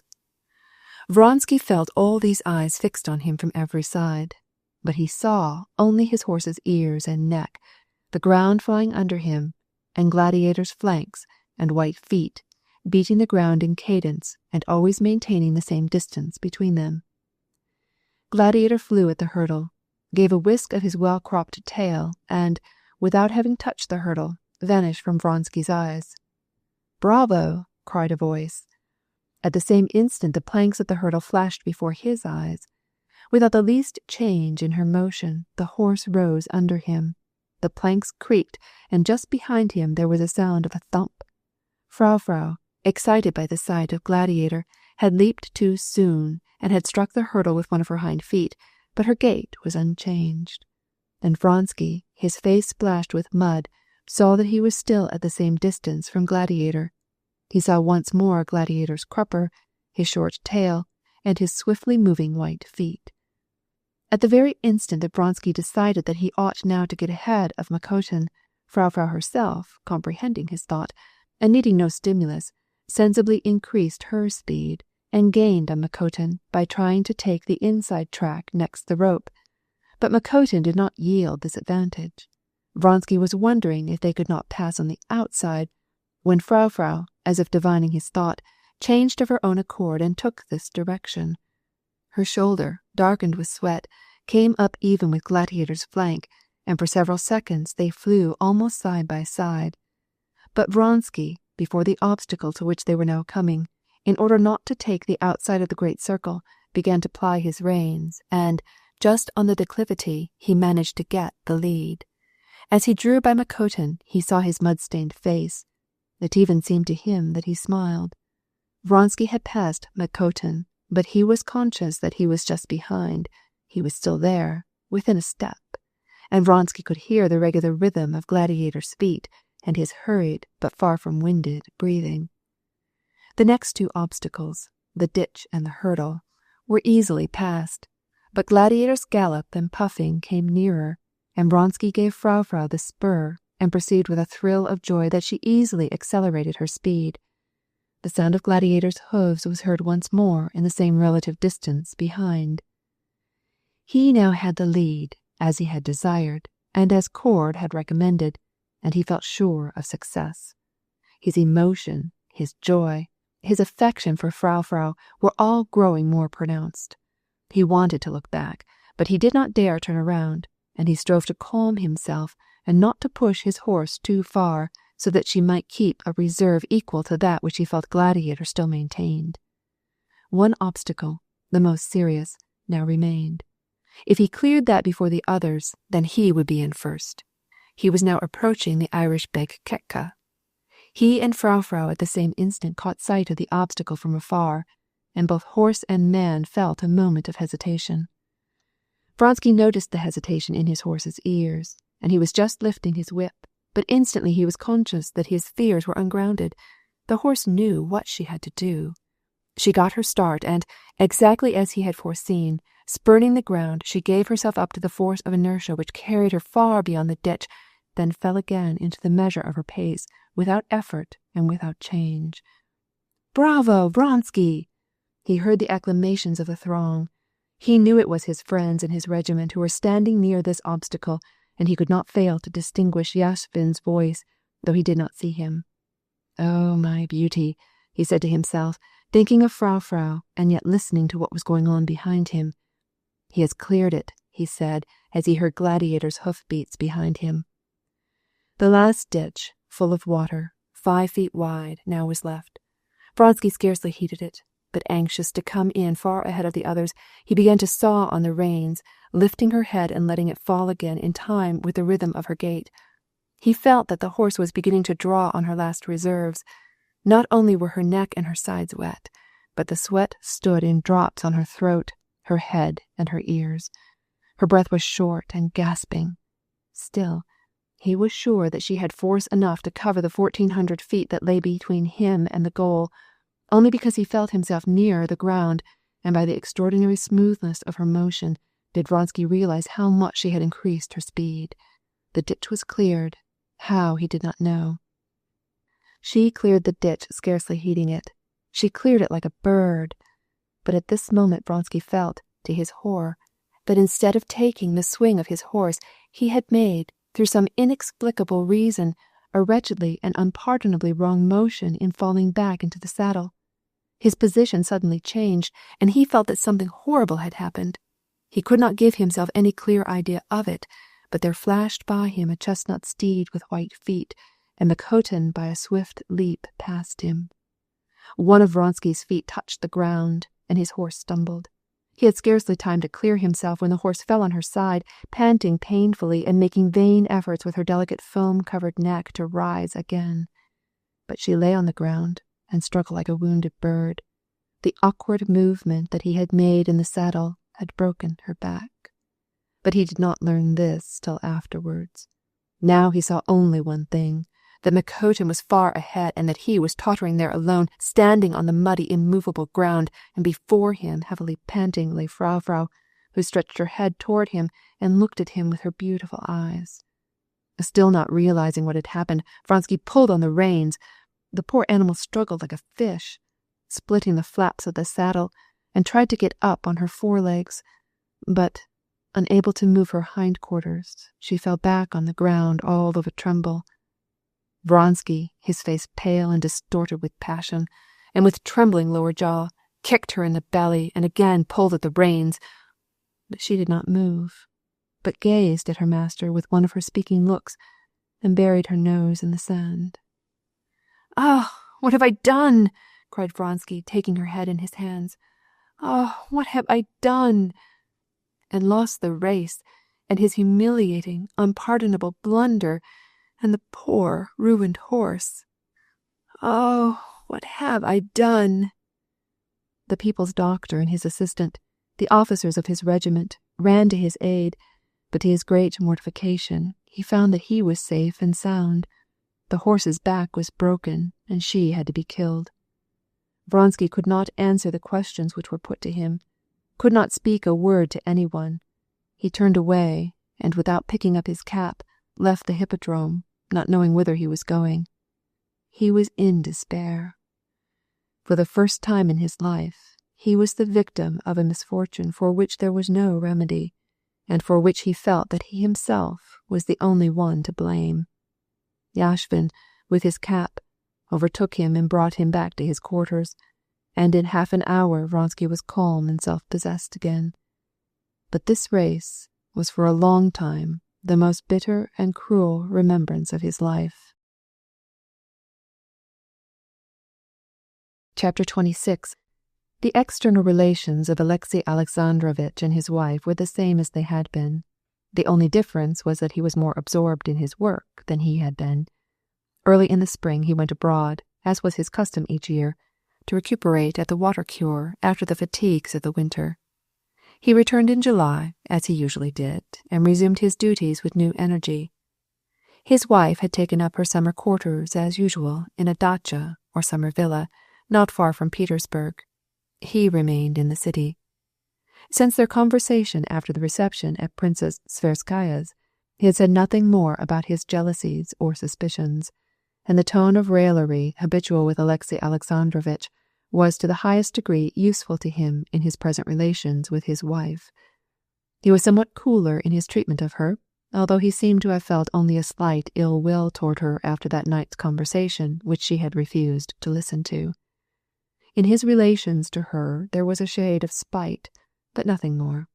He seemed to say, "You have not been willing to have an understanding with me, so much the worse for you. Now you must make the first advances, and I, in my turn, will not listen to you."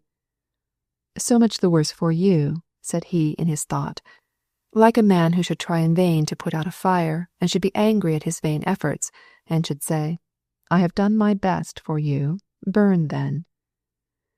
This man, so keen and shrewd in matters of public concern, could not see the absurdity of such behavior to his wife. He did not understand it because it was too terrible to understand his actual position. He preferred to bury the affection which he felt for his wife and child deep in his heart, as in a box locked and sealed.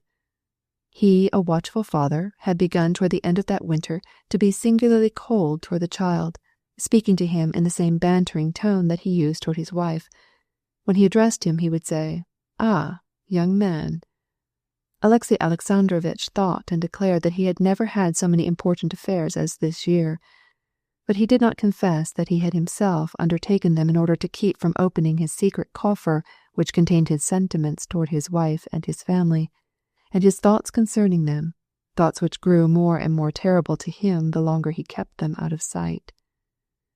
If anyone had assumed the right to ask him what he thought about his wife's conduct, this calm and pacific Alexey Alexandrovitch would have made no reply, but would have been very indignant with the man who should dare to ask him such question. And so his face always looked stern and haughty whenever anyone asked him how his wife was. Alexey Alexandrovitch did not wish to think about his wife's conduct and feelings, and therefore he did not think about them. The Karenin summer dacha was at Peterhof, and the Countess Lydia Ivanovna generally spent her summers in the same neighborhood, keeping up friendly relations with Anna. This year the Countess had not cared to go to Peterhof, nor had she once called on Anna Arkadyevna, and as she was talking with Karenin one day, she made some allusion to the impropriety of Anna's intimacy with Betsy and Vronsky. Alexey Alexandrovitch stopped her harshly, and declared that for him his wife was above suspicion, and from that day he avoided the Countess. He did not wish to see, and he did not see, that many people in society were beginning to give his wife the cold shoulder. He did not wish to comprehend, and he did not comprehend, why his wife especially insisted on going to Tsarskoye, where Betsy lived, and from which it was not far to Vronsky's camp. He did not allow himself to think about this, and he did not think. But at the same time, without any proof to support him, without actually acknowledging it to himself, in the depths of his soul, he felt that he was a deceived husband. He had no doubt about it, and he suffered deeply. How many times in the course of his 8 years of happily married life had he seen other men's wives playing them false, and other husbands deceived? Had he not asked himself, how did it come to this? Why don't they free themselves at any cost from such an absurd situation?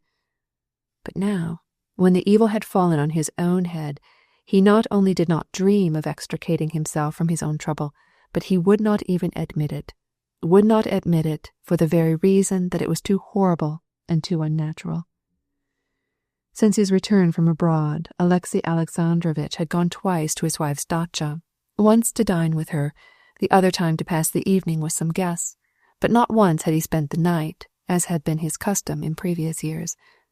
The day of the races was extremely engrossing for Alexey Alexandrovitch, but when in the morning he made out the program of the day, he decided to go to his wife's dacha after an early dinner, and thence to the hippodrome, where he expected to find the court, and where it was proper that he should be seen. He went to see his wife because he had resolved, for the sake of propriety also, to visit his wife every week. Moreover, it was the 15th of the month, and it was his custom at this time to place in her hands the money for the household expenses.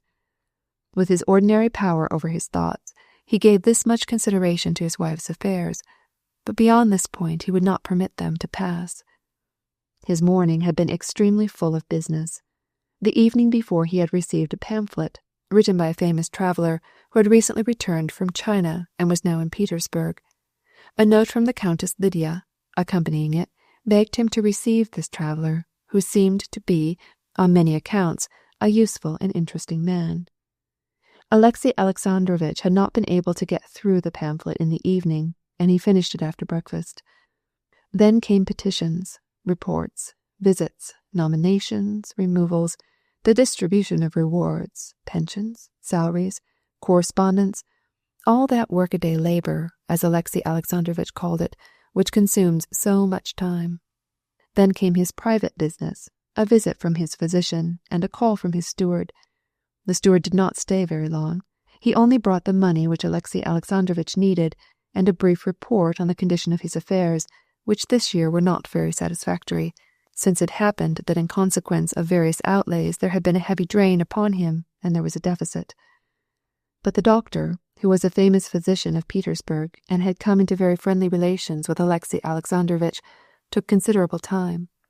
Alexei Alexandrovitch had not expected him that day and was astonished at his visit, and still more so at the scrupulous care with which he plied him with questions, and sounded his lungs, and punched and thumped his liver. Alexei Alexandrovitch was not aware that his friend, the Countess Lydia, troubled by his abnormal condition, had begged the doctor to visit him and give him a thorough examination. "Do it for my sake," said the Countess Lydia Ivanovna. "I will do it for the sake of Russia, Countess," replied the doctor. "Admirable man!" cried the Countess. The doctor was very much disturbed at Alexei Alexandrovitch's state. His liver was congested, his digestion was bad. The waters had done him no good. He ordered more physical exercise, as little mental strain as possible, and, above all, freedom from vexation of spirit. In other words, he ordered Alexei Alexandrovitch to do what was as impossible for him as not to breathe. The doctor departed, leaving Alexei Alexandrovitch with the disagreeable impression that something was very wrong with him, and that there was no help for it. On the way out, the doctor met on Karenin's steps his old acquaintance, Sailudin, who was Alexei Alexandrovitch's chief secretary. They had been in the university together, but, though they rarely met, they were still excellent friends, and therefore to no one else than Sailudin would the doctor have expressed his opinion concerning the sick man so frankly. "How glad I am that you have been to see him," said Sailudin. "He is not well, and, it seems to me—" "Well, what is it?" "I will tell you," said the doctor, nodding to his coachman to drive up to the door. "This is what I say," and taking with his white hand the fingers of his dogskin glove, he stretched it out. "Try to break a tough cord which is not stretched, and it's hard work. But keep it stretched out to its utmost tension, and put the weight of your finger on it. It breaks. Now with his too sedentary life, and his too conscientious labour, he is strained to the utmost limit. And besides, there is a violent pressure in another direction," concluded the doctor, raising his eyebrows significantly. "Shall you be at the races?" he added, as he got into his carriage. Yes, certainly, it takes a good deal of time," he said, in reply to something that Sailudin said, and which he did not catch.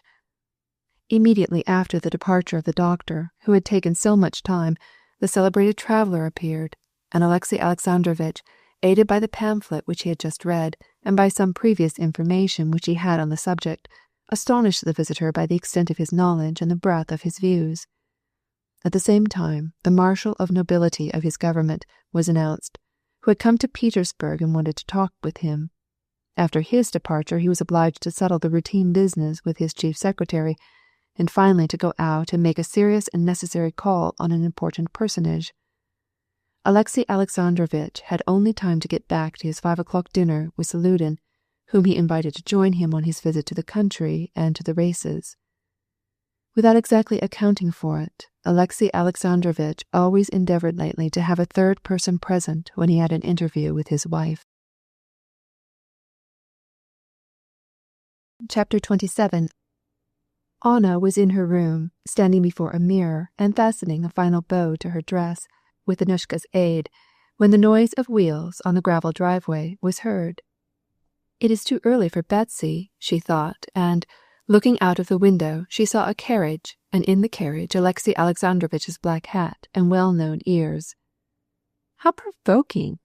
Can he have come for the night?" she thought, and all the consequences of his visit seemed to her so terrible, so horrible, that without taking time for a moment of reflection, she went downstairs, radiant with gaiety, to receive her husband, and, feeling in her the presence of the spirit of falsehood and deception which now ruled her, she gave herself up to it and spoke with her husband, not knowing what she said. "Oh, how good of you," said she, extending her hand to Karenin, while she smiled on Sailudin as a household friend. "You've come for the night, I hope," were her first words, inspired by the demon of untruth. "And now we will go to the races together. But how sorry I am that I engaged to go with Betsy. She is coming for me." Alexei Alexandrovitch frowned slightly at the name of Betsy. "Oh, I will not separate the inseparables," said he in his light jesting tone. "I will walk with Mikhail Vlasyevich. The doctor has advised me to take exercise. I will join the pedestrians and imagine I am still at the spa." "There's no hurry," said Anna. "Will you have some tea?" She rang. "Serve the tea, and tell Seryoza that Alexey Alexandrovitch has come." "Well, how is your health?" "Mikhail Vasilyevich, you have not been out to see us before. Look, how pleasant it is on the balcony," said she, looking now at her husband, now at her guest. She spoke very simply and naturally, but too fast and too fluently. She herself felt that it was so, especially when she caught Mikhail Vasilyevich looking at her with curiosity, and perceived that he was studying her. Mikhail Vasilyevich got up and went out on the terrace, and she sat down beside her husband. "You do not look at all well," said she. "Oh, yes, the doctor came this morning and wasted an hour of my time. I am convinced that some one of my friends sent him. My health is so precious." "No, what did he say?" And she questioned him about his health and his labours, advising him to take rest and to come out into the country where she was. It was all said with gaiety and animation, and with brilliant light in her eyes, but Alexey Alexandrovitch attached no special importance to her manner. He heard only her words, and took them in their literal signification. And he replied simply, though jestingly. The conversation had no special weight, yet Anna never afterward could remember the whole short scene without the keen agony of shame. Seroza came in, accompanied by his governess. If Alexey Alexandrovitch had allowed himself to notice, he would have been struck by the timid manner in which the lad looked at his parents, at his father first, and then at his mother. But he was unwilling to see anything, and he saw nothing. "Ah, young man, he has grown. Indeed, he is getting to be a great fellow. Good morning, young man." And he stretched out his hand to the puzzled child. Seroza had always been a little afraid of his father, but now, since Alexey Alexandrovitch had begun to call him young man, and since he had begun to rack his brains to discover whether Vronsky were a friend or an enemy, he was becoming more timid than ever. He turned to his mother as if for protection. He felt at ease only when with her. Meantime, Alexey Alexandrovitch laid his hand on the boy's shoulder and asked his governess about him, but the child was so painfully shy of him that Anna saw he was going to cry. Anna, who had flushed at the moment her son came in, now noticing that it was awkward for him, quickly jumped up, raised Alexey Alexandrovitch's hand to let the boy go, kissed the little fellow, and took him out on the terrace. Then she came back to her husband again. "It is getting late," she said, consulting her watch. "Why doesn't Betsy come?" "Ah, yes," said Alexey Alexandrovitch, and as he got up he joined his fingers and made them crack. "I came also to bring you some money, for nightingales don't live on songs," said he. "You need it, I suppose?" "No, I don't need it." "Yes, I do," said she, not looking at him and blushing to the roots of her hair. "Well, I suppose you will come back after the races?" "Oh, yes," replied Alexey Alexandrovitch. "But here is the glory of Peterhof, the Princess Tverskaya," he added, looking out of the window at a magnificent carriage with a short body set very high and with horses harnessed in the English fashion, drawing up to the entrance. "What elegance! Splendid! Well, let us go too." The Princess Tverskaya did not leave her carriage. Her lackey, in top boots and pelerynka, or short cloak, and wearing a tall hat, leaped to the steps. "I'm going. Good-bye," said Anna, and after she had kissed her son, she went to Alexey Alexandrovitch and gave him her hand. "It was very kind of you to come." Alexey Alexandrovitch kissed her hand. "Well then, das Vidanya. You will come back to tea? Excellent," said she, and she went down the steps, seeming radiant and happy. But hardly had she passed from his sight before she felt on her hand the place where his lips had kissed it, and she shivered with repugnance. Chapter 28. When Alexey Alexandrovitch reached the race-course, Anna was already in her place beside Betsy in the grand pavilion, where all the highest society was gathered in a brilliant throng. She saw her husband from a distance. Two men, her husband and her lover, were for her the two centers of life, and without the help of her external senses, she felt their presence. Even when her husband was at a distance, she was conscious of his presence, and she involuntarily followed him in that billowing throng in the midst of which he was coming along. She saw him approach the pavilion, now replying with condescension to ingratiating salutations, then cordially or carelessly exchanging greetings with his equals, then again assiduously watching to catch the glances of the great ones of the earth, and taking off his large round hat, which came down to the top of his ears. Anna knew all these mannerisms of salutation, and they were all equally distasteful to her. Nothing but ambition, craze for success. It is all that his heart contains, she thought, but his lofty views, his love for civilization, his religion, they are only means whereby to win success. From the glances that Karenin cast on the pavilion, he was looking straight at his wife, but could not see her in the sea of muslin, ribbons, feathers, flowers, and sunshades. Anna knew he was looking for her, but she pretended not to see him. "Alexey Alexandrovitch!" cried the Princess Betsy. "Don't you see your wife? Here she is." He looked up with his icy smile. "Everything is so brilliant here that it blinds the eyes," he replied as he came up the pavilion. He smiled at Anna, as it is a husband's duty to do when he has only just left his wife, greeted Betsy and his other acquaintances, conducting himself in due form, in other words, jesting with the ladies and exchanging compliments with the men. A general adjutant, well known for his wit and culture, and highly esteemed by Alexey Alexandrovitch, was standing below near the pavilion. Alexey Alexandrovitch joined him and engaged in conversation. It was the interval between two of the races. The general adjutant condemned racing. Alexey Alexandrovitch replied and defended them. Anna heard his shrill, monotonous voice, and lost not a single word, and every word that he spoke seemed to her hypocritical and rang unpleasantly in her ear. When the four-versed handicap race began, she leaned forward, not letting Vronsky out of her sight for an instant. She saw him approach his horse, then mount it, and at the same time she heard her husband's odious, incessant voice. She was tormented with fear for Vronsky, but she was tormented still more by the sound of her husband's sharp voice, every intonation of which she knew. It seemed to her that he would never cease speaking. "I am a wicked woman, a lost woman," she thought, "but I hate falsehood.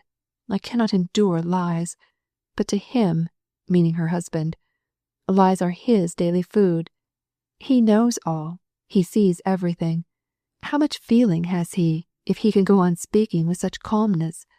I should have some respect for him if he killed me, if he killed Vronsky. But no, what he prefers above everything is falsehood and conventionality," said Anna to herself, not exactly knowing what she wanted of her husband, whatever she might want him to see. She did not understand that the very volubility of Alexey Alexandrovitch, which irritated her so, was only the expression of his interior agitation and anxiety. As a child, hurt when jumping, puts its muscles into motion to assuage the pain, so Alexey Alexandrovitch absolutely required some intellectual movement so as to become oblivious to the thoughts about his wife that arose in his mind at the sight of Anna and at the sight of Vronsky, whose name he heard on all sides. And as it is natural for a child to jump, so for him was it natural to talk tersely and well. "Danger," he was saying, "is an indispensable condition in these military and cavalry races. If England can show in her history the most glorious deeds of arms performed by her cavalry, she owes it solely to the historic development of vigor in her people and her horses. Sport, in my opinion, has a deep significance, and, as usual, we take it only in its superficial aspect." "Not superficial," said the Princess Tverskaya. "They say that one of the officers has broken 2 ribs."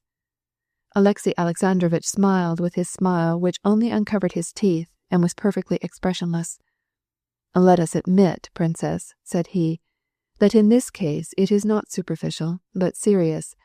But that is not the point," and he turned again to the general and resumed his dignified discourse.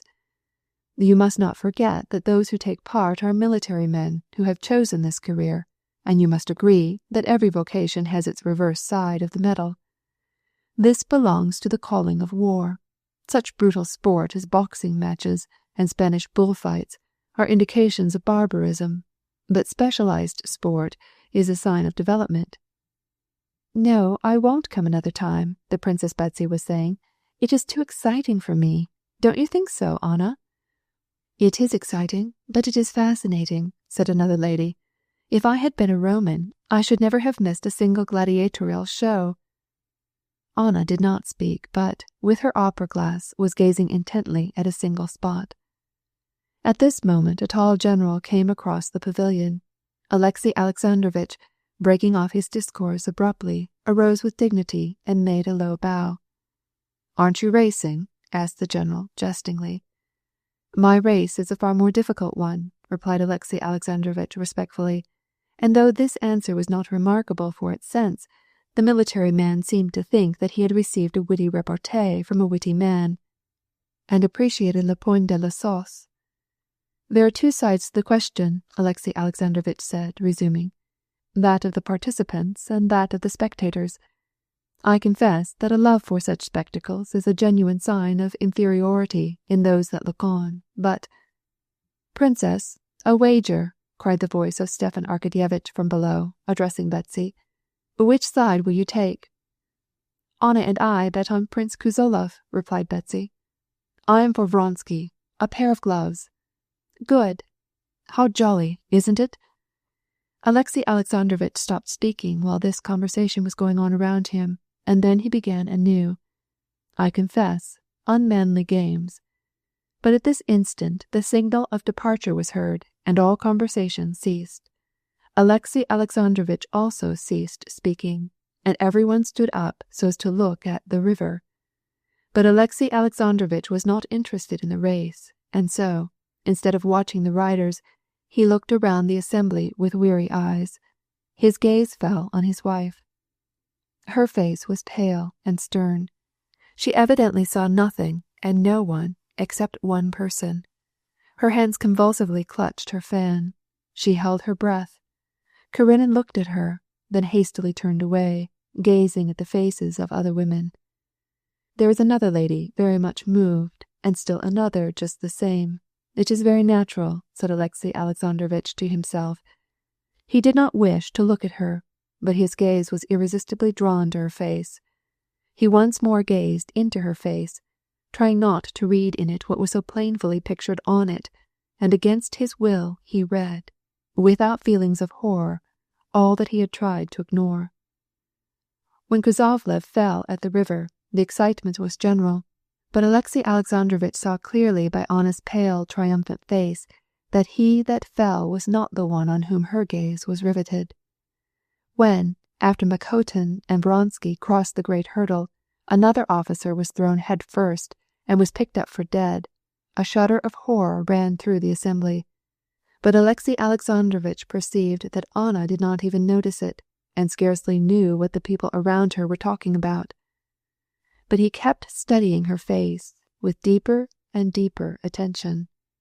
Anna, all absorbed as she was in the spectacle of Vronsky's course, was conscious that her husband's cold eyes were on her. She turned around for an instant and looked at him questioningly. Then, with a slight frown, she turned away. "Ah, it's all the same to me," she seemed to say as she turned her gaze to the race. She did not look at him again. The race was disastrous. Out of the 17 riders, more than half were thrown and hurt. Toward the end, the excitement became intense, the more because the emperor was displeased. Chapter 29. All were loudly expressing their dissatisfaction, and the phrase was going the rounds, "Now only the lions are left in the arena." And when Vronsky fell, horror was felt by all, and Anna groaned in dismay. In this there was nothing extraordinary, but, from thence on, a change which was positively improper had come over her face, and she entirely lost her presence of mind. She tried to escape, like a bird caught in a snare. Thus she struggled to arise, and to get away, and then she cried to Betsy, "Come, let us go, let us go." But Betsy did not hear her. She was leaning over, engaged in lively conversation with a general who had just entered the pavilion. Alexey Alexandrovitch hastened to his wife and courteously offered her his arm. "Come, if it is your wish to go," said he in French, but Anna was listening eagerly to what the general said and paid no attention to her husband. "He has broken his leg, they say, but this is not at all likely," said the general. Anna did not look at her husband, but taking her glass, she gazed at the place where Vronsky had fallen. It was so distant, and the crowd was so dense, that she could not make anything out of it. She dropped her binocle and started to go, but at that instant an officer came galloping up to make some report to the Emperor. Anna leaned forward and listened. "Stiva! Stiva!" she cried to her brother. He did not hear her. She again made an effort to leave the pavilion. "I again offer you my arm, if you wish to go," repeated Alexey Alexandrovitch, touching her hand. Anna drew back from him with aversion and replied without looking at him, "No, no, leave me. I am going to stay."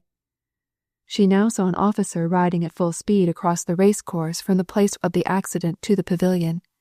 Betsy beckoned to him with her handkerchief. The officer brought the news that the rider was uninjured, but the horse had broken her back. When she heard this, Anna quickly sat down and hid her face behind her fan.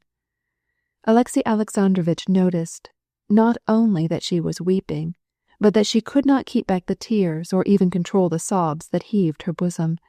He stepped in front of her to shield her from the public gaze and give her a chance to regain her self-command. "For the third time I offer you my arm," said he, turning to her at the end of a few moments. Anna looked at him, not knowing what to say. The Princess Betsy came to her aid. "No, Alexey Alexandrovitch, I brought Anna, and I will be responsible for bringing her home," said Betsy, interfering. "Excuse me, Princess," he replied, politely smiling, and looking her full in the face. "But I see that she is not well, and I wish her to go home with me." Anna looked round in terror, and, rising hastily, took her husband's arm. "I will send to inquire for him and let you know," whispered Betsy. As Alexey Alexandrovitch left the pavilion with his wife, he spoke in his ordinary manner to all whom he met, and Anna was forced to listen and to reply as usual. But she was not herself, and as in a dream she passed along on her husband's arm. "Is he killed or not? Can it be true? Will he come? Shall I see him today?" she asked herself. In silence she got into Alexey Alexandrovitch's carriage, and she sat in silence as they left the throng of vehicles. In spite of all he had seen, Alexey Alexandrovitch did not allow himself to think of his wife's present attitude. He saw only the external signs. He saw that her deportment had been improper, and he felt obliged to speak to her about it. But it was very difficult not to say more, to say only that. He opened his mouth to tell her how improperly she had behaved, but, in spite of himself, he said something absolutely different. "How strange that we all like to see these cruel spectacles. I notice—" "What? I did not understand you," said Anna scornfully. He was wounded and instantly began to say what was on his mind. "I am obliged to tell you," he began. Now, thought Anna, comes the explanation, and a terrible feeling came over her. "I am obliged to tell you that your conduct today has been extremely improper," said he in French. "Wherein has my conduct been improper?" she demanded angrily, raising her head quickly and looking him straight in the eyes, no longer hiding her feelings under a mask of gaiety, but putting on a bold front, under which, with difficulty, she hid her fears. "Be careful," said he, pointing to the open window behind the coachman's back. He leaned forward and raised the pane. "What impropriety did you remark?" she asked again. "The despair which you took no pains to conceal when one of the riders was thrown." He waited her answer, but she said nothing and looked straight ahead. "I have always requested you to so behave when in society that evil tongues cannot find anything to say against you. There was a time when I spoke of your inner feelings. I now say nothing about them. Now I speak only of outward appearances. You have behaved improperly, and I would ask you not to let this happen again." She did not hear half of his words. She felt overwhelmed with fear, and she thought only of Vronsky and whether he was killed. Was it he who was meant when they said the rider was safe but the horse had broken her back? When Alexey Alexandrovitch ceased speaking, she looked at him with an ironical smile and answered not a word, because she had not noticed what he said. At first he had spoken boldly, but as he saw clearly what he was speaking about, the terror which possessed her seized him also. He noticed that smile of hers, and it led him into a strange mistake. She is amused at my suspicions. She is going to tell me now what she said once before, that there is no foundation for them, that this is absurd. Now, when the discovery of the whole thing hung over him, he desired nothing so much as that she should answer derisively as she had done before, that his suspicions were ridiculous and had no foundation. What he now knew was so terrible to him that he was ready to believe anything she might say. But the expression of her gloomy and frightened face now allowed him no further chance of falsehood. "Possibly I am mistaken," said he. "In that case I beg you to forgive me." "No, you are not mistaken," she replied with measured words, casting a look of despair on her husband's icy face. "You are not mistaken. I was in despair, and I could not help being. I hear you, but I am thinking only of him. I love him. I am his mistress. I cannot endure you. I fear you. I hate you. Do with me what you please." And throwing herself into a corner of the carriage, she covered her face with her hands and burst into tears. Alexey Alexandrovitch did not move, or change the direction of his eyes, but his whole face suddenly assumed the solemn rigidity of a corpse, and this expression remained unchanged throughout the drive to the dacha. As they approached the house, he turned his head to her still with the same expression. "So, but I insist on the preservation of appearances until," and here his voice trembled, "I decide on the measures which I shall take to save my honor and communicate them to you." He stepped out of the carriage and assisted Anna out. Then, in the presence of the domestics, he shook hands with her, re-entered the carriage, and drove back to Petersburg. He had just gone when a lackey from Betsy brought a note to Anna. "I sent to Alexey Vronsky to learn how he was. He writes to tell me that he is safe and sound, but in despair. Then he will come," she thought. "How well I did to tell him all." She looked at her watch. Scarcely 3 hours had passed since she saw him, but the memory of their interview made her heart hot within her. "Bosmois, how light it is! It is terrible. But I love to see his face, and I love this fantastic light. My husband. Oh, yes. Well, thank God it is all over with him." Chapter 30. As in all places where human beings congregate, so in the little German village where the Sherbatskys went to take the waters, there is formed a sort of social crystallization which puts everyone in his exact and unchangeable place. Just as a drop of water exposed to the cold always and invariably takes a certain crystalline form, so each new individual coming to the spa immediately finds himself fixed in the place peculiar to him. First Sherbatsky, samt Gemelin und Tochter. Prince Sherbatsky, wife and daughter, both by the apartments that they occupied and by their name and the acquaintances that they found, immediately crystallized into the exact place that was predestined to receive them. This year a genuine German Fürstin, or princess, was at the spa, and in consequence the crystallization of society took place even more energetically than usual. The Russian princess felt called on to present her daughter to the German princess, and the ceremony took place 2 days after their arrival. Kitty, dressed in a very simple toilette, that is to say, a very elegant summer costume imported from Paris, made a low and graceful curtsy. The Furstin said, "I hope that roses will soon bloom again in this pretty little face." And immediately the Shtcherbatsky family found themselves in the fixed and definite walk of life from which it was impossible to descend. They made the acquaintance of the family of an English lady, of a German Gräfin and her son who had been wounded in the late war, of a scientific man from Sweden, and of a Monsieur Quenu and his sister. But, for the most part, the Shtcherbatskys spontaneously formed social relations among the people from Moscow, among them Marya Yevgenyevna Rishevaya and her daughter, whom Kitty did not like because she likewise was ill on account of a love affair, and a Moscow colonel whom she had seen in society since childhood and known by his uniform and his epaulets, and who now, with his little eyes and his bare neck and flowery cravats, seemed to Kitty supremely ridiculous, and the more unendurable because she could not get rid of him. When they were all established, it became very tiresome to Kitty, the more as her father had gone to Carlsbad and she and her mother were left alone.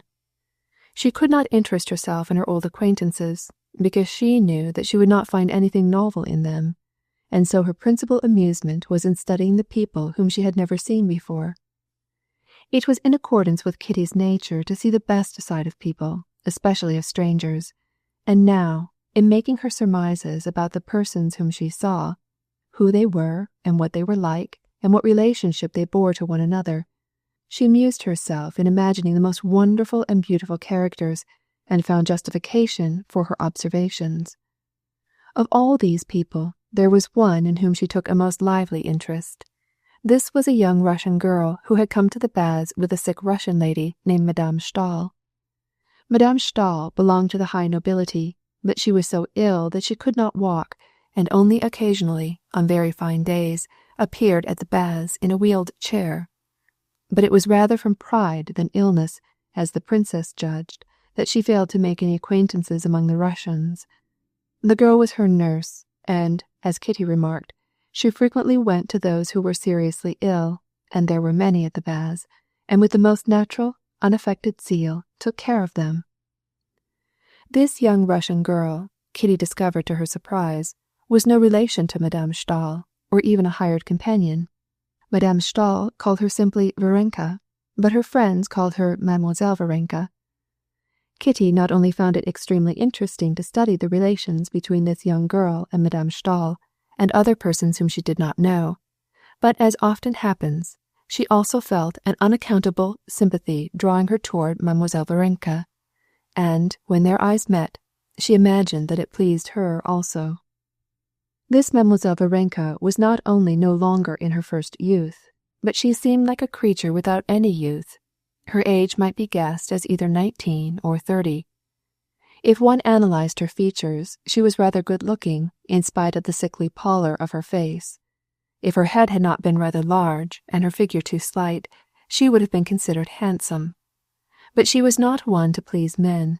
She made one think of a beautiful flower, which, though still preserving its petals, was faded and without perfume. There was one other reason why she could not be attractive to men, and that was the fact that she lacked exactly what Kitty had in excess, the repressed fire of life and a consciousness of her fascination. Varenka seemed always absorbed in some important work, and therefore it seemed she could not take any interest in anything irrelevant. It was this very contrast to herself that especially attracted Kitty to her.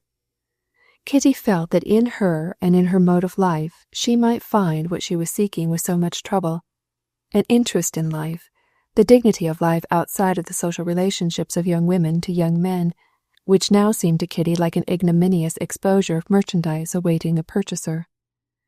The more she studied her unknown friend, the more convinced she became that this girl was the most perfect creature which she could imagine, and the more she longed to become acquainted with her. The two girls passed each other many times every day, and every time they met, Kitty's eyes seemed always to ask, "Who are you? What are you? Are you not, in truth, the charming person that I imagine you to be? But for heaven's sake," the look seemed to add, "don't think that I would permit myself to demand your acquaintance. I simply admire you and love you." "I also love you, and you are very, very charming. "And I would love you still better if I had time," replied the unknown maiden's look. And indeed Kitty saw that she was always busy. Either she was taking the children of a Russian family home from the baths, or carrying a plaid for an invalid and wrapping her up in it, or she was trying to divert some irritable sick man, or selecting and buying confections for some other sick persons. One morning, soon after the arrival of the Shtcherbatskys, 2 new persons appeared who immediately became the object of rather unfriendly criticism. The one was a very tall, stooping man with enormous hands, black eyes, at once innocent and terrifying, and wearing an old, ill-fitting short coat. The other was a pock-marked woman with a kindly face and dressed very badly and inartistically. Kitty instantly recognized that they were Russians, and in her imagination set to work constructing a beautiful and touching romance about them. But the princess, learning by the Kurlista, or list of arrivals, that this was Nikolai Levin and Marya Nikolaevna, explained to her what a bad man this Levin was, and all her illusions about these 2 persons vanished. The fact that he was Konstantin Levin's brother, even more than her mother's words, suddenly made these 2 people particularly repulsive to Kitty. This Levin, with his habit of twitching his head, aroused in her an unsurmountable feeling of repulsion. It seemed to her that in his great, wide eyes, as they persistently followed her, was expressed a sentiment of hatred and irony, and she tried to avoid meeting him. Chapter 31. It was a stormy day. The rain fell all the morning, and the invalids with umbrellas thronged the gallery. Kitty and her mother, accompanied by the Muscovite colonel, playing the elegant in his European overcoat, bought ready-made in Frankfurt, were walking on one side of the gallery in order to avoid Nikolai Levin, who was on the other. Varenka, in her dark dress and a black hat, with the brim turned down, was walking up and down the whole length of the gallery with a little blind Frenchwoman. Each time that she and Kitty met, they exchanged friendly glances. "Mamma, may I speak with her?" asked Kitty, as she happened to be following her unknown friend and noticed that she was approaching the spring where they might meet. "Yes, if you wish it so much. I will inquire about her and make her acquaintance first," said her mother. "But what do you find especially interesting in her? She is only a lady's companion. If you like, I can speak to Madame Stahl. I knew her belle soeur," added the princess, proudly raising her head. Kitty knew that her mother was vexed because Madame Stahl seemed to avoid making her acquaintance, and she did not press the point. "How wonderfully charming she is," said she, as she saw Varenka give the blind French lady a glass. "See how lovely and gentle everything is that she does." "You amuse me with your engagements," replied the princess. "No, we had better go back," she added as she saw Levin approaching with Marya and a German doctor, with whom he was speaking in a loud and angry tone. As they turned to go back, suddenly they heard, not loud voices, but a cry. Levin had stopped and was shrieking. The doctor was also angry. A crowd was gathering around them. The princess and Kitty hurried away, but the colonel joined the throng to find out what the trouble was. After a few moments the colonel came back to him. "What was it?" asked the princess. "It's a shame and a disgrace," replied the colonel. "There's only one thing you need to fear, and that is to meet with Russians abroad. This tall gentleman was quarrelling with his doctor, heaped indignities upon him for not attending to him as he wished, and finally he threatened him with his cane. It is simply disgraceful." "Oh, how unpleasant," said the princess. "Well, how did it end?" "Fortunately that girl with a hat like a toadstool interfered. A Russian, it seems," said the colonel. "Mademoiselle Varenka?" joyously exclaimed Kitty. Yes, she went quicker than anyone else and took the gentleman by the arm and led him off." "There, mamma," said Kitty, "and you wonder at my enthusiasm for Varenka." The next morning Kitty, watching her unknown friend, noticed that Mademoiselle Varenka had the same relations with Levin and Marya as with her other protégés. She joined them and talked with them, and acted as interpreter to the woman, who did not know any language beside her own. Kitty again begged her mother even more urgently to let her become acquainted with Varenka, and though it was unpleasant to the princess to seem to be making advances to the haughty and exclusive Madame Stahl, she made some inquiries about Varenka, and learning enough to satisfy herself that there was no possible harm, though very little that was advantageous, in the proposed acquaintance, she went first to Varenka and introduced herself. Choosing a time when Kitty was at the spring and Varenka was opposite the baker's, the princess went up to her. "Allow me to introduce myself," said she with her dignified smile. "My daughter has taken a great fancy to you, but perhaps you do not know me. It is more than reciprocal, princess," replied Varenka quickly. "What a good thing you did yesterday toward our wretched fellow countryman," said the princess. Varenka blushed. "I do not remember," she replied. "I don't think I did anything." "Yes, indeed. You saved this Levin from an unpleasant affair." "Ah, yes. Ce compagne called me, and I tried to calm him. He is very sick, and dissatisfied with his doctor. I am quite used to this kind of invalids." "Oh, yes. I have heard that you live at Metoni with your aunt, Madame Stahl. I used to know her Belsoir." "No, Madame Stahl is not my aunt. I call her maman, but I am no relation to her. I was brought up by her," replied Varenka, again blushing. All this was said with perfect simplicity, and the expression of her pleasing face was so frank and sincere that the princess began to understand why Kitty was so charmed by this Varenka. "Well, and what is this Levin going to do?" she asked. "He is going away." At this moment Kitty, radiant with pleasure because her mother had made the acquaintance of her unknown friend, came in from the spring. "See here, Kitty, your ardent desire to know Mademoiselle—" "Varenka," said the girl smilingly. "Everyone calls me so." Kitty was flushed with delight, and without speaking long pressed her new friend's hand, which gave no answering pressure, but lay passive in hers. Her hand gave no answering pressure, but Mademoiselle Varenka's face shone with a quiet, joyous, though melancholy smile, which showed her large but handsome teeth. "I have been longing to know you," said she. "But you are so busy." "Oh, on the contrary, I haven't anything to do," replied Varenka, but at the same instant she had to leave her new acquaintances because two little Russian girls, the daughter of an invalid, ran to her. "Varenka, Mamma is calling," they cried, and Varenka followed them. Chapter 32. The particulars which the princess learned about Varenka's past life, and her relations with Madame Stahl, and about Madame Stahl herself, were as follows. Madame Stahl had always been a sickly and excitable woman, who was said by some to have tormented the life out of her husband, and by others to have been tormented by his unnatural behavior. After she was divorced from her husband, she gave birth to her first child, which did not live.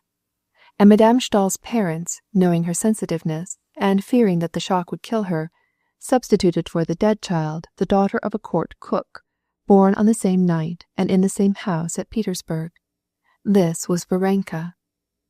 Madame Stahl afterwards learned that the child was not her own, but continued to take charge of her, the more willingly as the true parents shortly after died. For more than 10 years Madame Stahl lived abroad, in the south, never leaving her bed. Some said that she was a woman who had made a public show of her piety and good works. Others said that she was at heart the most highly moral of women, and that she lived only for the good of her neighbor, that she was really what she pretended to be. No one knew whether she was Catholic, Protestant, or Orthodox. One thing alone was certain, that she had friendly relations with the high dignitaries of all the churches and of all communions. Varenka always lived with Madame Stahl abroad, and all who knew Madame Stahl knew Mademoiselle Varenka also, and loved her. When she had learned all the particulars, the princess found nothing objectionable in her daughter's acquaintance with Varenka, the more because Varenka had the most cultivated manners and a fine education. She spoke French and English admirably, and chief of all she brought from Madame Stahl her regrets that, owing to her illness, she was deprived of the pleasure of making the princess's acquaintance. After she had once made Varenka's acquaintance, Kitty became more and more attached to her friend, and each day discovered some new charm in her. The princess, having discovered that Varenka sang well, invited her to come and give them an evening of music. Kitty plays, and we have a piano, not a very good instrument, to be sure, but you would give us great pleasure, said the princess, with her hypocritical smile, which was displeasing to Kitty, especially as she knew that Varenka did not want to sing. But Varenka came that same evening and brought her music. The princess had invited Marya Yevgenyevna and her daughter and the colonel. Varenka seemed perfectly indifferent to the presence of these people, who were strangers to her, and she went to the piano without being urged. She could not accompany herself, but in singing she read the notes perfectly. Kitty, who played very well, accompanied her. "You have a remarkable talent," said the princess after the first song, which Varenka sang beautifully. Marya Yevgenyevna and her daughter added their compliments and their thanks. "See," said the colonel, looking out of the window, "what an audience you have attracted." In fact, a large number of people had gathered in front of the house. "I am very glad to have given you pleasure," said Varenka, without affectation. Kitty looked at her friend proudly. She admired her art and her voice and her face, and, more than all, she was enthusiastic over the way in which Varenka made it evident that she took little account of her singing, and was perfectly indifferent to compliments. She simply seemed to say, "Shall I sing some more, or is that enough?" "If I were in your place, how proud I should be, how happy I should be to see that crowd under the window, but she seems perfectly unconscious of it. All that she seemed to want was not to refuse, but to please maman. What is there about her? What is it that gives her this power of indifference, this calmness and independence? How I should like to learn this of her," thought Kitty, as she looked into her peaceful face. The princess asked Varenka to sing again, and she sang this time as well as the first, with the same care and the same perfection, standing erect near the piano and beating time with her thin brown hand. The next piece in her music roll was an Italian aria. Kitty played the introduction and looked at Varenka. "Let us not do that one," she said, blushing. Kitty, in alarm and wonder, fixed her eyes on Varenka's face. "Well, another one," she said, hastily turning the pages and somehow feeling an intuition that the Italian song brought back to her friend some painful association. "No," replied Varenka, putting her hand on the notes and smiling. "Let us sing this." And she sang it as calmly and coolly as the one before. After the singing was over, they all thanked her again and went out into the dining room to drink tea. Kitty and Varenka went down into the little garden next to the house. "You had some association with that song, did you not?" asked Kitty. "You need not tell me about it," she hastened to add. "Simply say, 'Yes, I have.'" "Why should I not tell you about it? Yes, there is an association," said Varenka calmly, and not waiting for Kitty to say anything. "And it is a painful one. I once loved a man, and used to sing that piece to him." Kitty, with wide open eyes, looked at Varenka meekly, but did not speak. "I loved him, and he loved me also, but his mother was unwilling, and he married someone else. He does not live very far from us now, and I sometimes see him. You didn't think that I also had my romance, did you?" And her face lighted up with a rare beauty and a fire such as Kitty imagined might have been habitual in other days. "Why shouldn't I have thought so? If I were a man, I could never have loved anyone else after knowing you," said Kitty. "What I cannot conceive is, that he was able to forget you and make you unhappy for the sake of obeying his mother. He couldn't have had any heart." "Oh, no. He was an excellent man, and I am not unhappy. On the contrary, I am very happy. Well, shall we sing any more this evening?" she added, starting to go toward the house. "How good you are! How good you are!" cried Kitty, and stopping her, she kissed her. "If I could only be a bit like you!" "Why should you resemble anyone else besides yourself? You are a good girl as you are," said Varenka, with her sweet and melancholy smile. "No, I am not good at all. Now, tell me, stay, let us sit down for a little while," said Kitty, drawing her down into a settee near by. "Tell me how it can be other than a pain to think of a man who has scorned your love, who has jilted you." "But no, he did not scorn it at all. I am sure that he loved me, but he was a dutiful son, and Yes, but suppose it had not been for his mother's sake, but simply of his own free will, said Kitty, feeling that she was betraying her secret, and her face, glowing red with mortification, convicted her.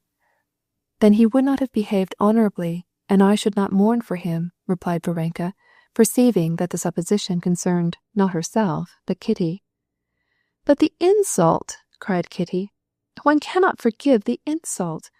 It is impossible, said she, remembering her own look when the music stopped at the last ball. Whose insult? You didn't act badly. Worse than badly, shamefully. Varenka shook her head and laid her hand on Kitty's. Well, but why shamefully? She asked. You surely did not tell a man who showed indifference to you that you loved him. Certainly not. I never uttered a word. But he knew it. There are looks. There are ways. No, not if I lived 100 years should I ever forget it. Now, what is it? I don't understand you. The question is solely this. Do you love him now or not? Said Varenka, who liked to call things by their right names. I hate him, but I cannot forgive myself. But what for? The shame? The insult? Ah, if everyone were as sensitive as you! There is never a young girl who does not sometimes feel the same way. It is all such a trifling thing. But what, then, is important? Asked Kitty, looking at Varenka with astonishment and curiosity. Oh, many things are important, replied Varenka with a smile. Yes, but what? Oh, there are many things more important, replied Varenka, not knowing what to say, but at that moment the voice of the princess was heard from the window. Kitty, it is getting cool. Put on your shawl, or come in. It is time to go, said Varenka, getting up.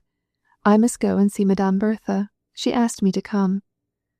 Kitty held her by the hand, and her eyes, full of passionate, almost supplicating curiosity, asked her, What is it that is so important that can give you such calm?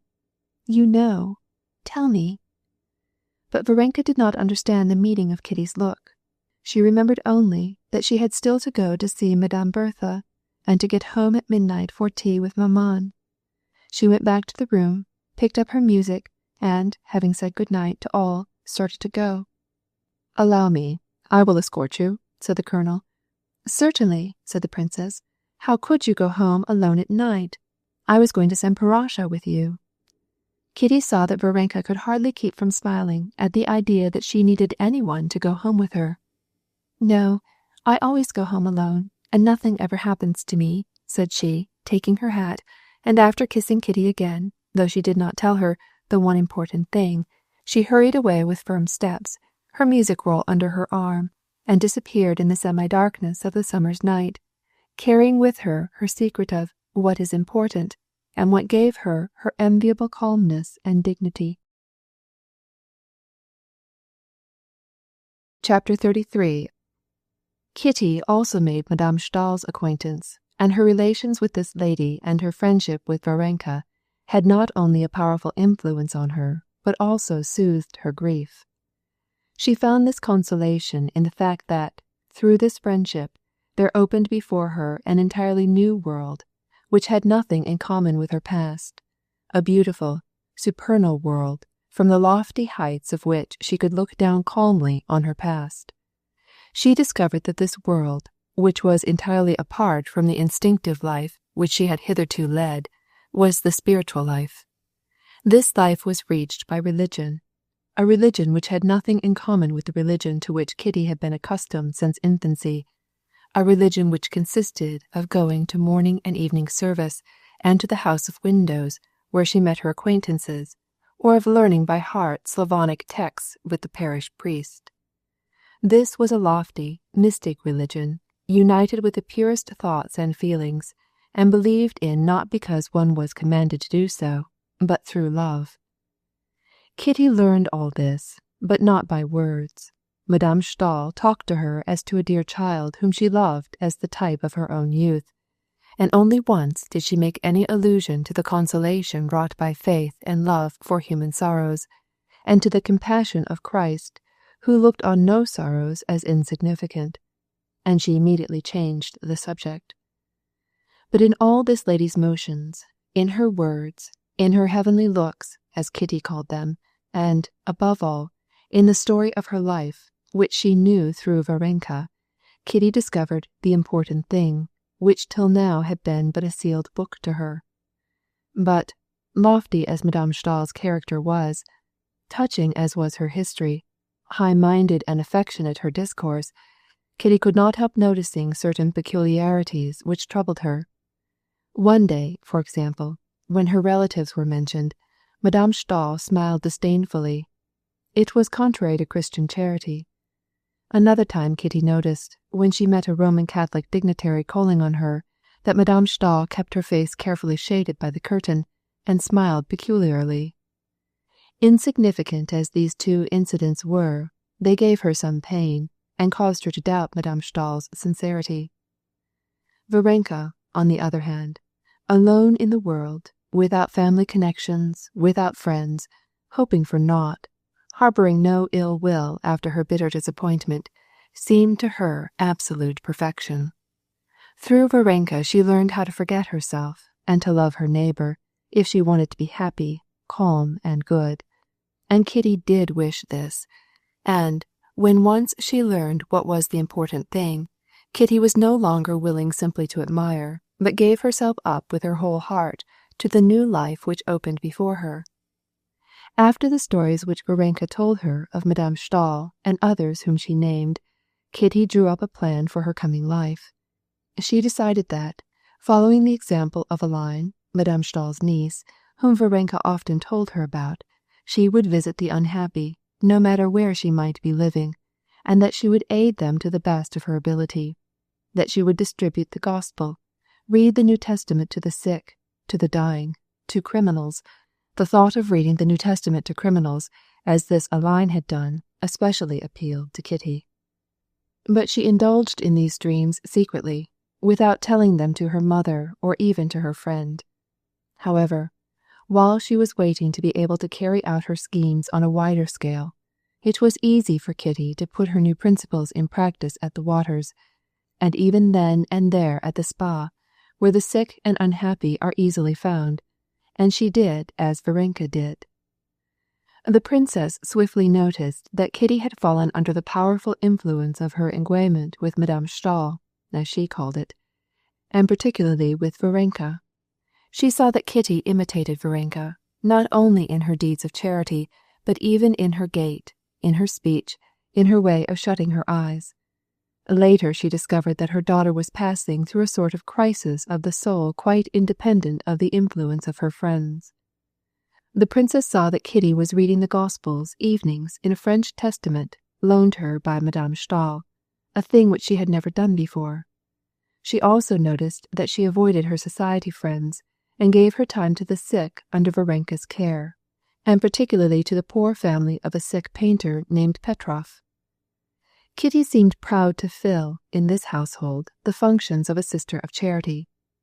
All this was very good, and the princess had no fault to find with it, and opposed it all the less from the fact that Petrov's wife was a woman of good family, and that one day the Fürstin, noticing Kitty's charitable activity, had praised her and called her the ministering angel. All would have been very good if it had not been carried to excess. But the princess saw that her daughter was going to extremes, so she spoke to her about it. Il ne faut rien autre. One must never go to extremes, she said to her. But her daughter made no reply. She only questioned from the bottom of her heart whether one could ever talk about going to extremes in the matter of religion.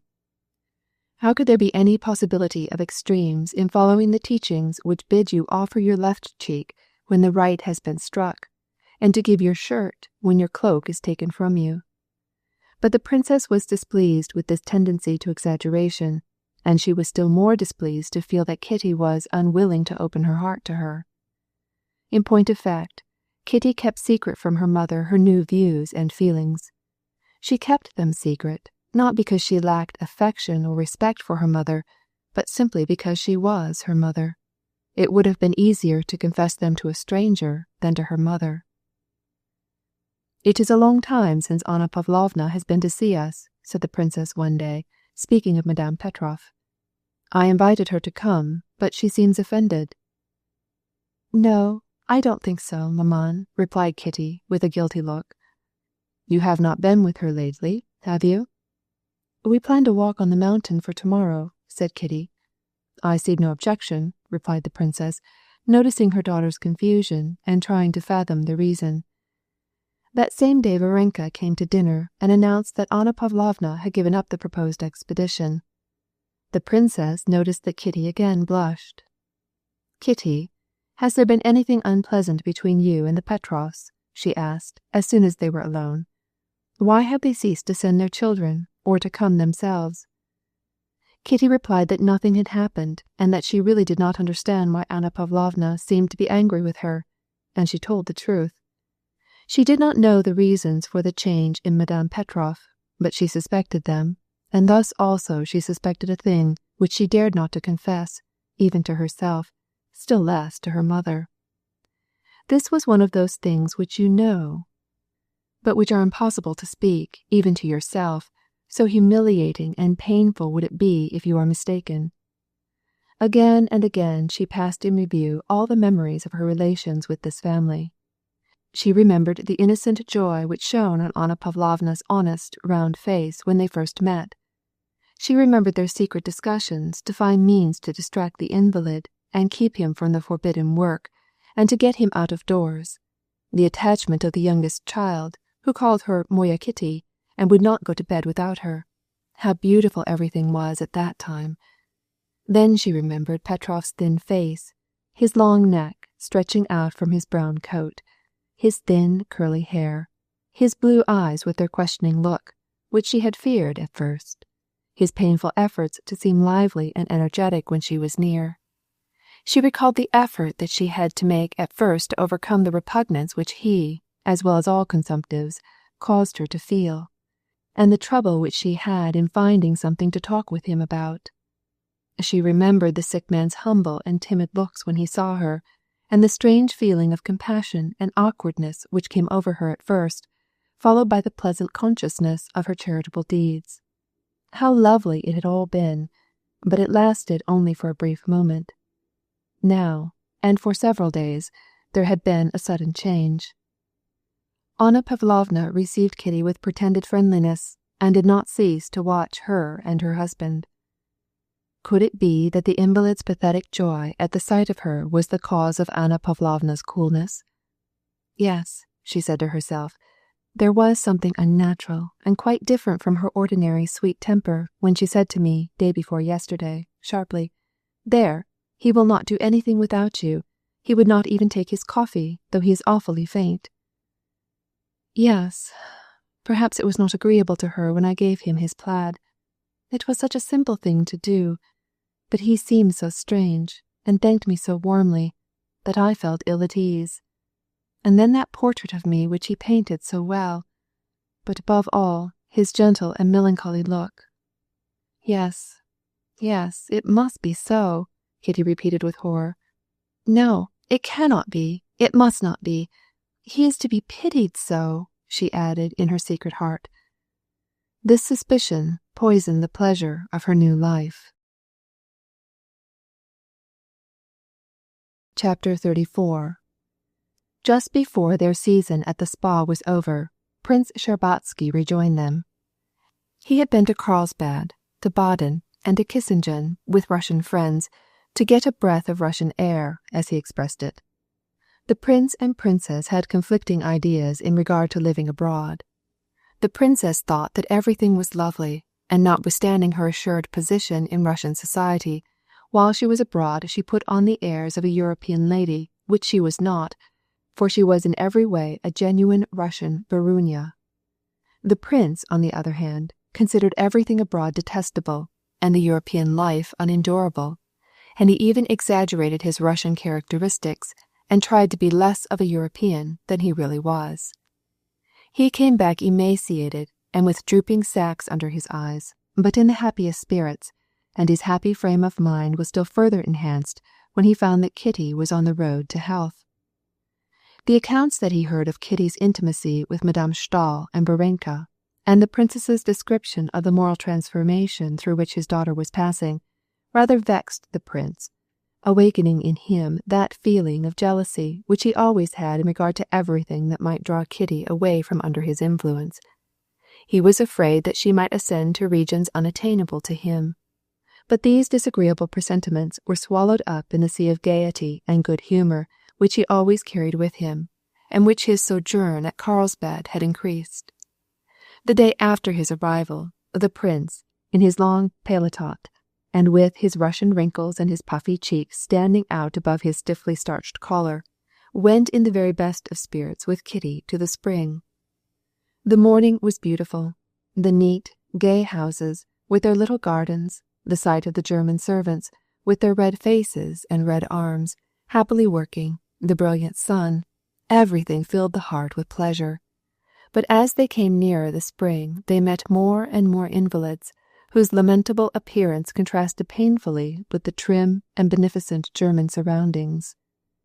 For Kitty, the bright sunlight, the vivid green of the trees, the sounds of the music, all formed a natural framework for these well-known faces, whose changes for the better or worse she had been watching. But for the prince, there was something cruel in the contrast between this bright June morning, the orchestra playing the latest waltz, and especially the sight of these healthy-looking servants, and the miserable invalids from all corners of Europe dragging themselves painfully along. In spite of the return of his youth which the prince experienced, and the pride that he felt in having his favourite daughter on his arm, he confessed to a sense of shame and awkwardness in walking along with his firm step and his vigorous limbs. Introduce me to your new friends," said he to his daughter, pressing her arm with his elbow. "I am beginning to like your abominable sodden for the good which it has done you, only it is melancholy for you. Who is this?" Kitty told the names of the acquaintances and strangers that they met on their way.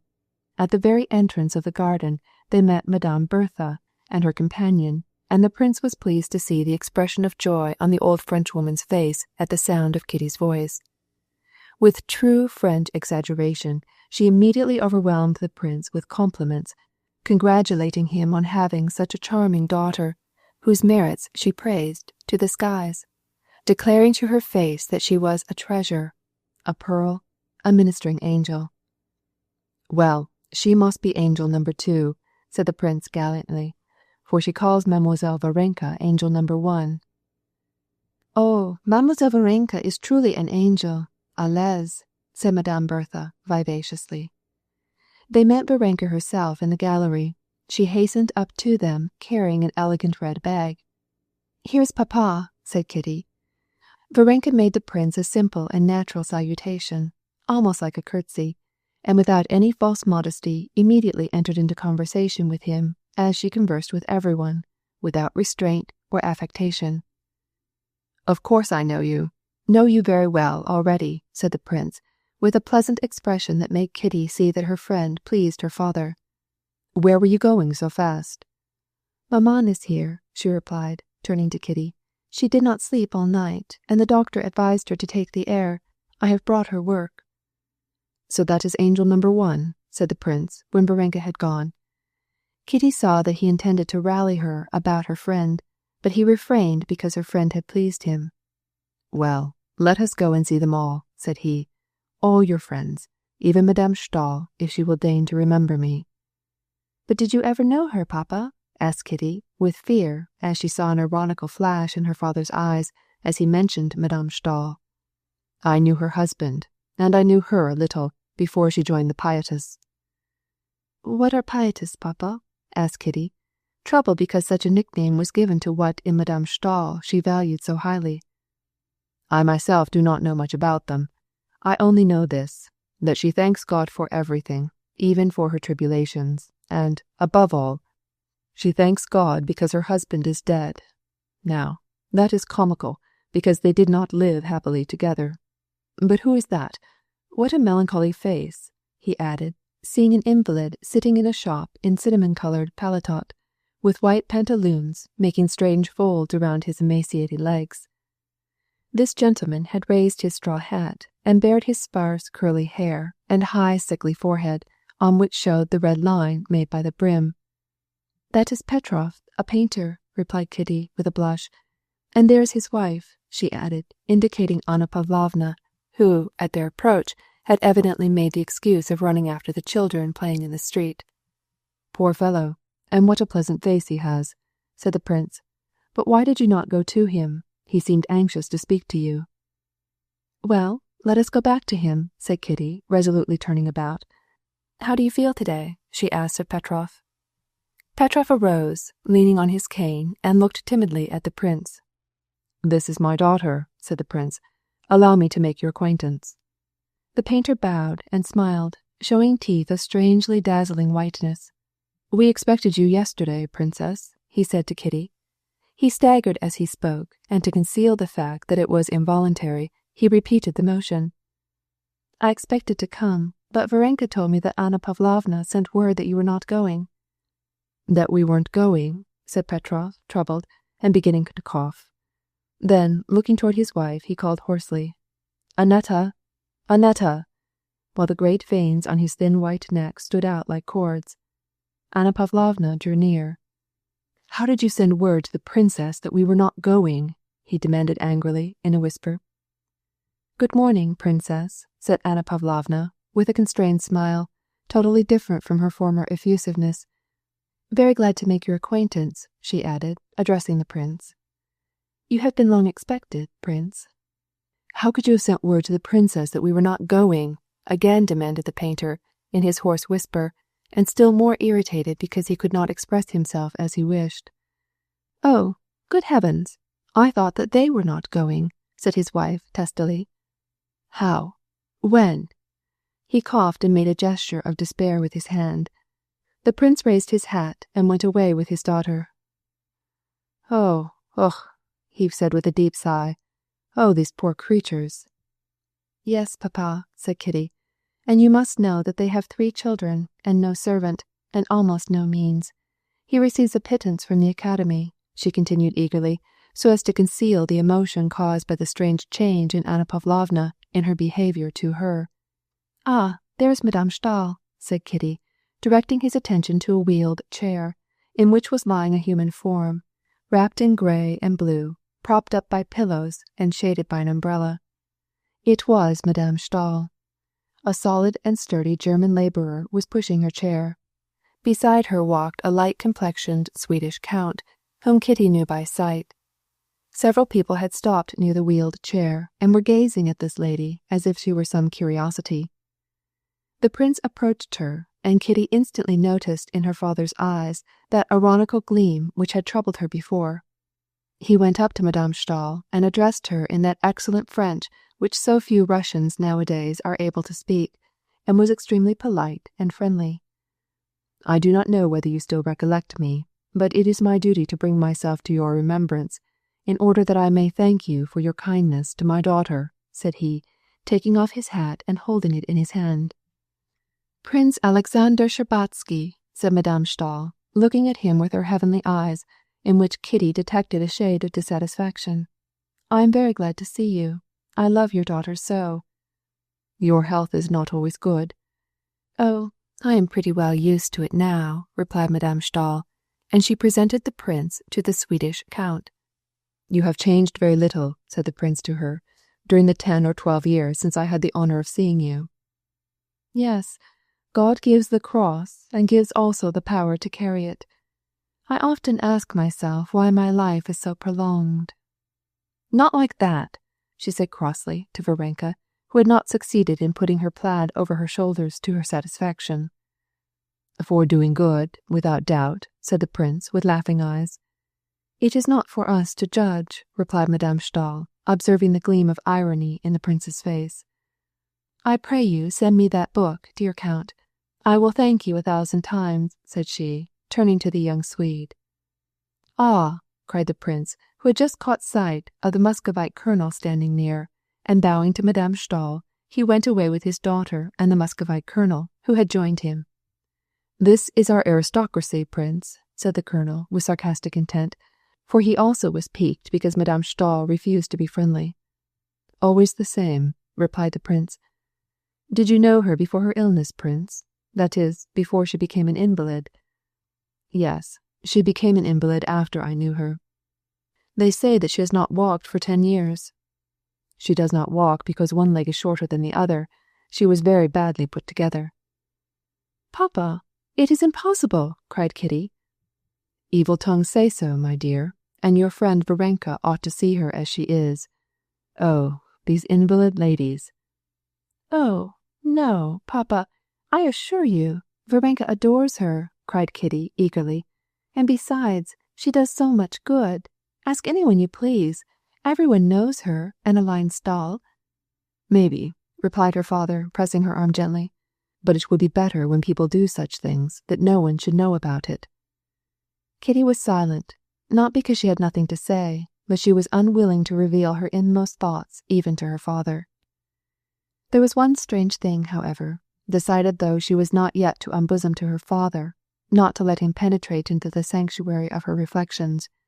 She nevertheless was conscious that her ideal of holiness, as seen in Madame Stahl, which she had for a whole month carried in her soul, had irrevocably disappeared, as a face seen in a garment thrown down by chance disappears when one really sees how the garment is lying. She retained only the image of a lame woman who, because she was deformed, stayed in bed, and who tormented the patient Varenka because she did not arrange her plaid to suit her. And it became impossible for her imagination to bring back to her the remembrance of the former Madame Stahl. Chapter 35.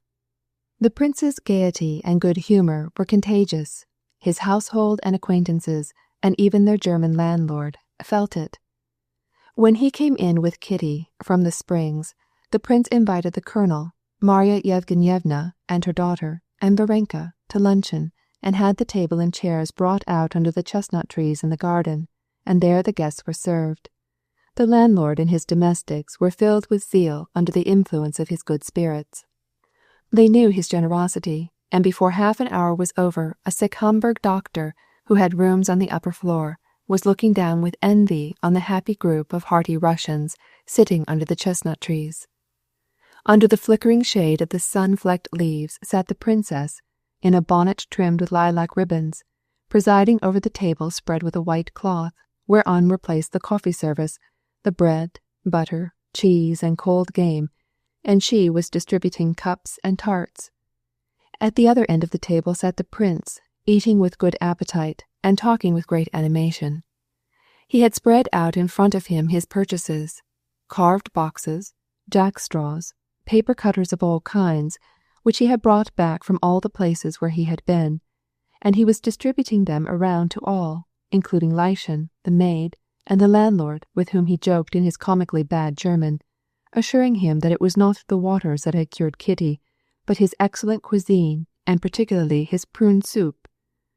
The princess laughed at her husband for his Russian peculiarities, but never, since she had been at the spa, had she been so gay and lively. The colonel, as always, was amused at the prince's jests, but he agreed with the princess on the European question, which he imagined that he understood thoroughly. The good Marya Yevgenyevna laughed at every good thing that the prince said, and even Varenka, to Kitty's great astonishment, laughed till she was tired, with undemonstrative but infectious hilarity awakened by the prince's jests. This was something Kitty had never known to happen before. All this delighted Kitty, but she could not free herself from mental agitation. She could not resolve the problem which her father had unintentionally given her by his jesting, humorous attitude toward her friends and the life which offered her so many attractions. Moreover, she could not help puzzling herself with the reasons for the change in her relations with the Petrovs, which had struck her that day so plainly and disagreeably. All the rest were gay, but Kitty could not be gay, and this still more annoyed her. She experienced a feeling analogous to that which she had known in her childhood, when, as a punishment for some offence, she was shut up in her room and heard the gay merriment of her sisters. "Now, why did you purchase this heap of things?" asked the princess, smiling and offering her husband a cup of coffee. "You go out for a walk. Well, and you come to a shop, and they address you and say, Erlaucht, Exzellenz, Durchlaucht. When they say Durchlaucht, I cannot resist any longer, and my 10 thalers vanish." "It was merely because you were bored," said the princess. "Certainly I was bored. It was ennui which one does not know how to escape from." "But how can you be bored? There are so many interesting things to see in Germany now," said Marya Yevgenyevna. "Yes, I know all which is interesting just at the present time. I know soup with prunes. I know pea pudding. I know everything." "Just as you please, Prince. But their institutions are interesting," said the colonel. "Yes, but what is there interesting about them? They are as contented as copper kopecks. They have whipped the world. Now why should I find anything to content me here? I never conquered anybody, but I have to take off my boots myself, and, what is worse, I put them out myself in the corridor. In the morning I get up and have to dress myself and go down to the dining room and drink execrable tea. 'Tisn't like that at home. There you can get up when you please. If you are out of sorts, you can grumble. You have all the time you need for remembering things, and you can do whatever you please without hurrying." "But time is money. You forget that," said the colonel. "That depends. There are whole months which you would sell for 50 kopecks, and half hours which you would not give any amount of money for. Isn't that so, Katenka? But why are you so solemn?" "I am not, Papa."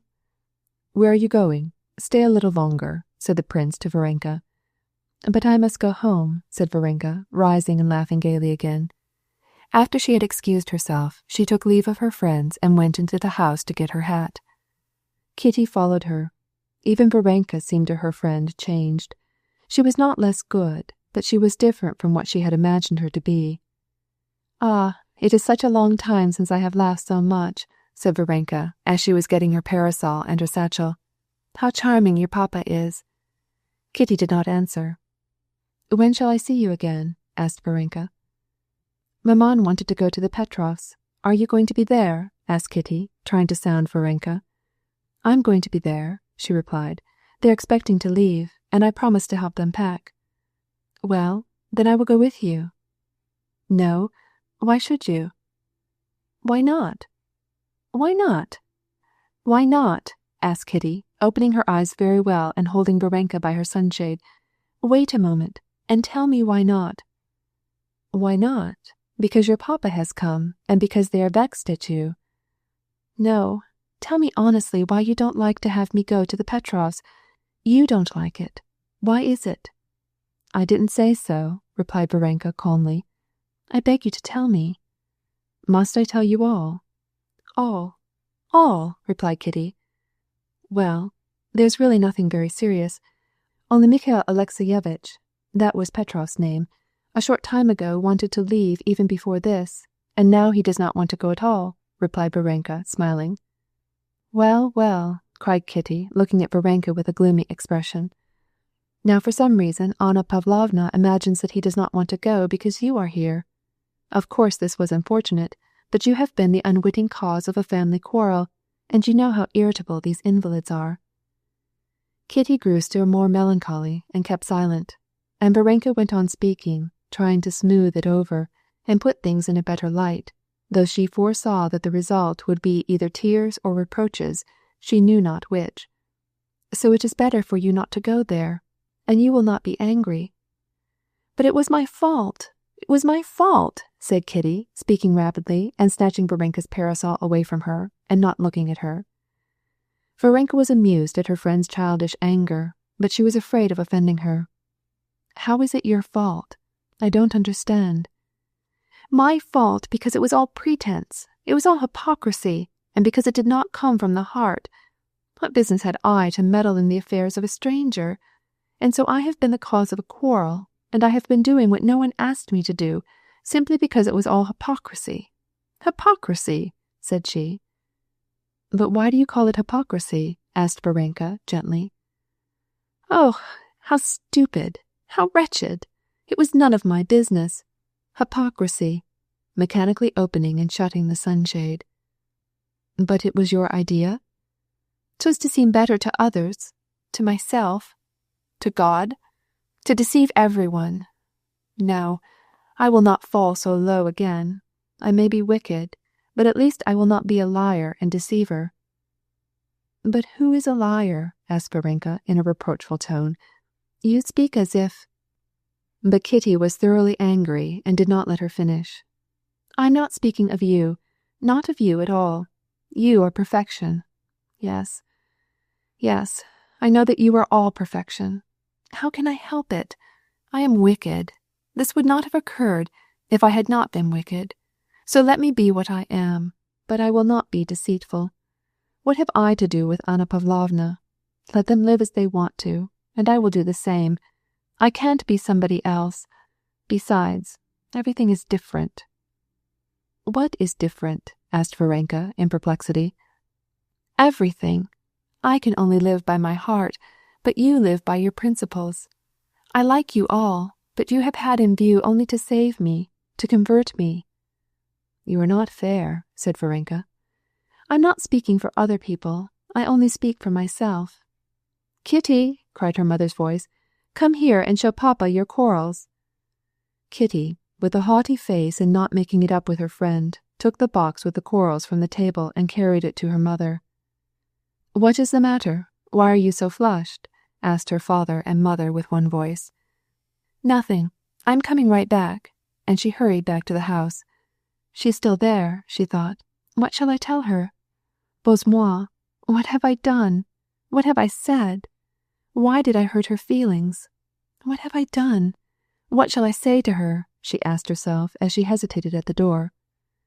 Varenka, with her hat on and her parasol in her hand, was sitting by the table, examining the spring which Kitty had broken. She raised her head. "Varenka, forgive me," whispered Kitty, coming up to her. "Forgive me. I don't know what I said. Truly, I did not mean to cause you pain," said Varenka, smiling. Peace was made. But her father's coming had changed for Kitty the whole world in which she lived. She did not give up what she had learned, but she confessed that she had been under an illusion by believing that she was what she had dreamed of being. She awoke, as it were, from a dream.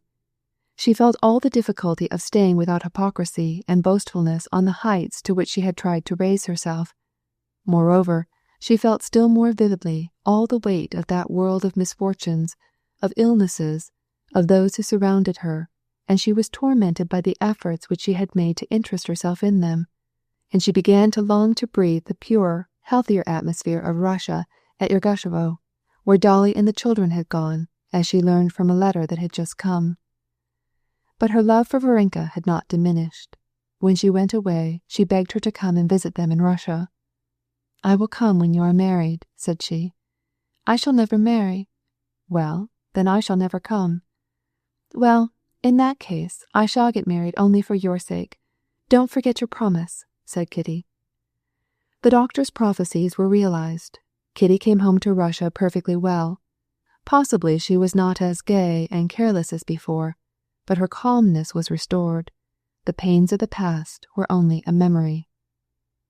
End of Part 2 of Anna Karenina by Leo Tolstoy.